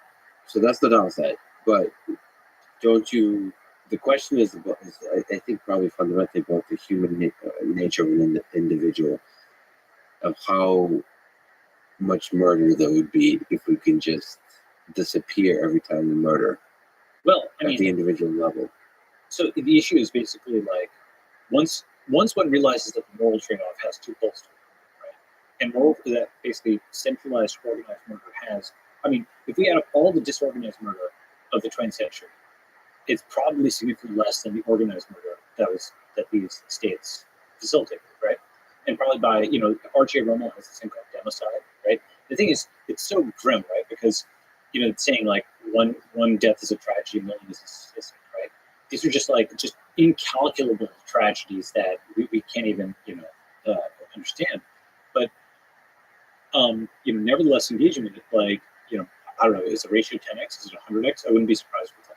Yeah, but have you seen the viciousness, the negativity, the division within online communities that have anonymity? So that's the thing. Is basically, there's also a Scylla and a Shurikens. I'm not, when you see what centralization can do, and you correct in the direction of decentralization, you can overcorrect with decentralization and you get anarchy. And this is basically, then you want to re-centralize, right? And this is the, I think it's the Romance of the Three Kingdoms, the empire long united must divide, the empire long divided must unite. That's always the way, right? So what's going to happen is we will state certain verbal principles, right? And then the question is where in state space you are. Are you too centralized? Well, then, okay, you want to decentralize. And are you too decentralized? Then we want to centralize and we track, right? And people will opt into more tracking because they will get something from that tracking, which is a good use of society. So it's kind of like saying, are we going north or south? And the answer is like, what's our destination? Where's our current position in the civilizational state space? Well, my main question, I guess, is does creating a network state escape from some of the flaws of human nature? The reason you got Nazi Germany is a large-scale resentment of the different explanations for that resentment that's ultimately lives in the heart of each individual. They made up the entirety of Nazi Germany. They had a charismatic leader that was able to channel that resentment into action, into actual policies, into actual political and military movements. Can't you not have the same kind of thing in digital communities as well? Have you heard the term argumentum ad Hitler, or like Godwin's law or something like? It's something where if the reference point is Hitler, it's this thing where a lot of things break down. But I do think, look, is there any? Did Bitcoin manage to get where it was without a single shot being fired? To my knowledge, yes. Right? Did Google manage to get to where it is without shots being fired? Absolutely. And while a lot of shots were being fired elsewhere in the world. Sure. And but who's firing those shots? The states, right? Yeah. But that's because Bitcoin and Google are a tiny minority of communities. It's like the icing on the cake of human civilization. Sure. Basically, any technology. You can use a hammer to go and hit somebody with it, right? I'm not saying every technology is equally destructive or have you, but you can conceive of. It's kind of like Rule 34, but for technology, right? You can probably figure out your ability to reference brilliant things throughout is quite admirable. Yes. But anyway, sorry, Rule 34 for technology. Rule 34, but for abusive technology, you can always come up with a Black Mirror version of something. And in fact, there is this kind of funny tweet, which is like a sci-fi author. My book, Don't Invent the Torment Nemesis, was meant to be a cautionary tale on what would happen if society invented the torment nexus. And then it's like, tech guys, at long last, we have created the torment nexus. Right? And so the thing is that simply describing something, some abuse, unfortunately, after the initial shock wears off, people will unconsciously think of it as sort of an attractor in the space, right? It's like, I'll give you some examples, like, Minority Report had the gesture thing, right? And the Kinect was based on that. So it's a dystopian movie, but had this cool kind of thing, and people, kind of keyed off, right? Or people have said that movies like, Full Metal Jacket, that was meant to be, in my understanding, is meant to be like an anti-war movie, but lots of, soldiers just love it, despite the fact that the drill sergeant is actually depicted as a bad guy, right? For the sort of portrayal of that, kind of environment, right? So I'm just saying, it's like giving the vision of like the digital Hitler or whatever. It's not actually a vision I want to paint. I do think everything is possible. Obviously, ISIS uses the internet, right?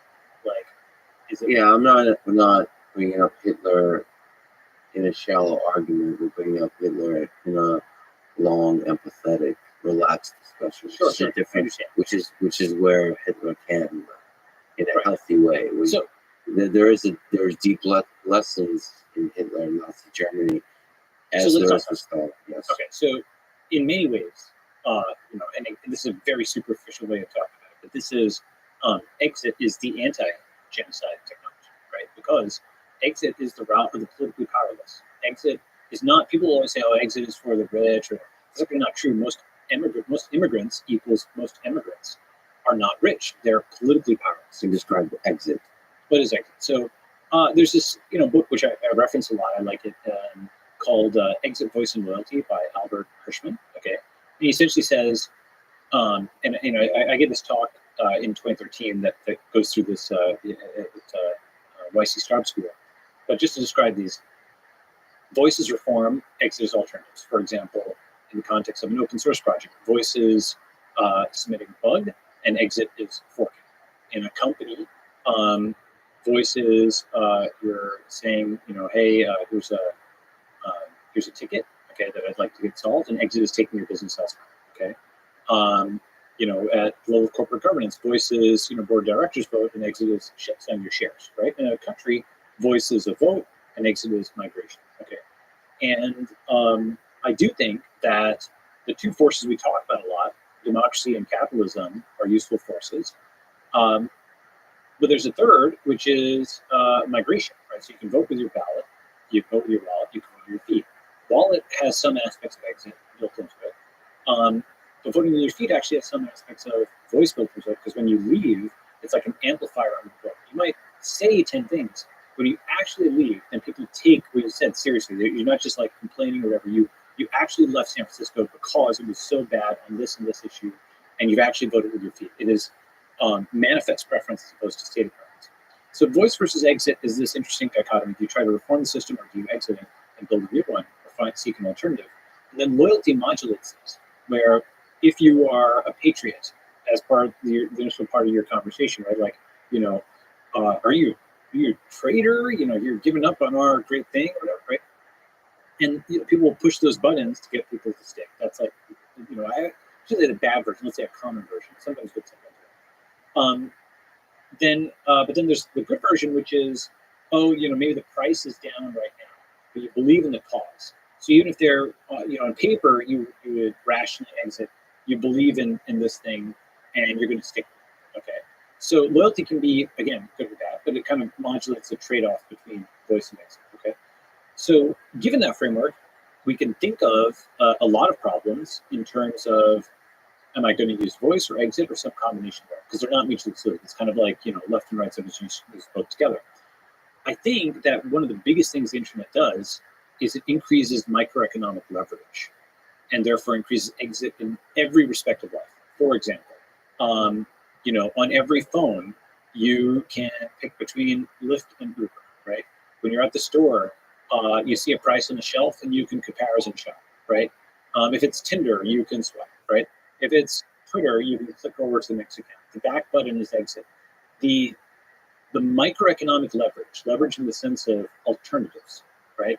This is like one of the fundamental things that the internet does. It puts this tool on your desktop, and now you can go and talk to an illustrator, or you can kind of build it yourself, right? By typing in some characters into DALL-E. And that makes the positive forces of capitalism more efficient, increase in microeconomic leverage. And it's individual empowerment, right?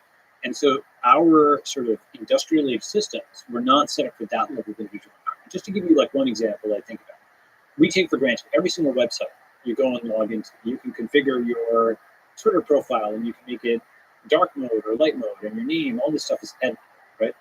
How do you configure your USA experience? Is there a USA.gov that you edit? Can you even edit your name there? Dark mode for USA? I mean, just your profile. Is there like a national profile? I mean, there's like driver's license. The point is that it's assumed that it's not like individually customizable quite in that way, right? Of course, you can move around your house and stuff like that. But it's not like your experience of the U.S. is like configurable, Let me think about that. Let me think about sort of the analogy of it. So the microeconomic leverage, you can switch apps, you can switch your experience in small ways efficiently multiple times a day inside the United States. Well, the physical world. You do, under the constraints of the physical world, you do like micro-migration. So this is coming back to the hunter-gatherer, farmer-soldier, digital nomad kind of thing, right? The digital nomad combines aspects of the V1 and the V2 for a V3, right? Because the digital nomad has the ability and freedom of the hunter-gatherer, but some of the consistency of the civilization of the farmer and soldier, right? But coming back to this, like, one other thing about it is, in the 1950s, if a guy in assembly line might literally push the same button for 30 years, okay? Whereas today, you're pushing a different key every second, right? That's like one version of like microeconomic leverage. Another version is, in the 1980s, I mean, didn't have Google Maps, right? So you couldn't just like discover things off the path. People would just essentially do, home to work and work to home and home to work, and a trip had to be planned, right? They were contained within a region of space, or you do home to school, school to home, home to school. It wasn't like you went and explored the map. Most people didn't, right? They were highly canalized, okay? Meaning, that it was just back and forth, very routine, just like the push the button, trapped within this very small piece, and also trapped within this large country because it was hard to travel between countries. Again, of course, there were vacations. Of course, there was some degree of news and so on. Your mobility wasn't completely crushed, but it was actually quite low, okay, relatively speaking. Just you were trapped in a way that you weren't even really thinking about, okay? And now that map is opened up. Now you can see the whole map. You can go all over the place.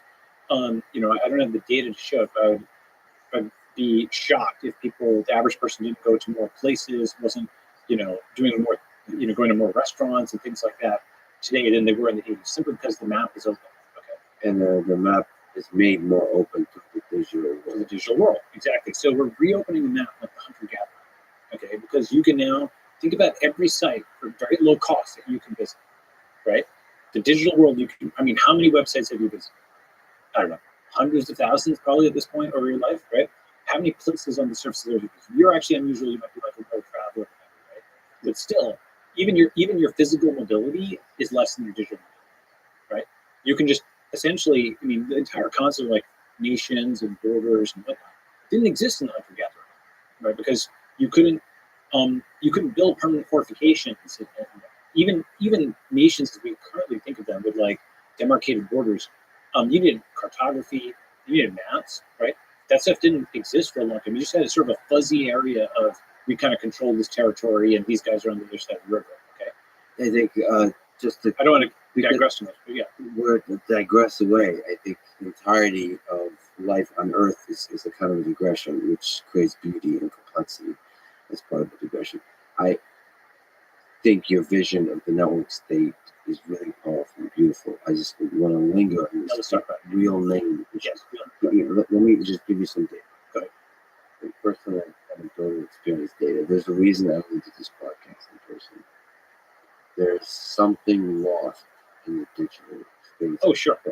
And I find, now I personally believe, to play devil's advocate against the devil's advocate when I'm playing, I personally believe that this is a temporary thing. We will figure out technological solutions to this, but I do find that currently people are much more willing to be on scale cruel to each other online than they are in person. The way to do that, just as a crane went to the front, the way you can have people be cruel to each other in the physical space is through the machinery of propaganda that dehumanizes the other side, all that kind of stuff. That's really like hard work to do. Online, I find just naturally at the individual scale, people somehow start too easily engaged in the drug of mockery, derision, and cruelty when they can hide behind anonymity. I don't know what that says about human nature. I ultimately believe most of us want to be good and have the capacity to do a lot of good, but sometimes it's fun to be shitty, to shit on people, to be cruel. I don't know what that is. It's weird because I think, one of my sayings is, just like the internet increases microeconomic leverage, the internet increases variance.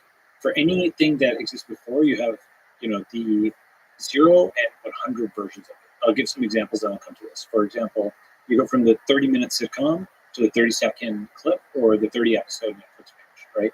You go from guy working 95 to the guy who's the 40 years old and has failed to launch, hasn't doesn't have a job or anything, and the 20-year-old tech billionaire. Okay, you go from all kinds of things that were sort of Gaussian or kind of constrained in location to kind of extreme outcomes on both sides. Okay, and applying that here, you are talking about the bad outcome, which I agree does happen with internet in some sense, makes people have very low empathy between others.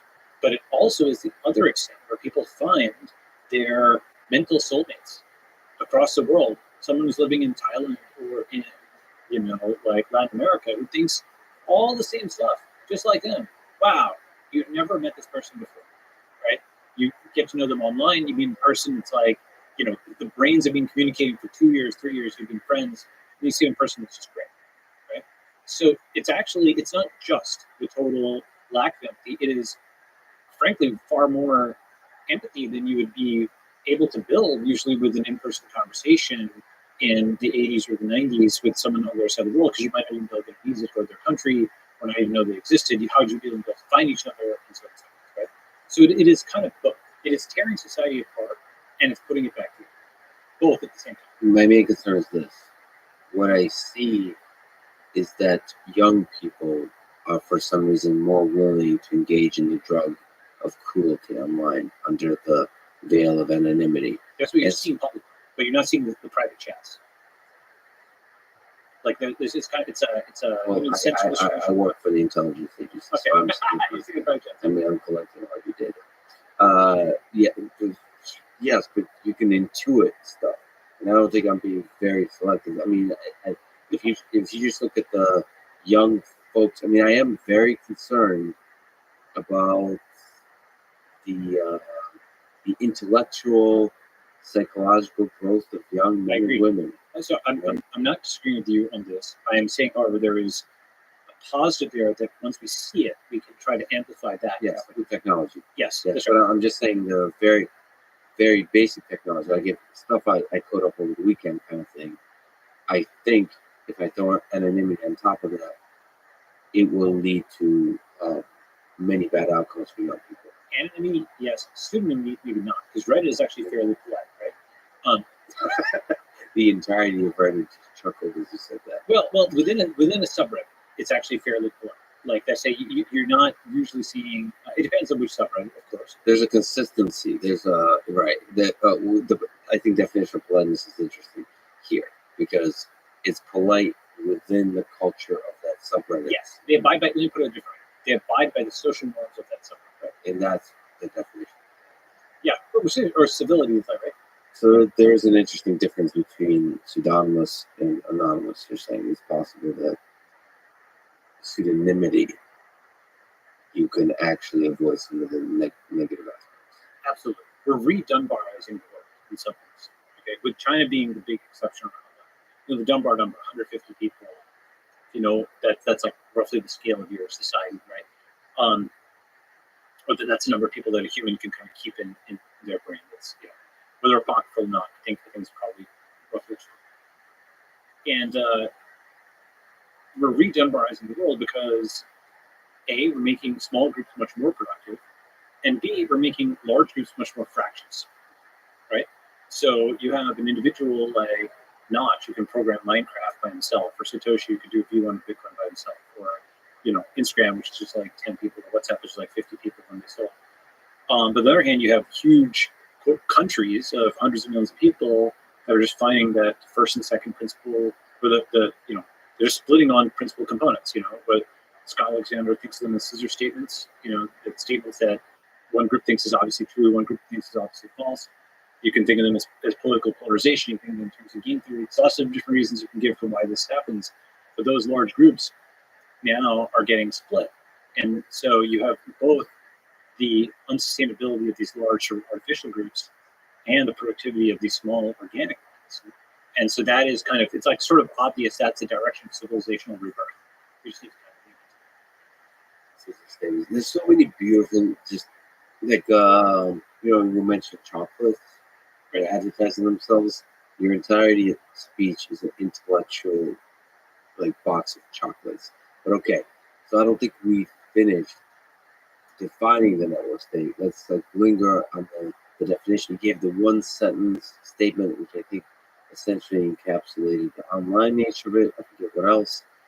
Can we just try to bring more richness to this definition of how you think about the network state? Absolutely. So that informal sentence is a network state is a highly aligned online community with a capacity for collective action that crowdfunds territory around the world and eventually gains diplomatic recognition from pre-existing states.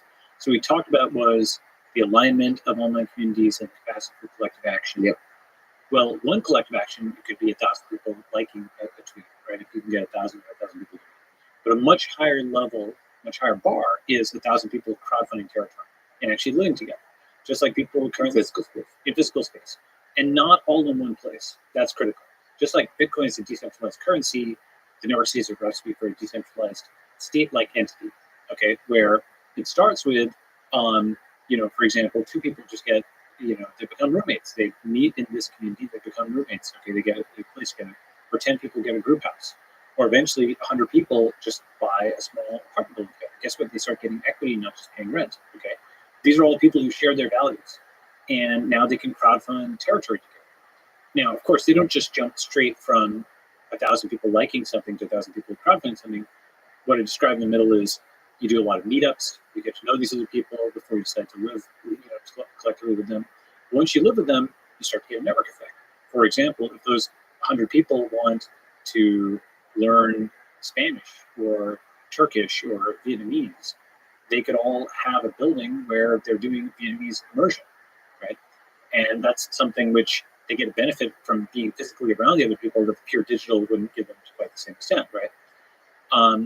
And so crowdfund territory around the world, crucially, not just one place. They're all connected by the internet. Just like Hawaii is 2,000 miles away from the continental U.S., but both sides think of them as American, both people on Hawaii and people in the U.S. What's the role of having to have territory if most of the exchange, so presumably as technology gets better and better, the communication, the intimacy, the exchange of ideas all happens in the digital world? What's the importance of being able to crowdfund territory? Well, because we're still physical creatures. You can't reproduce yet digitally, right? There's still lots of So things. it's all about sex. Well, that's going to be part of it. You're going to want to reproduce. I'm talking about a cult. Well, So like what? It's not a cult. It's not a cult. Why can't you just like take it from? Why is it not a cult? It's not a cult because a cult is very internally focused, and it tries to close its members off from the outside world. This is much more how America itself is populated, where there were lots of towns, like Penn is named after William Penn, or the founder of Texas, like Sam Houston, right? Lots of towns like the Oneida Commune in northern New York, they recruited.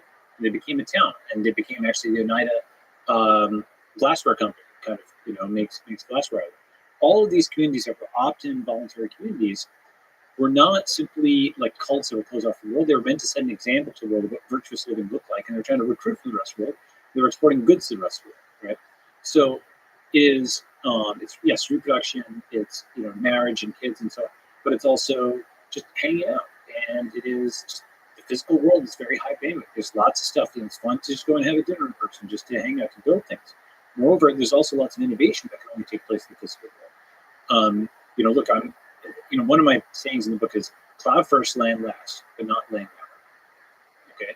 In many ways, one of the problems the book solves is Thiel's problem of, we have innovation in bits, but not in atoms, right? We can build $1 billion company online, but we need 1 billion permits to San Francisco, right? How do you reconcile that? Well, what is stopping the innovation in atoms? It is a thicket of regulations. What are those regulations? Ultimately, a social construction. If you lean into the whole deconstructionist school of thinking, you can deconstruct and then reconstruct the state itself, given sufficient social consensus online. Okay, if the population of Nevada had 100% consensus, you could just dissolve every law in Nevada in theory and then build new ones. Okay, so the online consensus of getting people to agree on something is upstream of what happens offline. So once you have consensus in bits, the human consensus, also cryptographic consensus, then you can reshape the world of atoms. The reason we can't reshape the world of atoms right now is because you don't have that consensus of minds. Okay, for example, in SF, anything you do, there's going to be 50% of people who are against you. That's just a recipe for gridlock. Whereas if you have a bare piece of land that everybody agrees on, you can get 70,000 units get set up in Burning Man in just a few days. Okay, that's the power of when you actually have human consensus. And one way I talk about this also in the book a little bit, so I'm going to go much more into detail in the V2. I think of this as 100% democracy as opposed to 51%. 51% democracy, which is the current form of government, is 49% dictatorship. because the entire premise of democracy is about the consent of the government. Right? That's actual legitimating underpinning principle. And insofar as 49% did not consent to the current, president or prime minister or whatever, let's say presidential system, first past the post, okay. Insofar as 49% did not consent, or in a prime minister system, it could be like 60% or more didn't consent to the current leader. Those folks are having something imposed on them that they literally did not vote for. Moreover, campaign promises are non-binding, so or they voted for, they can effectively defraud it. The actual voter fraud is when a politician promises X but does not do it. It's as if you bought a can of orange juice and you actually drink its milk, or it's nothing, right?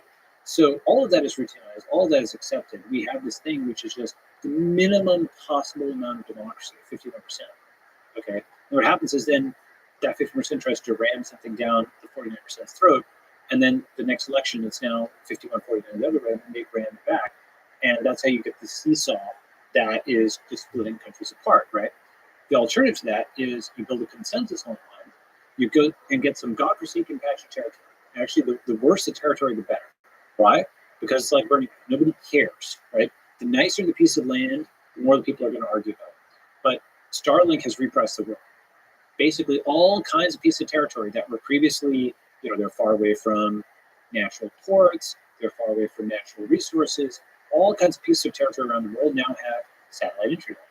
And so what you can do is, again, the map is being reopened, right? That we were talking about earlier. The map is being reopened. You can gather your community online. They're now capable of collective action. You can point here. This place has great Starlink coverage. You go there like the Verizon guy, can you hear me now? Good, right? You see that the coverage is good there. You drive out there, you test it out. Maybe you do it with mobile homes first, right? This, by the way, is its own thing. There's YIMBY and there's NIMBY and there's YIMBY, but I actually also like HIMBY. Okay, do you know that? So NIMBY, YIMBY, HIMBY, what are those? So NIMBY is not in my backyard. Don't build in the cities. YIMBY is let's build high density buildings, really tall buildings, and so on. There's a third version which is HIMBY. It's my little coinage, which is horizontal sprawl is good.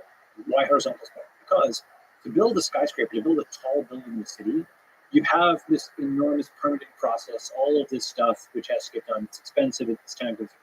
The way that cities were built, if you go back to the V1, what does the startup city look like? It looks like something like Burning Man. It looks like the cities of the Wild West.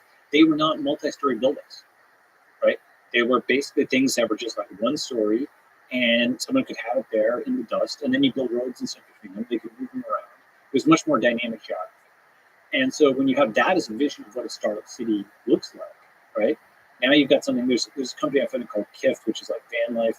There's a lot of stuff in construction that makes this feasible. There's so-called man camps for fracking, where people can just do like companies like a Greco that provide power. You can bring water, all this stuff on site. So it's easy to actually snap this stuff to grid, relatively speaking. If you've got horizontal space, you pick this space, you crowd from the territory, and you go to sleep. Okay. And the last bit is eventually gains diplomatic recognition from pre-existing states. And this is the part that people, different people will be with me up to this point, and then they'll say, okay, that's the part I disagree with, or how are you going to do it, right? They'll say, yeah, you can build an online community. I believe you can get them to do collective action. Of course, people have crowdfunded land and moved it together, doing it at a larger scale. All that I believe. How are you possibly ever going to gain diplomatic recognition from pre-existing states? You dumb, delusional tech, right? That's it. Okay. And that's about the tone of it as well. Right? And so first I would say sovereigns are already out for business. They're inking deals, okay? Nevada inked a deal with Tesla to build the Gigafactory. El Salvador has Bitcoin as its national currency. Wyoming has done the DAO law, where Ethereum is now recognized, where you can have on-chain corporations that are recognized by Wyoming. Virginia and New York negotiated with Amazon for HQ2. Tuvalu signed a deal with GoDaddy for the .tv domain.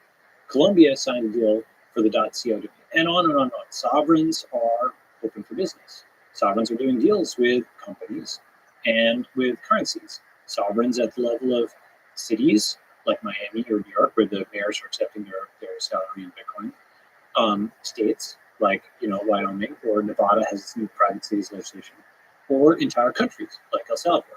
So when you say sovereigns, by the way, you mean the old school physical nation states, fiat states.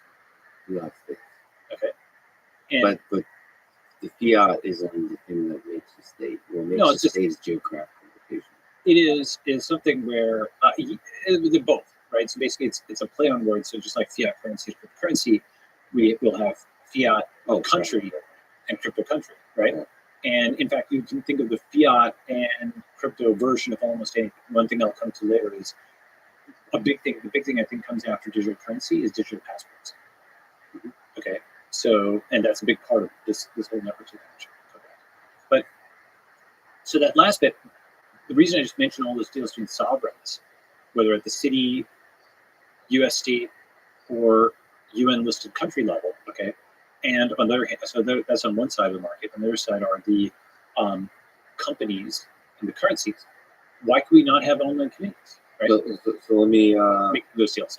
so diplomatic recognition, but aren't you still attached to the responsibilities that come from being a member of a sovereign, old school nation state? So Can you possibly escape that? So yes, and let me give you a concrete example. Israel. Okay, why? People talk about, a lot of people are like, oh, Bob, he took this from Snow Crash, or some sci-fi book they'll reference. But actually, if there's many different references in the book, this is not the only reference. But a very important reference that I think is much more important to me than Snow Crash, which is good, a good book, whatever, but it's fictional, is Der Judenstaat by Theodor Herzl, which translates as the Jewish state, and that led to the foundation of Israel, and that's very real. It's worth reading because it's amazing. Theodor Herzl was like the tech founder, okay? In the book, he was writing about the death of distance in 1897. Why? Because steamships could take you across, countries, okay? And he's just, amazingly smart and practical guy who just handled all these various objections. And he said, look, the Jewish people, our choices are either A, assimilate, go with the culture, or B, some people are thinking communism is a good idea. I disagree with that. We should do C, build our own country, right? And that was considered totally crazy. What he did was he, A, wrote a book, B, started a fund, C, organized a semi-annual conference, the World Zionist Congress, and the fund and the Congress are still going today. Crucially, there were a bunch of intermediate stages between the book and the idea and then the actual state of Israel in 1947. For example, the folks who were committed Zionists got together and started crowdfunding territory in what is now Palestine. And in fact, though, Palestine was only one choice. In the book, they also had Argentina as a choice. So this is my concept: cloud first, land last, and the land's a parameter you can choose. Right? Other places that were considered at various points, like Madagascar, Europe, Benson, the former Soviet Union. Right? So the land was a parameter. Palestine went out because of its historical religious supports. Now, by the way, one thing I'm sure there's some fraction of viewers are like, oh my God, like all the bad stuff that I'm obviously not denying that there's enormous amounts of controversy and so on that attends Israel. I would consider myself generally pro-Israeli. I also consider myself pro-Palestinian. I fund lots of Palestinians and so on. So I'm leaving that part out, that huge conflict, or for now. Okay? And you might say that's airbrushing it. I don't mean it to do that. I'm saying here is the positive things they did. Can we take the positive and not have the negative? And I'll come back to that, how we might swap those parts out. But let me just talk about this a little bit more. So one of the things that happened was committed Zionists went and crowdfunded territory in what is now Israel. And they knit it together, right? Why? Because when you're physically present on territory, yes, in theory, like the British Empire was in control. They were the sovereign, okay? In practice, who are the boots on the ground, the facts on the ground, right? There's the people who are actually tilling the land and building the buildings and so on and so forth. Who had the claim there is like the people who are present, okay? Now, this territory, this network of territories, eventually became the basis for, or part of the basis for what became Israel. Now, I'm fully aware that the exact configuration of what territory belongs to Israel, what territory belongs to Palestinians, this is an enormous topic of dispute, okay? But I just point this out to say the process of going from book to crowdfunding territory to a sovereign state where people were now citizens of Israel, as opposed to the British Empire, is not some fictional thing, but did happen. And within the lifetimes of some of the older, they're in their 80s now, within the lifetimes of some older people, okay? So it's not impossible. In fact, it has happened. Right? Okay. But for that step, perhaps, hopefully, is a better example, because in this particular, like you said, land last, if I was an alien and arrived on Earth, and say choice of land, maybe if you were interested in choosing a land that represents a network state where ideas that unites a people based on ideas, maybe pick a land that doesn't lead to generational conflict and war. Yes, so I'll get to that. And destruction and suffering and all this. That's right. So now that I've said what are the positive things about Israel, and I think there's a lot to admire in Israel. As I said, I think there's also a lot to admire in the Palestinians. So I'm not taking any position on that. There's other inspirations for networks. The second major inspiration is India, which managed to achieve independence nonviolently. Right. That's very important, right? So can you fuse these things, right? A state started with a book that achieved independence nonviolently, okay, and that managed to build this polyglot, multicultural democracy, right? That does, India has its flaws, but it does manage to have human rights, lots of people respected and what have you, right? And has managed to, there were times like emergency in the 1970s in Gandhi, emergency. There were times when it seemed touch and go, but overall, with fits and starts, this flawed thing is kind of made its way through. And the third inspiration is Singapore with Lee Kuan Yew, who built a city-state from nothing. I shouldn't say from nothing. Okay, there was something there, but let's say built one of the richest countries in the world without huge amounts of natural resources, in the middle of a zone where there was lots of communist revolution going on. And so he was the CEO founder, essentially, of this amazing startup country, right? And, finally, of course, America, which has too many influences to name, things we talk about, the nation of immigrants, obviously the Constitution and so on.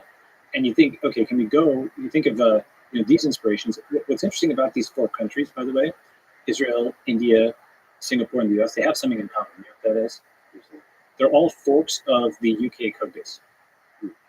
We think, obviously, the UK was sort of the ancestor of America, but Israel was a former British colony, right?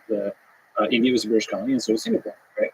And for people who don't know what fork and code base means, it's language from versioning systems, particularly Git, represented online in a website called GitHub. And a fork means you copy the code, and all the changes you make to the code now live in their own little world.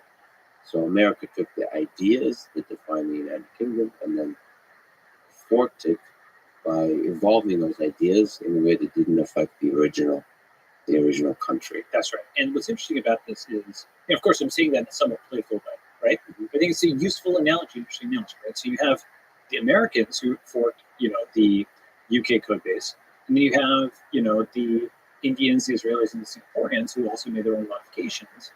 And in some ways, each society has pieces that you can take from them and learn from them and try to combine them, right?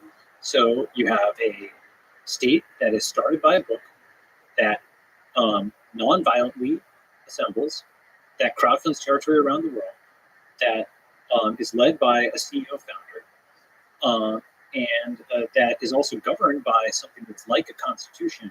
But just like you went from, I talk about the V1, V2, and V3 a lot, right?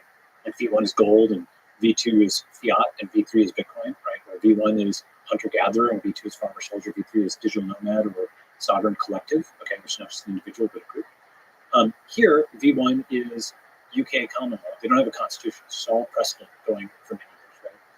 V2 is the US Constitution, and V3 is the smart contract, the social smart contract, which is a fusion, obviously, of Rousseau's concept of social contract and the smart contract. The social smart contract is like written in code, okay?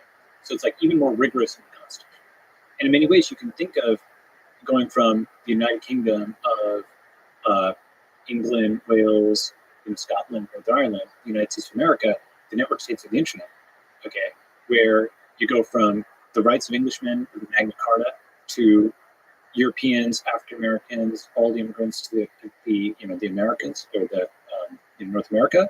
You go all the people of the world, and so you basically are more democratic, and you're more capitalist because you're talking about internet capitalism, not just nation state block capitalism. In a sense, it's the V3, right? In other ways, it's the V3. Only about 2% of the world is over 35, native-born American, can qualify to be president of the United States. But 100% of the world, you can become the president of a university. There might be a, Palestinian Washington or a, Brazilian Hamilton, right? And now, rather than say, okay, maybe you have a small percentage chance of immigrating to the U.S. and a small percentage chance of your descendant, becoming president. Now we can just say you can start on. And you know what? Maybe this person is so exceptional they have Americans coming to their, numbers, right? You don't think that kind of thing is possible with like the rich get richer in the digital space too? The people with more followers have friends that have followers, and they like. I don't think it's a rich get richer. I think what happens is, so this is an important concept. But it's multi-axis, right? That's to say, for example, just the introduction of the Bitcoin axis, right? And those, because it didn't exist pre 2009, now it exists. Those people who are rich in BTC terms are only partially correlated with those who are rich in USD terms. There's all these folks. It's essentially BTC is Bitcoin and USD is US dollar. Yes. So that's a new axis, and ETH is yet another axis, right? Ethereum, ETH is Ethereum. Right. So you are essentially getting new social systems which are actually net inequality decreasing, because before you only had USD millionaires, and now you have a new track, and then another track, and another track, right? You have different hierarchies, different ladders, right? And so on net, you have more ladders to climb. And so it's not the rich getting richer. In fact, old money, in some ways, is a last to cryptocurrency. Old money and old states, I think, those people who are the most focused on, you might call it reform, I would call it control. Okay? The most focused on control of the old world, who have the least incentive to switch, the rich will get poorer. Because it will be the poor, or those who are politically powerless, politically poor, who go and seek out these new states. Yeah, I didn't mean in the actual money, but yes, okay, there's other ladders. I meant in terms of influence, political and social influence in these new network states.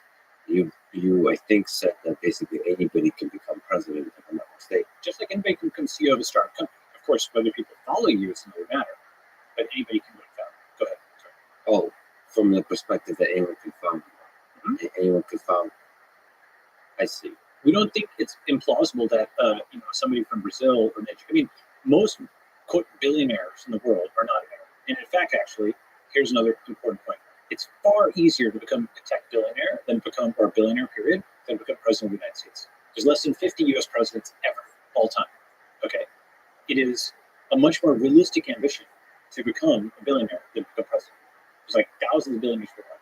In fact, 75% of them are outside the U.S.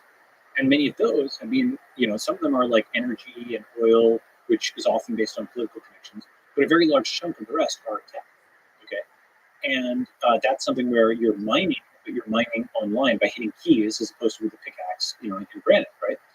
So the point is that we think it's totally understandable today for there to be a, huge founder who comes out of Vietnam or, South America, like that, like you can name founders from all over the world, right? Exceptional people can rise from all over the world to run giant companies. Why can they not rise to run giant new countries? And the answer is we didn't develop the mechanism, right? And just as another example, I talk about this in the book. Vitalik Buterin is far more qualified than Jerome Powell, right? Or anybody at the Federal Reserve. He actually built, he managed a monetary policy and a currency from scratch, okay, as a 20-something. Right? Obviously, that's a more accomplished person than somebody who just inherited an economy. This is a lot of people can push back at that, saying that the people that initially build a thing aren't necessarily scale. Sometimes, but Zuck has done a good job of both. I think Vitalik has done a good job. Right? That's not well, so actually, if you built the thing, you would be the best person to run it. I will agree with you on that, and actually, I talk about this in the book, where I've got an essay on. It's called "Founding versus Inheriting." Okay, and the premise is actually that the classic example, even the saying "shirt sleeves to shirt sleeves" in 3 generations. It means the guy who starts out poor and builds a fortune, his son maintains it, and his dissipate grandson dissipates it. Right? But why is shirt sleeves a symbol of poverty? Well, back in the past, it was kind of like you know, you're just working with you're not white collar, you're back to working with your hands, you're just Oh, it's blue collar to blue collar through generation. yeah, or working class or something like that, right? So essentially that the grandson squanders, right? And you know, in a sense, by the way, just to talk about that for a second, if you have 2 children and 4 grandchildren and 8 great grandchildren and 16 and so on, and older families, you know, they're much bigger, right? 6, you know, children are uncommon. Whatever fortune you have is now split 6 ways, and then 6 ways, and 6 ways again. So, with the exception of primogeniture, where the oldest son inherits all the way down, the majority of your descendants, just a few generations out, have probably inherited none of that fortune, unless it is compounded to such an extent that it's like up 6x over 20 years, right? So it's actually hard to maintain a ruling class in the sense that this person who's like 4 generations down has, you know, like 1/16 of the DNA, you know, 1/2 to the 4th, right, of their scion who built the fortune. So it's not even like the same. Is it the same family even, right? Is the fortune actually in the family? So most people don't think a few generations out. They just kind of think, oh, Marx is right. There's always been a rich and a poor. It's actually much more dynamic than that, because you literally, like, what is even the family when it's diluted out, you know, 1/16, right? If you're 1/16 of Rockefeller, are you a Rockefeller? Or you're 15, 16, something else? Would you have the Rockefeller fortune? Probably not, right? Now, are there, again, primogeniture, where the guy who inherits the name all the way through, that would be one way to pass it down. But even that person doesn't necessarily have the qualities of the guy who, you know, cultural qualities, other qualities, the guy who's like 4 generations past, so they tend to squander, right? So this actually brings us to, coming back up to governance, the system, the guys who built the United States, you know, like Washington and Hamilton, these are giants, right? These are founders. And the folks today are like, not the grandson, but like the 40th generation heir of a factory that somebody else built. Like, think about a factory and you have, you know, this grandchild or great grandchild inherits a factory. Most of the time it's just cranking out widgets and the great grandson is cashing checks. They have been selected as the legitimate heir because it's the, you know, the founder passes it down to his son, passes it down to his grandson, to his great grandson. So legitimacy is there. They've got title. They can show, I own this factory. Okay. They can cash the checks. There's professional managers there. Everything seems fine. Until one day, that factory has to go from making, you know, widgets to making masks for COVID or something else. It has to change direction. It has to do something it hasn't done. None of that capability for invention and reinvention is present. These people have inherited something that they could not build from scratch. Because they could not build from scratch, they can't even maintain it. This is an important point. The ability to build from scratch is so important because if some part breaks and you don't know why it was there, can you even maintain it? No, you can't. Okay? Unless all the replacement parts and the know-how to fit them together is there, you can't repair this. So in 2009, Mother Jones had a story that said that the US military had forgotten how to make some kinds of nuclear weapons because there was a part where all the guys who knew how to make it had like aged out and left. Okay? And this was some like aerogel or something like that. It was rumored. Okay? Thing is, you're seeing, you know, increasingly, for example, you've got wildfires in California. You've got, you know, water that's not potable in Jackson. You've got power outages in Texas. You're seeing a lot of the infrastructure of the U.S. is just less functional. I think probably part of that is due to civil engineering not being that sexy field, people aging out, and just domain knowledge being lost. And the heirs who win, you know, the role of mayor or whatever of this town don't have the ability to build it from scratch. They're just selected for legitimacy, not competence. Okay. So once you think about this concept of founding versus inheriting, and I've got the whole essay which talks about this. Of course, the alternative to somebody who's legitimate but not competent, what people will say is, oh, we need like a, you know, an authoritarian to be in control of everything. And then their hope is that that person is competent, but they don't have legitimacy. Because if they're just installed as just like a authoritarian ruler, 50% of the population is really mad at them. They don't have title, they just grab the title. You know, maybe they can exert enough force.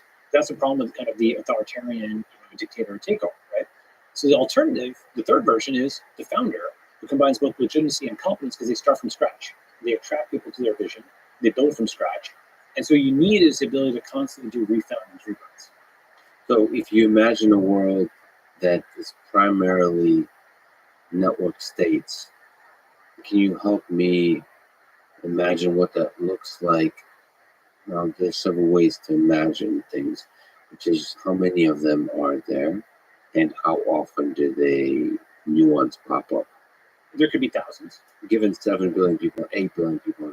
Yeah. So there's network state in the precise definition I have in the book, which is a diplomatically recognized entity. And there's network state in sort of the loose definition, where one thing that's interesting is this term has become a lowercase term really fast. Okay. Network state. Yeah. Like in the sense of Google became lowercase Google for Googling, or Uber became lowercase Uber. Like if you go to the networkstate.com/reviews, or you go to search.twitter.com and put in network state, you'll see it's just become like a word or a phrase. Okay. So that means it's sort of whatever I intend it to mean, people will use it to mean what they want it to mean, right? Okay. So it's interesting, right? You've become first, you're a meme, and this book is a meme. Am I a meme? Okay, maybe I'm. But the book I think is a good meme. That's actually why I wanted to make it free. I wanted people to take it out there, make it their own. And one of the things I say at the beginning, and I'll come back to this thing, is it's a toolbox, not a manifesto. Even if you dislike 70% of it, 80% of it, 90% of it, if there's something that's useful to you, you can take that and use it, just like a library, a software library. You might just use one function there. Great, I'm glad I've clearly used it now. Right, that's my purpose. So you're not angry. No, I'm not angry. And basically, the whole point of this actually is it's polytheistic, polystatistic, it's genuinely. Is it polyamorous? It's not polyamorous. Though somebody might. Do you have love advice? I didn't see it.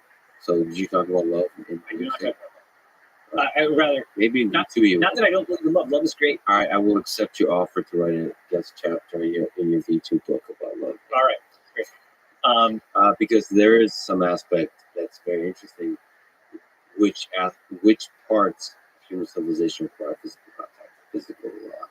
Because it seems like more and more can be done in digital space. Yeah, but as I said, but you're not going to build a self-driving car city in digital space. You're not going to be able to do all.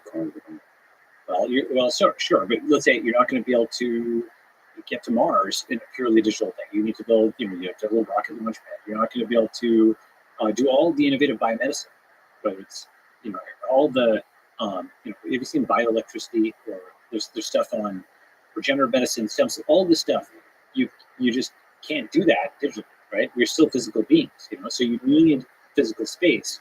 But how do we get there, right? So that this is meant to wend its way through various roadblocks in the so-called, actually my term from many years ago, the idea maze. It's meant to wend its way through the idea maze to find how to use bits to unlock innovation values. The idea maze within the bigger permanent maze. We're going back to visualizing the number of states and how often they okay. So let me first anchor this, because people, just to get some numbers, right?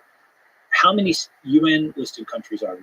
Like 196, 193, okay? And there's some that are on the border, like Taiwan or Israel, right? Where they're not, Israel is a country, but it's not recognized by a country.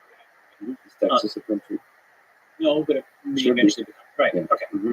So within list of about 200 countries, okay, I've got a graph in the book that shows that most countries are actually small countries. There's 12 countries that have less than 100,000 people by the UN definition of a country. There's another 20-something that have between 100,000 and 1 million. There's another 50 or 60-something that have between 1 million and 10 million. So most countries in the UN are less than 10 million people. There's only 14 countries that are over 100 million people. Okay, so most countries are small countries is kind of surprising to us, because most people live in big countries. Okay, and so now you're like, okay, well, I've built social networks that are bigger. You have a following that's bigger than 100,000 people. You have a following that's bigger than a small country like Kiribati or what have you, right? And okay, so that first changes feasibility. You think of a country as this huge thing. It's actually smaller than many countries are smaller than social networks that you build. Okay. Number two is the number of UN listed countries. Even though it's been flat-ish for the last 30 years, with a few things like South Sudan and East Timor that have come online. There's a graph that I posted which shows that it's increased by about 40 or 50 something at the end of World War II, when it was set up, to 197 today. There's been kind of a steady increase, in particular with all the decolonization, all the countries that got their independence, first from the British Empire and then from the Soviet Empire, right? That imperial breakup led to new countries, okay? And so the question is that flat forever? Well, the number of new currencies similarly increased for a while, roughly one per country or thereabouts. And then it was flat for a while, and then suddenly it's gone completely vertical. That's an interesting graph, right? Where it's linear-ish, and it's flat, and then it just goes woof, like this. Now you can define, you can argue where the boundary is for a new currency, okay? But I think Bitcoin certainly counts. I think Ethereum certainly counts in terms of just its scale and adoption rollout. So at least you have two. If you take the broad church view, you have 1,000 or something like that, right? Somewhere in between, you might say, how many currencies are above the market cap of an existing previously recognized fiat currency, like which got onto the leaderboard, right? There's a website just like coinmarketcap.com. That's like a site for like cryptocurrency tracking. It's very popular, okay? There's a fun site called fiatmarketcap.com, which shows where Bitcoin is relative to the fiat currencies of the world. And it's like, last I checked, like number 27, somewhere in between the Chilean peso and the Turkish lira or something, okay? And it had previously been close to cracking the top 10, okay? And I think it will again at some point. So we know that you can have a currency out of nowhere that ranks with the fiat currencies of the world. Could you have a country out of nowhere that ranks with the countries of the world? So this is maybe the fastest way. You probably should have said this at the beginning. If you go to the network state in one image, okay, that kind of summarizes what the network state looks like in a visual. Just one single visual. And the visual is of a dashboard. And the dashboard shows something that looks like a social network, except you're visualizing it on the map of the world. And it's got network nodes all over the place. 100 people here, 1,000 people there. They're all connected together. The total population of the people in this social network is about 1 million people, so 1.7 million people in this example. And some of the people are just singletons. They're just folks in their apartment who can conceptualize themselves as citizens of this network state. They've got the flag on their wall, right, and the digital passport on their phone along with digital currency. Others are groups of hundreds or thousands or even tens of thousands of people that have all taken over a neighborhood, just like Chinatowns exist, right? Just like, intentional communities existed. They just basically, go and crowdfund land together, right? And these are all networked together, just like the islands of Indonesia are separated by ocean. These are islands of this network state that are separated by internet. Okay, so they conceptualize themselves. And at the very top of the dashboard, there's something very important, which is the population, annual income, and real estate footprint of this network state. So population we already discussed. You can build an online social network. We know you can build something which has a population that's bigger than these 100,000 or million person countries. One of the new things, contributions the network state has, is say that you can not just exceed in population, you can exceed in real estate footprint. Because one way of thinking about it is, I don't exactly know the numbers on foreign ownership in Estonia, but let's say to first order, the million-something Estonians own and could afford Estonia. Okay, 1 million people could buy a territory that is the size of Estonia, right? That's probably true to first order. There might be some overseas ownership, but it's probably true. Okay, you probably find a country for which that's true. What that means is 1 million people digitally could buy distributed territory that is probably greater than or equal to the size of Estonia, especially if they're buying like desert territory or stuff like that. Which means now you have a digital country that is ranking not just in people, not just in real estate footprint, so it's also in real estate footprint with the countries of the world. So you start ranking, and you're bigger than these UN-listed countries in your population and your real estate footprint. And the third is income. Okay, you can prove on chain that you have a income for the digital population that is above a certain amount, right? This is what I call the census of the network state, and it's actually such a crucial component that I have it in the essay, the network state in 1,000 words. The post office and census were actually important enough to be written into the U.S. Constitution. Okay, partly because it was like for apportionment of representatives, partly because it was a feedback mechanism, and so that census was done every 10 years, and it's provided a crucial snapshot of the U.S. for the last several hundred years. Okay, now here, this census of a digital state could be done every 10 seconds. Okay, conducting it is actually not the hard part. You know what the hard part is? Proving. Because how will the world believe that you actually have 100,000 people spread across countries? Couldn't they all be bots? Could they be AIs? Proof of human, proof of income, and also proof of real estate start to actually rise dramatically in importance, because you're saying we're going to rank this digital state on the leaderboard of the fiat states. Okay, and so that means that people will start to, first they'll just laugh at it. Once you start claiming you have 10,000 citizens, people are going to start poking and be like, is that real? Proves that it's real. Okay. So I have a whole talk on this, actually. I'm giving at this chain link conference, but essentially, how do you prove this, right? The short answer is crypto oracles plus all. The somewhat longer answer is you put these assertions on chain, these proof of human, these proof of real estate, etc., assertions on chain. Okay, and there's people who are writing to the blockchain, and they are digitally signing their assertions. Now, of course, simply just putting something on chain doesn't make it true. It just says you can prove not that what is written on chain is true, but that the metadata is true. You can show who wrote it via their digital signature, what they wrote, their hash, and when they wrote, the timestamp. So you can establish those things in metadata of who, what, and when was written. Who's the who in the picture? So, for example, How do you know it's one human? great question. So let's say you bought a bunch of your piece of territory from Blackstone. Okay?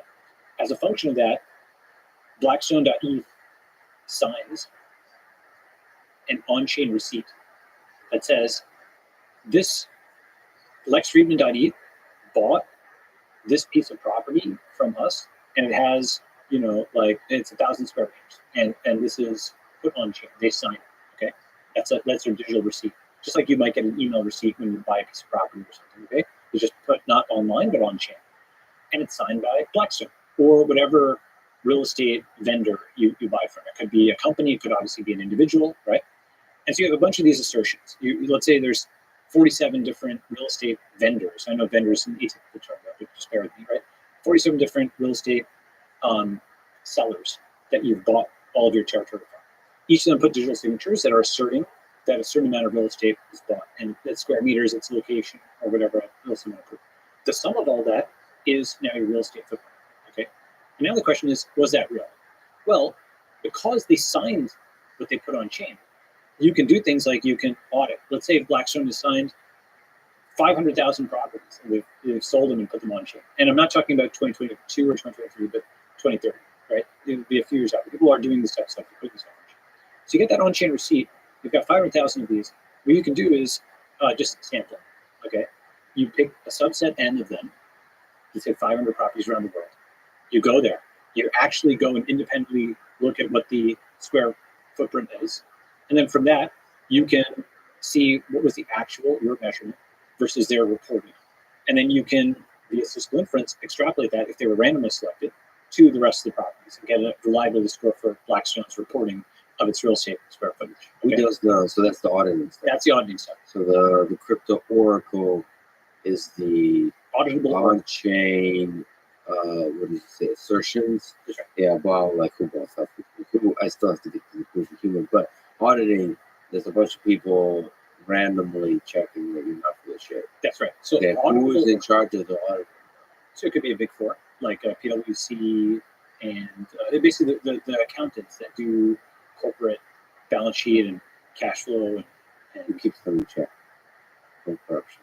I'm just imagining a world full of network states. yeah, it's a good question. So, at a certain point you get to who watches the watchers, right? Yeah. And the government is meant to keep the accountants accountable. And Arthur Anderson actually did have a whole flame out in the around the time of the Enron thing. So it is possible that there's corrupt accountants or bad accountants, or whatever. Of course, or the government itself is corrupt in many ways and prints all this money and seizes all of these assets and surveils everybody and so on and so forth. So, the answer to your question is going to be probably exit, in the sense that if those accountants, they are themselves going to digitally sign a report and put it on chain. Okay, so they're going to say, we believe that X, Y, and Z's reports are on chain were this reliable, and here's our study. If they falsify that, well, if somebody finds that eventually, then that person is downgraded, and you have to go to another accountant, right? Is there ways to mess with something like this?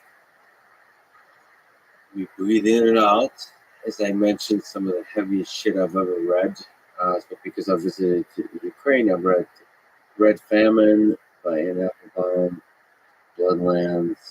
Yep. And it's just a lot of coverage of the census. I mean, there's a lot of coverage of a lot of things, but in Ukraine in the 1930s, Stalin messed a lot with the census to hide the fact that a lot of people died from starvation. He did that with the cooperation of Arthur G. Sulzberger's New York Times. Like Walter Brandy falsified all those reports. There are several parties involved. Can there be several parties involved in this case? that manipulate the truth as it is represented by the crypto oracle and as it is checked by the auditing mechanism. It is possible, but the more parties are involved in falsifying something, the more defection there are. So that's why you basically have, you know, another level of audit. You know, is fundamentally the answer, right? And really, I think what it comes back to is if you're showing your work, right? This is the difference between crypto economics and fiat economics. You know, the Bitcoin blockchain, anybody can download it and run verification.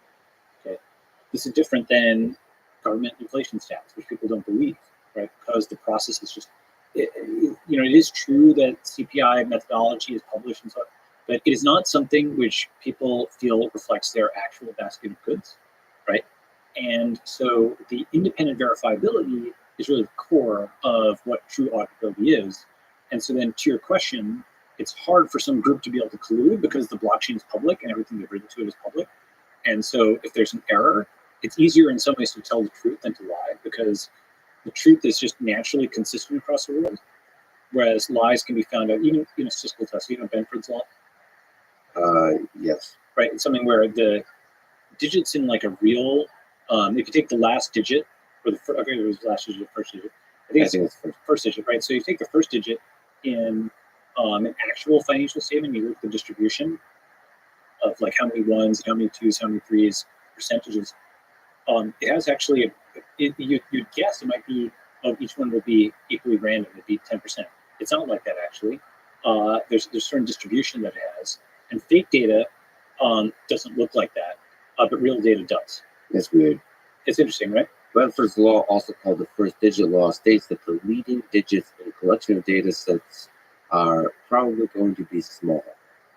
For example, most numbers in a set, about 30%, will have a leading digit of 1. Yeah, so that's a great example of what we were talking about earlier, the observational leading to the theory. Ooh, there's a Benford's law of controversy. I'm looking that up. Benford's law of controversy. Benford's law of controversy is an adage from the 1980 novel Timescape, stating passion is inversely proportional to the amount of real information available. The adage was quoted in an international drug policy article in Purity and Social Science. I just say how much I love Wikipedia. I have the founder of Wikipedia coming on this very podcast very soon, and I think the world is a better place because Wikipedia exists. One of the things he wanted to come on and talk about is the ways that he believes that Wikipedia is going wrong. So on technical truths, it's great. Remember I think earlier on like technical truths versus political truths. On technical truths, it's great. On political truths, it's like a defamation engine. Just as one example, okay, is something that I was going to write up, but there was a scam called HPZ token that managed to edit Wikipedia. Nobody detected it. It said that I was like the founder of HPZ token. That you were. Yeah, I had nothing to do with this. And people were scammed out of it because Google just pushes Wikipedia links to high on Google, and people are like, well, it is Wikipedia, therefore it's real, right? Wikipedia has the bio of living persons thing. They should just allow people to delete their profile because they have zero quality control. It's literally facilitating fraud, right? Where people will maliciously edit and then do things with them, and nobody cares or is looking at it beyond fraudsters. And this is happening. If that was happening, it was like undetected. I wasn't paying attention. This was like there for like weeks or months, totally undetected. That literally facilitated fraud, right? And fundamentally, the issue is that Wikipedia doesn't have any concept of who's editing or property rights or anything like that, right? It is also something which is, it used to be something in the early 2000s, mid-2000s, people said, oh, it's Wikipedia, how trustworthy it can be, Britannica's reviewed. And that's being forgotten, and now it's become over-trusted, right? Remember the thing like, the more trust something gets, the less trustworthy it often becomes. It kind of abuses the power, right? So what I'm interested in, Google actually had a model a while back called KNOL. KNOL, null, was something where when there were different versions of a Wikipedia style page, you had Google Docs like permissions on it. For example, you might have 10 different versions of the Israeli-Palestinian conflict. Okay, and each one had an editor and folks that they could grant edit rights and so on. But this way, you would actually be able to see different versions of a page, and they might have different versions of popularity. But this way, you wouldn't have edit wars; you'd have forks. right? And they would all kind of coexist, and then people could review them, and now you can see different versions of something versus the thing that just kind of rewards dogged persistence or being an editor or something like that. The other thing is a lot of the folks who have editorial privileges at Wikipedia are there from the early 2000s. And most of India wasn't online then. Most of Africa wasn't online then, right? So there's this inherited power that exists, which, again, was fresh and innovative 10 or 20 years ago, but it's now kind of outdated. Yeah, I want to see some data, though. I want to see some data because we can always, we often highlight small anecdotal I'll give you cases. That we often highlight issues in society, in the world, in anything by taking a specific example, taking anecdotal data and saying there's a problem here. Yeah. I want to know on net how much positive is being added to the world because of my experience that I try to be empathetic and open-minded. My exploration of Wikipedia has been such that it is a breath of fresh air in terms of the breadth and depth of knowledge that is there. Now you can say there's bias built in. There's wars that are incentivized not to produce truth, but to produce a consensus around a particular narrative. But that is how the entirety of human civilization operates. And we have to see where's it better and where's it worse in terms of platforms. I think Wikipedia was an improvement over what came before, but it has a lot of flaws. You're right that absolutely sometimes we can over-fixate on the anecdotal, but sometimes the anecdotal illustrates a general pattern. Okay, for example, one thing that happens frequently on Wikipedia is there are editors who will plant a story, and then they will then go and use that story as like a neutral third party to win an edit war. So here's a phenomenon that happens in Wikipedia. You have an editor who's privileged above just random users, okay, who will plant a story and then cite that story as if it was a neutral third party. So there's a site called Wikipediocracy, okay, and it discusses the case of a person named Peppermint who had a name that they didn't want included, their so-called dead name, on their Wikipedia profile. And there's a Wikipedia editor named Tenebrae who people allege was a Newsday reporter or writer that put a piece into Newsday that dead name Peppermint, and then was able to cite it on the Wikipedia article as if it was like a neutral third party when it actually wasn't, when people allege it was the same guy. Okay, now that is not an uncommon thing. That's what I want to do. Okay, I know how many articles. I'm not. Who's auditing? I'm dancing with you, not against you. Sure. Okay, I'm saying how many articles have that kind of war where douchebags are manipulating each other? So that's the question. What's the audit? Has Wikipedia actually been audited, right? Who are the editors? Like, who's actually writing this stuff? It is actually something where, again, on technical topics, I think it's pretty good. On non-technical topics, there's something called the Wikipedia Reliable Sources Policy. It's a fascinating page, okay? So it actually takes a lot of the stuff that we have been, the world has been talking about in terms of what's a reliable source of information, and it's called the Wikipedia Reliable Sources, perennial sources, okay? And if you go to this page, okay, which I'm just going to send to you now, okay, you will literally see every media outlet in the world, and they're colored gray, green, yellow, or red, okay? And so red is like untrustworthy, green is trustworthy, yellow is like neutral, okay? Now, this actually makes Wikipedia's epistemology explicit. They are marking a source as trustworthy or untrustworthy. For example, you are not allowed to cite social media, which is actually an enormous part of what people are posting. Instead, you have to cite a mainstream media outlet that puts the tweets in the mainstream article, and only then can it be cited in Wikipedia. By the way, to push back, that those are rules written on a sheet of paper. I have seen Wikipedia in general play in the gray area that these rules create. Oh, well, if you are an editor, then you can get... So you can use the rules, and you can, because there's a lot of contradictions within the rules, you can use them to, in the ways you said, to achieve the ends you want. It really boils down to the incentives, the motivations of the editors. Yes. And one of the magical things about Wikipedia, the positive versus the negative, is that it seems like a very small number of people, same with Stack Overflow, can do an incredible amount of good editing and aggregation of good knowledge. As you said, that seems to work much better for technical things over which there's not a significant division. Some of that has to do less with the rules and more with the human beings involved. Well, but here's the thing: is so first, let me take this. I should finish up the point here. Reliable source, perennial sources, right?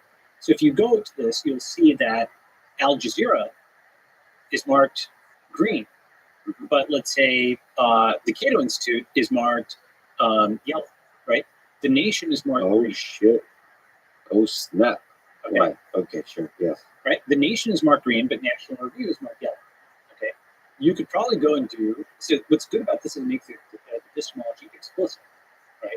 You could actually take this table, and you could also look at all the past editors and so on, and take a look at what things are starting to get marked as red or yellow, and what things are starting to get marked as green. And I'm pretty sure you're going to find some kind of partisan polarization that comes out of it, right? Number one. Number two is once something gets marked as being yellow or red, then all links and all references to it are pulled out. For example, CoinDesk, okay, was marked as being like, what was Yellow? I think it's marked as red. CoinDesk, which is actually I get a lot of useful information from it. That's right, but it's marked as red. Why? Because there's some Wikipedia editors who hate cryptocurrency. So cryptocurrency on Wikipedia has been a huge topic where they've just edited out all the positive stuff. And these are senior editors of Wikipedia who can control what sources are considered reliable. So they've now knocked out CoinDesk, they've knocked out social media. They only allow mainstream media coverage, and not even all mainstream media, only those they've marked as green. This is the manipulation of consensus. I want to know how many articles are affected by it, and Hundreds of on thousands. that, Hundreds of thousands.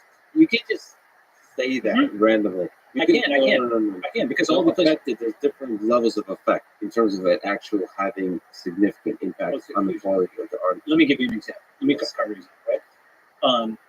The fact that people cannot cite direct quotes on social media, but can only cite the rehash of those quotes in a mainstream media outlet, and not just any mainstream media outlet, but those that are colored green on the Wikipedia reliable perennial source policy, is a structural shift on every single article to make Wikipedia aligned with U.S. mainstream media corporations, right? I am, as often, playing devil's advocate to counter the point so that the disagreement reveals some profound wisdom.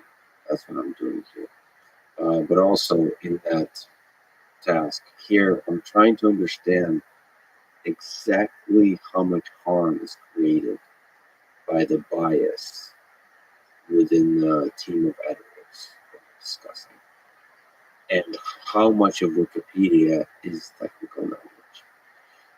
For example, the Russian invasion of Ukraine. Mm-hmm. The Wikipedia article I've seen there, now that changes very aggressively a lot. And I hear from every side on this. But it did not seem biased. Here's like, as compared to mainstream media in the United States. So now I'm going to sound extremely woke. Yeah. Okay. If you go and look at this, all right, Times of India is yellow, but Mother Jones, Jacobin, okay, they are green, right? So a niche, mostly white, Western, like partisan left outlet is marked green, but a billion people, like the Times of India is marked yellow, right? That's a structural bias towards Western media outlets and Western editors, when much of the rest of the world hadn't gotten online. Or I would just love to see, in terms of the actual article, what ideas are being censored, altered, shifted. Okay. I would love. I just think it's an open. I'm not so the edit logs are there. that belongs to the public. Yeah, right? So here's a way. it'd be fascinating. Yeah, is there a way to explore the ways that narratives are shifted because of Sure. So a very simple one is if you were to pull all the edit logs of Wikipedia, you can see how many times are social media links disallowed.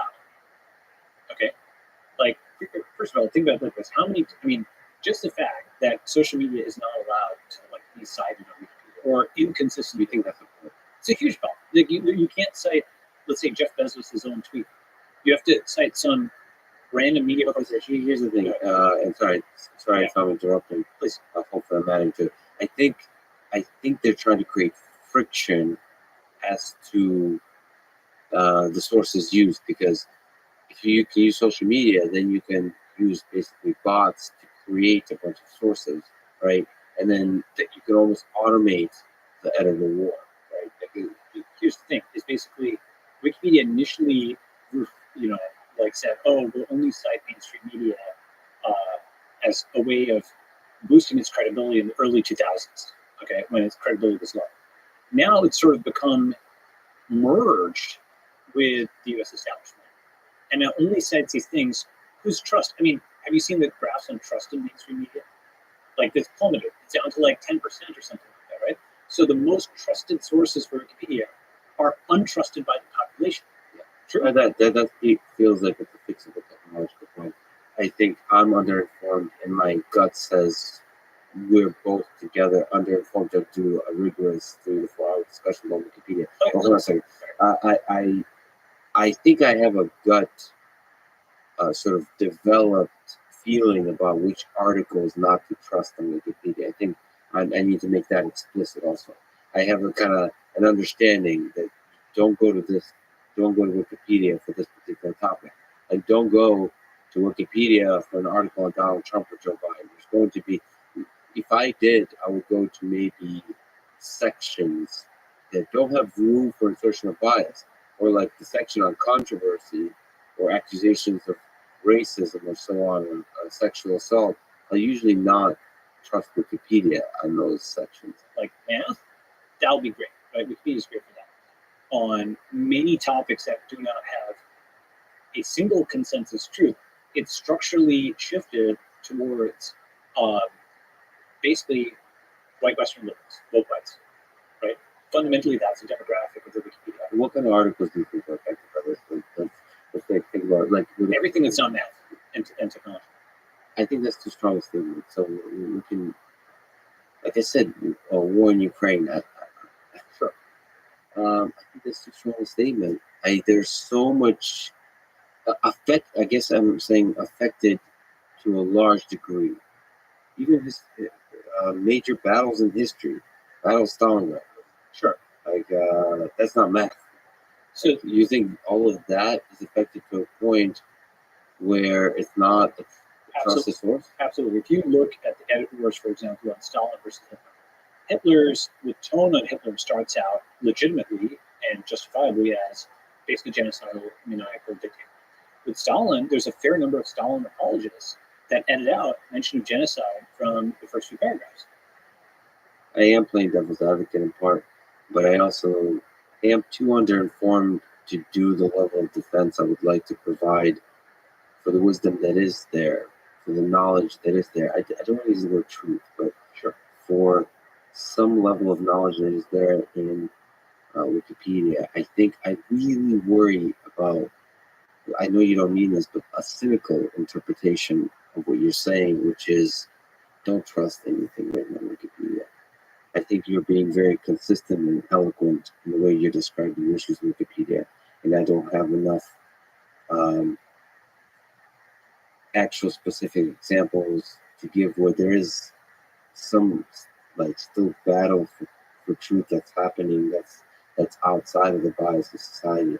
I think if we naturally distrust every source of information, there is a general distrust of institutions and a distrust of social knowledge that leads to an apathy and the cynicism about the world in general.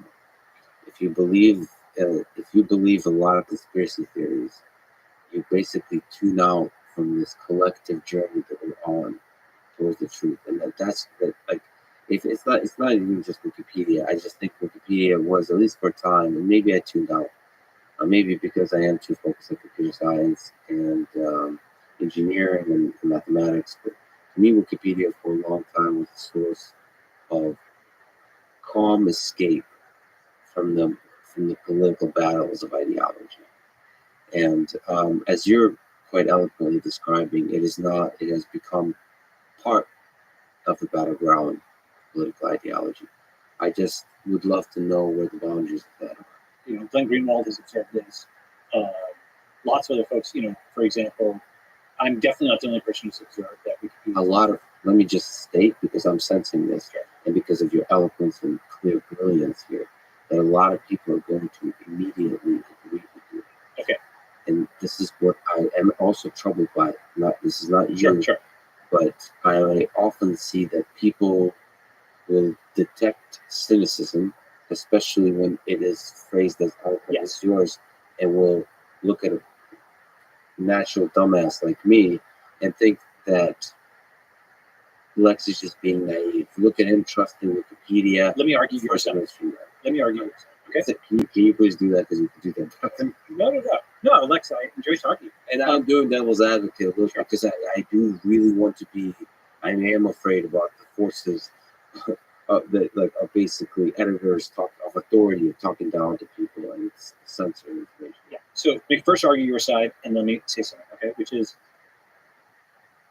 what you are reacting to is, oh, even those things I thought of as constants are becoming variables. Where is the terra firma? If we cannot trust anything, then everybody's just, it's anarchy and it's chaos. Like, there's literally no consensus reality, and anybody can say anything and so on, right? And I think that there's two possible deviations from, you know, let's say that the mainstream, you know, obviously people talk about like QAnon, for example, as like this kind of thing where people just make things up. You know, they just go totally quit supply chain independent from mainstream media. And if mainstream media is a distorted gossamer of quasi-truth, these guys go to just total fiction as opposed to like, right? The alternative to QAnon is not Blue Anon, mainstream media, but Satoshi Anon, okay, which is an upward deviation, okay, not a downward deviation to say there is no such thing as truth. Rather, the upward deviation is decentralized cryptographic truth, not centralized corporate or government truth. Okay. So how does the decentralization of Wikipedia work? Great question. It's this concept of ledger of record. First, whether you're Israeli or Palestinian, Japanese or Chinese, Democrat or Republican, those people agree on the state of the Bitcoin blockchain. Hundreds of billions of dollars is managed without weapons, okay, across tribes with wildly varying ideologies, right? And what that means is that is a mechanism for getting literally consensus. It's called consensus, cryptographic consensus, proof of work. And when people can get consensus on this, what they're getting consensus on are basically bytes that determine who holds what Bitcoin. This is exactly the kind of thing people would fight wars with. You know, for hundreds of billions of dollars, let alone millions of dollars, people will kill each other over that past, right? So for hundreds of billions of dollars, people can get consensus truth on this in this highly adversarial environment, right? So the first generalization of that is it says you can go from bytes that reflect what Bitcoin somebody has to bytes that reflect what stocks, bonds, other kinds of assets people have. That's the entire DeFi, Ethereum, that whole space, okay? Basically, the premise is if you go from consensus on one byte, by induction, you can go to consensus on n bytes, depending on the cost of getting that consensus, right? And almost anything digital can be represented, you know, or everything digital can be represented as bytes, right? So now you can get consensus on certain kinds of digital information, Bitcoin, but then also any kind of financial instrument. And then the next generalization is what I call the ledger of record. Many kinds of facts can be put partially or completely on chain. It's not just proof of work and proof of stake. There's things like proof of location, proof of human, proof of this, proof of that. The auditable oracles I talked about extended further. Lots and lots of people are working on this, right? Proof of solvency, seeing that some actor has enough of a bank balance to accommodate what they say they are. You can imagine many kinds of digital assertions can be turned into proof of X and proof of Y. You start putting those on chain, you now have a library of partially or completely provable facts. Okay, this is how you get consensus, as opposed to having a white Western Wikipedia editor or mostly white Western U.S. media corporation or the U.S. government simply say what is true in a centralized fashion. So, do you think truth is such an easy thing as you get to higher and higher questions of politics? Is the problem that the consensus mechanism is being hacked, or is the problem that truth is a difficult thing to figure out? Was the 2020 election rigged or not? Is the Earth flat or not? That's a scientific one. That's why it's My technical versus political truth spectrum. Yeah. But even the Earth, like, well, that one is, yeah, no, that's a bad example because that is very, you can rigorously show that the Earth is not flat. But what there's some social phenomena, political phenomena, philosophical one that will have a lot of debates, historical stuff about different forces operating within Nazi Germany and Stalinist Soviet Union. I think there's probably a lot of the historians debate about a lot of stuff like that. And Blitz, the book that talks about the influence of drugs in the Third Reich, right? Were they on meth or something? Yeah, right? they are. There's a lot of debates about what is the significance of meth on the actual behavior and decisions of Hitler and so on. So there's still a lot of debates. Is it so easy to fix with decentralization? So I actually have basically chapter 2 of the network state book is on essentially this topic, and so it's like 70 pages or something like that. So let me try to summarize what I think about this. First is that there was an Onion article that came out. I can't find it now anymore, but it was about historians in the year 3000 writing about the late 90s and early 2000s. And they're like, clearly, Queen Brittany was a very powerful monarch. We can see how many girls around the world worshipped her like a god. And so it was very funny because it was a plausible distortion of, the current society by, a human civilization picking through the rubble 1,000 years later, having no context on it, right? And it's a very thought-provoking article because it says, well, to what extent is that us picking over Pompeii or the pyramids, or even the 1600s or the 1700s, like a few hundred years ago, we're basically sifting through artifacts. And, Selma Berger actually has this concept which is obvious, but it's also useful in methods. I think it calls it dark history, which is, again, it might be getting strong, but it's only a small percentage of what the Greeks wrote down, has come to us to the present day, right? So perhaps it's not just the winners who write history, it's like the surviving records. We have this extremely partial, fragmentary record of history, and sometimes there's some discovery that rewrites the whole thing. Do you know, Göbekli Tepe is? Everything I know about that is from Rogan, because he's a huge fan of that kind of stuff. Yeah, so that rewrites it. And there's a lot of debates there. There's a lot of debates. So basically, it's the discovery of this site in northern Turkey that totally shifts our estimate of when civilization started, maybe pushing it back many thousands of years further in the past, right? The past, it's like an inverse problem in physics, right? We're trying to reconstruct this from limited information, right? It's like X-ray crystallography. It's an inverse problem, right? It's Plato's cave. We're trying to reconstruct what the world looks like outside from these shadows, these fragments that are being given to us, right? Or that we found. And so in that sense, as you find more information, your estimate of the past changes, right? Oh, wow, okay, that pushes back civilization farther than other. One discovery changes. You want to try to, given all the gaps in the data we have, you want to try to remove bias from the process of trying to fill the gaps. Well, so here's the thing. I think we're very close to the moment of it. And that's why it'll sound crazy when I say it. But our descendants, I really do think of what the blockchain is and cryptographically verifiable history as being the next step after written history. It's on par with that. Because anybody who has the record, the math is not going to change, right? Math is constant across human time and space, right?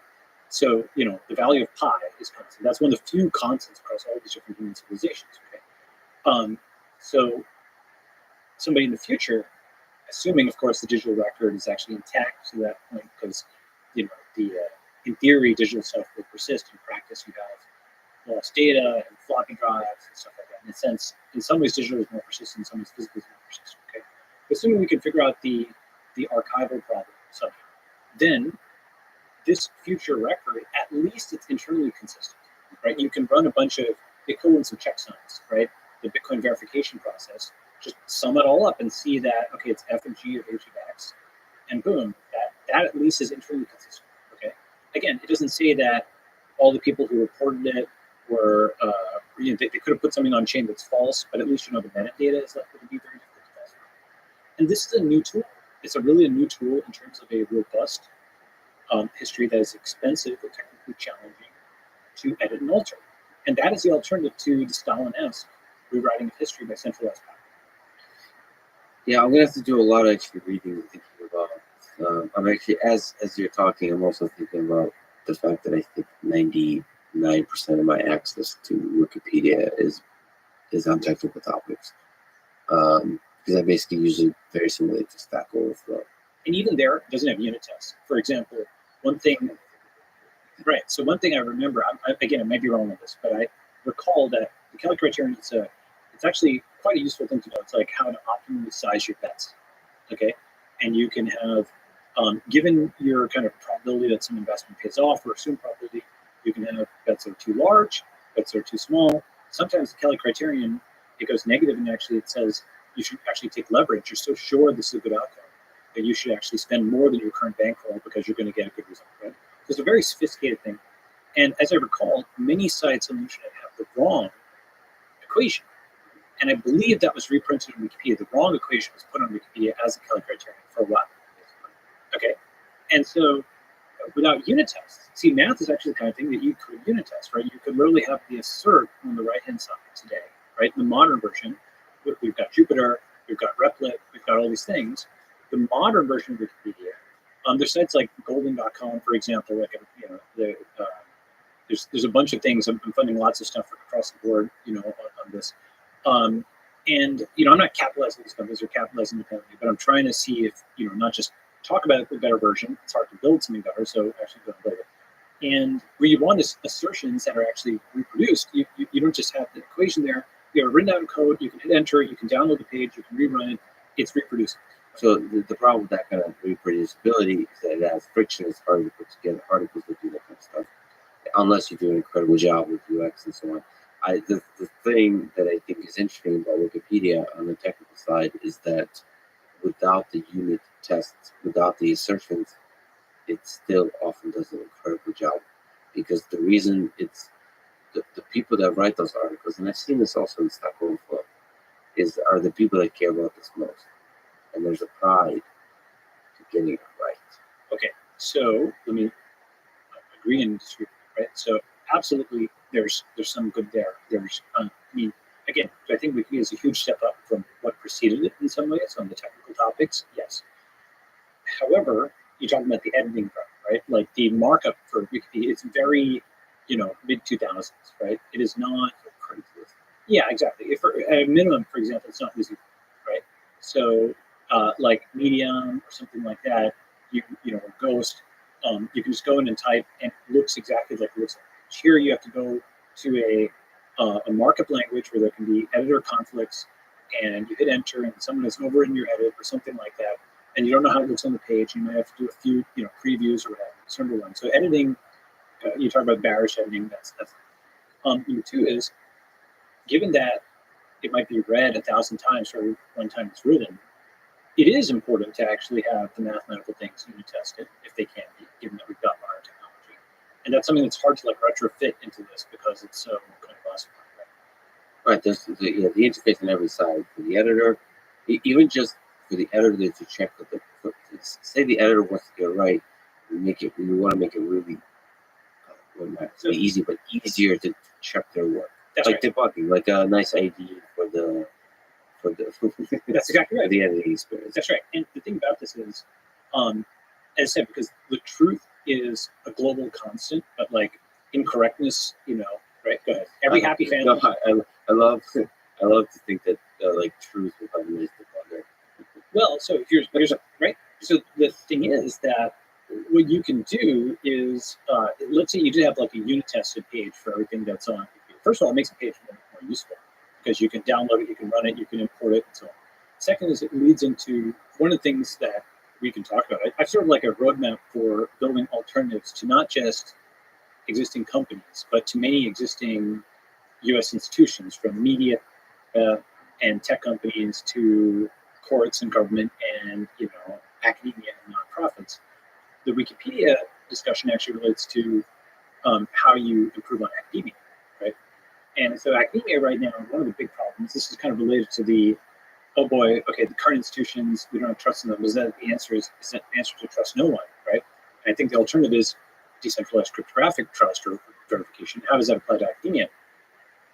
First observation is we are seeing science being abused in the name of quote unquote science, okay? Capital S science is Maxwell's equations. That's a good one, right? Quote unquote science is a paper that came out last week. And the key thing is that capital S science, real science, is about independent replication, not prestigious citation.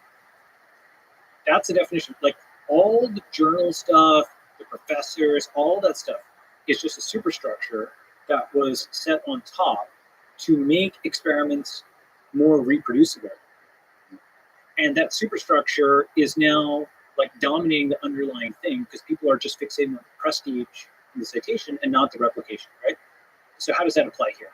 Once you start thinking about how many replications does this thing have? Maxwell equation, I mean, there's trillions of replications. Every time us speaking into this microphone right now, we're testing, a theory of the electromagnetic field, right? Or electromagnetic fields. Every single time you pick up a cell phone or use a computer, you're putting our knowledge to the test, right?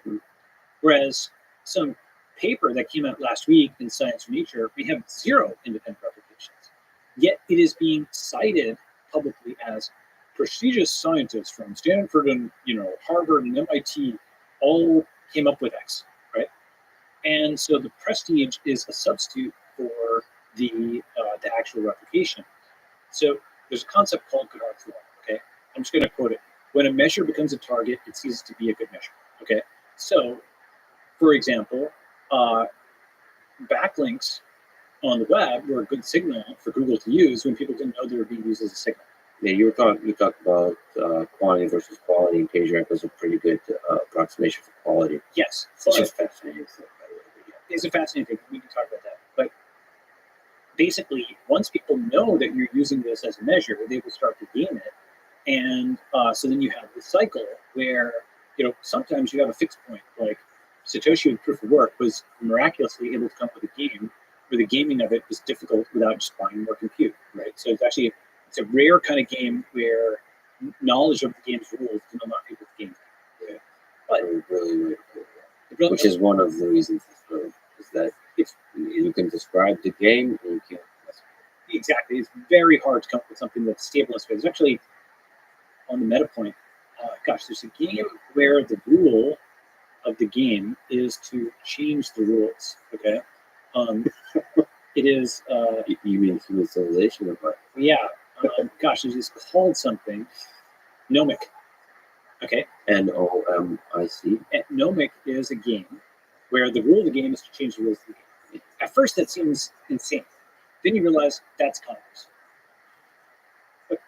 Yeah. Right? Yeah. Literally, it is so meta because there are laws for elections that elect the editors of those laws, who then change the laws that get them elected with gerrymandering and other stuff, right? That's a bad way of thinking. The other way of thinking about it is this is what every software engineer is doing. You are constantly changing the rules by editing software and pushing code updates and so on, right?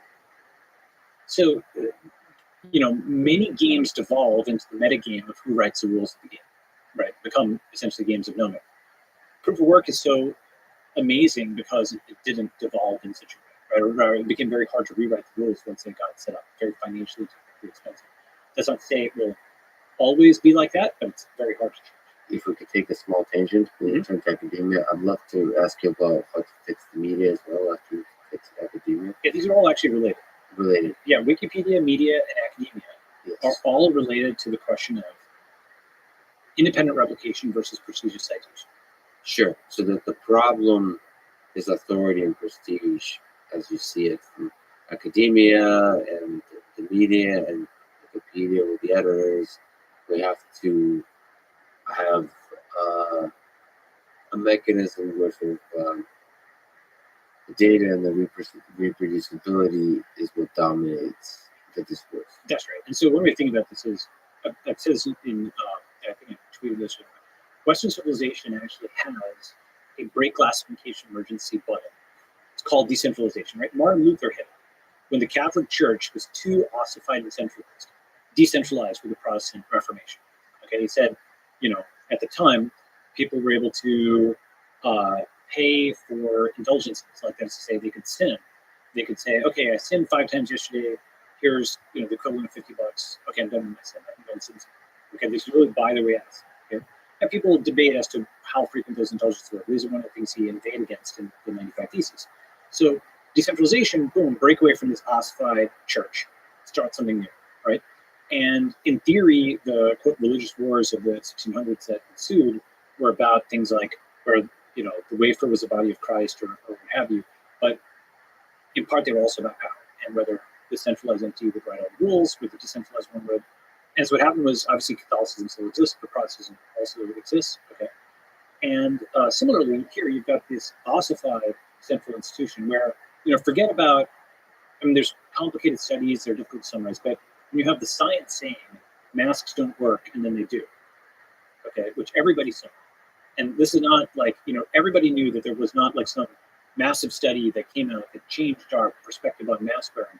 It was something that was just insistently asserted as this is what the science says. And then without any acknowledgement, the science said something different, the next day, right? I remember because I was in the middle of this debate. And I think you could justify masks early in the pandemic as a useful precaution. And then later, post-vaccination, perhaps not necessary. I think that's like the rational way of thinking about it. But the point was that such levels of uncertainty were not acknowledged. Instead, people, were basically lying in the name of science, and public policy wasn't public health; it was political health. Okay, so something like that, you're just spending down all the credibility of the institution for basically nothing. Okay, and so in such a circumstance, what do? Break glass, decentralize. What does that look like? Okay, so let me describe what I call crypto science. By analogy to crypto, just like there's fiat science, crypto science, right? Fiat economics. Okay, so in any experiment, any paper when it comes out, right? You can sort of divide it into the analog to digital and the purely digital. Okay, so the analog to digital is you're running some instruments, you're getting some data, okay, and then once you've got the data, you're generating figures and tables and text and a PDF from that data, right? Leave aside the data collection step for now. I'll come back to that, right? Just the purely digital part. What does the ideal quote, academic paper look like in 2022, 2023? First, there's this concept called reproducible research, okay? Reproducible research is the idea that the PDF should be regenerated from the data and code. Okay, so you should be able to hit enter and regenerate. Why is this really important as a concept? John Clairbout and Dave Donahoe at Stanford 20 years ago pioneered this in stats because the text alone often doesn't describe every parameter that goes into a figure or something, right? You kind of sometimes just need to look at the code and then it's easy. Without that, it's hard, okay? So reproducible research means you regenerate the PDF from the code and the data. You hit enter, okay? Now, one issue is that many papers out there in science, nature, et cetera, are not reproducible research. Moreover, the data isn't even public. Moreover, sometimes the paper isn't even public. The open access movement has been fighting this for the last 20-some years. There's various levels of this, like green and gold open access. Okay, so the first step is the code, the data, and the PDF go on chain. Step number one. Okay. The second thing is once you've got, so you can anybody who is, and that could be the Ethereum chain, it could be its own dedicated chain, whatever. Okay, it could be something where there's just the URLs around the Ethereum chain that's stored in Filecoin, many different implementations. citations, but let's call that on-chain problem. Okay, not just online, on-chain. When it's on-chain, it's public, and anybody can get it. So that's first. Second is once you've got something where you can regenerate the code, or the PDF from the code and the data on-chain, guess what? You can have citations between two papers turn into import statements. Okay. That's cool, right? So now you're not just getting composable finance, like DeFi, where you have like one interest rate calculator calling another. You have composable science. And now you can say this paper on this, especially in ML, right? You'll often cite a previous paper and its benchmark or its method, right? You're gonna want to scatter plot sometimes your paper, your algorithm versus theirs on the same data set. That is facilitated if their entire paper is reproducible research that is generated. You can just literally import that Python, and then you can generate your figure off, right? Moreover, think about how that aids reproducibility, because you don't have to reproduce in the literal sense every single snippet of code that they did. You can literally use their code, import it. Okay, people start compounding on it. It's better science. Okay, now I talked about this, but actually there's a few folks who have been actually building this. So there's usescholar.org, which actually has a demo of this, like just a V1 like kind of prototype where it shows two stats papers on chain, and one of them is citing the other with an import. There's also a thing called I think DeSci.com, which is trying to do this, right? Decentralized science. So this itself changes how we think about papers. And actually, by the way, the inspiration for PageRank was actually citations. It was like the impact factor out of academia. That's where Larry Page and sort of bring out the concept of it, right? So now you've got a web of citations that are import statements on chain. In theory, you could track back a paper all the way back to its antecedents. Okay, so if it's citing something, you can now look it up and look it up and look it up. And a surprising number of papers actually, their antecedents don't terminate, or the original source says something different, or it's kind of got garbled like a telephone game. And there's this famous thing on like the spinach, does actually have iron in it or something like that. I forget the details of the story, but it was something where you track back the citations and people are contradicting each other. Okay, but it's just something that just gets copy pasted and it's a fact. It's not actually a fact because it's not audited properly. This allows you to cheaply audit, in theory, all the way back to Maxwell or Newton or something like that. Okay, now what I'm describing is a big problem, but it's a finite problem. It's essentially taking all the important papers and putting them on chain. It's about the scale of, let's say, Wikipedia. Okay, so it's like, I don't know, a few 100,000, few million papers. I don't know the exact number, but it'll be out there. Okay. So now you've got, number one, these things that are on chain. Okay, number two, you've turned citations into import statements. Number three, anybody can now, at a minimum, download that code. And while they may not have the instruments, and I'll come back to that point, while they may not have the instruments, they can do internal checks. The Benford's Law stuff we were just talking about. You can internally check the consistency of these tables and graphs, and often you'll find fraud or things that don't add up that way. So all the code and the data is there, right? And now you've made it so that anybody in Brazil, in India, in Nigeria, they may not have an academic, library access to it, but they can get into this. All right. Now, how do you fund all of this? Well, good thing is crypto actually allows tools for that as well. Andrew Huberman and others have started doing things like with NFTs to fund their lab. I can talk about the funding aspect. There's things like researchhub.com, which are trying to issue tokens for labs. But a lab isn't that expensive to fund. Maybe it's a few $100,000, a few million a year, depending on where you are. Crypto does generate money. And so you can probably imagine various tools, whether it's tokens or NFTs or something like that to fund. Finally, what this does is it is not QAnon, right? It is not saying don't trust anybody. Neither is it just trust the centralized academic establishment. Instead, it's saying trust because you can verify, because we can download things and run. The crucial thing that I'm assuming here is the billions of supercomputers around the world that we have, all the MacBooks and iPhones that can crank through lots and lots of computation. So everything digital, we can verify locally, okay? Now, there's one last step, which is, I mentioned the instruments, right? Whether it's your sequencing machine or your accelerometer or something like that is generating the data that you are reporting in your paper when you put it on chain, okay? Basically, you think of that as the analog to digital interface. We can cryptofy that too. Why? For example, an Illumina sequencing machine has an experiment manifest. And when that's written to this website called NCBI, National Center for Biotechnology Information. You can see the experiment metadata on various sequencing runs. It'll tell you what instrument and what time it was run and who ran it and so on and so forth. Okay. What that does is it allows you to correct for things like batch effects. Sometimes you will sequence on this day and the next day, and maybe the humidity or something like that makes it look like there's a statistically significant difference between your two results, but it was just actually batch effects. Okay. That's my point. Point is, if you have a crypto instrument, you can have various hashes and stuff of the data as a chain of custody for the data itself that are streamed and written on chain that the manufacturer can program into this. For anything that's really, you might say, well, boy, that's overkill, right? I'm saying actually not. You know why?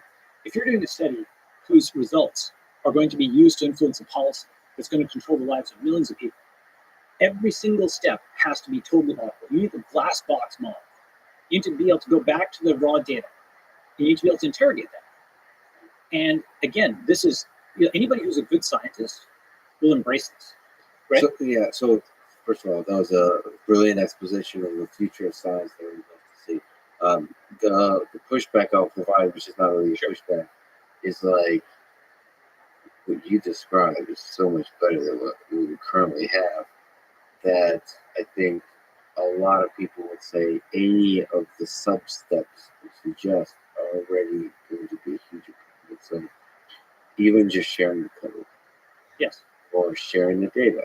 You said, like, I think it would surprise people how often it's hard to get data. Like the actual data or specifics or a large number of the parameters, not you share like larger parameters that were involved with running the experiment. You won't mention the machines involved, except maybe at a high level with the versions and so on. The dates when the experiments were run, you don't mention any of this. Right.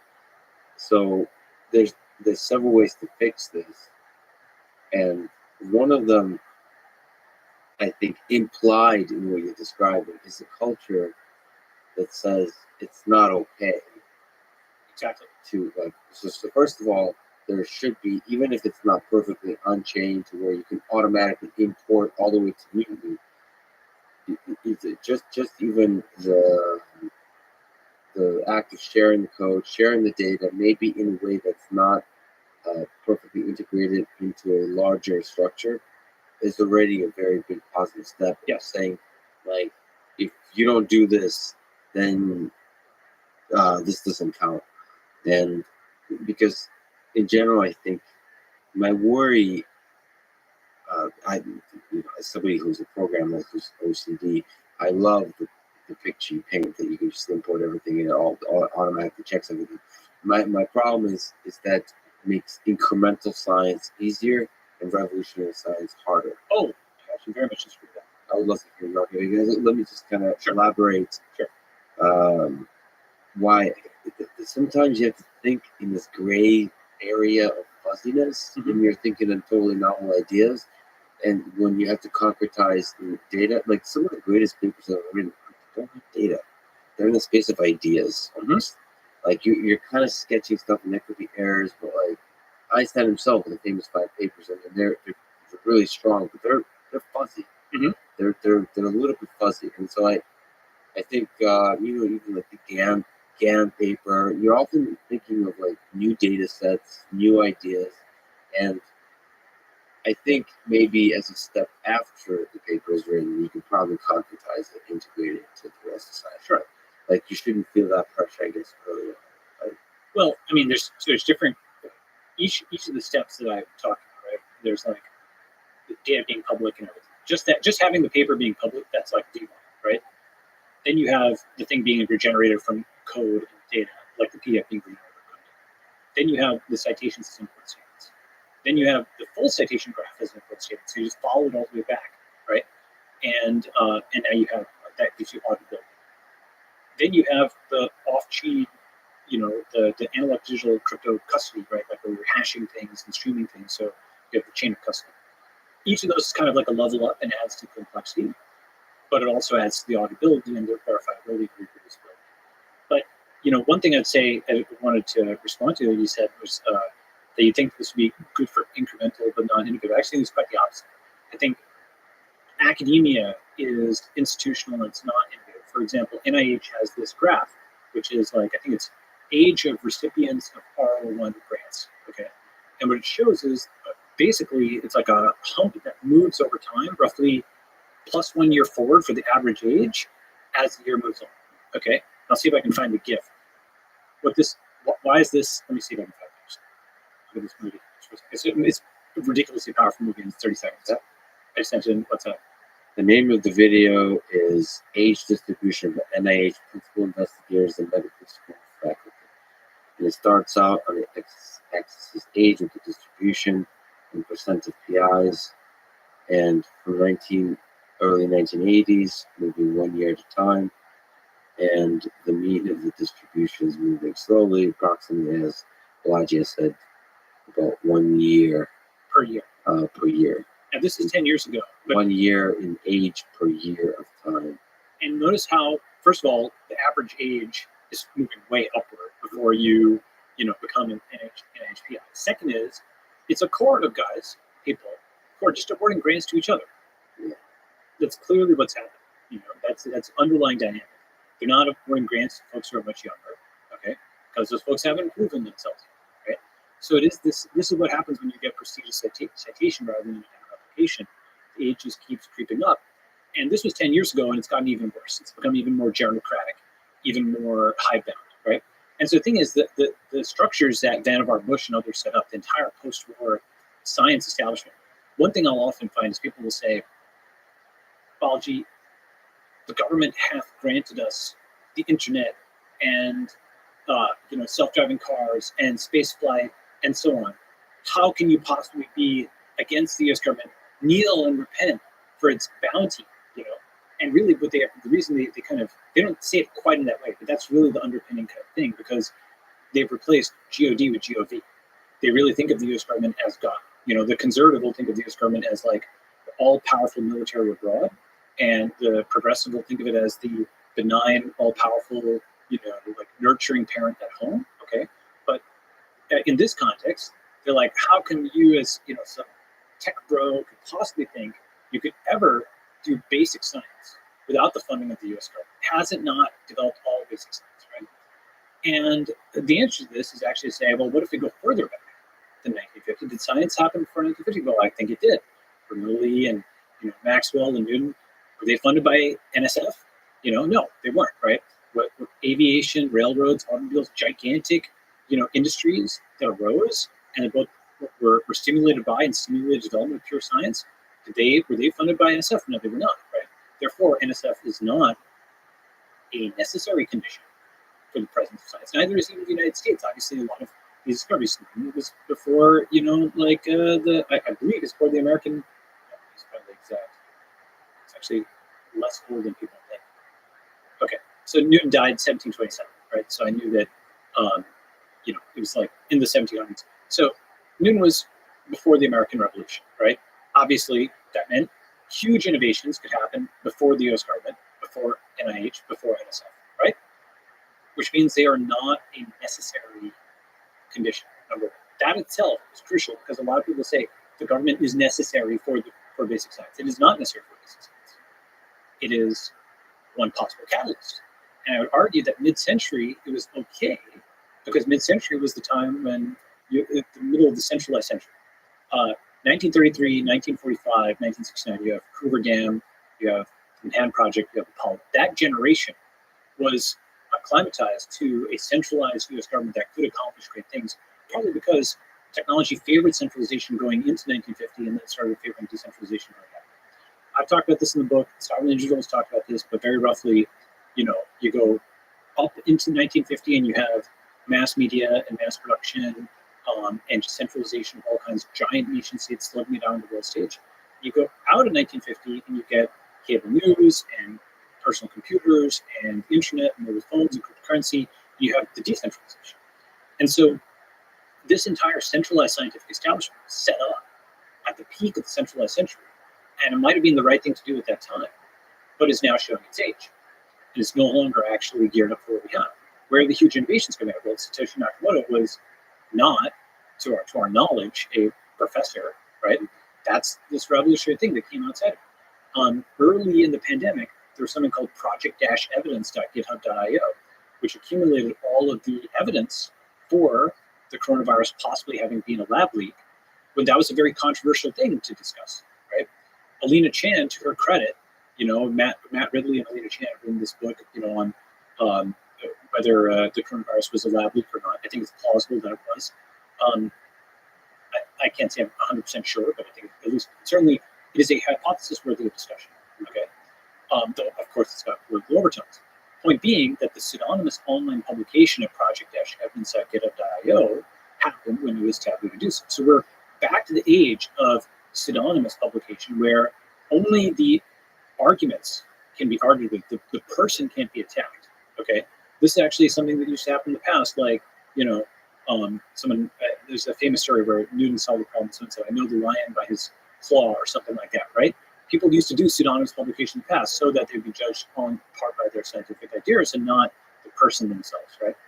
And so, I do disagree that this is the incremental stuff. This is actually the innovative stuff. The incremental stuff is going to be the institutional gerontocracy that's academia, where it's like, do you know who I am? I'm a Harvard professor. Yeah, I think I agree with everything you said, but I'm not gonna get stuck on technicalities because I think I was referring to your vision of data sets and importing code. Sure. And so that forces just knowing how code works. It forces a structure, and structure usually favors incremental progress. Like if you fork code, you're not going to decentralizes revolution. You want to go from scratch. Okay, so I understand your point there. Okay, and I also agree that some papers like Francis Crick and the Claustrom or others are theoretical. They're more about like where to dig than the data itself and so on and so forth, right? So I agree with that. Still, I don't. The counter argument is rather than 1,000 people reading this paper to try to rebuild the whole thing and do it with errors, when they can just import, they can more easily build upon what others have done, right? Oh yeah. And so the paper should be cool. Well, yeah. So here's what Python has this concept of batteries included in the standard library, right? Because it lets you just import, and just get to work, right? That means you can fly. Whereas if you couldn't do all those things and you had to rewrite string handling, you would only be able to do incremental things. Libraries actually allow for greater innovation. That's my count. I think you create. I think that paints a picture. I hope that's a picture that fits with science. It certainly does. It fits with code very well. I just wonder how much of science can be that, which is you import. How much of it is possible to do that? Certainly for the things I work on, you can, which is the machine learning world, all the computer science. Whether you can do that for, all right, you can fix the biology. Seems to, yes, I think so. Chemistry, I think so. And then you start getting into weird stuff like psychology, which some people don't even think is a science. No, just love from my psychology friends. I think as you get farther and farther away from things that are like hard technical fields, it starts getting tougher and tougher and tougher to have like importable code. Okay, so let me give the strong form, right? Mm-hmm. So there's a guy who I think is a great machine learning guy, creator of actually Keras. He disagrees with me on Francois Schiller. Yeah, he's been on this podcast twice. Yeah. Okay, great. So he disagrees. I disagree with him. Yes, me too. I think we have mutual respect. Follow each other on Twitter, whatever. I think he does respect me. Here's something which I totally agree with him on. And he actually got trolled or attacked for this, but I completely agree. Within 10, 20 years, nearly every branch of science will be, for all intents and purposes, a branch of computer science. Computational physics, computational chemistry, computational biology, computational medicine, even computational archaeology, realistic simulations, big data analysis, and ML. That to me is incredibly obvious. Why? First of all we're doing every day is PDFs and data analysis on a computer, right? And so every single one of those areas can be reduced to the analog to digital step, and then it's all digital. Then you're flying, you're in the cloud, right? You put a date, did he say how long? Or 10 to 20 years. I think arguably it's already there, right? And here's the thing. You were saying, well, you might drop off when you hit psychology or actually, I think it's the softer sciences that are going to harden up. Why? One of the things I talk about a lot in the book is, for example, with history, the concept of crypto history makes history computable. One way of thinking about it is, remember my Britney Spears example, right? Where Queen Britney, right? Yeah. Okay. So at first, it's kind of a funny thing to say. A computer scientist's term for history is the log files. Until we realize that, what would a future historian, how would they write about the history of the 2010s? Well, a huge part of that history occurred on the servers of Twitter and Facebook. So now you go from like a log file, which is the individual record of like one server's action, to a decade worth of data on literally billions of people. All of their online lives, like arguably, that's why I say that's like actually what the written history was of the 2010s, was this giant digital history. As we go to the 2020s and 2030s, more of that is going to move from merely online to on-chain and then cryptographically verifiable. So that soft subject of history becomes something that you can calculate things like Google Trends and Ngrams and stuff like that. Yes, beautifully put. And I would venture to say that Donald Trump was erased from history when he was removed from Twitter and many social platforms, and all his tweets were gone. Yeah, someone who has an archive of it, but yeah, I understand. Yeah. Well, as the flood of data about each individual increases, censorship, it becomes much more difficult to actually have an archive of stuff. But yes, for important people like a president of the United States, yes. Let me on that topic ask you about Trump. You were considered for a position as FDA commissioner in the Trump administration. And I think in terms of the network state, in terms of the digital world, one of the seminal acts in history of that was the banning of Trump from Twitter. You make the case for it and against it. Sure. So first, let me talk about the FDA thing. So I was considered for a senior role at FDA, but I do believe that, and this is a whole topic we can talk about the FDA. I do believe that just as it was easier to create Bitcoin than to reform the Fed, right? Reforming the Fed basically still hasn't happened, right? So just as it was easier to create Bitcoin than to reform the Fed, it will literally be easier to start a new country than to reform the FDA. Mm-hmm. It may take 10 or 20 years. I mean, think about Bitcoin, it's only about 13 years old, right?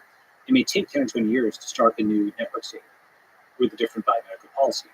But that is how we get out from this, perhaps the single worst thing in the world, which is harmonization, regulatory harmonization. You describe regulatory harmonization. Regulatory harmonization is the mechanism by which U.S. regulators impose their regulations on the entire world. So basically, you have a monopoly by U.S. regulators. This is not just the FDA; it is SEC and FAA and so on and so forth. And for the same reason that a small company will use Facebook login, they will outsource their login to Facebook.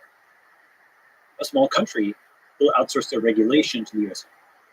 Okay, with all the attendant issues, because I mean, you know the names of some politicians. Can you name a single regulator at the FDA? No, right? Yeah, they will brag on their website that they regulate, I forget the exact numbers, I think it's like 25 cents out of every dollar, something along those lines, okay? It's like double digits, okay? That's a pretty big deal. And the thing about this is, people will talk about, quote, our democracy and so on. But many of the positions in, quote, our democracy are actually not subject to democratic accountability.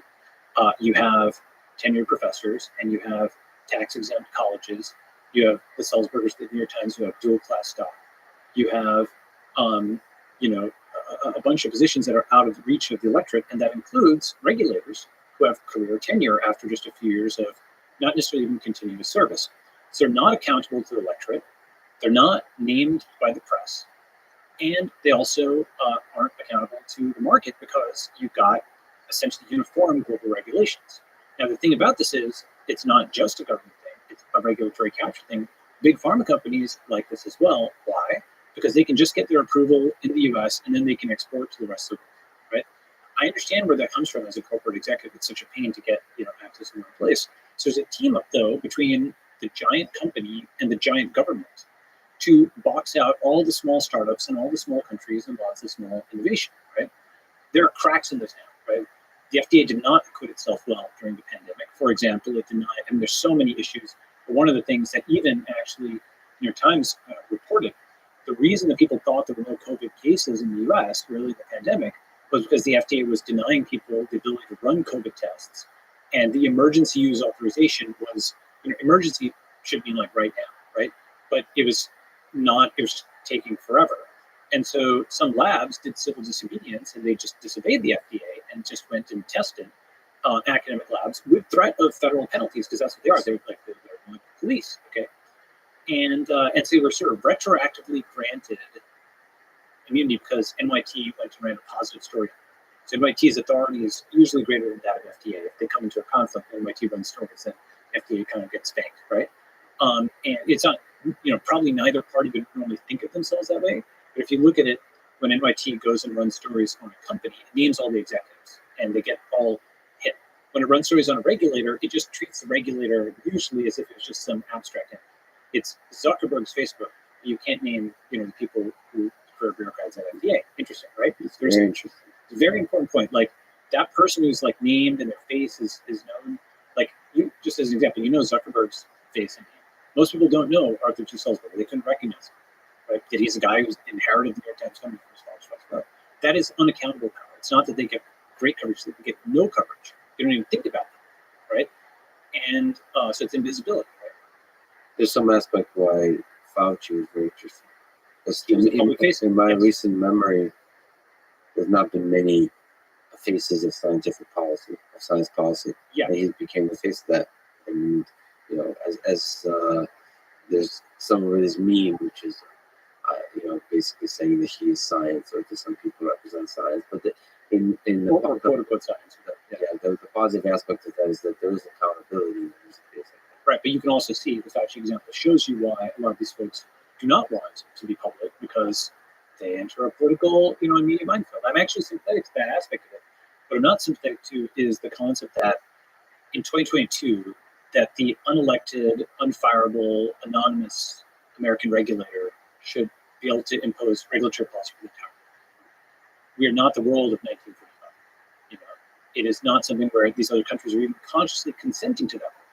Just as, give an example, there's a concept called challenge trials. Okay, the Moderna vaccine was available very, very early in the pandemic. You could just synthesize it from the sequence. And challenge trials would have meant that people who are healthy volunteers, okay, they could have been soldiers, for example, of varying ages, who are there to take a risk, their lives for their country potentially. Okay, it could have been just healthy volunteers, not necessarily soldiers, patriots of whatever kind, in any country, not just the US. But those healthy volunteers could have gone. And at the early stages of the pandemic, we didn't know exactly how lethal it was going to be, because, we went down and, 30-somethings in China were dying from this. It seemed like it could be far worse. How lethal the virus. Yeah, it may be, by the way, that those who were the most susceptible to the virus died faster earlier. It's as if you can imagine a model where those who were exposed and had the lowest susceptibility also had the highest severity and died in greater numbers early on. If you look at the graph, like, deaths from COVID were exponential going into about April 2020, and then leveled off to about 7,500, 10,000 a day, and then kind of fell, right? But it could have gone to 75,000. So we didn't know how serious it was. So this would have been a real risk that these people would be taking. But here's what they would have done for them.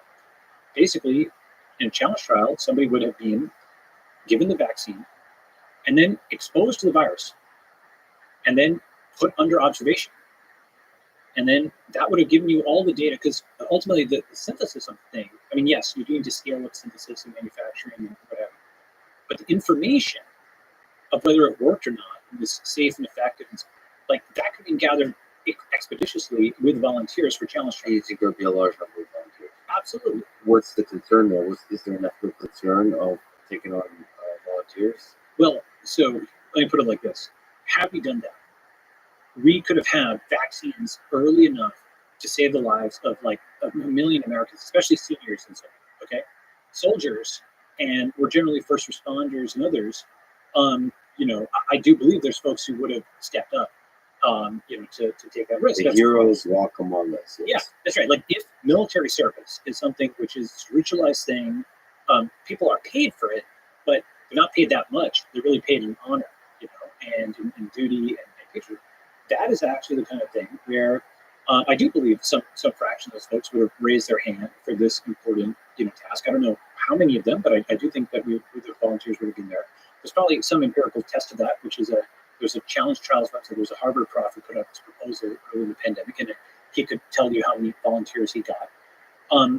But something like that could have just shortened the time from pandemic to functional vaccine, right? To days, even, if you'd actually really acted.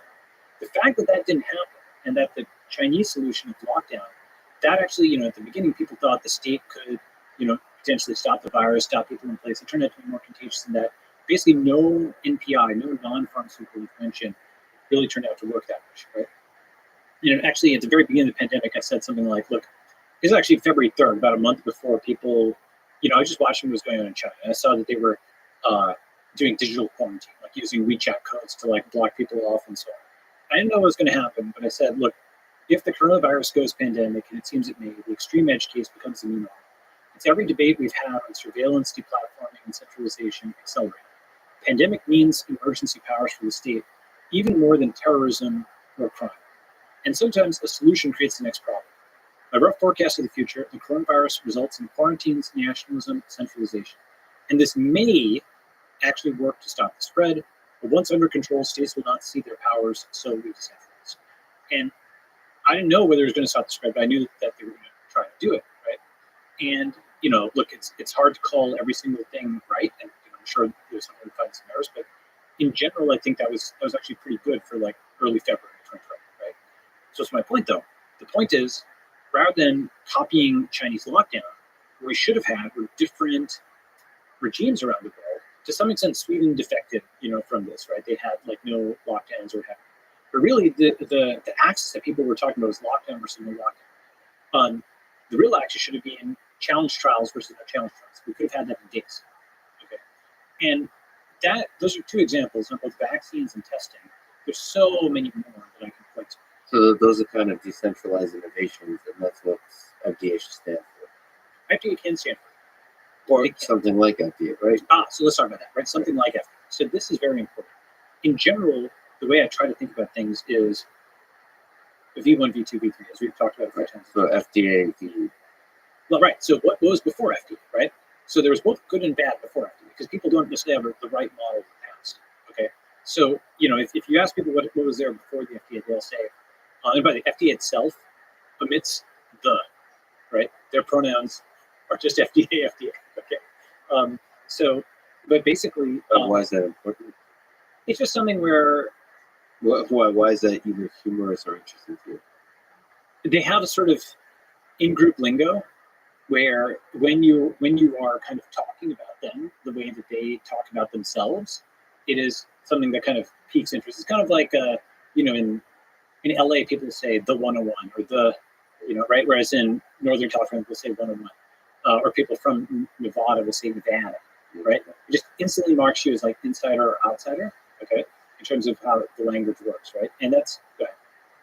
I mean, it just makes me sad, because that lingo is part of the mechanism which creates the silo, the bubble of particular thoughts, and that ultimately deviates from the truth because you're not open to new ideas. I think it's actually like, in Glorious Bastards, there's a scene in the bar. Do you know what I'm talking about? No, but it's good. You can't, just to censor you, this is like when you could be a podcast like Wikipedia, you can't cite Quentin Tarantino films. Okay. Sorry. So basically, English start going 1, 2, 3, 4, 5, and I believe it's the Germans start with the thumb. Something that you never know, right? I mean, misremembering it, I think that's right. Okay. So that's FDA's got the lingo. All right. Right. Yes. So FDA's got the lingo. So coming back up, basically, just talk about FDA and then come back to your question on the deplatforming. So what was V0 FDA? Yeah. V1. What does the future look like? V1 was patent medicines. Okay, that's what some people say. But V1 was also Banting and Best. Okay, Banting and Best, they won the Nobel Prize in the early 1920s. Right? Why? They came up with the idea for insulin supplementation to treat diabetes, and they came up with the concept. They experimented on dogs. They did self-experimentation. They had healthy volunteers. They experimented with the formulation as well, right? Because just like you have a web app and a mobile app, maybe a command line app. You could have, you know, a drug that's administered orally or via injection or cream, or, you know, so there's different formulations, right? Dosage, all that stuff they could just like iterate on, okay, with willing doctor, willing patient. These, these folks who are affected just sprang out of bed. The instant supplementation was working for them, and within a couple of years, they had won the Nobel Prize, and Eli Lilly had scaled production for the entire North American continent. Okay, so that was a time when pharma moved at the speed of software, when it was willing buyer, willing seller. Okay, because the past is demonized as something that our glorious regulatory agency is protecting us from. Okay, but there's so many ways in which what it's really protecting you from is being healthy. Okay, as you know, I mean, there's a zillion examples of this. I won't be able to recapitulate all of them just in this podcast, but if you look at a post that I've got, it's called Regulation, Disruption, and the Future, Technologies of 2013, Coursera PDF, okay? This lecture, which I'll kind of link it here so you can maybe put in the show notes if you want. This goes through like a dozen different examples of crazy things the FDA did, from the kind of stuff that was dramatized in Dallas Buyers Club, where they were preventing people from getting AIDS drugs, to their various attacks on quote raw milk, where they were basically saying here's a quote from FDA filing in 2010. There's no generalized right to bodily and physical health. There's no right to consume or feed children any particular food. There's no fundamental right to freedom of contract. They basically feel like they own you. You're not allowed to make your own decisions about your food. There's no generalized right to bodily and physical health. Direct quote from their like written kind of thing. Okay. The general frame is usually that FDA says it's protecting you from the big bad company, but really what it's doing is it's preventing you from opting out. Okay. Now, with that said, and this is where I'm talking about V3. As critical as I am of FDA or the Fed for that matter, I also actually recognize that like the Ron Paul type thing of end the Fed is actually not practical. End the Fed will just be laughed at. What Bitcoin did was a much, much, much more difficult task of building something better than the Fed. That's really difficult to do because the Fed and the FDA, they're like the hub of the current system. People rely on them for lots of different things, okay? And you're going to need a better version of them. And how would you actually build something? So with the Fed and with, SEC and the entire, the banks and whatnot, crypto has a pretty good set of answers for these things. And over time, all the countries that are not, or all the groups that are not the US establishment or the CCP will find more and more to their liking in the crypto economy. So that part I think is going, okay? We can talk about that. What does that look like for biomedicine? Well, first, what does exit the FDA look like, right? So there actually are a bunch of exits from the FDA already, which is things like right to try laws, okay, CLIA labs and laboratory developed tests, compounding pharmacies, off-label prescription by doctors, and countries that aren't fully harmonized with FDA. For example, Kobe Bryant, before he passed away, went and did stem cell treatments in Germany. Okay, stem cells are being pushed out, I think in part by the Bush administration, by other things. So those are different kinds of exits. Right to try basically means, at the state level, you can just try the drug. Okay, CLIA labs and LDTs. That means that's a path where you don't have to go through FDA to get a new device approved. You can just run it in a lab. Okay, compounding pharmacies. These were under attack. I'm not sure actually where the current statute is on this, but this is the idea that pharmacists has some discretion in how they prepare mixtures of drugs. Off-label prescription by MDs. So MDs have enough weight in the system that they can kind of push back on FDA. And off-label prescription is the concept that a drug that's approved for purpose A can be prescribed for purpose B or C or D without going through another whole new drug approval process. And then countries that aren't harmonized, right? So those are 5 different kinds of exits from the FDA on different directions. So first, those exits exist. So for those people who are like, oh my God, we're all going to die, everybody's going to poison us with non-FDA approved things, whatever, right? Those exits exist. You probably actually use tests or treatments from those. You don't even realize that you have, right? So it hasn't killed everyone. Number 2 is actually testing for safety. There's safety, efficacy, and comparative. Safety is actually relatively easy to test for. There's very few drugs that are like, there's TGN 1412. That's a famous example. Something that's actually really dangerous to people, right? With the early tests. So those do exist. Just acknowledge they do exist. In general, testing for safety is actually not that hard to do. Okay, and if something is safe, then you should be able to try it. Usually, okay. Now, what does that decentralized FDA look like? Well, basically, you take individual pieces of it, and you can often turn them into vehicles. And this is like 50 different startups. Let me describe some. First, have you done any drugs or something like that recently? I mean, like prescribed drugs, prescription drugs? So now that you clarify, the answer is no. Yeah. Prescribed drugs, no. Okay, so Not won't be antibiotics one time, maybe. But Alright. no. So you know how you have like a sort of like a wadded up chemistry textbook, like package insert that goes with these, right? Okay. It's, Wadded up chemistry textbook. I love it. that's what it is, right? What Yeah. a terrible user interface. We don't usually think of it that way. Why is the user interface so terrible? That's a web of regulation that makes it so terrible. And there's actually guys who tried to innovate just on user interface called like Help I Need Help. That was like the name of the Yes. company a while back. And it was trying to explain the stuff in plain language. Okay? Just on user interface, you can innovate. And why is that important? Well, there's a company called PillPack, which innovated on the user interface for drugs by giving people a thing which had like a daily blister pack. So it's like, here's your prescription, and you're supposed to take all these pills on the first and second. And basically, whether you had taken them on a given day was manifest by whether you had opened it for that specific day. Okay, this is way better than other kinds of so-called compliance methodologies. Like there are guys who try to do like an IoT pill where when you swallow it, it like gives you measurements. This was just a simple innovation in user interface that boosted compliance in the sense of compliance with the drug regimen dramatically, right?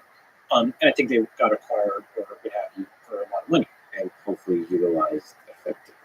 Utilize it, right? Or sometimes these companies that do incredible innovation really makes you sad when they get acquired that leads to their death, not their scale up. Sure. I mean, they did a lot of other good things, but this is one thing that they did well, right? So PillPack just shows what you can get with improving on user interface.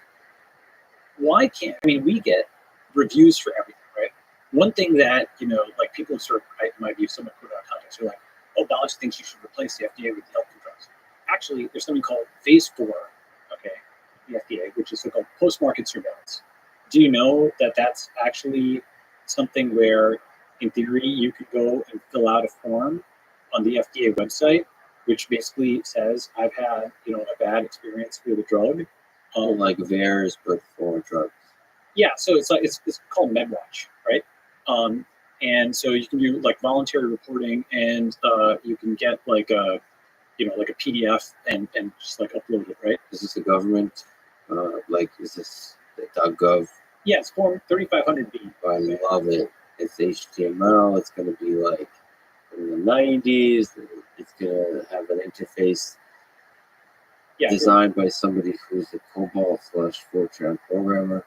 Right, here we go. So basically, the 3500B. I hope to be proven wrong on that. But So 3500B, consumer voluntary reporting. When do I use this form? You were hurt or had a bad side effect. Use a drug which led to unsafe use, etc. Yeah. The point is, FDA already has a terrible Yelp for drugs. Yeah. It has a terrible version of it. What would the good version look like? The fact that the fact you have to fill out a PDF to go and submit a report. How do you submit a report at Yelp or Uber or Airbnb or Amazon? You tap. You're started, right? So just modernizing FDA 3500B and modernizing Phase 4, okay, is a huge thing. can you comment on that? What incentive mechanism forces the modernization of that kind of thing? Here's how it would work. Or one possible. Create an actual Yelp. Yeah, here's how that would work, right? You go to pharmacy or wherever, and you hold up your phone and you scan the barcode of the drug. Okay, what is it you see? Instantly you see global reports, right? By the way, because your biology, your physiology, that's global, right? Information from Brazil or from Germany or Japan on their physiological reaction to the same drug you're taking is useful to you. It's not like a national boundaries thing. So the whole nation state model of only collecting information by other Americans, so really you want a global kind of thing, just like, Amazon book reviews, it's a global thing. Other things are aggregate at the global level, okay? So what you want is to see every patient report and every doctor around the world on this drug. That might be really important to your rare or semi-rare condition. Just that alone would be a valuable site. Who builds that site? It sounds like something created by capitalism. It sounds like You could do it by it capital. would have to be a company. Yeah, you can definitely do. See, these. But we don't have a world where a company is allowed to be in charge of the company. Well, I don't know. But Health one went down. It just seems like a lot of the. so it depends, right? Basically, this is why you have to pick off individual elements, right? There's essentially a combination of first recognizing that the FDA is actually bad. You be able to say that let me put it like this: it does a lot of bad things. It is something which you need to be able to criticize. And you might be like, well, that's obvious, right? Well, in 2010, for example, there's a book that came out. If anybody wants to understand FDA, it's called Reputation and Power. A lot of people don't want to criticize FDA. Yeah, because they will retaliate against your biotech or pharma company. Yeah, Okay. and that retaliation can be initiated by a single human being. Absolutely. The best analogy is think about the TSA. Okay, have you flown recently? Okay. Do you make any jokes about the TSA when you're in the TSA line? Usually you don't want to, but they're a little more flexible. Okay. You know what? Can I tell a story? Sure. Which is, it was similar to this. I was in Vegas at a club. I don't go to clubs. Yeah. I got kicked out I think the first time in my life for making a joke with a bouncer. And because I had a camera with me, and you're not allowed to have a camera, and I said, okay, cool, like I'll take it out. But I made a funny joke that I don't care to retell. But he was just a little offended. He was like, "Yeah, I don't care who you are. I don't care who you're with." And he proceeded to list me the famous people he has kicked out. But there is, all of those. The reason I made the joke is I sensed that there was an entitlement to this particular individual, like where the authority has gone to his head. Respect my authority. Yeah, Right. I always wanted to poke at that. Right. And I think the poking the authority, I quickly learned a lesson.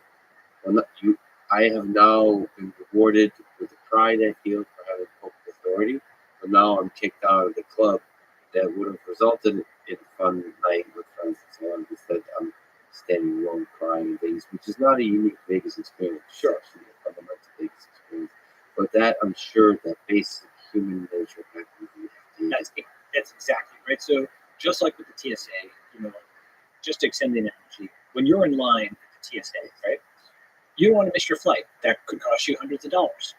And so you comply with absolutely ludicrous regulations, like, 3-ounce bottles. Well, you can take an unlimited number of 3-ounce bottles, and you can combine them into 6-ounce bottles with a terrorist technology called mixing.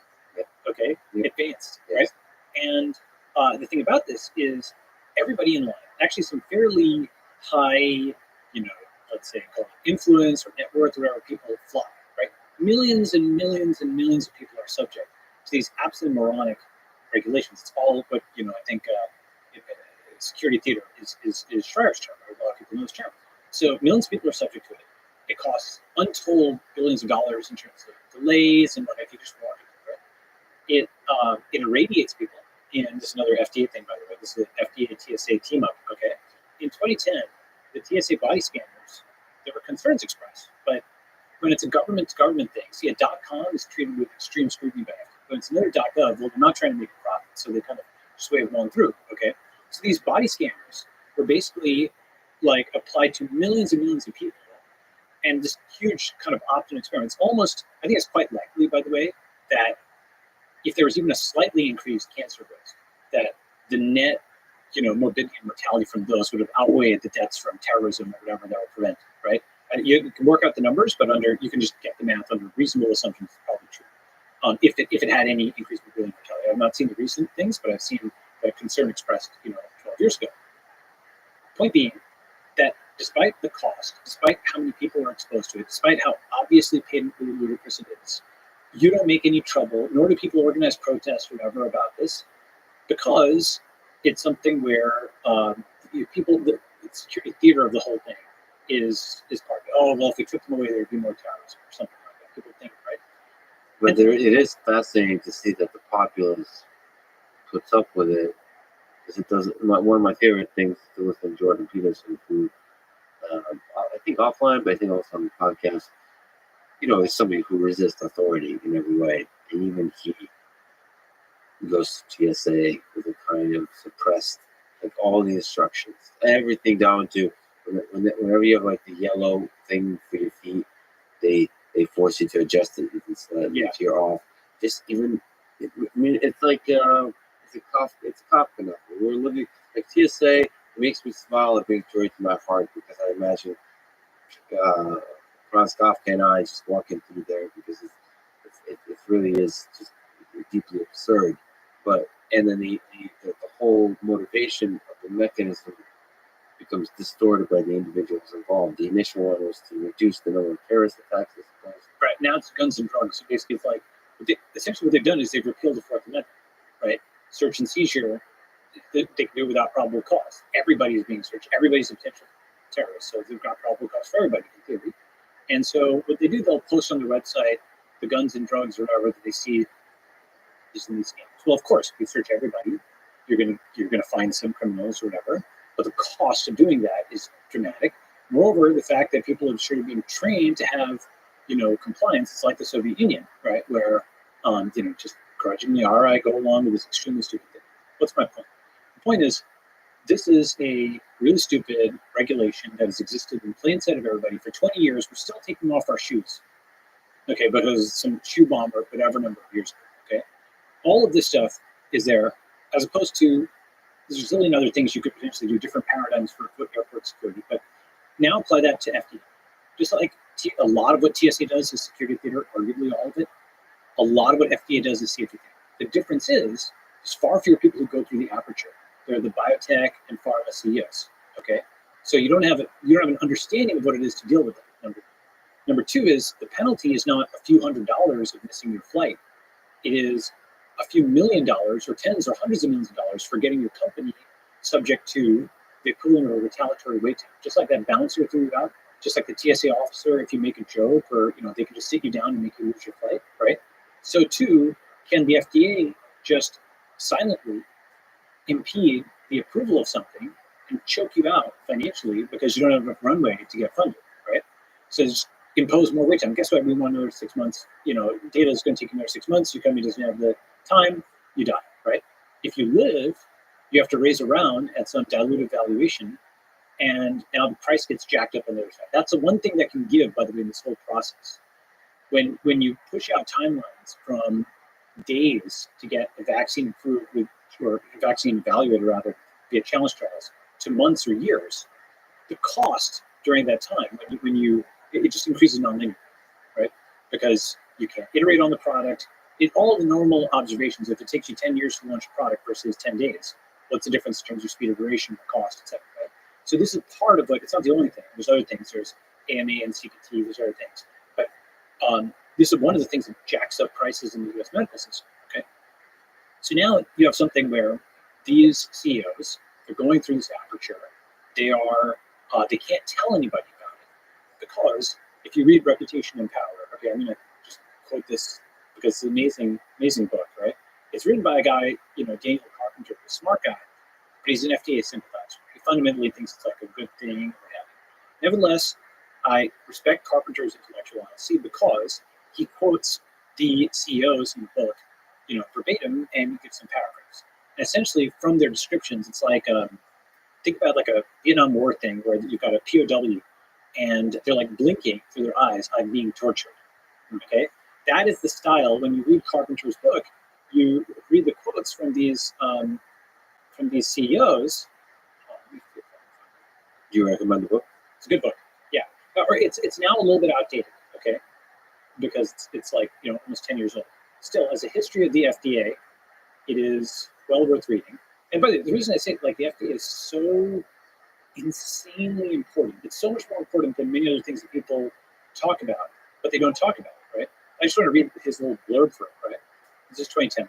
The U.S. Food and Drug Administration is the most powerful regulatory agency in the world. How did the FDA become so influential, and how does it wield its extraordinary power? Reputation Power traces the history of FDA regulation of pharmaceuticals, revealing how the agency's organizational reputation has been the primary source of its power, its ultimate constraints. Carpenter describes how the FDA cultivated a reputation for competence and vigilance throughout the last century, and how this organizational image has enabled the agency to regulate while resisting efforts to curb its own authority. First of all, just that description alone, you're like, wait a second. he is describing this as an active player. It's not like a DMV kind of thing which just passed through. It's talking about cultivating a reputation, its power, resisting efforts to curb its own authority, right? The thing is, now you're kind of through the looking glass, you're like, wait a second, this is kind of language I don't usually hear for regulatory agencies. The thing is, the kind of person who becomes the CEO of a giant company, what do they want to do? They want to expand that company. They want to make more profit. Similarly, the kind of person who comes to run a regulatory agency or one of the sub units, that person wants to expand its ambit. Okay? But is that always obvious? Sorry to interrupt. But for the CEO of the company, I know that the philosophical ideal of capitalism is you want to make things more profitable, but we're also human beings. Do you think there's some fundamental aspect to which we want to do a lot of good in the world? Sure, but the fiduciary duty will push people to get the ambitious, the profit maximizing expansionist CEO is selected, right? Basically, they believe, crucially, they're not just, this is important, they're not just, some of them are Grand Theft Auto, make as much money as possible, but they believe in the mission, okay? They've come to believe in the mission, and that is the person who's selected. Chomsky actually had this good thing, which is like, I believe that you believe what you believe, but if you didn't believe what you believe, you wouldn't be sitting here. So they select for the kind of people that are able to make a lot of money, and in that process, those people are able to construct a narrative that they're doing good, even though what they were selected for is the fact that people are. Yeah, and they may actually be doing good, but the thing is, with CEOs, we have a zillion images in television, media, movies of the evil corporation, the greedy CEO. We have some concept of what CEO failure looks like. Okay, now, when have you ever seen an evil regulator? Can you name a fictional portrayal of an evil regulator? Can you name an evil CEO? Yeah, a lot. But that's so interesting. I'm searching for a deeper lesson here. You're right. I mean, there is portrayals, especially in sort of authoritarian regimes or the Soviet Union, where there's bureaucracy. Chernobyl. You can kind of see within that there's the story of the regulator, but yeah, it's not as plentiful, and it also doesn't have a face to it. It's yes. Like bureaucracy is this amorphous thing that results any one individual, you see, they're just obeying somebody else. There's a face to it. Evil. That's right. The evil is the entire machine. That's right. That's what I call the school of fish strategy.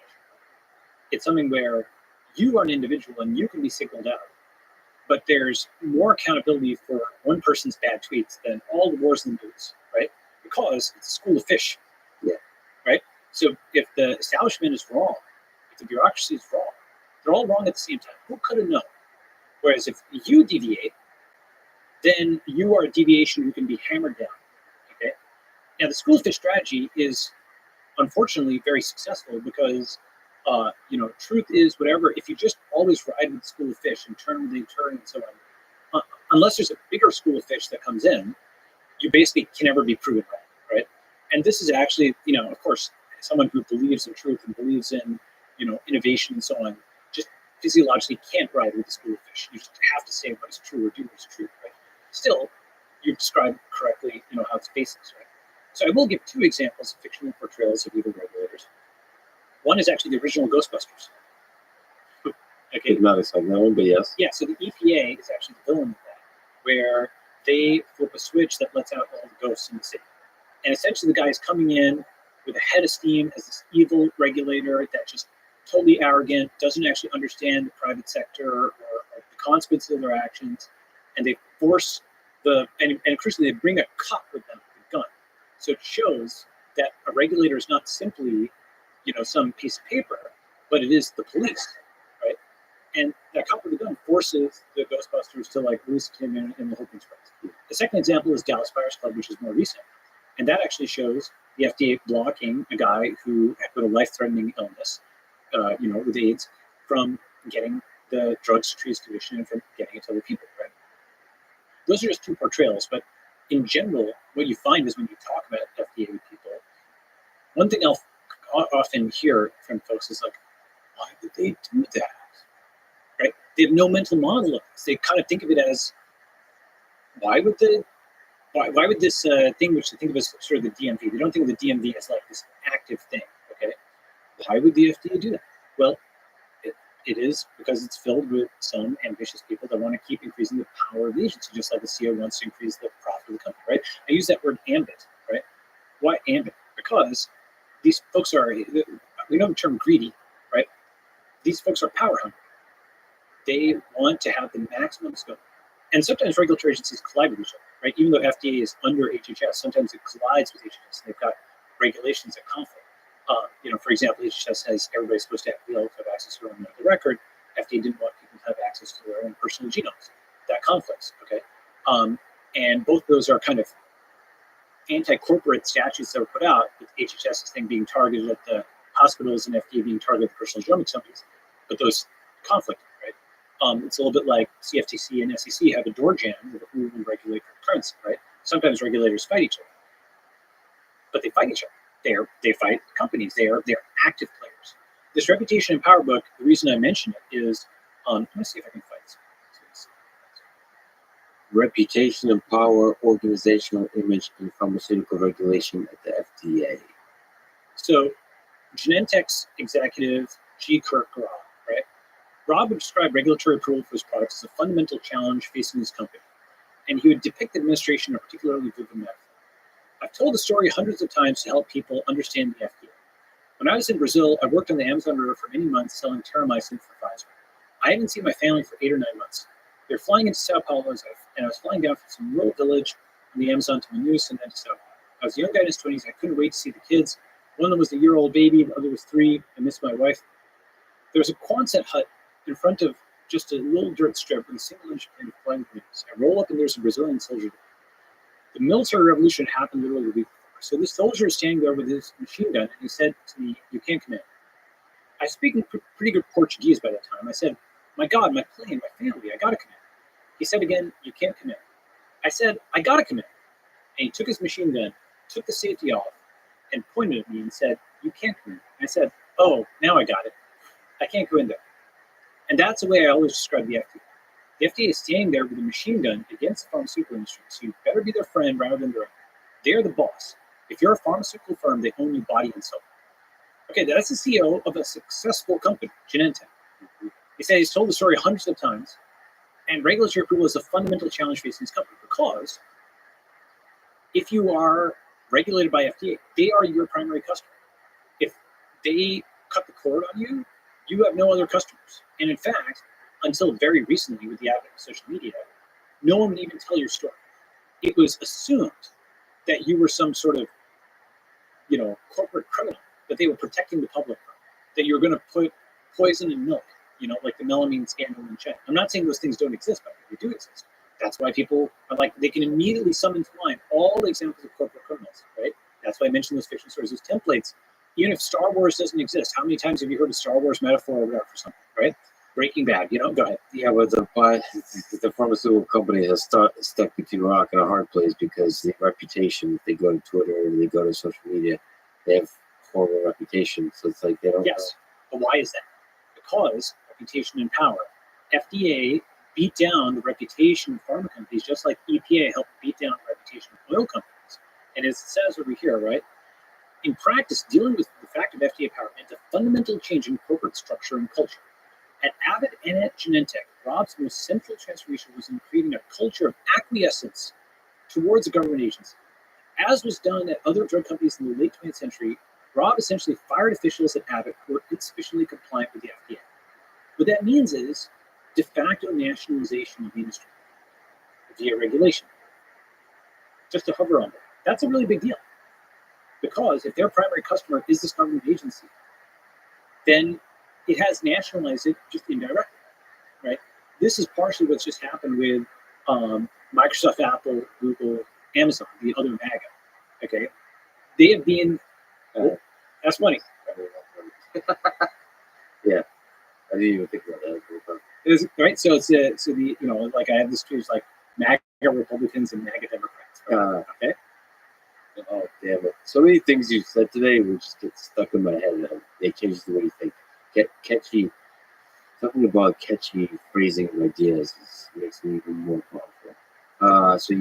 Okay. So that's happening in tech. It's happening in tech. So Facebook is the outlier because Zuck still controls the company. But Just like, I mean, why had tech had a good reputation for a while? Because there wasn't a regulatory agency whose justification was regulating these corporate criminals, right? Once that is the case, the regulatory agency basically comes back to Congress each year. If you look at its budget reports, it's saying, we find this many guns, we found this many violations, right?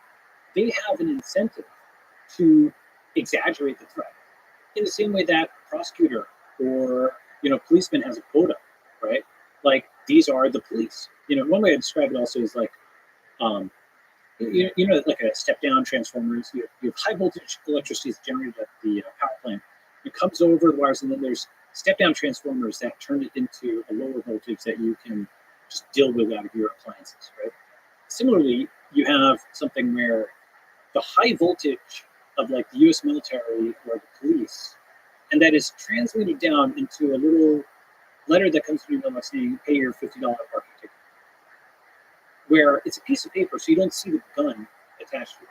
But if you were to defy that, it's like Grand Theft Auto, where you get 1 star, 2 star, 3 stars, 4 stars, 5 stars, and eventually, you have some serious stuff on your hands. Okay, so once you understand that, every law is backed by force, like that Brazilian guy with the machine gun that Rob mentioned. These guys are the regulatory police. Okay, now, see, for a time, what happened was, you had the captured industry because all of the folks who were in pharmaceuticals were, as Carpenter said, a culture of acquiescence towards the FDA. The FDA was their primary customer. So just like, in a sense, it's rational. Amazon talks about being customer obsessed, right? What Rob did was rational for that time, right? What G. Kirk Rob did was saying our customer is the FDA. That's our primary customer. Nobody else matters. They are satisfied first. Every single trade-off that has to be made is FDA, right? And really, that's why the two most important departments of many pharmaceutical companies, arguably all, are regulatory affairs and IP, not R&D, right? Because one is artificial scarcity regulation, which jacks up the price, and the other is artificial scarcity patent, which allows people to maintain the high price, right? So this entire thing is just like college education. These things may at some point have been a good concept, but the price has just risen and risen and risen until it's at the limit price and beyond. Okay, so what has changed? What's changed is in the 2010s, late 2000s and 2010s and so on, with the advent of social media, with the advent of a bunch of millionaires who are independent, with the advent of Uber and Airbnb, right, with the advent of cryptocurrency, with the diminution of trust in institutions, it used to be really taboo to even talk about the FDA as potentially bad in 2010, 2009, okay? But now people have just seen faceplant after faceplant by the institutions, and people are much more open to the concept that they may actually not have it all together. And I think it's you probably see some tracking poll or something like that. I wouldn't be surprised if it's like a 20 or 30 point drop after the CDC failed to control disease, the FDA failed, and the entire biomedical regulatory establishment and scientific establishment was saying masks don't work before they do. This was just a train crash of all the things that you're paying for that you're supposedly good. As I mentioned, one response is to go QAnon, and people will say, oh, don't trust anything. The better response is decentralization. So I will say one other thing, which is I mentioned this concept of proving the Form 3500B, where you scan. Go ahead. No, yeah, you're right. That just makes me laugh. I could just tell the form sucks by the fact that it has a code name. Yeah. Sorry. Yeah, exactly, right? UX is broken at every layer. Yeah, so they have a bad yellow price. Could we make it better? Well, we could make it better with just modern UX. The key insight here, by the way, which is a non-obvious point, and I've got a whole talk on this actually, that I should probably release. I actually did almost 8-9 years ago. It's called Regulation is Information. Product quality is a digital signal. Okay, what do I mean by that? Basically, when I talk about exit the Fed, that's the crypto economy, right? What does exit the FDA look like? Well, one key insight is that many of the big scale tech companies can be thought of as cloud regulators rather than land regulators. What do I mean by that? Well, first, what is regulation? People do want a regulated marketplace. They want A, quality ratings, like on a 1 to 5 star scale, and B, bans of bad actors, like the 0-star frauds and scammers and so on. And these are distinct, right? Somebody who's like a low quality but well-intentioned person is different than a smart and evil person. Those are two different kinds of failure modes you could have in a marketplace, right? Why is it rational for people to want a regulated marketplace, especially for health? Because they want to pay essentially one entry cost, and then they don't have to evaluate everything separately, but they may not have the technical information to do that, right? You don't want to go to Starbucks and put a dipstick into every coffee to see if it's poisoned or something like that. You sort of want to enter a zone where you know things are basically good, and you pay that one diligence cost from the zone itself, right? Whether it's a digital or physical zone, and then the regulator's taking care of it, and they've baked in the regulatory cost into some subscription fee of some kind, right? So the thing is, the model we've talked about is the land regulator, or the nation state, and the territorially bounded thing. The cloud regulator, what's a cloud regulator? That is Amazon star ratings, that's Yelp, that is eBay, that is Airbnb, that is Uber and Lyft, and so on and so forth. It's also actually Gmail and Google. Why? Because you're doing spam filtering, and you are doing ranking of emails with priority inbox, right? With Google itself, they ban malware links, right? So bad actors are out, and they're ranking, right? How about Apple, the App Store, right? They ban bad actors, and they do star ratings. When you start actually applying this lens, PayPal, they've got a reputation. Every single web service that's at the scale of like tens of millions or hundreds of millions of people has had to build a cloud regulator. And the crucial thing is it scales across borders. So you can use the data from Mexico to help somebody in Moldova or vice versa, right? Because it's fundamentally international, right? Those ratings that you have a network effect. And there's another aspect to it, which is these are better regulators than the land regulators. For example, Uber is a better regulator than the taxi medallions. Why? Every ride is GPS tracked. There's ratings on both the driver and the passenger side. Both parties, know that payment can be rendered in a standard currency, right? If you have below a certain star rating on either side, you get deplatformed and so on to protect either a rider or driver, and on and on, right? What does that do? Think about how much better that is than taxi medallions. Rather than a 6-month or annual inspection, you have reports from every single rider. Okay. Before Uber, it was the taxi drivers and taxi regulators who were in a real monopoly locally. Okay, because they were the persistent actors, and these taxi riders had nothing in common, didn't even know each other. Some, New York, some guy gets in a taxi, another guy had no way to communicate with each other. So the persistent actors were the regulators and the drivers, and they had this cozy kind of thing, and medallion prices just kept going up, and this was the sort of collaboration of artificial scarcity. Afterwards, with Uber and Lyft and other entrants, you had something interesting, a different kind of regulator-driver fusion. If you assume regulatory capture exists and lean into it, Uber is the new regulator, and Uber drivers are the drivers. Lyft is the competing regulator, and Lyft drivers are the new drivers. Okay, so you have a regulator-driver fusion versus another regulator-driver fusion. You no longer have a monopoly; you have multiple parties. Okay, you have a competitive market. This is the concept of like polycentric law, right, where you have multiple different legal regimes in the same jurisdiction overlapping that you can choose between with a tap and button.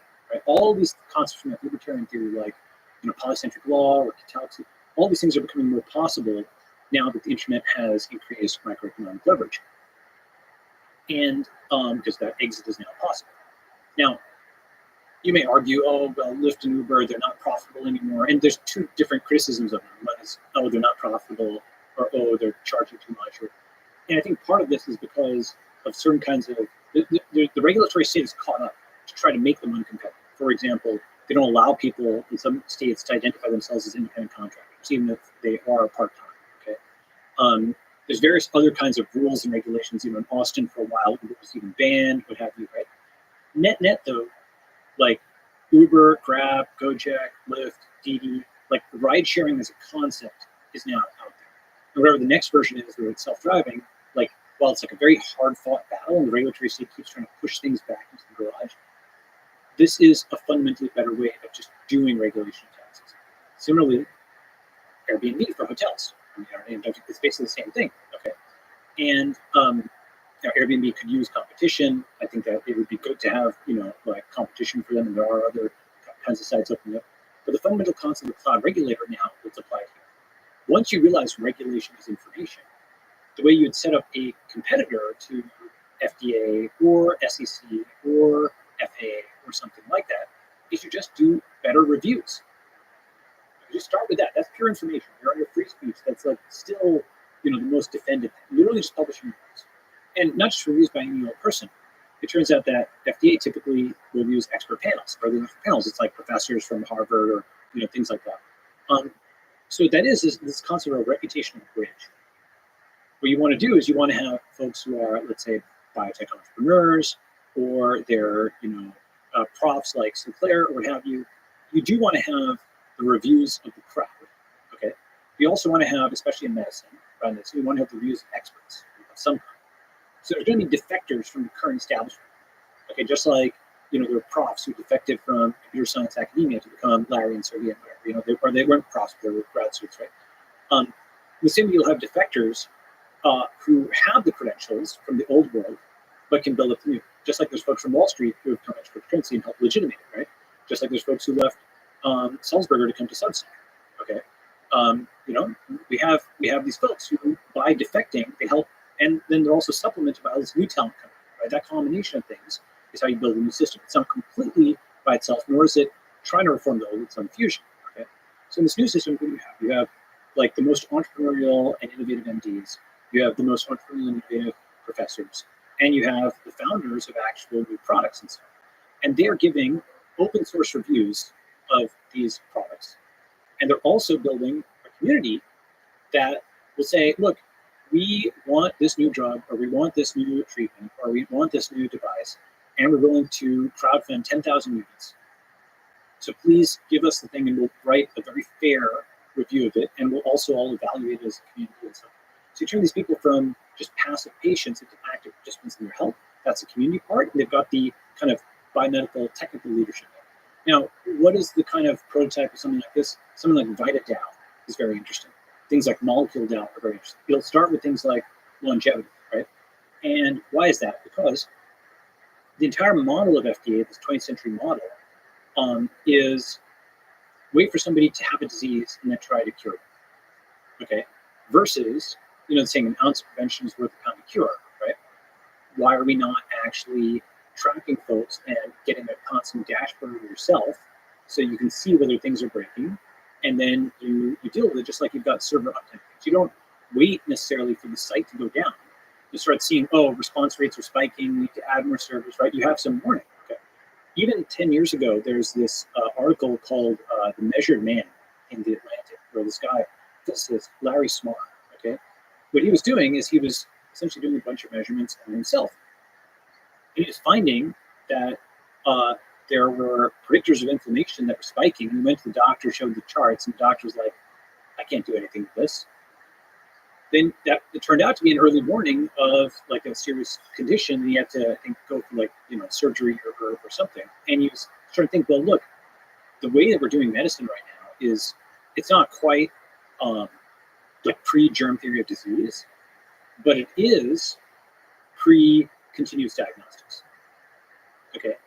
Continuous diagnostics, just to talk about this for a second, this is, I mentioned one angle on which you go after FDA, which is like the better phase 4, right? I mentioned the concept of better reviews in general, okay? I mentioned VitaDAO, which is like a community that is going after longevity. Let's talk about continuous diagnostics. So basically, we know better what is going on in Bangalore or Budapest than our open body. That's actually kind of insane to think that the stuff that, it's all the other side of the world, 10,000 miles away, but, a few millimeters away, you don't really know what's going on. Right? And that's starting to change with all the quantified self devices, the hundreds of millions of Apple Watches and Fitbits and stuff, right? You're also starting to see continuous glucose meters, which is very important. They're starting to give you readouts. People are seeing, wow, this is spiking my insulin, or rather, this is spiking my blood sugar. And it might be something you didn't predict. It varies for different people. For some people, banana isn't a big deal. For others, it's actually quite bad for your blood sugar. What happens when you extend it? Well, about 10 years ago, a guy, Mike Snyder, professor at Stanford, did something called Integral, where he just threw the kitchen sink of all the diagnostics he could himself over the period of, I think, a few weeks or a few months, I forget the exact duration. He was able to do things where he could see, during that period, he got a cold or something, and he could see in the expression data, the gene expression data, that he was getting sick before he felt sick. He could also see that something about that, like viral infection, made him develop diabetes-like symptoms, if I'm remembering it. So you can see, oh, wait a second, these are things that are that I can see in my readouts that I only have the vaguest interpretation This of is like as like a rising human from being. the ashes. And moreover, he could take, I don't think he did this, but if you took treatments, if you took drugs, right, you could actually show what your steady state was if you tracked over time, show what your disease state, sick state was, and then this drug pushes you back into non-disease state. You can actually get a quantitative readout of what, like steady state was, right? So that, and that steady state, your expression levels across all these genes, your small molecules, basically everything you can measure, that's going to vary from person to person, right? What's healthy and natural for you may be a different baseline than for me. For example, people who are South Asian or have dark skin tend to have vitamin D deficiency. Why? Because we need a lot of sunlight. So often inside you're tapping in your screen. So what do? Take actually significant vitamin D infusions. Okay, that's a small example of where baselines differ between people. Okay, so continuous diagnostics. What could that mean? That could mean things like the continuous glucose meter. It's quantified self. It's like continuous blood testing, right? So you have a so-called mobile phlebotomist. This is something which phlebotomist takes blood, right? Mobile phlebotomy would come to your office, come to your remote office. This is a great business for people. I think you can revisit this in 2022. People tried this in the 2010s, but I think it's worth revisiting. Mobile phlebotomist comes every week or every month, takes blood, runs every test, right? Maybe that's a few $1,000s a year. Maybe eventually gets to a few $100s a year. And that's expensive in some ways, but boy, that's better health insurance in other ways. Yeah, that's amazing. So there's a bunch of companies that do this, and actually would love to learn more about them. What one of them is a company called Inside Tracker that sponsors this podcast. They do that, but the reason I really appreciate them, they're the first ones that introduced me to how easy it is, but it's also depressing how little information exactly, as you beautifully put it once again, how little information we have about our own body in a continuous sense. Yes, and actually. Also, sadly, even with Inside Trackers that collect that data, how not integrated that data is with everything else. Right. If I wanted to opt in, I would like, I can't just like riffing off the top of my head, but I would like Google Maps to know what's going on inside my body. That's right. Maybe I can't intuit at first why that application is useful, but there could be incredible, that's where the entrepreneurial spirit builds. It's like, what can I do with that data? Can I make the trip less stressful for you and adjust the Google Maps? That's right. So, one of the things about this, by the way, is because there are so many movies made about Theranos, okay, that's one of the reasons why people have sort of been scared off from doing diagnostics to some extent, okay? Why? Because VCs are like, oh, is this another Theranos? And the diligence and everything, everyone's looking at, blood tests, 1 drop of blood, huh? How hurts the recruiting. Essentially, a lot of the media and stuff around that basically has pathologized the thing that we want to have a lot more entrance in, right? Now, one way of thinking about it is FDA has killed way more people than therapists, all right? Way more. Just take drug lag alone, okay? Whenever you have a drug that works and reduced morbidity and mortality after it was actually generally available, but was delayed for months or years, the integral under that curve is the excess morbidity and mortality attributable to FDA's drug lag. You could go back and do that study across lots and lots of different drugs, and you'd probably find quite a lot. Alex Tabarrok and others have written on this, right? Daniel Heminger has written on this, okay? That's just like one example. I gave the pandemic example, the fact that they held up the EUAs for the tests and didn't do challenge trials. That's like, they're not, that's like 1 million American dead that could have been orders of magnitude less if we had gotten the vaccine out to the whole populations, okay? So you're talking about something that has a total monopoly on global health, and you can't know what it is without that unless you have zones that are FDA free, but that have some form of regulation. As I mentioned, it's a V3. It's not going back to zero regulation, everybody in there for itself, but it's a more reputable regulator. Just like Uber is a better regulator than the taxi medallions, right? Yeah, you're painting an incredible picture. You're making me wish you were FDA commissioner. But there are a bunch of people who tweeted something like that after the with the pandemic. Whatever. Go ahead. Yeah. Is that possible? Like, if you were just given, if you became FDA commissioner, could you push for those kinds of changes, or is that really something that's the proof? Yeah. Short answer is no, and the longer answer, meaning That'd be funny. Like, short answer is no, the long answer is yes. So basically, see, a CEO of a company, it's very difficult. They can hire and fire, right? So in theory, they can do surgery on the organism, and Steve Jobs took over Apple and was able to hire and fire, raise money, do this, that. He basically had root over Apple. Like, he was a system administrator, right? He had full permissions. Okay. As FDA commissioner, you do not have full permissions over FDA, let alone like the whole structure around it, right?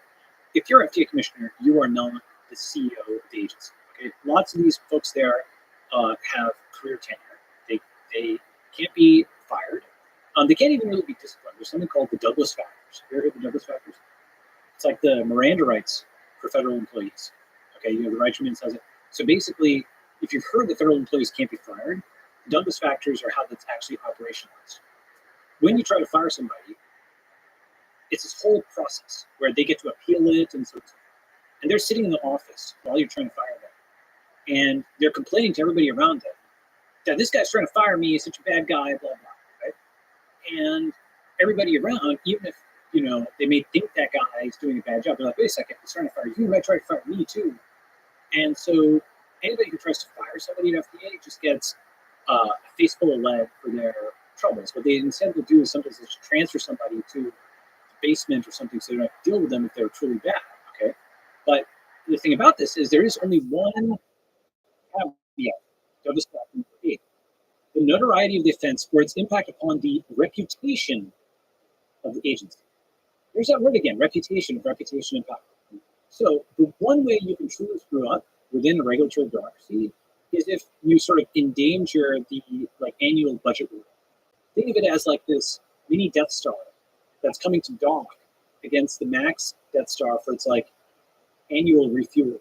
And it's talking about all the corporate criminals that it's prosecuted, the quotas, like the police quotas, the ticketing, and if they don't have a crisis, they will invent one. Just like TSA, just like other agencies you're more familiar with, you can kind of map it out. Look at the guns and drugs we've seized.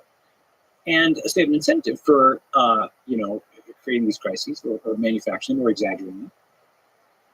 And if you endanger that refueling, that annual budget rule or, what have you, then the whole agency will basically be like, okay, you're bad and you can be disciplined or sometimes, with rare exception, you can be good. But what that means is that FDA commissioner is actually a white elephant. It's a ceremonial role, really, right? The term white elephant is like basically, the Maharaja gives you a white elephant as a gift. Seems great. Next day, it's eaten all of your grass. It's pooped on your lawn. It has just put a foot on your car and smashed it. But you can't give it away. It's a white elephant. The Maharaja gave it to you, right? That's what being FDA commissioner is. It's the kind of thing where and a lot of people are drawn in like moths to the flame for these titles of the establishment. I want to be head of this, I want to be head of that, right? And really what it is, it's becoming head of Kazakhstan in mid-1980s in the Soviet Union, the Kazakhstan SSR, right? Soviet Socialist Republic, before the thing was going to crumble, right? In many ways, it's becoming, folks who are just totally status obsessed getting these positions, but a lot of the merit, all the folks with merit are kind of leaving the government and going into, tech or crypto or what have you, right? So even if these agencies were hollow before, in some ways they're becoming hollower because they have less talent there, right? So A, you can't hire and fire very easily. You can hire a labor, you can't really fire. B, a lot of the talent has left the building that was there. C, we're entering the decentralizing era. And D, be like Satoshi. Satoshi founded Bitcoin because he knew you could not reform the Fed. Everybody's trying to go and reform. The reason trying to reform is we haven't figured out the mechanism to listen. And now perhaps we have it. So I've named a few, right? I'll name one more. Related to those. Fitness is actually the back door to a lot of medicine. Okay, why is that? You go to any, conference, could be neurology, could be cardiology. You'll find somebody who's giving a talk that says something along the lines of fitness is the ultimate drug. Maybe not today when people are saying, oh, fat phobic, but not too many years ago, you'd see somebody, people saying fitness is the ultimate drug. If we could just prescribe fitness in a pill, that would improve your cardiovascular function, your neurological function, depression. By the way, in that case, the use of the word drug means medicine. So medicine. Yeah, yeah, sure. fitness is the alternate medicine. Yeah. Yeah, the ultimate medicine, right? So if they could just prescribe the effects of it, it's just like boom, just massive effect, right? Like you're fit enough, you do resistance training, it helps with preventive diabetes, every kind of thing in the world you see a significant treatment effect. Yet your fitness is your own responsibility. You go to some gym, 24-hour fitness. What do they have? They have on the wall exhortations like your body is your responsibility, right? Am I right? Yeah. And go ahead. No, it's hilarious. Yes. It's funny, but it's true, right? Yeah, it's funny. It's true. And so your fitness, your diet, that's your responsibility. But when you go into a doctor's office, suddenly it becomes lie back and think of it. Okay, suddenly you become passive. Suddenly, oh, your doctor is Dr. Google. Well, your doctor must be a moron. You're going and trying to take care of yourself. You're Googling symptoms. Oh, how stupid you are. I have a medical degree. And that doctor, see, the thing is, if you come in and you've self-diagnosed, you've done some of your own research, if you're right, and if they've got an ego about it, they're undermined. And if you're wrong, they're like, haha. Either way, if they've got this kind of mindset, they have an incentive to resist the patient taking care of themselves. Isn't that the doctor's job, right? And they're kind of taught to behave like this, many of them. So what that means then is that intervention of that 15 or 30-minute appointment with the doctor, whatever drug they prescribe, better hit you like Thor's hammer to put you back on the straight and narrow. Because that's only with you for like a few seconds, a few minutes or whatever. The doctor's only with you for a few minutes. The drug is only, some drugs are very powerful, so they actually do work like this. But your fitness is your own responsibility, and that's a continuing forcing function every day. And again, we get back to decentralization, right? The decentralization of responsibility from somebody thinking of themselves merely as a patient to an active participant in their own health, who's doing their own monitoring of their own health, right, and logging all of their stuff, who's eating, properly and looking at the effect of their diet on things like their continuous glucose monitor as a V1, but other things, right? Who is as fit as they can possibly be. Like, these are kind of obvious things, but why is this a factor in medicine? Because since FDA only regulates those things that are meant to diagnose and treat disease, all the stuff that is meant to improve an otherwise healthy person is potentially out of the purview. Supplements are one interesting aspect that they were carved out in the mid-90s, and that's why the supplement industry is big, because FDA doesn't have as tight a rein on that. But all of the Fitbit, CGM, continuous glucose meter type stuff, you can crank out all kinds of things that help people get fitter. That will also actually have just general health value, but you're not marketing them to diagnose or treat, a disease. See what I'm saying?